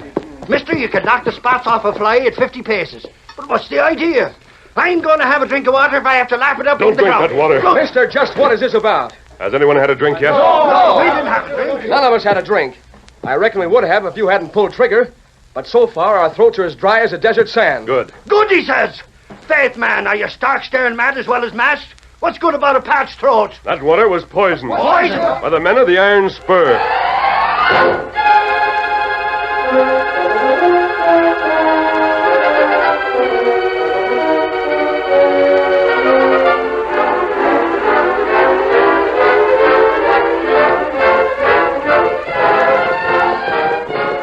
There's the railroad line, Tonto. We should see the end of the grading as soon as we top that rise. We ride plenty fast. Do you think the Lone Ranger got there already? Silver, him gallop like wind. Masked friend here, all right. That's funny. What matter? I don't hear the sound of hammers or the men singing. Suppose he got to them too late. When we look, here top of ridge. Tonto. Look at the men. They're all stretched on the ground, sprawled out. Tonto, they're dead. It looked that way. He must have drunk the water before he got there to warn them. Tonto, I don't understand. Isn't that Silver? Oh, that's right. And that Lone Ranger beside him on ground. Tonto, they can't all be dead. They can't. It's impossible. Miss Barkley, look, there. Where? Riding from other way. Riding down railroad grade. 1, 2, 3, 5 riders. Oh, Tonto, it's Brazos and Jacqueline and the rest. It's the Iron Spur. No, you not move. Wait here. The outlaws of the Iron Spur. What shall we do?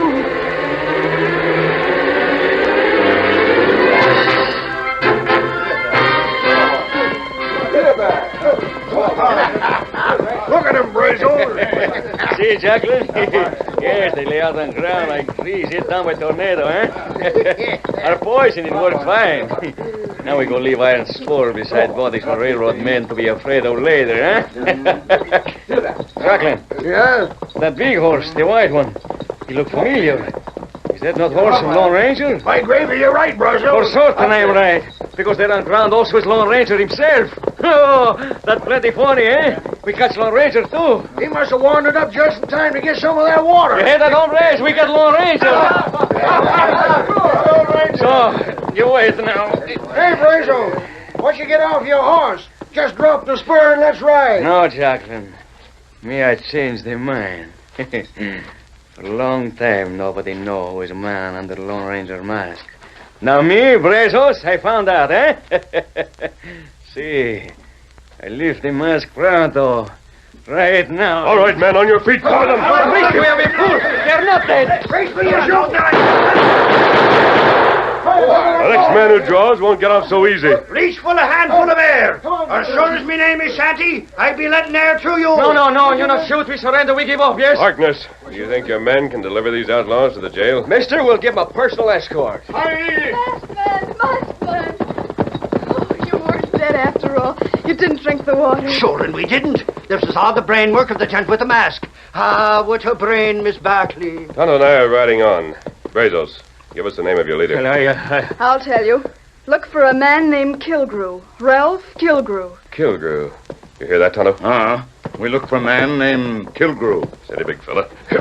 Adios. Adios, masked man. We'll head for that cabin, Tonto. Come on, Silver. Get him up, Scout. Well, I'll be doggone. They sure left sudden, didn't they? Ah, yes, Mr. Harkness. And that's the way they'll be back, if we ever have any more trouble. Because, well, that's the way the Lone Ranger is. Silver!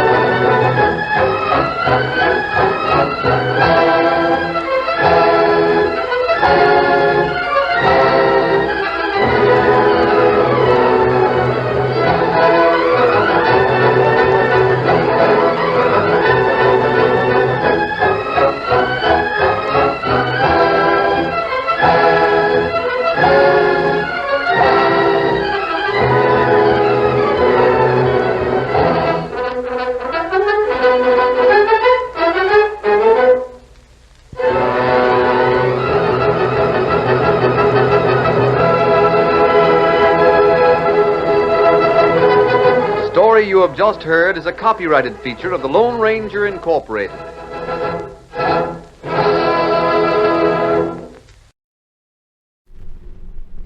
Have you heard of the Silent Service? Probably not. Not many people have. That's one of the reasons they call it that. And yet the full story, the complete story of this element of war would make a Western dime thriller seem duller than an income tax report. That's why I want to tell you about the Silent Service. About the men who go down to the sea and down under the sea in submarines.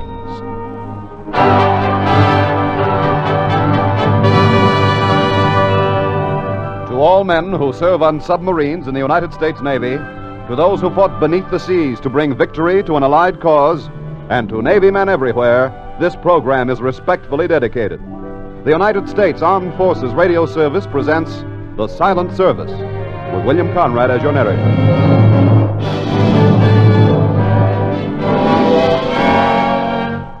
You know, you can tell what a man does in the Navy without looking at his uniform. All you have to do is listen to him talk. For instance, this is what I mean. It was field AC and the old man aboard and still got one head left to swab down all the time. He's a seaman on a big ship, battle wagon. I'm out in front of a group of Hellcats, just taking a look over the slot when I see a zero. That's a fighter pilot, a squadron leader off a large carrier. And now here's another voice. The voice of a man who is used to living and working and fighting in an element that is silent and imposes silence. That's right, mister. This is a submariner. You learn to be quiet when you're running silent with enemy ships searching overhead. They're sitting up there ready to unload 300-pound cans of TNT right on top of you and listening with sound devices to try to pick you up. That's when it's quiet in a submarine. A quiet so thick you can feel it. No one talks, no one moves unless it's in stocking feet. You know you're a goner if they hear so much as the grind of a propeller or the sound of a dropped wrench. Every second is like a year. Every breath of air seems louder than a storm at sea. And then the soundman reports they're fading away, and you breathe a little easier. Laugh a little. Maybe crack a joke about it. But you don't forget it, mister. You never forget. The sound of silence. That was a chief motor machinist mate, a veteran of 11 war patrols, 11 trips under enemy waters. And he'll be 23 years old soon. That's how it is all through the service. Submariners, like athletes, are middle-aged at 35 and old men at 40. Even the history of submarining in our Navy is young. All of its fighting traditions were made during World War II. The Navy had only 3 submarines in action in 1918. Well, wait a minute there, huh? Yeah? Well, if it's so new, then what's all this talk about traditions? Doesn't that sort of thing come kind of slow and gradual? Everywhere but in the submarine service, brother. With them, it started right from the beginning of the war. The smoke over Pearl Harbor hadn't even cleared from the skies when our subs began ruthlessly hunting for revenge on the Japs. And that's where the records started to pile up. The submarine Swordfish was the first American vessel to sink an enemy craft December 16th, 1941, in the South China Sea. President Manuel Quezon was evacuated from Mindanao in the Philippines by submarine. The gold reserve of the Philippine government was transported from the islands by submarine. An American submarine first brought the war to Japan's home waters when the Pollock sank a Jap ship only 60 miles southwest of Tokyo. This only 4 weeks after Pearl Harbor. Yes, right from the beginning, the submarines were our long, thin line of defense in the Pacific. And they were making good. And like all other arms of the Navy, they developed their traditions of humor, too. Like the message that was sent throughout the Navy to announce that the submarine Sturgeon had sunk her first Jap ship. Just 4 words is all we need to give them the news, Captain. They'll understand if we just send this message. Sturgeon, no longer virgin. Or the story of the submarine Parch on patrol when it surfaced almost directly in front of a sinking Jap destroyer that it had twice torpedoed. They have the searchlight on us, sir. They're not down yet. Let's get out of here. Captain, they're signaling to us. What's the call? Seems to be a series of double A's. What the... That's the international call for an unknown ship. Of all the idiotic... What do they mean? I don't know, sir. I guess those Japs have a lot of forms to fill out, too.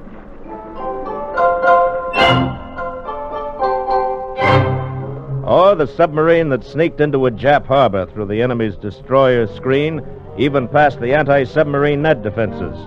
Through the periscope, the skipper sighted a cruiser tied up at a dock, and crew members boarding a Liberty party bus on shore.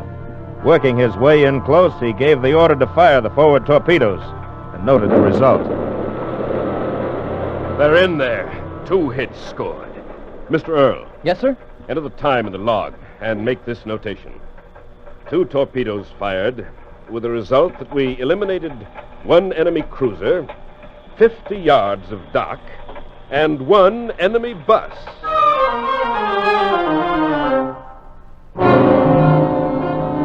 And those are some of the stories they tell about the early days in the silent service, when a handful of boats and their crews were all that we had to strike back at the Japs. Yeah. Well, I guess you're right about how important they were, but there's something else I'd like to know about. Well, go ahead, speak up. That's why I'm here. This is kind of a funny question, but tell me, what's it like? I mean, being down there during a war. How does a man feel in a sub? What goes on? Yeah, that's a tough one to answer, brother. But the records of the submariners are open to us now. We can read and talk about the exploits of the silent service. It wasn't that way during the war. This is the way the Navy had to phrase it then. Navy Department Communique number 462, 1 February, 1945. U.S. submarines have reported sinking 8 vessels, including 2 combat ships, as a result of operations in Far Eastern waters, as follows: 2 destroyers, 4 large tankers, 3 medium transports, and 1 small cargo vessel. These actions have not been announced in any previous Navy Department communique. Yeah, pretty cut and dried that way. You notice no submarine got credit for the kill, just a simple statement of verified sinkings. But behind those cold official words, there is a story as tense and exciting as any that came out of the war. The story of the 5th War Patrol of the submarine Flasher.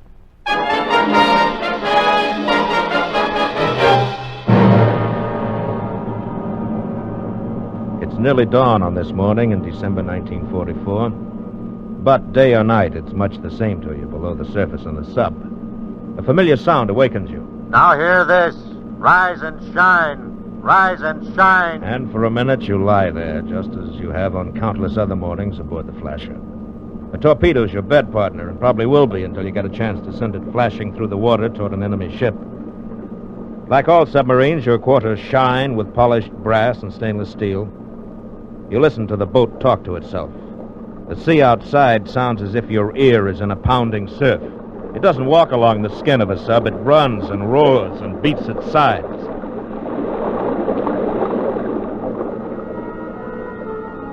Well, here we go again. Another day. Been kind of dull this trip. Hope we find something out there today. Maybe we're better off if we don't. But it's tough to go back to the base without that old broomstick flying from your bridge. Kind of like to see some action, too. Don't like this routine stuff. Mary would be happier if all our trips were like this, though. Mary. Yeah, take another look at her picture before I hop out. Yeah, mighty sweet. Glad the kid looks like you instead of like his old man.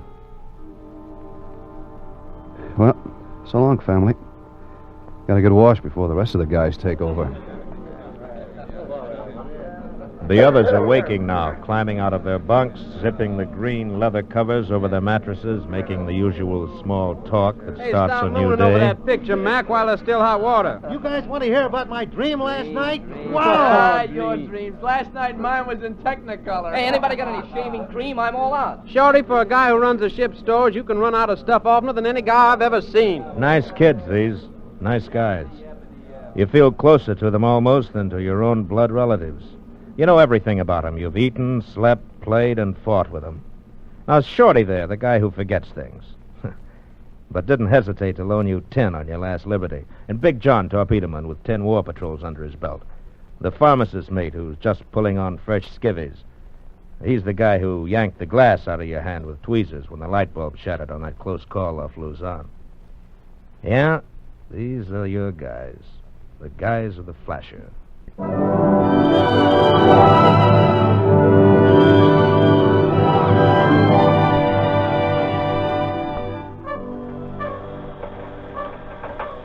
And up on the bridge, your skipper, Commander Grider, has already started his day. Steady on course, 015. Steady, sir. The red and green lights on the panel of the control room blink like tiny Christmas trees. The light of dawn over the China Sea gradually outlines the dim form of the captain, the officer of the deck, and the three lookouts perched in the periscope shields. Each man silently and grimly scanning his sector. The captain's war diary for this day will show the terse, offhand words of the report. 0700, patrolling station. Navigator got his first fix in 36 hours this morning. But the captain has his own ideas of this patrol. Don't like this weather. Too patchy. Too many solid rain squalls. Want to dive, but if we do, we'll miss any Japs that come along. Guess we'll stay up and hope we see them first. 19 days of lousy weather and lousy hunting. Men are getting restless. It isn't good to be so long out of action. 0705, heading east for assigned station. My first patrol with this crew. They're good to work with. Know their boat and they know their jobs. Hope we can give them a workout today. Sure like to get a Jap in my scope. 0745, received contact report from Hawkbill. There's a convoy coming our way. Now, this is more like it. If I could just pick them out, maybe those days of patrol will pay off now. Why couldn't we get good shooting weather?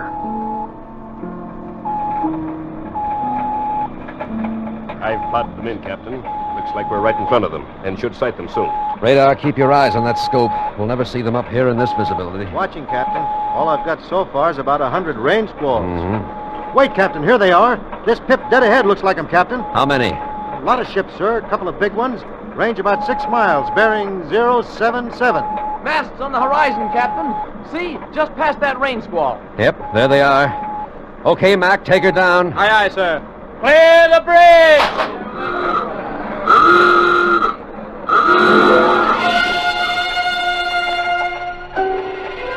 6'3" feet. 6'3" feet. Aye, aye, sir. Up scope. Pinging and screw noises make them pretty close. Good time for it, too. The men have had their breakfast. They're all set. If only this rain squall would lift and give us a Mast on the horizon, dead ahead. Sound, do you have them? Yes, sir. Sounds like 6 or 7 ships. A couple of big ones. And some small ones milling around there, Captain. Lots of escorts. Sound, general alarm. Aye, sir. All hands, battle station submerged. Battle station submerged.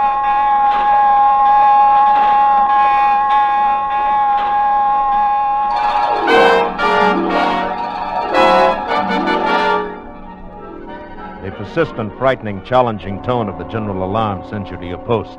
In a matter of seconds, your slumbering boat has become awake, alive, animated. Gone is the lethargy and the drowsiness, and instead is a tense alertness of mind and body. This is the payoff. This is where your hours of training have been aimed. Make ready all torpedo tubes. Make ready all tubes. You take your stand in the forward torpedo room. The gleaming brass of the tubes reflects the frenzy of activity around you as each man takes his post for the attack. Well, what is it, another drill? Drill? Hell, Max says the whole blame sea is full of ships up there. Step it up, man. Let's make this a good one. Okay, let's go. Here, get off my foot, you big ox. Well, keep it out of the way, fathead. How about it? Those tubes ready yet? Well, keep your pants on, Chief. We're getting there. Hey, who threw orange peels in my bunk? 70 of you, 70 guys on a boat, each with a job to do. Torpedo-men, engineers, and seamen. Ready for the chance to prove your abilities. Ready to sink Japs. And then you're set. And the word goes up to the skipper. Conning tower, tubes forward. Ready all tubes and standing by. Conning tower, aye. Conning tower, tubes aft. All tubes ready aft. Conning tower, aye. And up above you in the conning tower, the skipper feels his responsibility. This is the 8th War Patrol for Commander Grider. It's old stuff now. But every attack is different. Every torpedo run brings the responsibility of making his shots count. and bringing the Flasher and its crew out of the danger area.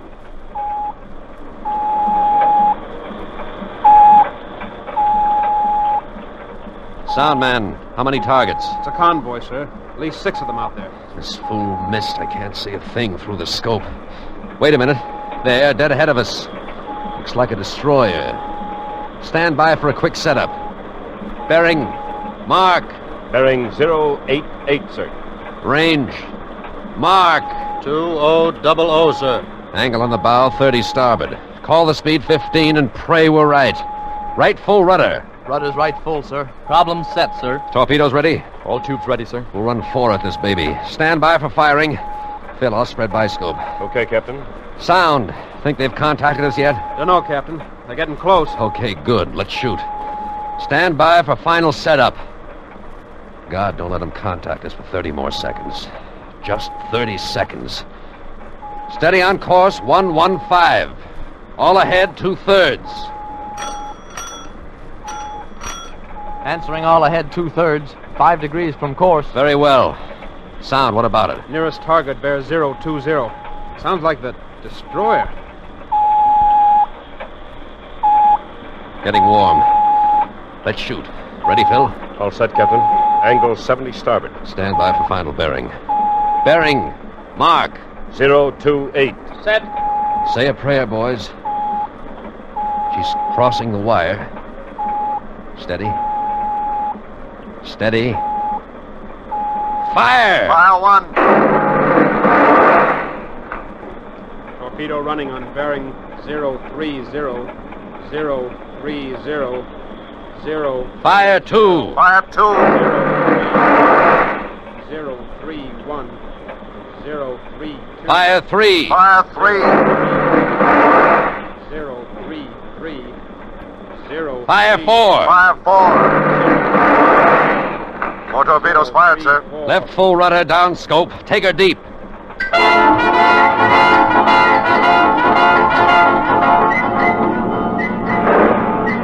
You work quickly below. Before the first torpedoes have reached their targets, you start reloading and getting the stern tubes ready. What's that fin there, Mac? Don't get it fouled. Steady. This one goes in number 2, too. Okay, men, there she is. Now get behind it. And then the word comes. 2 hits on the first target. Those 10 fish, those torpedoes cost $12,000 apiece, but they've paid for themselves plenty in sinking an enemy ship twice your size. And you think? We did it, Mary. We made a hit. Oh, what a day. But you're not through.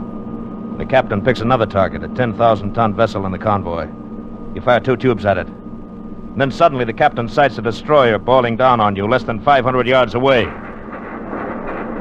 The Flasher goes deep and you wait for the depth charges. The attack lasted just 10 minutes, but even the seconds seemed like years as the sound of the enemy screws pounds through the hull and beats in your ears. And then... it's right overhead. It's going to be a close one. The boat shakes like a plate of jelly. And the lights flicker and fade, then burn bright again. The sweat breaks out on your hands and your throat goes dry. We can't take much more of this, Mary. Not much more. Another one. It opens some valves and breaks the light bulbs over your head. You take a look at the bulkhead that separates you from the sea and wonder if it can stand even one more beating like that. And then it's over. And the screws of the enemy ship pass over you and fade away.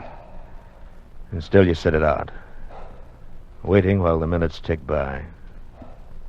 10, 20, 30 minutes. An hour. And finally the captain says, All right, Mac. Let's take a look. 6'3" feet. 6'3" feet, sir. Aye.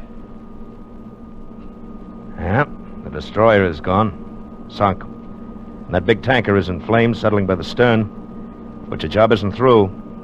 There are some other ships in that convoy, and you go after them. You maneuver into position and send 4 10 fish speeding through the seas at the second destroyer. Again, you dive deep while an escort ship drops 46 depth charges over you in king-size explosions. You know something? I think those guys are irritated. Yeah. And all because we sunk a couple of their ships. Some navies just ain't got no consideration. Well, they ain't missing us any too far. Oh, can it, you guys? They're probably sounding for us. Sounding, huh? Sitting on top of us. Yeah, they're plenty mad now. It's like stirring up a hornet's nest with a stick. All 4 of your torpedoes went to the mark, and they're after you. Yeah, they're going off all around you now, and they're close. And the boat rocks like a tin can in a mountain stream. Light bulbs shatter, glass spins through the air. The locker doors fly open, wrenches are falling from the manifolds. You figure no matter what happens, you've done a good job up above, but, brother, you admit it, you're scared.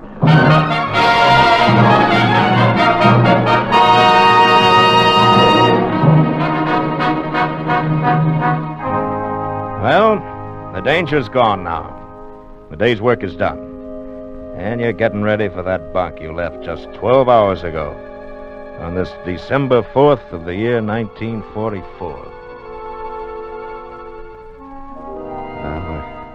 We're okay, Mary. We did all right. 2 destroyers and a tanker. Yeah, it's not bad for a little boat like the Flasher. No casualties either. It was rough, Mary. Mighty rough. And I'm glad it's over for today. It's nice to be here with my face just a pillow's width away from your picture.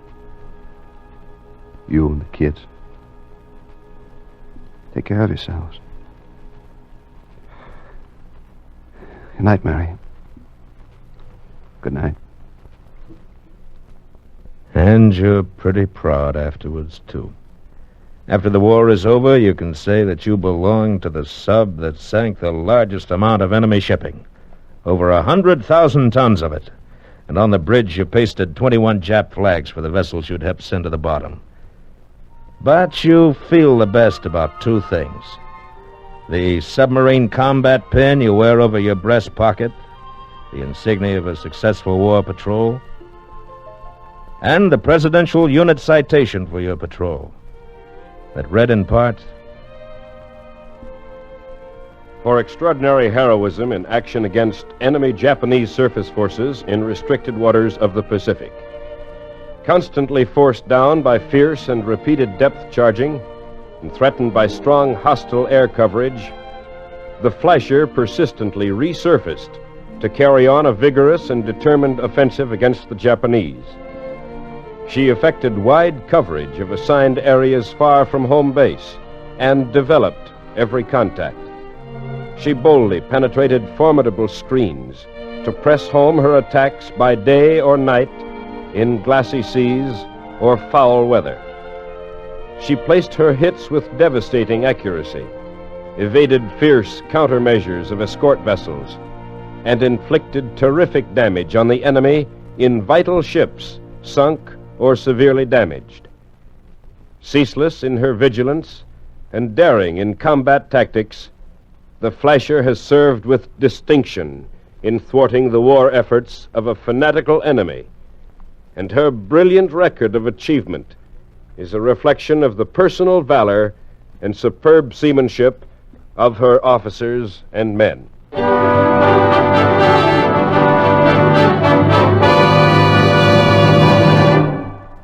Well, that's it. That's what it's like in the silent service. On a submarine in combat. Well, I'm beginning to see now. But this Flasher, what was it? A kind of a super sub or what? No, not at all. The same as all the others in the service. 1,400 tons surface displacement, characterized by habitability, long cruising radius, high surface speed, the ability to remain 24 hours underwater at 3 knots speed, well, look, costing about $5 million to build, and about... look, I can read all about that in the book. No, that isn't what I meant, Mac. Well, what then? Well, I was thinking, did all our subs get that much action, or was the Flasher a hotshot? No, the story of that 5th War Patrol is pretty typical of submarine activity all during the war. A story that any one of our more than 200 combat subs could duplicate. But it wasn't only knocking out enemy vessels that occupied the time of our men. Well, you mean they did other things, too? Oh, lots of them. Things like troop transport? We landed Carlson's raiders on Macon Island and others in Attu and the Aleutians. And reconnaissance? Every major invasion relied on the photos our submarines made of coastal areas and installations before troops were landed. And rescue missions? Our submarines brought back to safety over 500 Allied aviators that had been shot down over the water by the enemy. And add to that the odd jobs of mine laying, supporting guerrilla operations, rescuing beleaguered nationals, shooting down small enemy craft. Yeah, you put them all in the picture, and you've got a pretty good idea of our submarine activities. Yeah, okay. I'm convinced. But what did it all add up to? What was the result?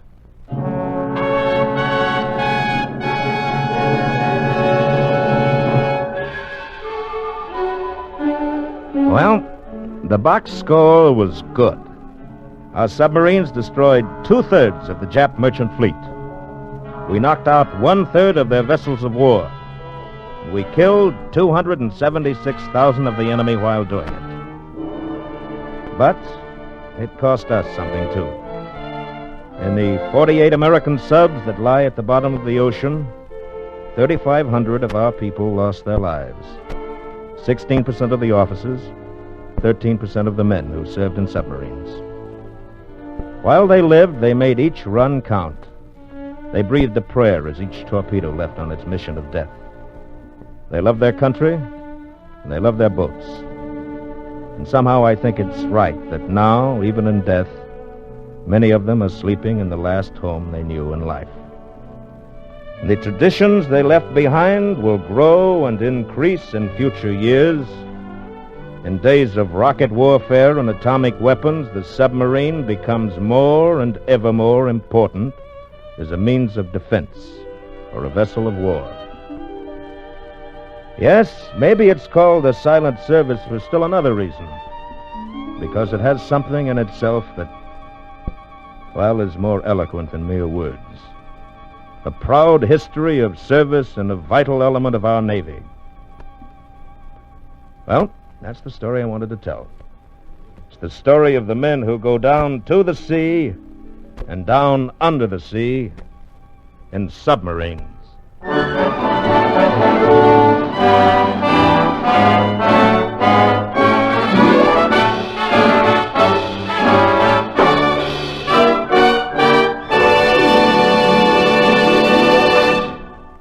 The Silent Service was written by Robert Vinson, produced by Robert Lehman, and narrated by William Conrad. The cast included Hy Averback, Bob Latting, Clayton Post, Howard Culver, Hal March, Gordon Gray, Bud Widom, and Tommy Vise. Music was composed by Michel Michelet and conducted by Michel Perrier.